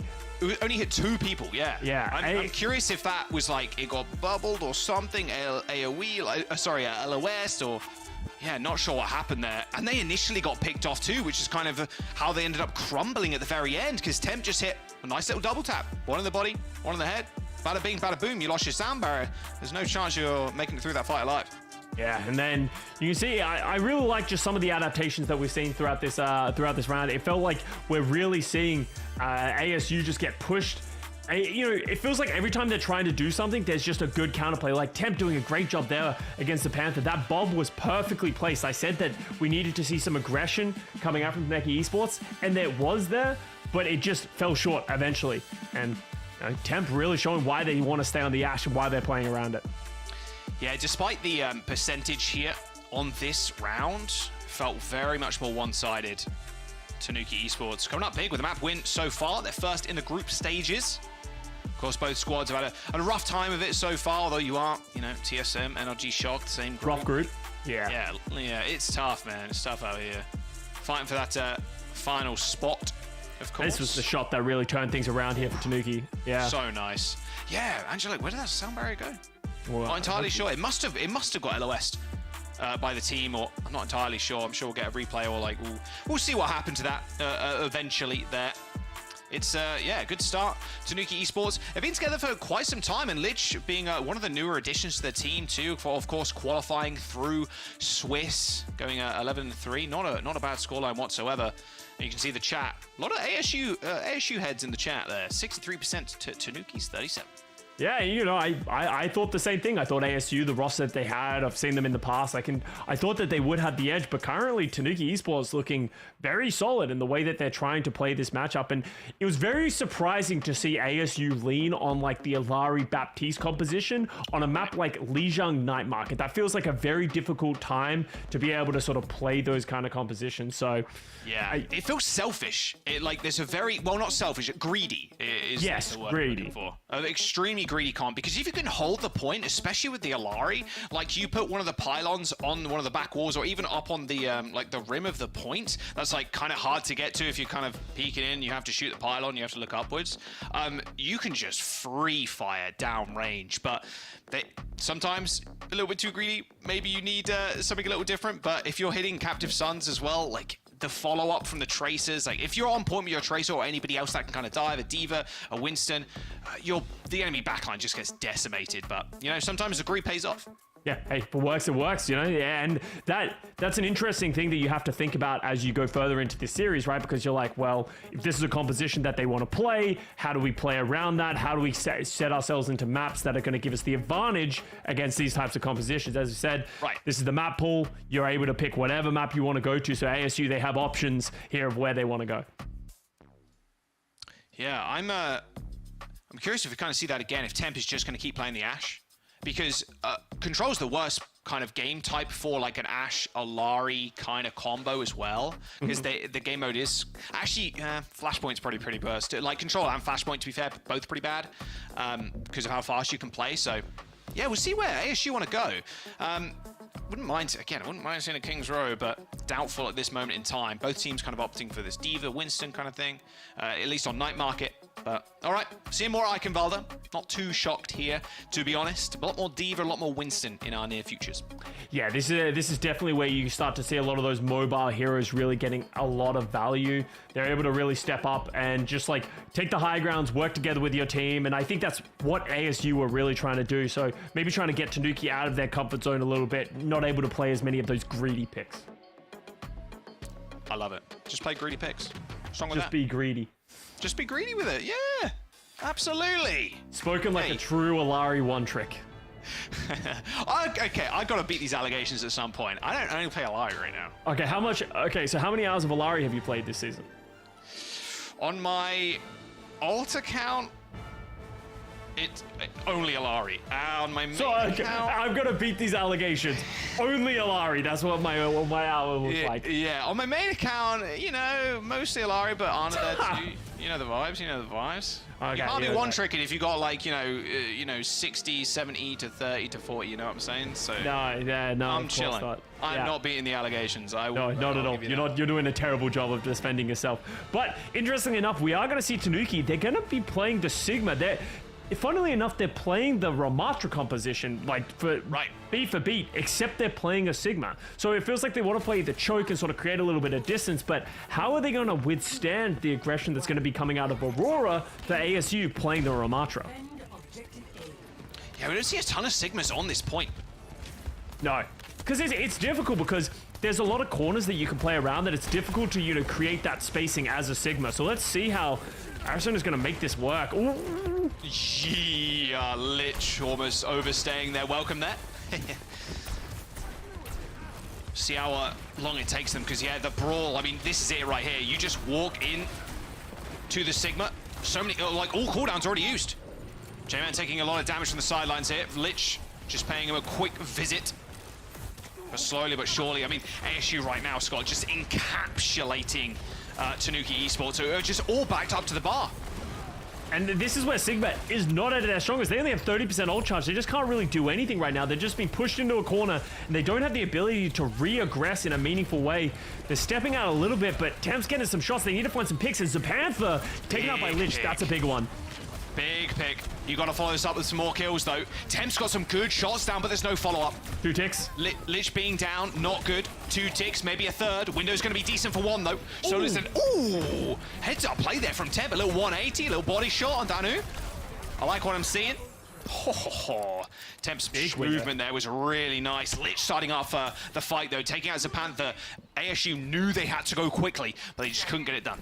And now that they've managed to withstand the storm here, now they have other ultimates that are going to be able to slow down the fight, right? If ASU gets aggressive, Temp can throw the bomb. Arizona, if they get up the Granitic Flux, they're going to be able to punish anyone if they go too aggressive. So, big fight there, win there by Tanuki. Lich coming in clutch. Yeah, Arizona is so close this Flux too. However, the Bob's going to come out and Lich. Oh, what a stick. Better lamp, doesn't matter. Everybody's super low already. Lich with a really nice kill onto J-Man, once again opening up the team. Engine still running though for ASU. They got this Annihilation ripping and roaring through the back line, but Arizona just takes to the skies with the Flux, ends up coming up with 2 big kills, and ASU, despite having 2 ticks on this first point, still struggling to get this last. This Sigma, unorthodox, Scott, but it's making waves right now. Yeah, ASU just haven't been able to get aggressive, and I really love the way Tanuki are playing with Sozen and Temp just sitting on that high ground. And what's happening is Arizona is just anchoring, just giving them the space. So what I need to see ASU do, they need to find a way to just run over Arizona here. They're going to use the sound barrier to try and accomplish that high noon on the back. Oh, Solezen, yeah, taken out by the high noon. I still, you know, I've fallen prey to it too, how quickly the Casti now moves, you know, even with the Lucio speed boost. Just kind of wacky and wild with it. And who does miss that pulse bomb, but there should be, yeah, a checkpoint. There was just a devastatingly lack of, there was a lack, Scott. I won't use devastating. I was trying to work that in. It's been a long day. My room's hot. I thought you had it on the third one. You missed it in the end. But hey, I appreciate it. My room's hot. I'm going to play the AC not coming on. There was just a lack of ultimates there from Tanuki Esports. They had the sound barrier, but that was it. I mean, it was just ASU. Full sail, going in, just popping all ults, and now changing their comp too. Going over to Winston, a little bit more dive-centric with the Ana too. This is what we saw from them as well. Something very similar. Unfortunately, they're going to be playing the Ashe on the back of this as well, so it's going to be difficult to get J-Man into this fight, especially dislodge Arizona and Temp just sitting on this high ground, spinning down damage, just trying to find spots. But the cart is moving for ASU, so not the worst position right now. Yeah, I mean, Lich has been pretty consistent, opening the team fights up with kills. That was a very greedy recall. And they're in danger. Good help there from Social to get Lich out of that fight. That should essentially slow things down. You can see they're just trying to punish the Panther, but Absolute can't get in. Pain. Being a support player in that situation, I'm sure a lot of you can relate to that. You can't peek because there's a hit scan player just looking at you on the high ground. Oh, what a stick. Oh, Lich got slept, but I think Lich recalled as soon as the sleep actually connected. So it didn't end up going down. That's like a couple of frames where that can actually happen. Beautiful stuff from Lich yet again. So Aurora switched over to this Winston, which I don't mind. The issue is that I don't think he has the other pieces to be able to help him do anything. Yes, he can jump up, but the only other person who can follow up on any of that jumping is going to be Anhu, and it feels like Lich is doing a great job of punishing, stopping these flanks from coming through. So Tanuki firmly just setting up on this high ground, and there's nothing ASU can do right now. Just Lich getting it done. He's getting the party popping. ASU, they've got Nano. They can send Winston up into the high ground. You see Aurora instantly kind of dealt with. I mean, even nanoing onto height, Scott. Like, with the Winston, you still have to deal with Coach Gun, you have to deal with Rock, just a boot from the Lucio. Boop, yeah. There's so many tools to be able to deal with it. There you go. Gumsa, he does manage to land on with the nano boost. That's so much damage. What nano? What nano did you have, Aurora? I didn't see one, my guy. That was an unbelievable amount of CC and damage. And that's one of their biggest tools that they have. That is a big late pick here from Zapantha on Arizona. As much as Zapantha dies and gives their life to that one as well, there might be a window here where Arizona's not going to be alive and Aurora can potentially find value with this Primal Rage. All right, time to watch Lich land another pulse bomb, I think. Doesn't need a frozen army to get stuff done. Can just do it all solo. See if he can get on in there. They know Lich is lurking right now. Good flux, lands on the tank. Aurora with no sound barrier, no primal, no nothing to stay alive. And with 30 seconds to go, Scott, they have to win this fight or they have to back out. They're going to commit. 3-person sound barrier from ASU. That was a mistake. It's got to be said. 20 seconds now, Scott. No sound barrier. They've got 3 ult short, but Lich has still got a pulse bomb. Yeah, they didn't have the sound barrier for the gravitic flux. Fortunately, the bulb isn't there. It honestly has to be on Lich.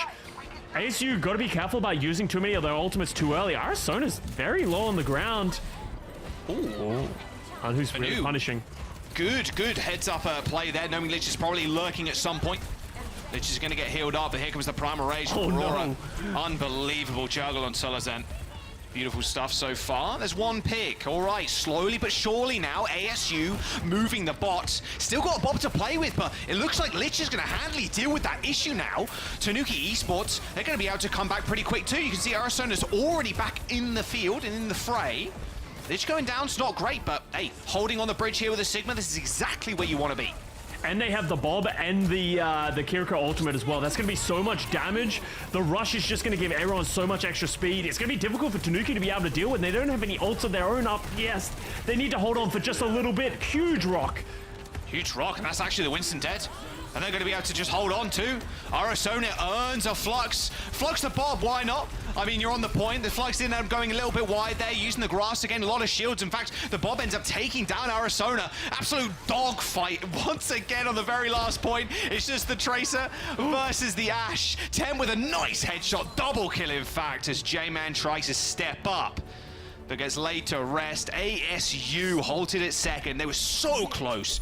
And capping that point, they had a couple of meters in it. I think that flux that we saw sort of whipped away at the final second really helped take down the backline from ASU. They just weren't able to hold on and temp. Honestly, very important shot there on the Tracer. If they weren't able to take down that Tracer, there was going to be reinforcement. It was going to be difficult, but we've seen crazier things happen than holds like that. That's not too bad to get to the very end of second. It can be difficult to get the cart over the bridge. Let's see what Tanuki are going to come out with. We said, once again, playing a little greedy, playing the Alari, playing the Sigma, but they're managing to make it work, and ASU just haven't been able to break these greedy picks. I'm saying, just be greedy. It's more fun that way. Yeah, but sometimes fun doesn't help you win. Really? Yeah. No. Bearer of bad news. Bearer of bad news. Bearer of bad news. Fun does not equal win. Well, I hate to break it to you, Scott. If you're winning, you're having fun. That's true. That is true. Kind of comes full circle there. Kind of, right? Something like that? I don't know. I don't know. Sure.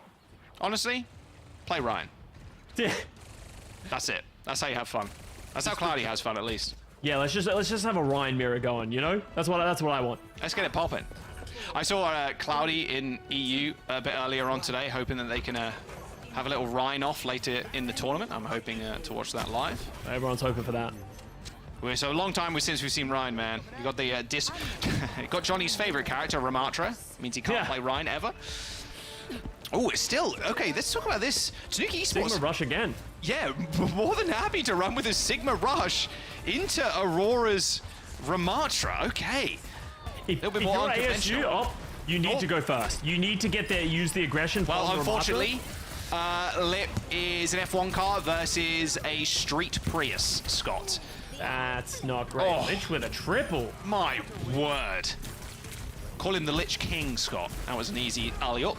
Yeah, that felt a little free. But Tanuki, you're gonna get this first one early, and this is honestly just because Arizona's able to set up the shields. They're able to protect temp, and then Lich is just doing damage on the flanks. And ASU now 5.5 minutes. Let's see what we're gonna see. This looks like wholesale swaps coming out from Tanuki. Dive? Yes. I like this. Temp on the Widow. Okay. Diva, and then Solazen is going to switch to the Ana. Ooh. Dangerous. Love it. So let's see how they're going to play this, because the Widowmaker angles can be difficult to find in this situation, especially if everyone's just playing on the high ground. I guess if you can hit the jump shots. My word. Temp almost clicking 2 hit. Aurora is... Just turns around and is like, hey, what? Hey, wait, what's going on? What's going on back there?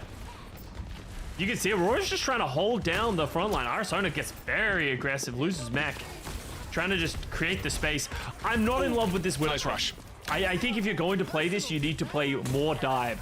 Even just like something plays a little bit faster. Obviously, Echo has been popularized lately, but they're going to stick on this Widow. Temp's got to find some shots. They're going to stay on this pick. Well, I mean, Solacen has switched over to the Kiriko. So a little bit more dive heavy now. I mean, Ana's great for the nades and stuff, but Kiriko can kind of get up in there as well. Oh, Angelic falling. Angelic, yeah, that's not good. Okay, to the rescue there. Anu manages to find their buddy. And lives through the pulse bomb. I'm not sure you want to be there, all right? Yeah, absolutely no way. Cornered and then just beaten to a pulp, you know? There's the pick. And there's the pick. Oh, that felt like overkill. Good stick. Good stick, though, on the Baby Diva. Not something you see every day, to be very honest with you. But ASU, they're still holding on to this point, but they are slowly losing meters. Lich throws in the pulse bomb, goes a little bit wide, but still pounding on the pressure. Zapantha saved by Aurora, and you can see every single meter just being clawed away. ASU with no real semblance in this fight so far, and these sites are going to make it even worse.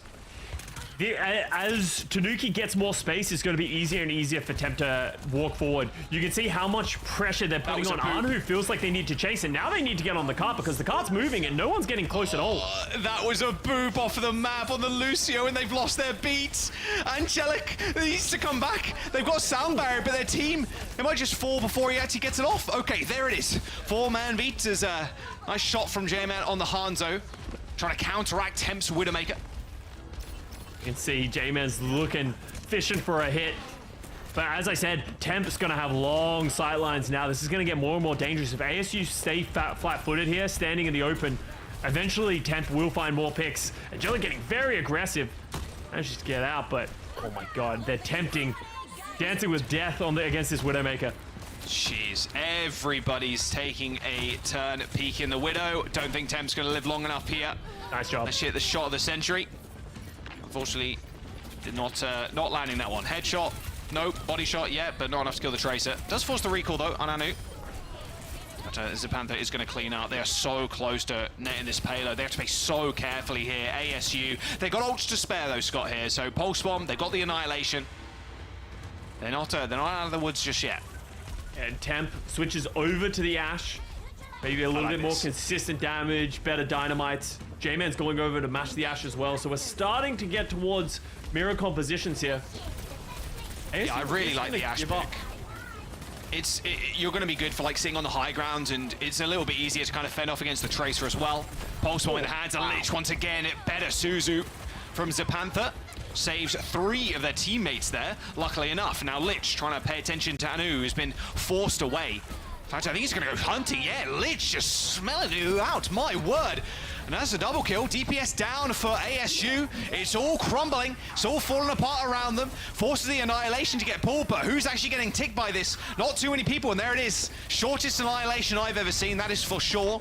But luckily, though, the spawn points are pretty close. Lich still on a rampage, eventually shut down by Angelic, but 0.9 meters left. No one from ASU can get off the point right now. Fear of losing this map.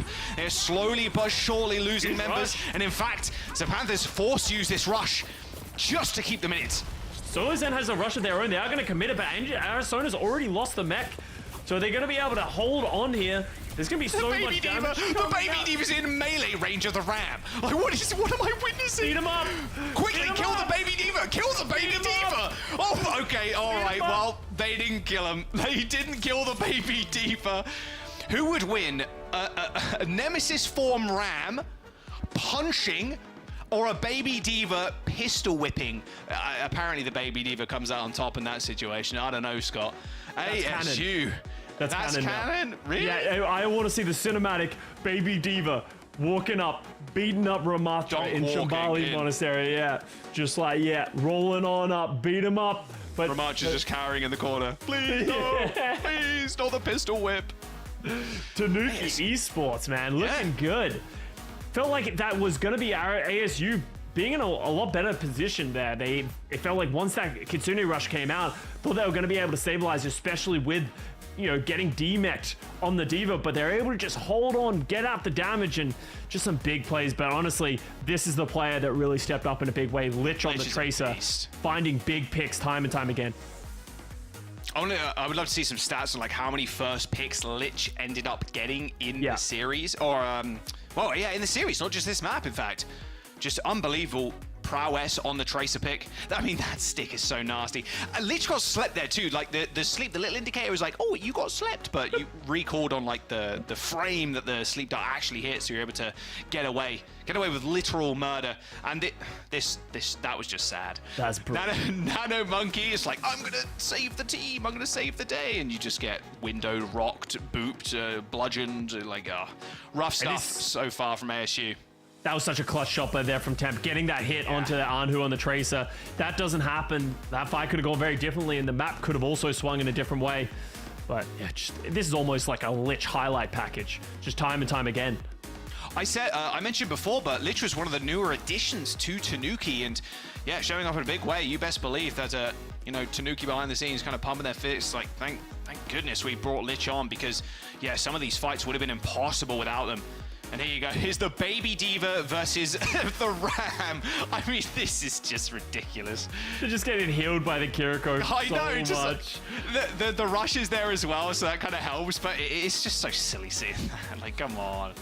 It was so close to making it work. Like you mentioned too, Temp just with a clutch headshot on the Tracer, followed it up with a kill on the enemy Ashe. And, wow, Tanuki looking like they want to close out the series. A little 3-0. ASU down and almost out. Reverse sweep potential. Is it going to be just another 3-0? A little 3 Overwatch, Dave, here in North America?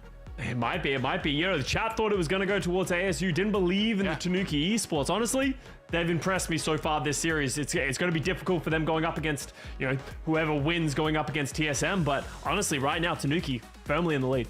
Firmly in the lead. We're going to jump to a quick break. Do not go anywhere. ASU and Tanuki Esports just at loggerheads right now, but Tanuki might just walk away with this one. We'll have to find out after this.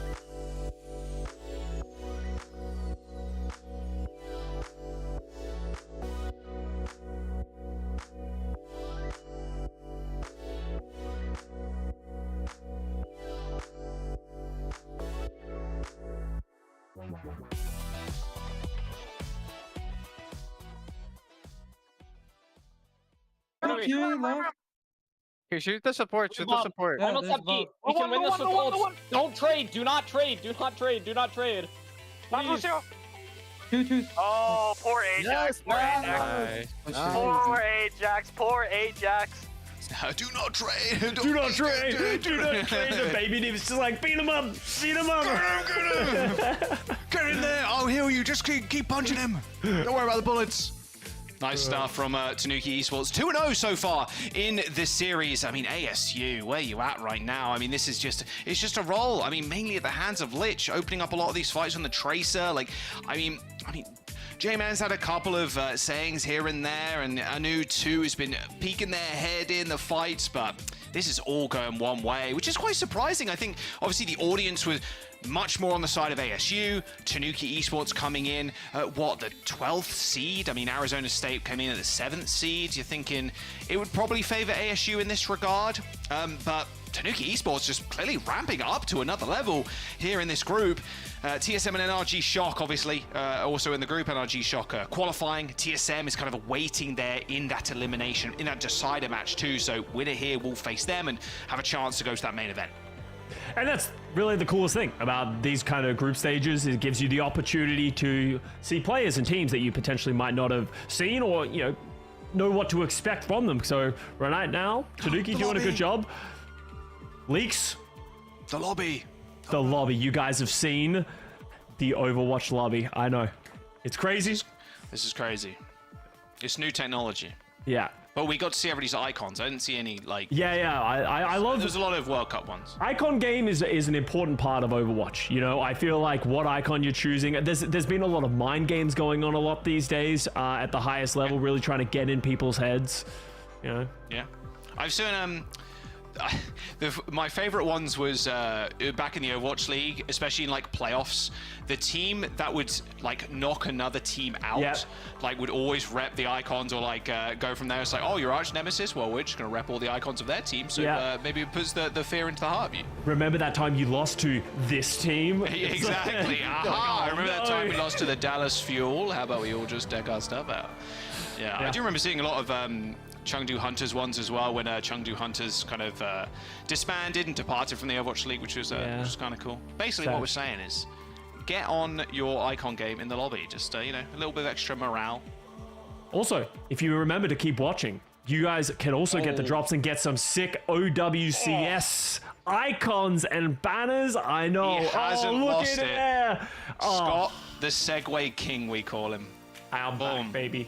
Look at that. I'm so back. Viewership incentives, of course, running through a lot of groups. So, yeah, I'm sure you've got them already at this point. But if you haven't, then, you can kind of stick around, enjoy the games, get the banner, get the charm. What charm you rocking, Scott? What's your go-to charm? It kind of depends on, what I'm feeling recently. I like to mix it up from time to time. Also, you brushed over this last time we were here. The featured co-streamers here for OWCS for the Stage 3 groups. Rich Red is looking devilishly handsome in this photo. Dude, he has very blue eyes as well. He does, very blue eyes. Piercing. I want someone to look at me the way Rich Rat is looking at whatever he's looking at. Like, probably a monitor, yeah. Staring intently at the ult charges or staring intently at someone's feed, yeah. Yeah.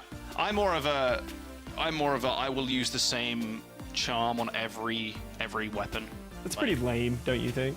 Not really, because like a little mix it up a little. Cool. No, I use the little koi fish on every single one of mine. I'm waiting for a shark using a one. fish. Everyone acts surprised. Yeah, they haven't released a shark one yet. Why no like shark head or shark fin or something? Danny just said boring in my ears. Okay, buddy. Yeah, Jack, why don't you sort of talk to us about some of those fish tanks that we're seeing in the background? What cool the lights fish are off right now. The lights are off. My coolest fish tank is down here. I wish I could tilt the camera. 22 long. Freshwater. All freshwater, by the way. 22 long. 5 reticulated hill stream loads. A ton of booster Philandra and Jungle Vallisinaria is the other plant in there. Danny, they can't hear Danny, but he's just whispering into my ear. Danny, shut up. He's saying what everyone's thinking. That's No, he's not. No, he just said no one cares. Okay, well, you asked me. You asked me. Well, I'm just trying to fill time a little bit, you know? Just try. So I thought that was really interesting. I'm sure there's like 3 people who were just very excited about what you just talked the about. chat popping off right now. They're like, yo, Pog, yo, Pog. Would you rather hear that, or would you rather hear Matt talk about NBA for like the 30th time on stream and throw out references no one understands? Yeah, well, you know, I'm sure there's the other 3 people who like the NBA who are also very excited by that. So, you know what is crazy about that, actually? Like, genuinely, like, oh, Matt, you remember this play in the Overwatch League? This play, the thing is like, oh, yeah, I kind of remember. Yeah, I kind of remember the cast in that game, yeah. And then you give him, like, any year in NBA, and he'll be able to tell you who starters, who was, like, round 1 pick, who was round 2 pick and stuff for any team. I'm like, what? Dude, the information, like, overload in your brain must be crazy. Like, I don't know where that guy's story. They don't want you to know, but Matt's actually the smartest person on the talent team. He's actually a genius. He's a beautiful mind back there. So you can't come in, drop that, and then leave. Come on, you can't pump his ego some more. All right, Shambali Monastery. Let's get in the game here. ASU choosing this map. Currently down 2 maps against Tanuki Esports. We're loading in here. What do we expect to see from Tanuki? Because it's been working out. They're playing the Ashe, they're playing the Tracer, and they're just playing the Sigma, which I didn't think we'd ever see on Eichenwalder, especially playing with the Lucio, but they're making it work right now, and ASU don't really have answers. I'm wondering if they're going to change anything up. With a ball, maybe? Probably not, but we'll see. Yeah, Tanuki going to stick with the Sigma. It looks like walking out on this defense. I'm kind of curious to see ASU's adaptation. From right now, it looks like they're just going to go down with this shit, believing that their composition can deal with it, which I believe it can. It just feels like right now, every time they're trying to play aggressive, feels like Tanuki's able to absorb that aggression and then just find picks of their own. We're actually going to see some light adjustments here from Tanuki here as well. Lich on the Farah getting off of the Tracer. You know, Lich plays so well on the Tracer on Ike. I'm surprised this is a decision they're going with. And while ASU, I would expect to see, the shortest hop in history, switch over. And you got Dynamite. All good. All good. So, Ashe May, they're going to go to the May, maybe help them isolate this Sigma if they're going to get up in the face. But also Social going over to the Brig. I wonder if this is to pair with the Lich Farah, so Social's able to heal the Farah by throwing consistent packs of them, allow Lich to play aggressive. I like this flank coming in from J-Man. Yeah, good luck staying alive. Good quad tap there from J-Man, taking out Lich, who has been the main problem for ASU thus far. Dynamite's up on height too. I like this comp from ASU. Really good adaptation. Temp falling. Okay, good start from ASU. Farah not paying off, like, at all. I like the idea of Farah in theory, you know, you can spam them down, but Angelic and J-Man going for a very quick flank onto the right side, as you can see, and they just weren't able to adapt. So Tanuki making instant swaps, going over to the May of their own and Arizona onto the Ramacha. We've seen them primarily play the Sigma, so I'm curious to see how this mirror matchup will come. Oh, Lich taking a lot of damage. Like the adaptation though, like you said, the May is really nice, especially on this corner too. But as soon as you start letting them push round, yeah, it's going to become a lot harder for the May to get much stuff done here. Nice little wall, just actually helps Lich out. Getting a couple of icicles, raining them from above.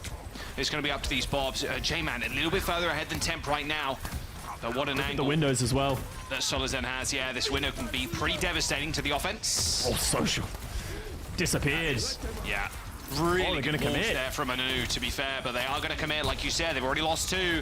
I don't think J-Man's going to let them get away with this one. No, absolutely not. Beautiful play there from ASU, feeling very comfortable right now playing this Baptiste in the Ashe. J-Man's coming alive, so that's what you needed. You needed something to change. And right now, Tanuki is stuck playing their game. Lich is going to go back to the Farah, so they can't really decide what they want to play. Wow, yeah. On this point too, it's pretty tough. If ASU can take this fight pretty early, this Farah is going to have a really tough time getting stuff done. If they can hold them at the cave entrance, I suppose, the Farah is going to be tricky to deal with. You can see Lich even being a bit cheeky, trying to go for a flank. I like this idea, but they just need to stabilize. That's the most important thing right now. Bob goes in, does get hit pretty early on, and then there's going to be some good damage. That was a double long range, double direct there from Lich onto J-Man. Rest in pieces. And we're starting to see the reason why Lich is playing this Barra, right? There's a lot of good angles that you can just continue to spam. You pair that with the temp damage from range with the Ash. Ooh. Okay, Lich. Okay. And now that they've stabilized, it's I didn't know you bored like that. Oh, I know. They're balling out. Oh, they're going to get more. Oh, Lich. I didn't know you balled. Okay, ASU. And that's a barrage already, by the way. Lich claiming what, like 3 kills in that fight? Yeah, it's and now this barrage is pretty hard. much. Because ASU's going to... How many times everyone has gone through this pain point? Oh. You either go left or you go right. Both times you're walking into a trap where the defensive team has the high ground, and that's where it gets really difficult. Lich also has a barrage, so if they're able to find the angle to get a barrage, it's going to be difficult to stay alive from the sheer amount of damage that's going to come out. You can see, oh, huge dynamite as well. Oh, there it is. There's the barrage, and there's the triple kill for Lich. Doesn't matter what kind of explosive the guy has in his back pocket. You know it's going to be devastating when he uses it. Tanuki Esports with a triple kill. They're going to win that fight with ease. Yeah, ASU goes back to the spawn room. Lich will come back, and then they're going to start charging up another barrage quickly as well. You know, just the amount of spam they're going. Looks like ASU thinking maybe we route around the left side. That's such an unfortunate pick because that's just going to be more time off the clock, more opportunity for Temp to get a Bob, Lich to get a barrage, and it's starting to slip away from ASU. It felt like they found their footings at the beginning, but now, from bad to worse, more dynamite, more damage. They cannot get picked on this rotation. This is it is one of the worst rotations in the game, to be fair. Okay, they've managed to make it through. Look at the rockets just flying through. It's awful. Please stop the spam. Please don't spam. My PC's overheating. Temp goes into the window, has the Bob, can potentially throw it behind them once they get this ultimate up. Oh, the Blizzard's going to get opened up, but there comes the... well, unfortunately for Asona, receives the soundbar, receives the lamp, and makes it out alive somehow. Bob with a distraction technique. Yeah. Oh, J-Man taking out Lich. Okay, here's the start that you want for ASU. 4v5 now, and a big rush front line. They've got to win here. They cannot let this fight extend, because Lich is going to be back in just a moment, and the barrage is available in about 5%. Good disengage from Tanuki Esports. Yeah, you can see Aurora really wants to step up, use this annihilation, but there's just too far away. J-Man goes in with the Bob. That's going to be difficult for Tanuki to be able to deal with. They're slowly bringing it down. Arizona's getting aggressive, but they're getting too aggressive. Too much damage. Way too aggressive. Lamb coming in to save him, but yeah, no matter how much you cross your arms in that situation, you've got 5 people looking at you, just shooting. WM1 as ASU, they managed to make it through the cave and claim the 2nd point. One of the hardest points to cap in the game, this one. So we'll see how ASU managed to grapple with Lich's barrage yet again. But this is where the Pharah really becomes less effective. Like, getting a good angle with the Pharah here is a nightmare. You can't do it. You're almost having to play ground fire. Just shoot rocket peak, you know? Yeah, 100%. You can see Lich is just going to try and find spots. And this is the choke of death. How do you get through this choke? They don't have ultimates, so if anything, you're ASU, you just want to start playing slow, charge up ultimates. Good dynamite from J-Man. Well, Lich is conking over to the left side to potentially try and push someone out. They don't have a lot of healing. You see, Lich doesn't have someone on their team that can heal them up, keep them topped up. Baptiste and Lucio are very difficult to get healing on. Oh, big rockets, though. Yeah, big rockets, big damage, big kills from Tanuki. Yeah, this is it, really, right? I mean, whoever Temp chunks down, Lich can finish off. Whoever Lich chunks down, Temp can finish off. Just such high damage at range. Can be tough for ASU to kind of walk up, but they've got the ults to do it. If they can get another wall, get another isolation, and pop the Blizzard and run over the front line, they might be able to do it. But yeah, I'm pretty scared of Lich right now. Hiding with the barrage. Patience, a hunter's best virtue. And that barrage straight on top of Aurora. Can't see that one coming. Oh, interesting. Aurora's, well, I mean, to get in the wall there is perfect in that mega health pack room. I really like does get taken down. I really like that recognition from Anhu. They know that the lamp went down from the barrage, so therefore if they got someone, there wasn't going to be a lamp. Temp throws the Bob to try and slow things down, but it's actually not going to do a lot of anything. So those are some big ultimates and some big losses for Tanuki Esports, and now ASU's got the car going towards the final checkpoint. Bob's almost available too from J-Man. Temp on the Widowmaker now, trying to make a big difference. Only need 1 headshot here. If you can take out that Mei, Arizona can play as aggressive as they like. And what an angle too. Oh, Panther strafing the wrong way. And that is disaster. 10 seconds to go. Sound barrier, Bob. Both beats, in fact. Tanuki Esports. They got the personal advantage and they've got the annihilation. I think it's all over. Just that one headshot was all that they required to hold on this third point. Heads up play by Temp. Patient too, waiting for the bat to re-strafe back into the crosshair. And there it is. There is the payload. Yeah, and there you go. ASU, they do get it very far into the third point. This is a difficult map to capture. So Tanuki, it's not over yet. They still have a long way to go.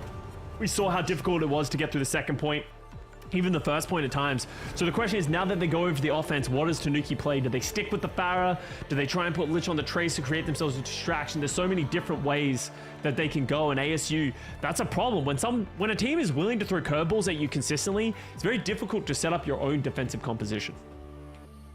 Do you go far on the offense here if you're Tanuki? I don't hate the idea of going Pharah on the attack, because it can be it just puts out a ton of damage. There's a lot of angles that you can play. The only issue that comes is that the defensive setup can be very difficult to deal with. J-Man's going to play the Ashe, Panther on the Baptiste. It's a lot of pump out damage, and as I talked about last time, if you're going to play Lucio Baptiste, who heals the Pharah? Like, that's some Hail Mary right clicks that you're throwing as a Baptiste, and the Lucio, good luck trying to get heals from him. So maybe we could see Social stick to the Zenyatta. They could just play a high damage composition like we see right now. Play Zenyatta, Baptiste, Sigma, maybe even go over to the Pharah, just sort of pump out damage. A lot of options. Actually, looks like we're going to see the same thing once again. Social Temp throwing the right click, throwing the damage out through this left door.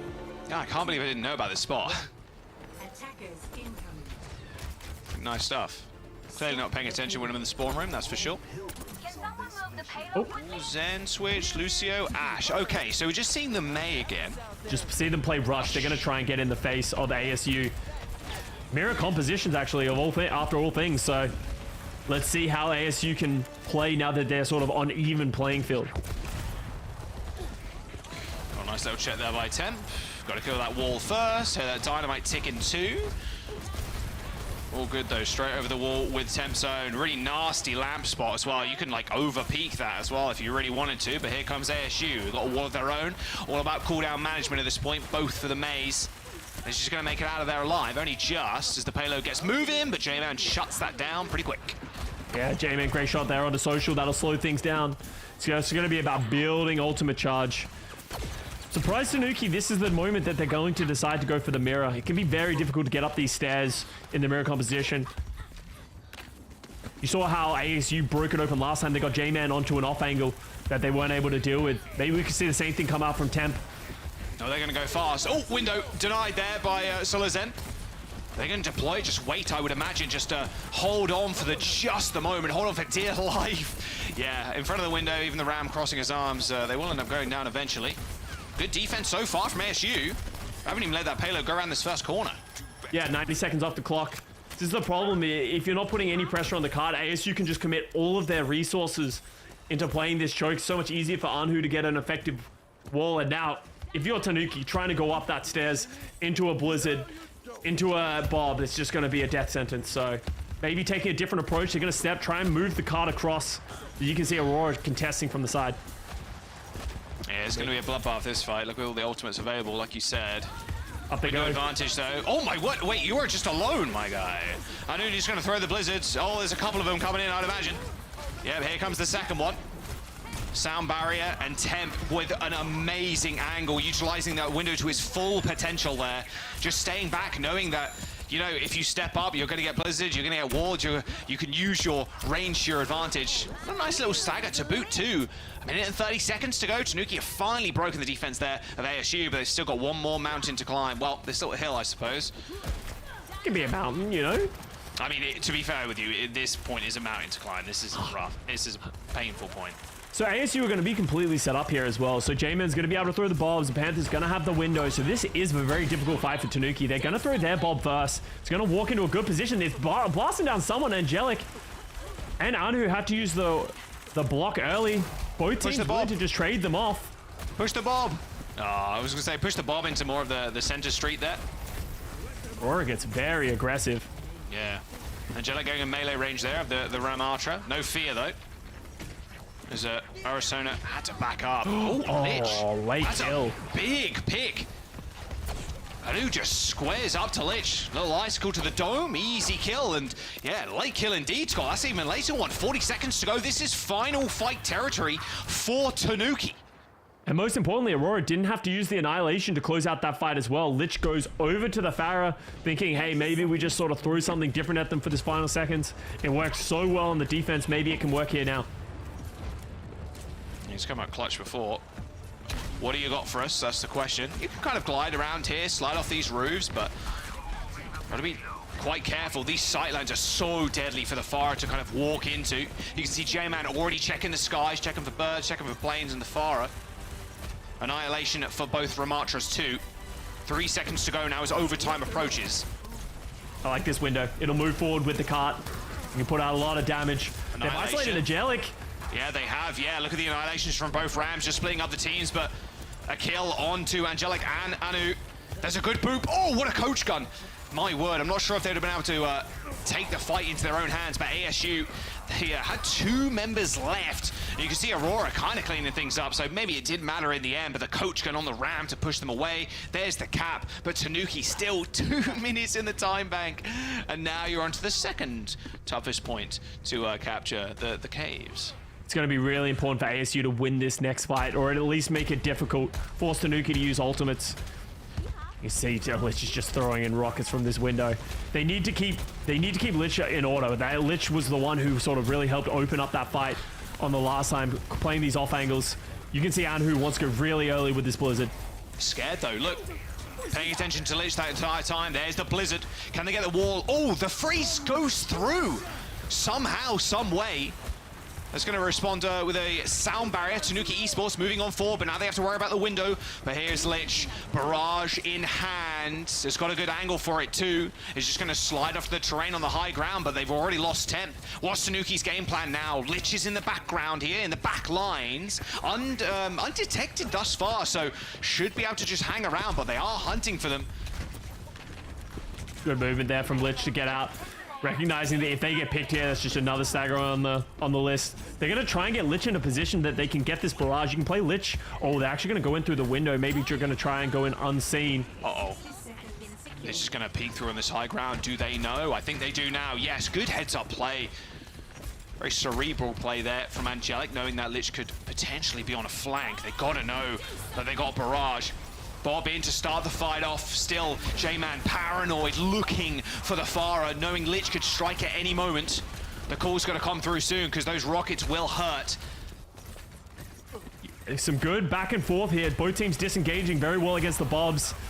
A lot of poke damage coming in. Angelic has the sound barrier. When do you pull this one? Arizona goes very aggressive with the ultimate. Oh, Lich! Lich hit the wall with the barrage, instantly killing themselves. And there goes Arizona. This just might be it. There's just no way you come back in. You've popped so many ultimates. And ASU are going to make these staggers hurt too. 10 seconds to go. I know they've got to deal with a Lucio, but they're going to quickly stuff them out. There it is. Yeah, no way you're getting to the point now. Not with Angelic on the case. Even a wall to deal with as well. ASU, they keep themselves alive in the series. No more 3 Overwatch. Not just yet. We're back. We're so back. And you can see ASU feel very confident in that mirror matchup when they're just playing pound for pound. It felt like ASU, they were able to play. You almost have to think, if you're Tanuki Esports, we need to stick. Keep playing the Pharah, keep playing something different that was able to get. Lich didn't play any of the Tracer, didn't find much value playing, the May of their own. I feel like learn from this map, go on to something. Now that they have the map choice that you feel a lot more comfortable in, and you can play your strengths. I mean, that is always the dangerous situation, right? You're in a situation, you're 2-0 down, you have to reverse sweep, but now you have to deal with 3 maps of the enemy's choice. So now we're going to see where Tanuki want to go. Lich, we've seen pretty proficient on the Pharah. Tracer, a pretty big flex player in all honesty. Yeah. Where would you think that Tanuki go from here? We've got push, and we've got Flashpoint still available. Yeah, I don't know. That's going to be really the question, because, as you can see here, Lich playing the Pharah, gets the big barrage, finds the value. It's really like whenever they were able to sort of play their own game, but J-Man really coming alive in this series. Just hitting a lot of big shots. We've been talking so much about Temp in this series, hitting the big shots, finding these openings, but when J-Man was able to have a little bit of space because Lich isn't playing the Pharah, wasn't playing the Tracer, freedom to shoot, J-Man's able to come alive, and just some great play, great macro with their ultimates. Dude, that Bob just barely existed. Yeah, just half a second worth of Bob there. Even now, Bob gets the tank passive. So, yeah, this is, headshot, resist, yeah, it's not enough. Not through a window. Yeah, absolutely no way. You can we'll see ASU now, obviously, suffer from the the map pick of Tanuki Esports as a Flashpoint. I mean, I would want to say Flashpoint, if honestly. A part of me wonders if they'd rather go to something like Runasapi and play like a Pharah on Runasapi, or Tracer is also hyper effective on a lot of these push maps. Like, I think there's definitely options that you can go to, especially because I don't think you're seeing a lot of difference in either of the Flashpoints. This is where the Lich Barrage was tragic. Yeah, it's so sad. I'm sure every Pharah player has been there at one time in their life. And normally you're happy, like, you know, if you end up going down, you at least trade for one, but that was like, they clicked Q and on the frame they clicked Q, they were dead. Yeah, it literally instantaneous because you were looking directly at the Ramatra form that just has so much health. So you can see the maps that they could go to. So it's either New Junk City, Suravasa, Colosseo, New Queen Street, or Runasapi. It's a lot of new maps. New. Yeah. When are we getting the new New York map? When are we getting like the old Junk City and old Queen Street? Old Junk City? We don't want to go there, buddy. It's just a wasteland. Hey, it's Australia, baby. It's just nothing. I was gonna make the joke, but thank God you did. I didn't want to, didn't want to upset you, but out in the middle of Australia, there is pretty much nothing. So yeah, that's true. Except for some fun little cities. Fun little cities. And a big rock. Ayers Rock. I've been to Ayers Rock actually. Have you? Yeah, long time ago. I don't believe you. When I didn't know you had been to Okay, Australia. thanks, bro. Me when I lie on the internet, you know? No, I wasn't. I would a long time ago when I was a teenager, like when I was like 14, 15, with my parents, my family out there. We just like saw it. Oh yeah, because back in the day you were able to climb it. I went when I was like 5, and you were able to walk up it. But then really, you were able to walk up it. They had like a handrail, but I think people. People are stupid, and then people vandalize it. Yeah, and it's a historic monument as well, obviously. That's true. Nice place, nice place, Australia. Out in the middle of nowhere. It's pretty cool. What's not out in the middle of nowhere? Colosseo. That was a segue not to be proud of, but I'll make it work. ASU Tanuki Esports picking up this one. As we go to push. I haven't seen a ton of Colosseo. Actually, we haven't seen a ton of push, to be fair. We haven't normally made it that far, as 3 Overwatch normally results in Escort and Hybrid being picked as second and third. I believe Tanuki's thinking here is this is probably the best Sigma map that you could think of out of that list, right? There's a lot of, as we know, a lot of standing around, sort of poking and prodding. It's a long distance to climb, and there's a lot of high ground, so Sigma can potentially get more value. So maybe they're confident in their ability. Also on the other side, Anhu, ASU trying to work with what happened in the last map, playing the Mei, but there's such open spaces that Mei can be quite difficult to find value. And Lich is going back to the patented Tracer as well. Something he found so much value in the past. Yeah, I mean, Tanuki are basically playing their Icon Volder comp, but without the Lucio this time too. So jumping over to Brig instead as we begin the dance of Colosseo. Yeah. So it's going to be a lot of poking and prodding here. I don't expect either team to really step up too much, so we might be here for a while. See, both Ashes just trying to hit big dynamites. Nice one there onto Tanuki Esports from J-Man. And players get so much confidence as well. Takes one good map and then all of a sudden it gets a lot easier. You're hitting a lot more shots. So if J-Man can keep playing in that form that we just saw in Shambali, that'd be huge for ASU. Yeah, honestly, confidence is a marvelous thing. If you just have a little bit more confidence in yourself, you can turn the tides pretty quickly. Taking more aggressive angles, like you were saying, hitting more shots. Oh, J-Man narrowly escaping with their life there. Window coming up for Solazen, though. This is going to be rather deadly. Yeah, good angle to Aurora getting out of there, or trying to. It's actually Lich that starts off the fight very quickly, killing the Mei of all things. Good shot by Tem. Yeah, one shot. Z-Panther not expecting it through the window. That'll take it.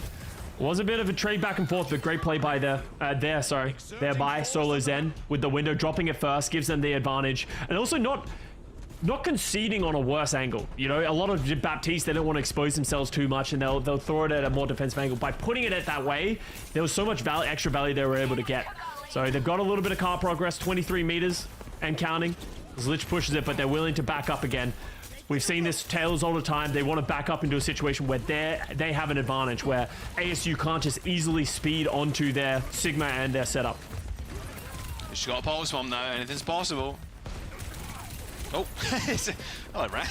What are you crouching down there for? He sees the Tracer. Oh, pulse bomb hits the wall. Doesn't matter though. No heals for J-Man whatsoever.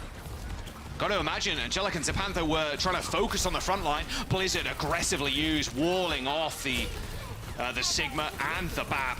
Oh, late rally. This rally is, yeah, I was going to say extremely late into the window. There's a Bob too. Bob's good. I mean, Bob's real good, yeah, into that small room. I don't think this Sigma's going to survive, or this Ramatra, sorry. Yeah, Aurora ends up going down. Absolute bloodbath in the center of the map. A lot of ults just being expended, and no meterage gained by ASU there as Temp comes back in. Yeah, very bold rally and Bob there from Temp and Social, but it ends up paying off for them. That was going to be meterage that ASU were going to get on the board, but instead it gets stymied, and now we're going to end up into the same spot. Sigma, Briggs set up in this corner. Now ASU, they're going to have to aggress without the options of having that Blizzard, without the Bob, without the window. So it might be a little bit of a slow fight here with ASU, unless they want to go aggressive using their sound barrier on Angelic, but so is them with a window. The longer they wait, the more opportunity Tanuki's going to be able to go aggressive. You see ASU just trying to take a more aggressive angle, a pillar at a time, quite literally. But this window in the back line here could be quite deadly. Flux connecting, along with that kill onto Lich. There's a good start to the fight, and they're going to make it hurt here. They're going to just throw the sound barrier in. I mean, making sure you guarantee yourself this fight, Scott. You're going to be able to take the lead and then push it a little bit further too. It's a big stagger onto Arizona, so now taking the lead and then maybe getting even J-Man up onto this high ground with the BAP. This is devastating for Tanuki. Yeah, this is really important. You're actually going to see a switch from them as well. Arizona goes over to the D.Va Social onto the Lucio, recognizing it's going to be, it's going to be very difficult for them to be able to get back into this fight. I don't know how I feel about this D.Va Lucio. Are they going to be able to find the value that they're going to need? There's so much damage that's going to go into Arizona at all times. Yeah, you got an infinite matrix though, so you're good. Oh yeah, true. Ooh, another great shot by J-Man. By J-Man, yeah, Lejang wasn't even looking that way. No, Legend's gonna get pulled too. ASU not afraid to invest ultimates right now. They know they need to. Again, setting J-Man up with Zapantha on the BAP on high ground is a priority number one for the team. That's exactly what they're gonna do, and this is where you make waves on this map, Scott. If you can get ahead here, it's tough to get back. 100%. We're going to see the point does get held. We got the high ground contest.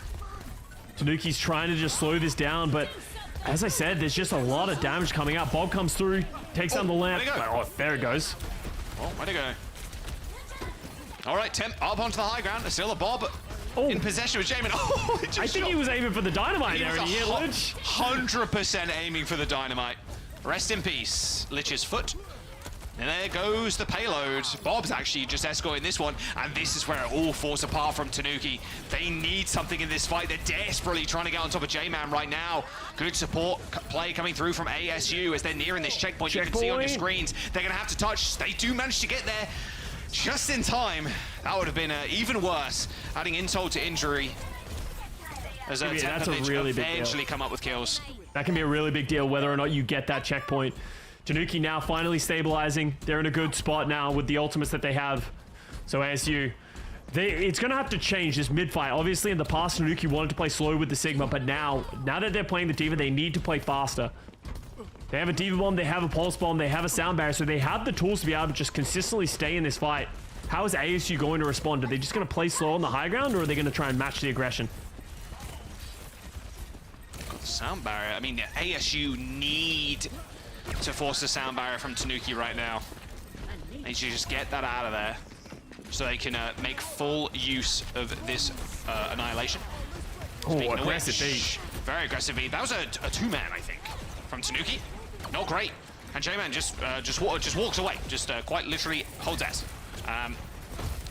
Sound barrier's gone from both sides, and now this annihilation can be pretty much free. Literally looking for a pulse bomb. Oh, throws it in. Still manages to clip Angelic, though, hits the recall, knows the annihilation, just kind of destroying their health bar.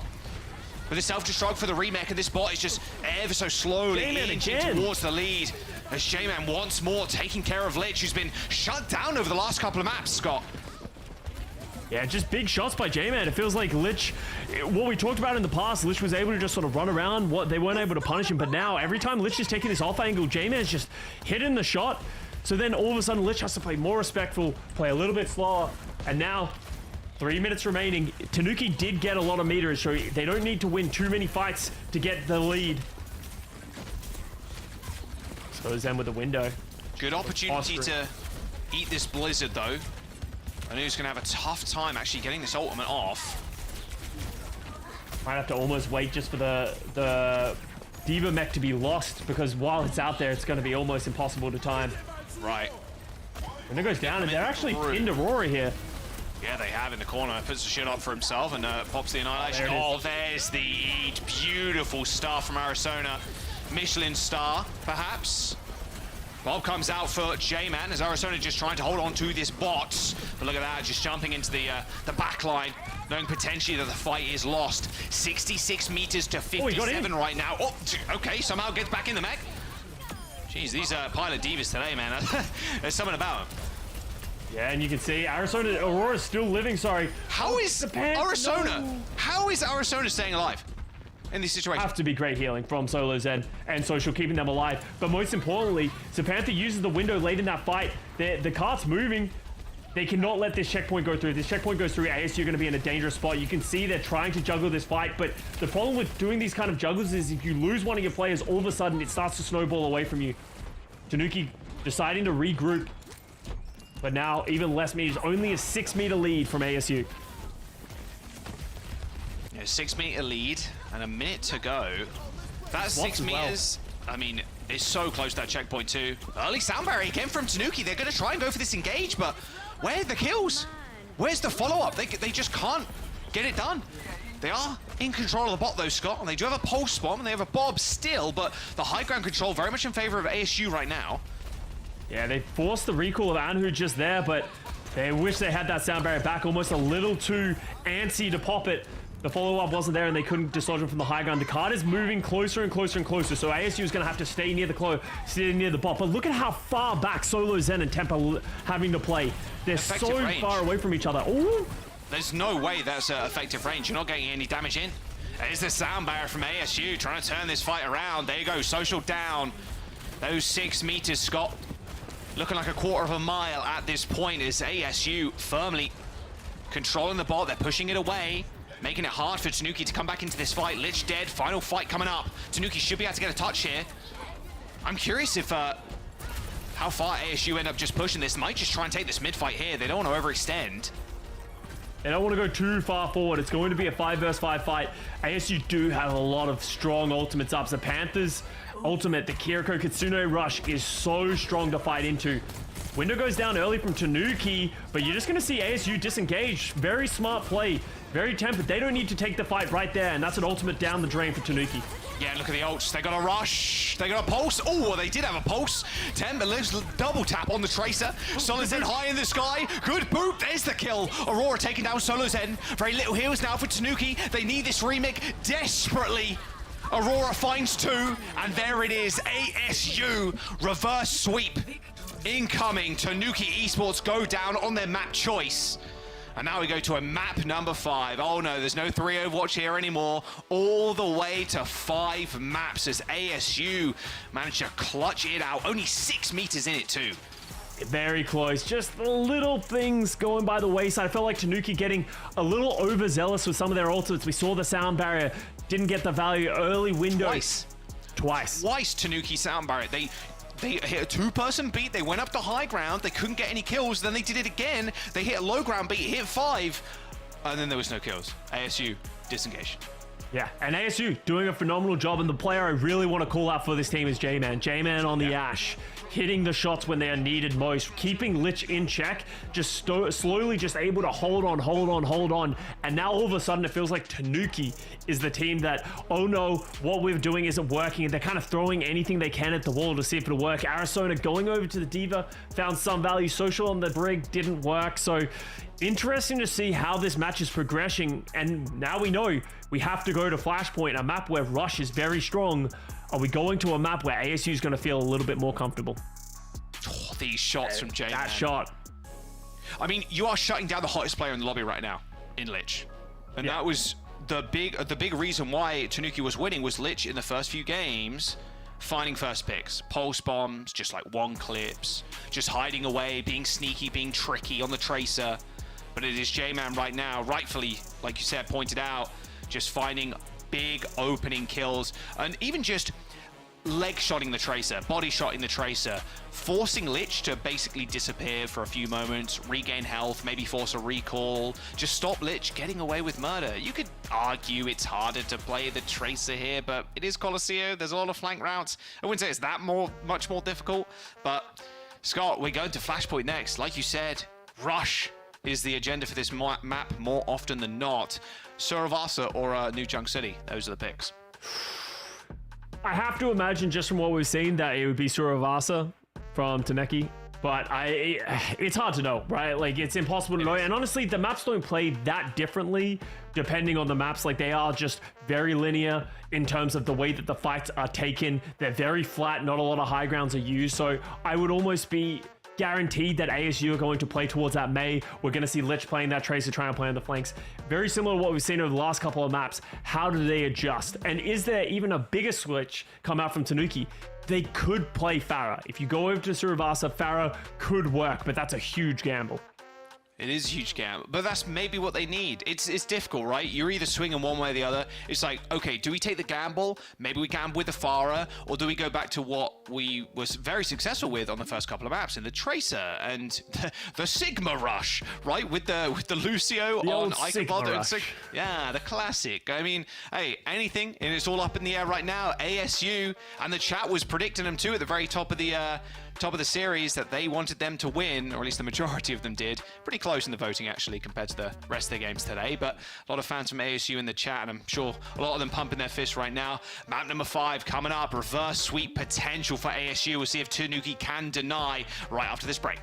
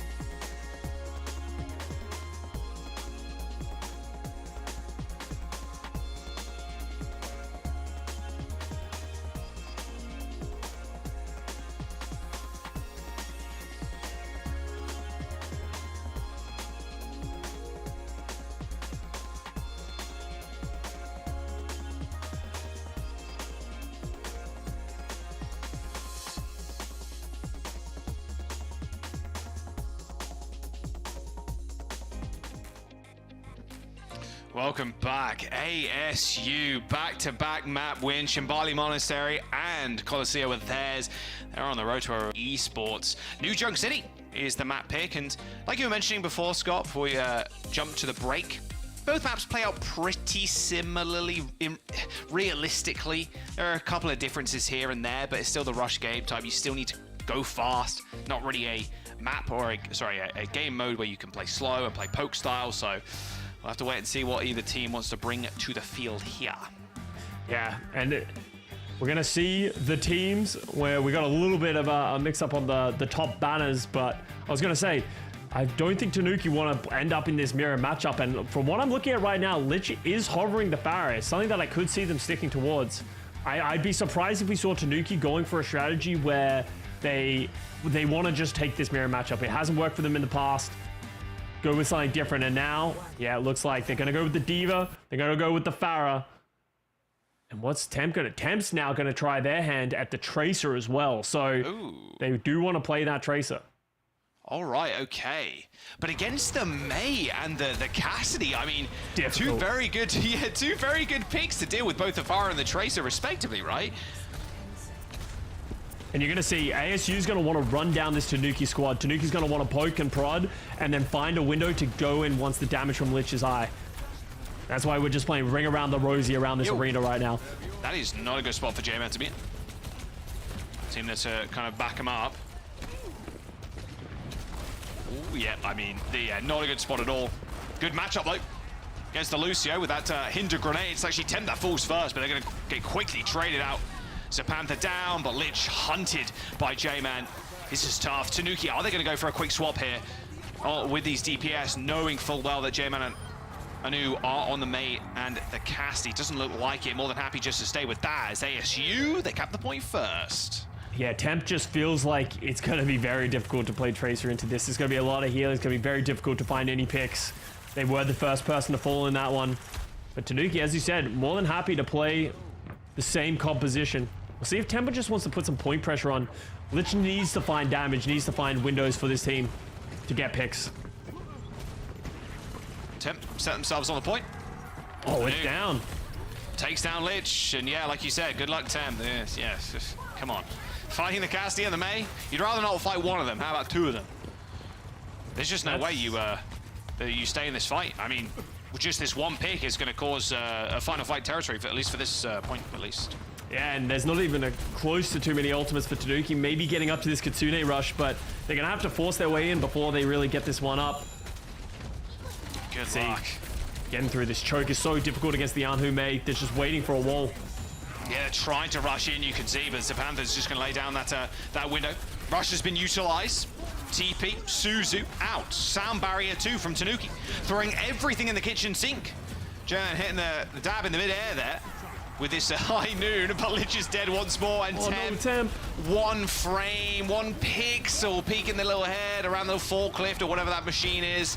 Taken clean off by that high noon, and there you go. You've invested both support ultimates to try and win that fight, and you do not. 99% ticking out to 100, and ASU, they got that first capture point on the board. I found it really difficult to play the Pharaoh. That's why if they wanted to play the Pharaoh, I was expecting them to go towards Suravasa. It's a lot more open, a lot more airspace.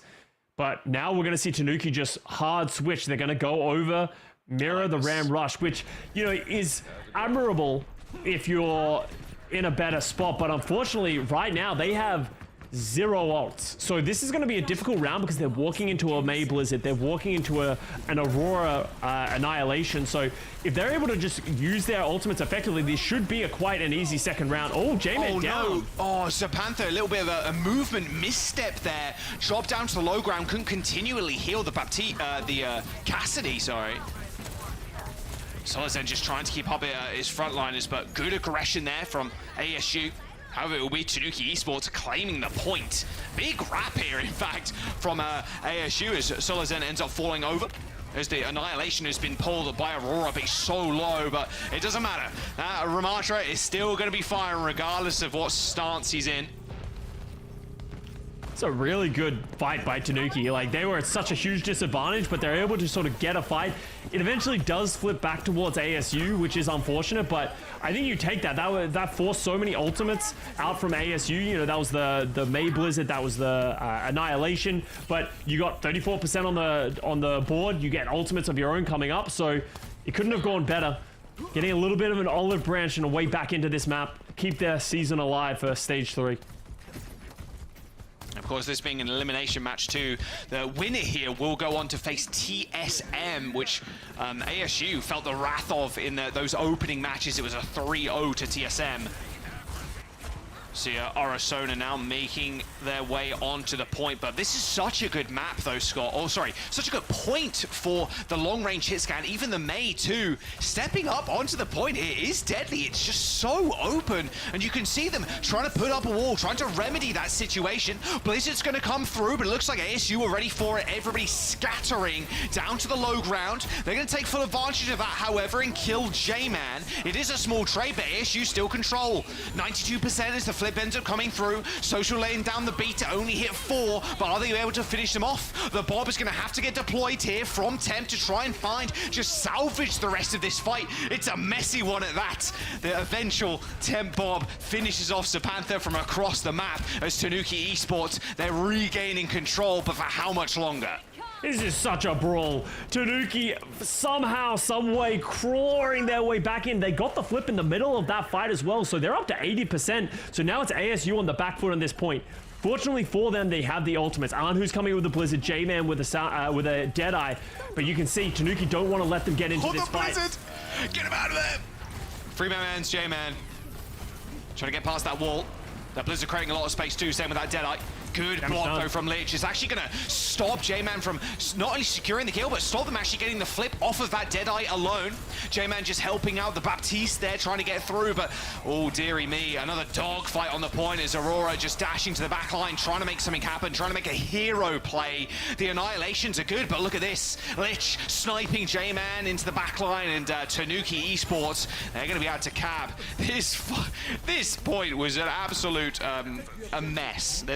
There's a more, you know, you're gonna say you're gonna say it a nice way, and then you were like, mess, and then I was like, he could have said something harsher, because that was absolutely chaotic. There was no rhyme or reason to a lot of that play. This is a team deathmatch setup right now. Both of these teams just throwing everything they can. You can only imagine how chaotic these calls are right now. I think whichever team starts calming down and starts comboing their stuff better together in this map will be the one that gets the win. J-Man suffering from a little bit of a burn there, unfortunately. This window's deadly. Oh, Lich! Look, good lamp though, but it doesn't matter. Unfortunately, that hitbox not quite getting around that corner, and a nice spicy headshot onto Social too. Even trying to, you know, I like that, okay. Jump at the window, Temp's looking at you, still go for the dynamite shot. Big fan of that. Tanuki Esports with control of the point. It looks like ASU are going to force them off. J-Man on a nice little flank, but the Bob is going to try and make it even. Arizona dead. Yeah, there's no chance for Tanuki to come back in. Maybe Temp questionable Bob. Wishing they could save the Bob now. Yeah, Temp throws that in last second, maybe turning it around. Yeah, they live for a little bit longer, but these are the kind of mistakes that we were talking about that you cannot afford in this moment. ASU doing a great job following up on that J-Man damage. So ASU, 29% and counting. So Tanuki, they're walking in with a Blizzard. How do you find a window to get this in? How do you find this position? They're going to route over to the right side, try and isolate some targets. But, oh man, look at how open this fight is. Lich already have to use the ice block as well, so they're not going to have that self-protection. Great wall from Arn, who's flipping it off. Blizzard catches one. Here comes the Lamb. Secondary Blizzard coming through. It's going to split the team. Sound barriers from both sides, but Lich is already dead. That early ice block pop there, Scott, cost them dearly. 75% for ASU. Good wall, actually, is going to separate the team. Not for a brief moment, though. Instantly deletes it because it's all up to Tanuki. They need to get to this point. Aurora's just, I don't know where Aurora's going. He's just running to the back line. I mean, why not? Nice little Vortex as well. Who is there to touch? Looks like it's going to be the Ram as the Annihilation's going to be popped. But they got to deal with this window first. He's trying to dance around it. He ends up finding one kill, but he's so low. 1 HP. Easily dealt with there by Anu. And Anora repays the favor in kind, using that Annihilation on the back line of Tanuki. And it's all falling apart, Scott. 2 points to 1. ASU 1 point away from finding a reverse sweep. Yeah, Tanuki, they're frazzled right now. You can see the way they're using their ultimates. Everyone's trying to be the hero. Everyone is trying to find a way to win this map on their own. It's going to be both teams getting to the point at the same time. Almost no ultimates on the board. Solo Zen will have the window. Oh, huge dynamites on both sides. Yep, there's a window for Solo Zen too, so this could be a very deadly fight for ASU to actually take. Look at that, deployed right in the doorway. Or one. Ah, there's no way. You can't peek that even if you're that low. If you're the healer there, there's absolutely no chance. Good window usage from Tanuki. He should be able to get the point first yet again. But they have to be perfect now, Scott. Yeah, they have to be perfect. It's so important right now. Here for Tanuki Esports. They have the Bob. They have the ability to do this. They're in the right spot. They have the ultimates coming online. It's about cycling their ultimates, finding the windows. Don't give ASU a window into this fight. You know Anhu has this Blizzard. They're going to be trying to force a wall, isolate one target, and catch someone with the Blizzard. And you can see how slow ASU are willing to take this fight. They're not trying to make a misstep. All right, Anu. Blizzard, like you said. Bob coming up for J-Man. Speaking of Bobs, there's one thrown out. Oh, Anu just falls over. I thought that was going to be a great disengage from ASU. I don't know where Anu got picked from. Oh, they're going to try something at the very least. Yeah, look. Arizona maybe overstaying their welcome a little bit, but this is final fight. Tanuki want to take this one cleanly. All right, ASU, do you manage to regroup? Now, importantly, Lich has a Blizzard online, so now, whichever room ASU tries to go through, we're going to see a Blizzard to cut them off. 2 Blizzards available. Lich throws theirs out first. Already, though, Aurora taking down ASU. Crumbling here before the tide. I think maybe you want to go for a reset. Just go to the next point, or at least maybe fight on point, knowing this point is probably lost. I mean, Lich is on a nasty little off angle, but they're going to deploy anyway. They are committing. Bob on the point. Does end up getting booped away, but here's the flip. ASU coming in big. Aurora's coming back in just a moment too. Annihilation is going to get popped. Arizona finds 2, 3, in fact. A lot used there by both sides. ASU, window, Bob, Blizzard. As Tanuki tie it up, it could not be closer. This final point will decide. Reverse sweep, or maybe Tanuki gets the denial. It's by the fingertips. It's so close. It's just a few little plays that are deciding. We're going to see Tanuki getting to this choke first, so they're going to be able to dictate the flow of this fight. How are they going to do it? ASU's going to go all the way around, go in through this high ground, and they're going to meet at the top. Oh, lead engage so early. Super early. Nice vortex in the choke. Maybe try to split some people off here, but yeah, that's a questionable one. Although Angelic gets the boot kill onto Temp. All right. That's first fight, or at least you'd think one. Point has been unlocked, and there you go. Decisively making the call. We're going to back up, cap, and now set up for the next play. Oh my god, Angelic. That was definitely a mistake with how early that sound barrier was. I don't know how they got that kill onto J-Man, but Temp.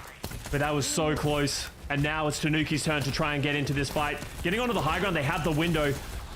Oh, that's a dirty window there, but it's a very easy window to disengage from, Scott. Points. I've been taking just shit. There should be like a re-engage here from ASU. They can touch the point, so they're not going to let the flip go for free. It's interesting. You can see both teams just poking and prodding. No one wants to blink. No one wants to step up too high. So much damage onto Arizona, having to cross their hands, and Aurora's just waiting in the wings with this annihilation. Yeah, you can hold on to this one and just make use of it. There you go. Bob on the point. Oh, knocks off the block. Aurora and Angelic end up going down, though, really quickly. Wow, Aurora did not last long whatsoever. Nice deploy to the Bob there from Temp, splitting up the fight, but ASU, 85% as Tanuki find the flip eventually. Exactly. One fight left for ASU. Both teams have Blizzards. We've seen both teams find success with this isolating targets. If you're thinking about this as the player, it needs to be the Ramatra players. Don't let yourself get split off from the rest of your team. If you get split and your Baptiste can't help you, it's going to end poorly. And who's trying to get a flank around early wall? Is he going to throw the Blizzard? Looks like it. Well, they're actually going to a mean little flank here on the underground. You've got to be careful. You might get booped from a Lucio. Bob on the point, solo capping right now. Lich is going to deny that completely. Oh, Blizzard on top of Lich. Lich has to deploy the Blizzard. He does. Oh, but it got nobody. absolutely nobody. Oh, tell a lie. It got one at the very least. Angelic gets frozen up just for a brief moment, but their window on the high ground is just too much. ASU, they're going to do it, Scott. A reverse sweep. A 2. Now ticking over to 3 as they just finish off the last couple of members from Tanuki. Oh, they tried their hardest, but ASU had the resolve. A reverse sweep here in the groups as they knock Tanuki Esports out of Group B. Insane comeback by ASU. They stuck to their guns. They knew how they needed to play. They reset and they found a way. That was an absolute barb burner. Back and forth, pushing pick after pick. I love the composure in the final hour. Working together, getting on the point, isolating the opposition May, and then closing out the series with just a sick reverse sweep. Let's go ASU! Woo! I mean, even me just watching that, I was sweating. Oh my god, it was literally so close. I think both of the teams, I mean, did fantastic, but it was ASU getting the win against Tanuki Esports. Let's quickly look at the highlights and talk about this match, because I think there's a lot to talk about. From what I remember, I think starting off, I think it was mostly all Tanuki Esports, right? Yeah. They were looking really Lich was like, crazy on the first couple of maps. Even Temp as well. I think those two, their DPS lineup was very strong. And then I think it was Shambali, right? When everything just sort of turned the tide, and then it just went to ASU as well. So let's walk through the match. Yeah, I mean, Lich, those first 2 maps, full confidence it felt like from the team. Like Temp, this amazing bob to secure this round is a little ridiculous, and then Lich, of course, had a couple of maps in the sun. I think those initial picks from Lich really set them up for success, but at ASU, maybe taking a couple of maps to get into the swing of things. But yeah, the DPS play here, and they're going out, sure, they're going out 0 and 2, that being Tanuki Esports, but again, another team kind of like what we saw earlier on from Absolution, a team of players that we've not necessarily seen around in OWCS groups before, so even making it this far and putting up this much of a fight, just incredible stuff all around from them, and I really hope we see some more of them. Yeah, 100%. There's a lot of grit here. There were so many things that could have gone different. You know, these are the matches that you sleep at night and you just eyes wide open, staring at the ceiling. Like, I could have done so many little things different, but you still need to be happy that you got here. They played a great game, and it can't be understated how well of a job ASU did of stabilizing, bringing their mental back, and then being able to turn this around. ASU really deserve all the credit, and honestly, this man right here, you're seeing the highlights. You're going to see a lot of these highlights in the back half of this series, because J-Man coming alive on the Ashe, really shutting down Lich, who was just dominating on the Pharah and the Tracer. Yeah, 6 shots from J-Man. Like, this Colosseo especially, like, these headshots on the Tracers, I said it, right? I mean, they were shutting down the hottest player in the lobby, which was Lich on the Tracer. And against an Ashe, the Tracer has to be a little bit careful, but you catch him unaware for like half a second. The Ashe has to unscope, rescope, try and headshot the Tracer, rely on like a sick flick to find the kill. But yeah, just stabilizing, like you mentioned, halfway through the series. And that's half the battle too, is just finding that resolve, finding the morale and the mental to swing back in. This Blizzard too, a nice pick onto Lich, but Lich still managed to deploy the Blizzard. That Blizzard didn't get anybody else. It only got Lich. And Angelic just managing to live with the help from Z-Panther. Dude, it was so close. Oh my gosh, there were so many things that could have gone either way. But, you know, props to ASU, they got it. And Tanuki, rough go, but hey, good showing. They have to face TSM again, by the way. Like, that's true. Arizona have to face TSM again. Like, I just want to quickly look at the maps that they play. Yeah, Lejang Tower, Runasapi. Lejang Tower 2-0. Runasapi, ASU got 4 meters versus 137, which I'm pretty sure is a completion. And then Shambali Monastery, TSM got 1 point because ASU got 0. So that match is going to be... Didn't ask. Yeah, I'm just saying. I'm just painting the picture here for the rematch. It's because I feel it's like, gonna be tough. We're getting a lot of rematches, right? Yeah. Right. 100%. Yeah. Surely one of those matches, the team that lost is gonna win, right? I mean, anything's doable. Multiple.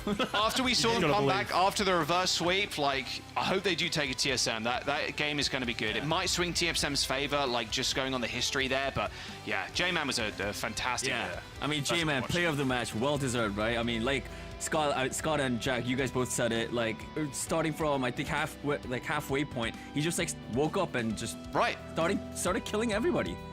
And you know, obviously we talk about J-Man a lot, as you can just appreciate this highlight play as well, but you really got to give credit to the rest of his team as well. They're doing a phenomenal job of like keeping everyone away from him. That was one of the biggest difficulties they ran into early, like Anhu and Aurora doing a great job of just creating space, giving J-Man the space to be able to hit these shots, right? You can see Lich is having to put so much pressure onto other players that just frees up J-Man to be able to do so much. Definitely excited to see more from J-Man. Man, look at those shots. I mean, from sick. Ash to Cassidy, everything that he was playing, I think was just super fun.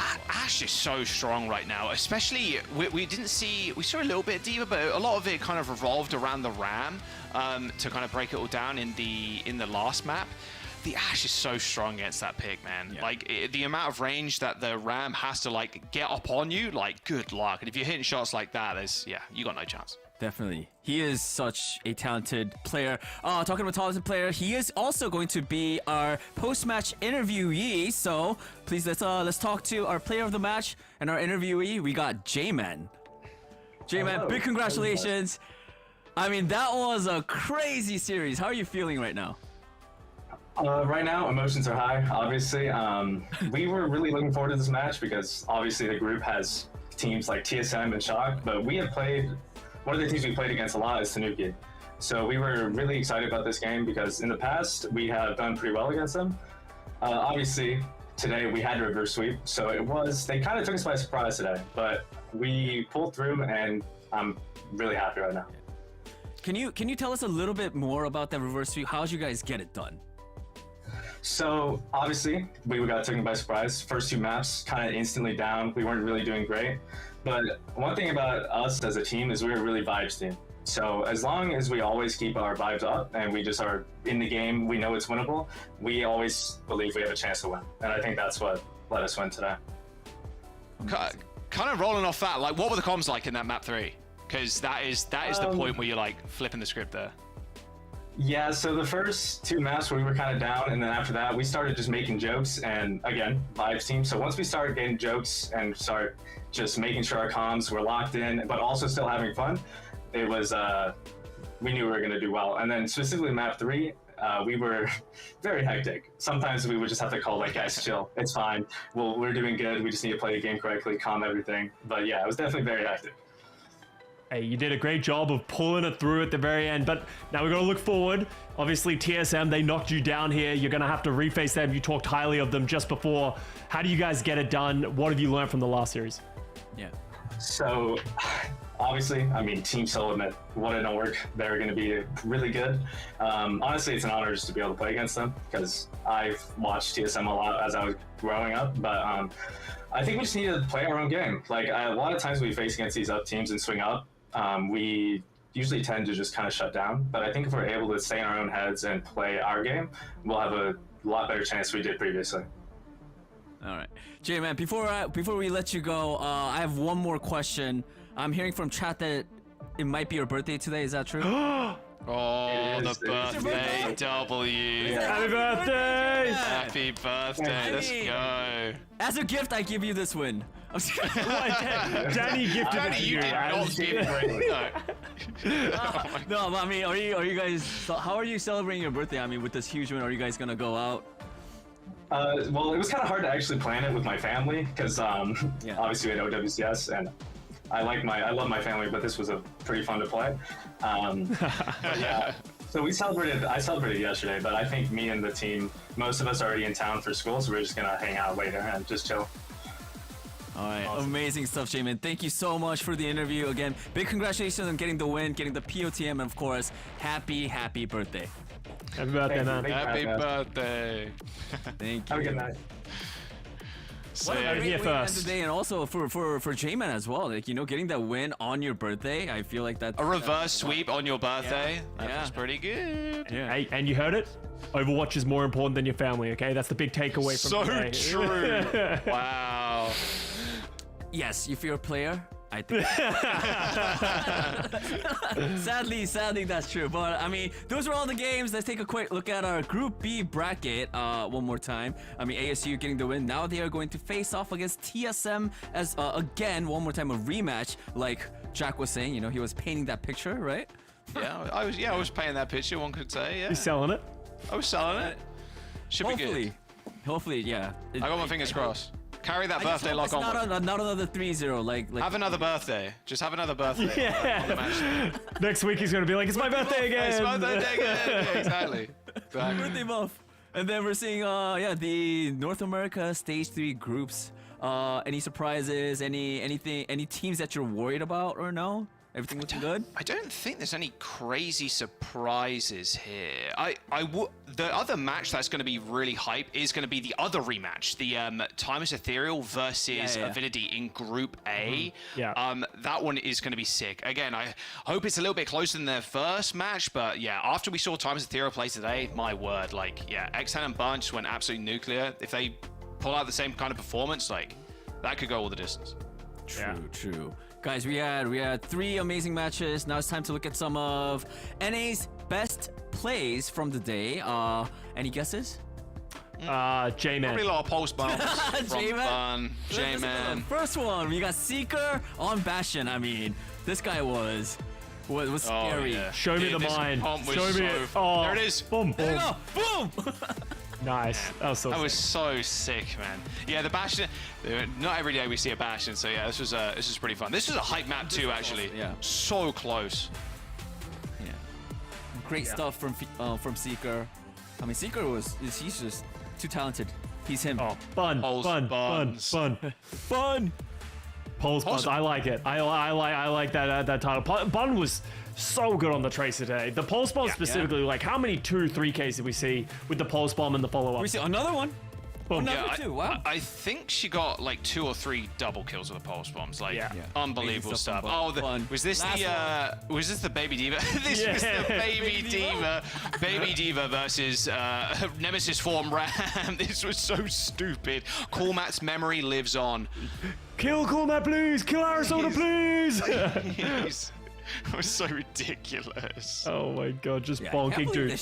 I can't believe that Baby Diva just was alive for that long. Tanked all that damage. I hope that the rush there with the heals, but yeah, it's still so silly. Yeah. I'm here for silly Overwatch. All right, yeah, great stuff. Great matches. Great plays. And great hosting, Danny. Great job, Danny. Great casting, guys. I mean, you guys had a long day. And we learned so many last things. time I'm ever nice to you guys. So. And and you learned a lot of words today. Yeah, I did. I'm becoming a Gen Alpha specialist on broadcast. Okay. Well, anyways, yeah, these are going to be the matches for NA Day 4 that is coming next week. Some hype matches, right? I like the Avidity Timeless Ethereal that Jack said. I also, Shikigami, trying to stay in. Shikigami's been pretty storied through to OWCS as well. Some pretty interesting matches on the EU side as well. That's been a pretty close group, actually. Group C. There's always one group that's like very close. Oh, to be fair, Group B taking maps off each other, but yeah, Group C is the one they're fighting for. And then EXO versus Shy should be super good too. Yep. Amazing. Great stuff. A lot of things, a lot of great matches to look forward to. Sadly, guys, that is it for today's broadcast. I hope you guys all enjoyed it. What else? Anything you guys want to say? Scott, Jack? Tune in next week. See you next week. Unfortunately, I am also getting eliminated, so he's going to be back. I'm also getting eliminated. I didn't make it out of groups. Yeah. Rose is back. But we will be watching the games and as fans for OWCS as well. So Jack, Scott, thank you guys, and everyone watching, thank you so much for tuning in. We'll see you guys all next week. Thank you. Bye. See you later. We can see Gala with the left clicks, attempting to keep the Ramatra in the fight, but in Annihilation, he is still brought down. Cloudy now back to playing corners and back to getting value out of that shield. Charging in the direction of Chenale. It's going to be Shockwave to at least help bring him down. Now Fire on the card trying to contest, and Shockwave from behind putting some damage in. That is dirty stuff.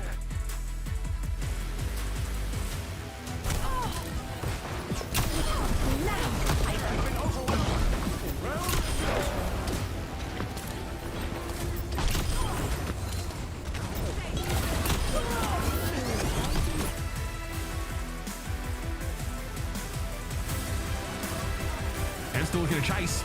Now Flipper burning down. That's an easy pick-off. Dancing among the minefield now as we saw Apuro plays try and make a bit of space and instead just ate a face full of damage. Oh, this guy is absolutely cracked. What's going on? Hemp is just popping off, man. Really nice Alari play from Lucamino, and they've still got ults to work with. Seeker 1 HP unlocks the Bastion ultimate and kills Lucamino. They have to pop the window now. A Squid and the rest of the team are going to have to peek something, but Infected's there, swinging his almighty hammer as they hold them on first. Live was a good wall, but as you said, the sound barrier from Halo able to keep everyone alive, and now we're going to see some switches from Absolution. Fun! Domination from Bun on the Tracer. Easy does it. Sozen has a rush of their own. They are going to commit it, but Arizona's already lost the mech. So they're going to be able to hold on here. There's going to be so much damage. The Baby Diva's in melee range of the Ram. Like, what am I witnessing? Beat him up. Quickly, kill the Baby Diva. Kill the Baby Diva. Oh, okay, all right. Well, they didn't kill him. They didn't kill the Baby Diva. Who would win? A Nemesis form Ram punching or a Baby Diva pistol whipping? Apparently the Baby Diva comes out on top in that situation. I don't know, Scott. Get booped from a Lucio. Bob on the point, solo capping right now. Lich is going to deny that completely. Oh, Blizzard on top of Lich. Lich has to deploy that Blizzard. He does. Oh, but it got nobody. It got absolutely nobody. Oh, tell a lie. It got one at the very least. Angelic gets frozen up just for a brief moment, but their window on the high ground is just too much. ASU, they're going to do it, Scott. A reverse sweep. Just Lucio. Shoot him. One. He's behind them. Needs to die. Up. Let's go, boys.